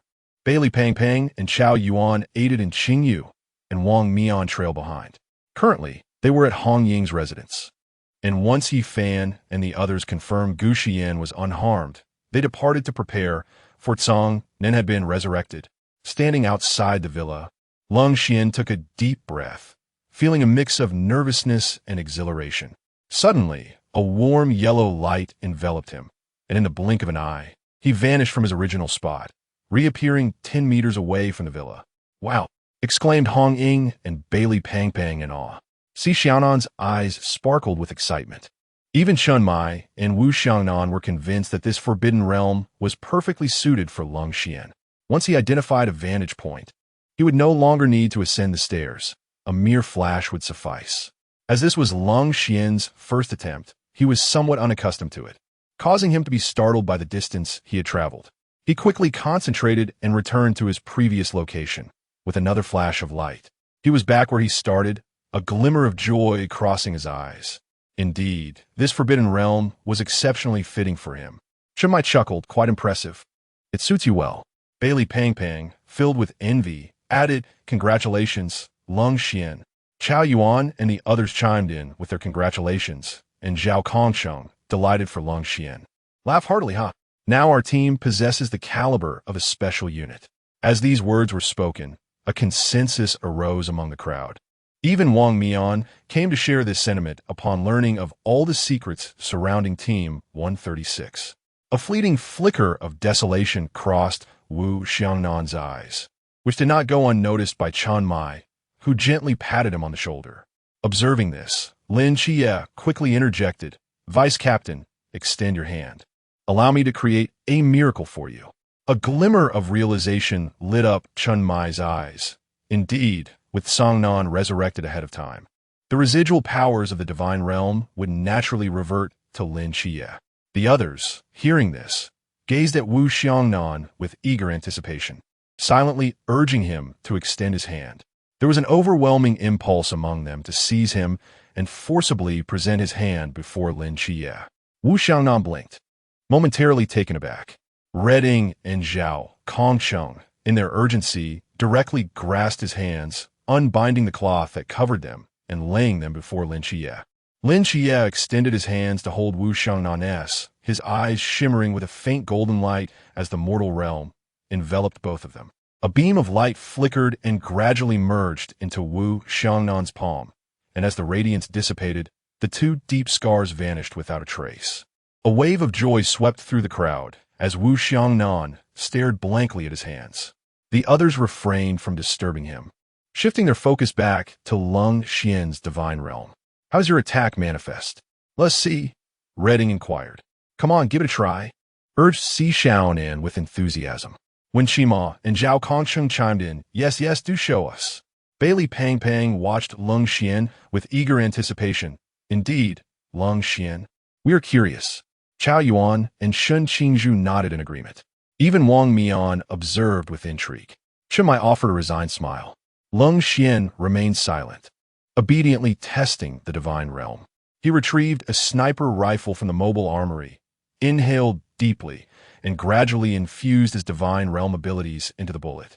As the abilities were imbued, the bullet began to emit a faint glow. Pulling the trigger, a sharp sound resonated whoosh.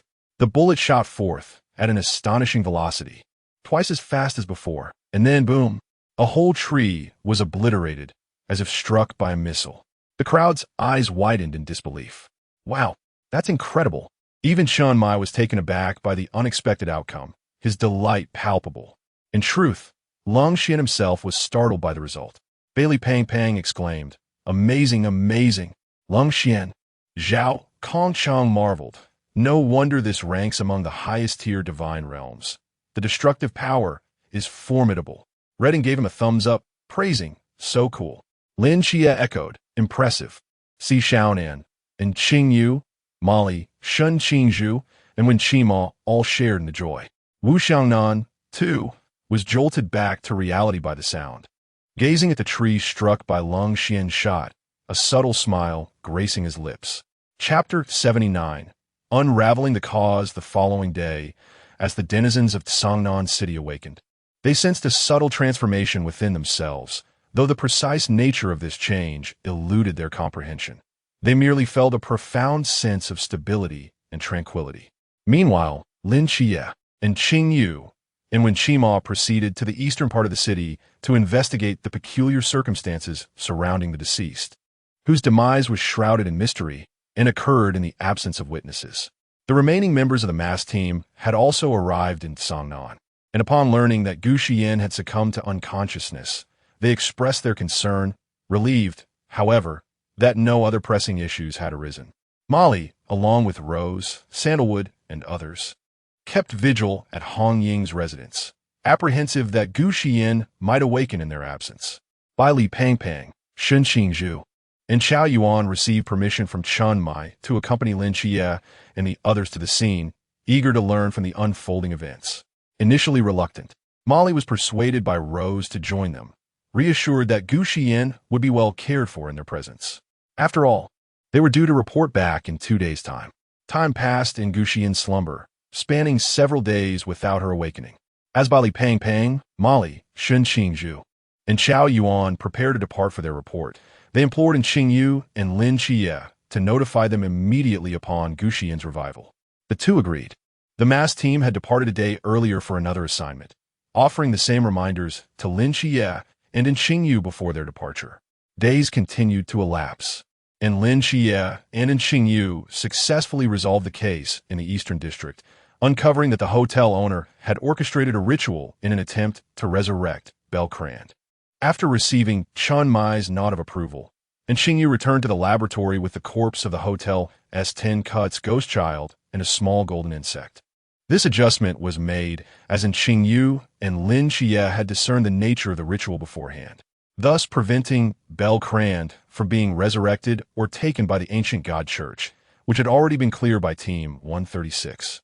During the investigation, several corpses were also autopsied by Qing Yu, enhancing his abilities with the capacity to manifest the Ten Cut's ghost child and possessing a forbidden object known as weaving thread.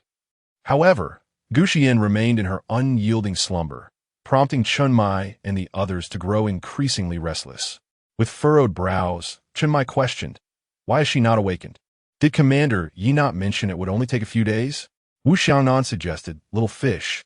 Why don't you and little Nan go see if you can ascertain the reason? And Qing Yu and Si Xiaonan nodded in agreement and made their way toward Gu Xiyan's room, followed closely by the others. Lying in bed, Gu Xiyan appeared normal, yet remained motionless, like a doll in a deep sleep. And Qing Yu and Si Xiaonan employed their mental faculties to assess her condition, but Qing Yu frowned slightly. Unable to discern the cause of Gu Xiyan's prolonged unconsciousness. Si Xiaonan faced a similar predicament. Observing their struggle, Chen Mai promptly called Yi Fan to relay Gu Xiyan's condition. Upon hearing the news, Yi Fan furrowed his brow in concern, deciding to dispatch the Phoenix team to investigate further. During this period, Bai Li Pang and the mass team have been inquiring about Gu Xiyan's condition in the group chat, and upon learning that she is yet to awaken, their concern deepened. Lin Xie immediately returned to the Asgard Mental Hospital to consult Merlin regarding the cause of her condition. In a state of urgency, Lin Xie hurriedly made his way to Merlin's room. Nix lay in a rocking chair in the courtyard, basking in the sun. Initially pleased to see Lin Xie, Nix was puzzled when Lin Xie did not approach. What has gotten into him? Outside Merlin's room, Lin Xie's frantic knocking echoed. "Knock, knock, Uncle Merlin. I need to talk to you," he called out, his tone fraught with anxiety. Merlin, aware of Lin Xie's distress, replied, "You may enter, esteemed director." Upon receiving the invitation, Lin Xie rushed in. "Uncle Merlin, do you know what is happening with Xiaoyan?" Merlin closed the book in his hands and met Lin Xie's anxious gaze. "I cannot foresee her future. Have you forgotten, esteemed director?" Lin Xie was taken aback, realizing he had indeed overlooked this aspect in his eagerness to seek answers. His brow furrowed, and his hands instinctively clenched into fists. "What do we do? What is wrong with Xiaoyan?" Seeing Lin Xie's distress, Merlin sighed softly and said, "Bring her to me. Let me examine her first." Lin Xie's eyes brightened instantly, and he excitedly replied, "All right, I will go fetch her right away." He dashed out. Nix, observing the commotion, lamented, "Why has he left again? He doesn't even come to see me." At the border of Daxia, a woman draped in a golden cloak spoke in her phone. "You boppy, you only remember me when you need something." Beside her, a bespectacled man frowned. "The Daxia divine agent has fallen into a deep slumber, and we cannot ascertain the reason. Let us seize this opportunity to bring her and that dual deity agent over. That newly emerged forbidden realm is also quite appealing. Let us capture them both." The woman hurried towards the plane, awaiting them. The others shook their heads and followed suit. "Captain, this is unrealistic. Commander Yi will never agree to it. I suggest you abandon this notion," the man cautioned, dousing her enthusiasm with cold water. The woman blinked and then turned to him, saying ominously, "Or perhaps I should first incapacitate you." The man responded with dismay, "Captain, I beg for mercy. Please, stop fixating on my legs." Laughter erupted among the others, some chuckling openly while others stifled their mirth.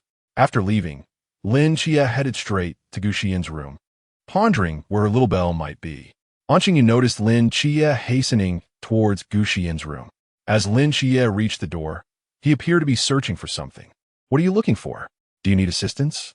Anqingyu's voice startled Lin Xie, who had been solely focused on bringing Gu Xiyan into the Asgard Mental Hospital, oblivious to everything else.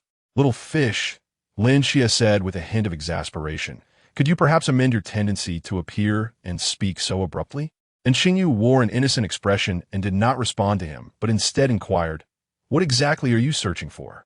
"I'm looking for Xiaoyan's little bell." "Do you know where it is?" "Indeed, I do. The last time Shueqiu and Zub came to play with her, they noticed it tucked beneath her pillow." Lin Xie swiftly extended his hand and carefully retrieved the small bell from beneath her pillow, placing it into Gu Xiyan's hands. Do not question why Lin Xie could not sense it. The bell's aura had been isolated since Gu Xiyan fell into slumber, rendering it imperceptible to mental energy. And Qingyu was perplexed by his intentions. "Do you have a way to awaken Xiaoyan?" Lin Xie's body stiffened momentarily before he slowly shook his head, responding somberly, "I do not." "Then what are you planning to do?" Suddenly, Lin Xie turned to gaze earnestly at Qingyu. "Little fish, do you trust me?" And Qingyu paused, regarding him with a curious expression. "Why do you ask that?" "Of course, I trust you. Over the past year, you and Xiaoyan have been the ones I trust the most, along with Captain Fatty and the others." "Very well. I intend to take Xiaoyan's consciousness to another realm and seek Uncle Mayleen's assistance in examining her condition. Please help me keep a lookout at the door." Since witnessing Lin Xie summon Mumu, and Xingyu had become aware of his role as a proxy for the three deities. Nodding in understanding, and Xingyu replied, She then stepped outside, leaning against the wall, and closing the door behind her. Chapter 80. Awakening of Abilities after Qingyu exited. Lin Xie leaned against the table by Gu Xiyan's bedside, plunging his consciousness into the asylum of the gods. Observing Gu Xiyan seated on a bench in the courtyard brought a surge of joy to Lin Xie's heart. He had not anticipated that she would truly be brought here. Initially, Gu Xiyan had been in a deep slumber, and he had lost the ability to sense her presence, leading him to believe she would not be brought in. Upon seeing Gu Xiyan, Nix understood the cause of Lin Xie's earlier anxiety. Merlin also emerged from the room, utilizing his mental prowess to assess Gu Xiyan's condition. After a brief moment, his brow furrowed slightly.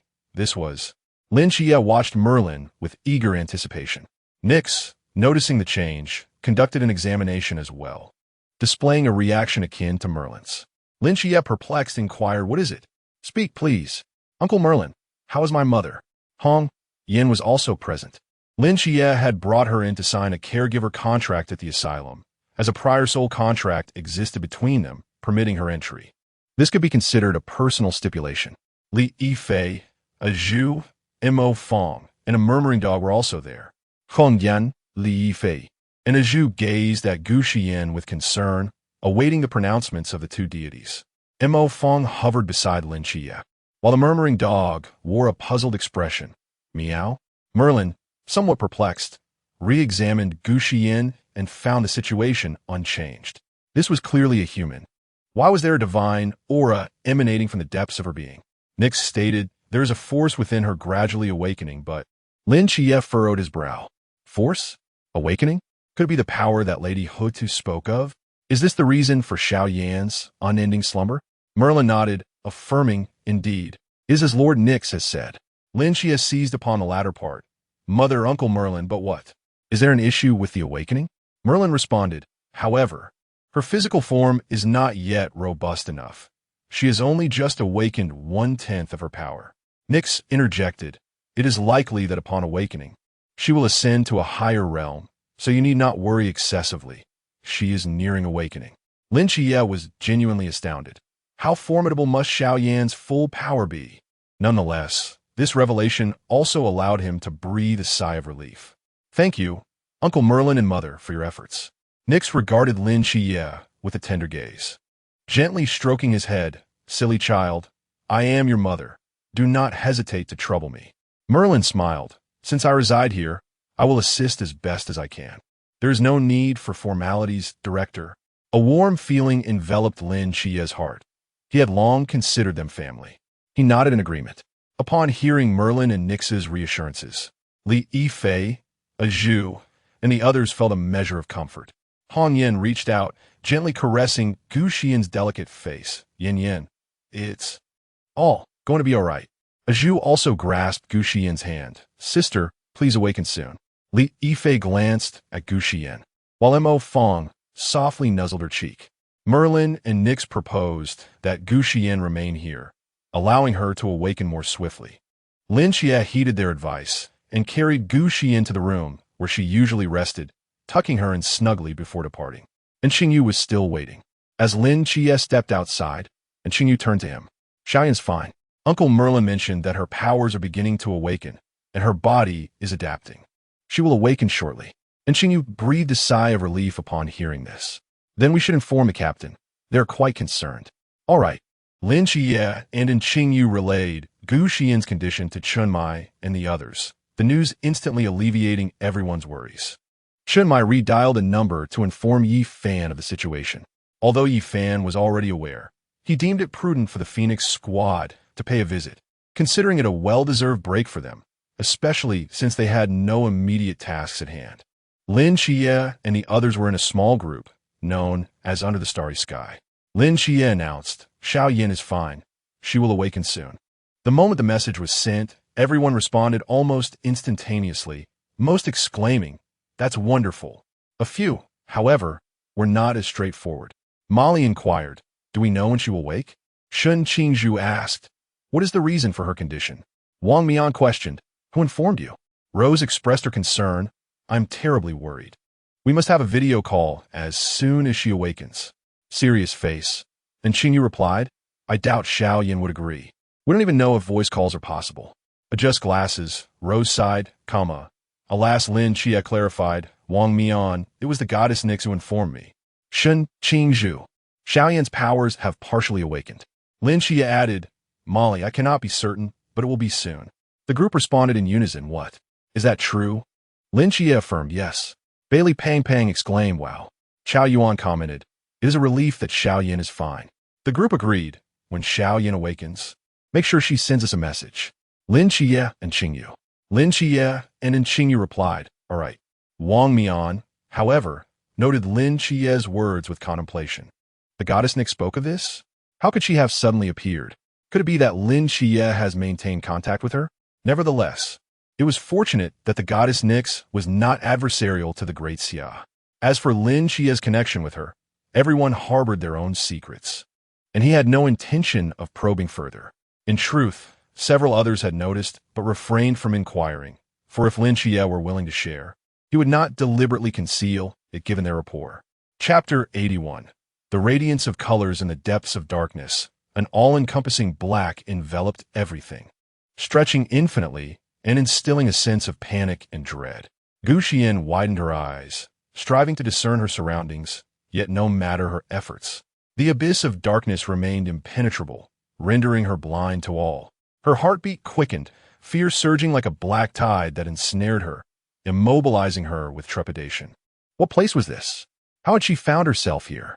Taking a deep breath, Gu Xiyan endeavored to regain her composure. She attempted to recall the events leading up to this moment, but her mind was a blank slate, utterly devoid of any memory of how she arrived in this enigmatic realm. Just as despair threatened to overwhelm her, a miraculous phenomenon occurred. From the depths of that endless darkness, radiant colors began to emerge slowly, illuminating the void. The light was gentle and warm, reminiscent of a mother's comforting embrace, gradually calming her frantic heart.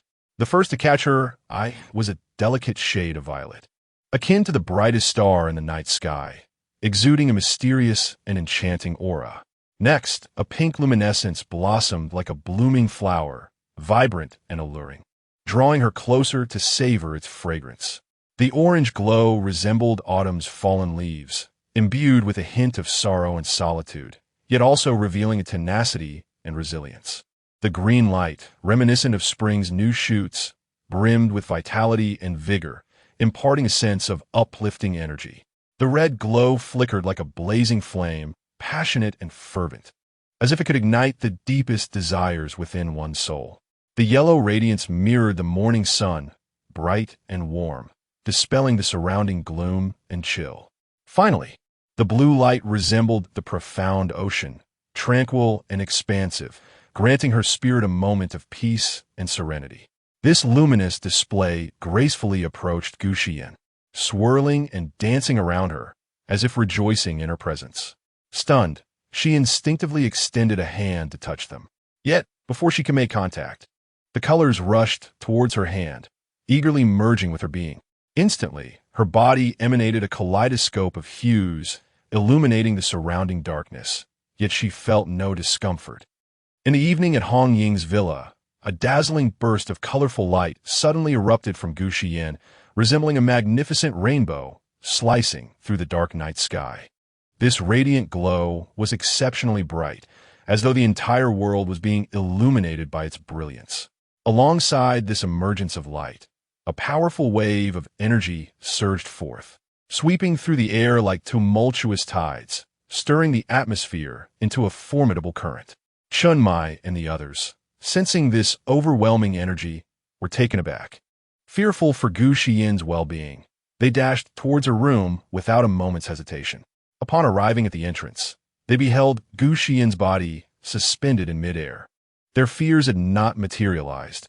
A gentle radiance danced around her form. Moments later, the light gradually returned to her body, and she softly descended back onto the bed. Everything reverted to tranquility, as though nothing had transpired. In that fleeting moment, Chun Mai and the others found themselves at a loss for how to respond. After a brief silence, Chun Mai suddenly spoke, Xiao Yu, Xiao Nan, and Xing Yu and Si Xiaonan hurried forward to investigate, discovering that Gu Xiyan's realm had ascended to the Chuan level. A flicker of joy crossed the faces of Si Xiaonan and Xing Yu as they exclaimed in unison, Uncle Chun, Xiao Yin has reached Chuan. She is likely to awaken in just a couple of days. This news brought delight to Hong Ying, Lin Xie, Zhao Kongsheng, and others. That's wonderful, truly wonderful. Chimai echoed. Wu Xiangnan chuckled wryly. I never imagined that a nap could elevate one's realm. This girl has certainly caused us considerable worry. With a hint of red in her eyes, Hong Ying smiled. That's splendid. She is finally about to awaken. Lin Xie and Lung Xian wore expressions of joy. Lin Xie mused that Uncle Maolin and his mother had indeed spoken the truth. Zhao Kongchang jested. This girl has been asleep for quite a while. She probably won't need to sleep for days after she wakes. When Chimora remarked, indeed, it seems she is finally on the verge of awakening. In the old city, Yang Jin, Neza, and Xiao Hailai were momentarily stunned by the surge of energy. Yang Jin gazed toward the direction of Hong Ying's villa, lost in contemplation. After a while, he murmured, this power is astonishingly new. Neza, observing the now-vanished rainbow light, inquired, you previously mentioned she is a descendant of the Earth Mother. Then, surely her power must inherit a part of the Earth Mother's strength. Correct? Yang Jin nodded. Induet. Xiao Hailai quietly listened to their conversation. At this moment, the members of the Phoenix team had also arrived at Songnan. Xia Simong, accompanied by her team, made their way to the peace office. Fortunately, it was already midnight. Otherwise, they would have attracted attention. Ding dong, welcome. Xia Siming surveyed the empty office with a hint of confusion. Hey, where is everyone? Why is it so deserted? Kong Shang replied with a hint of resignation. Captain, it's the middle of the night. They are surely resting. Linglin approached a desk and noticed a sticky note affixed to it, bearing a message. Please ring the bell if you need assistance. Captain, their essay note here. She called out.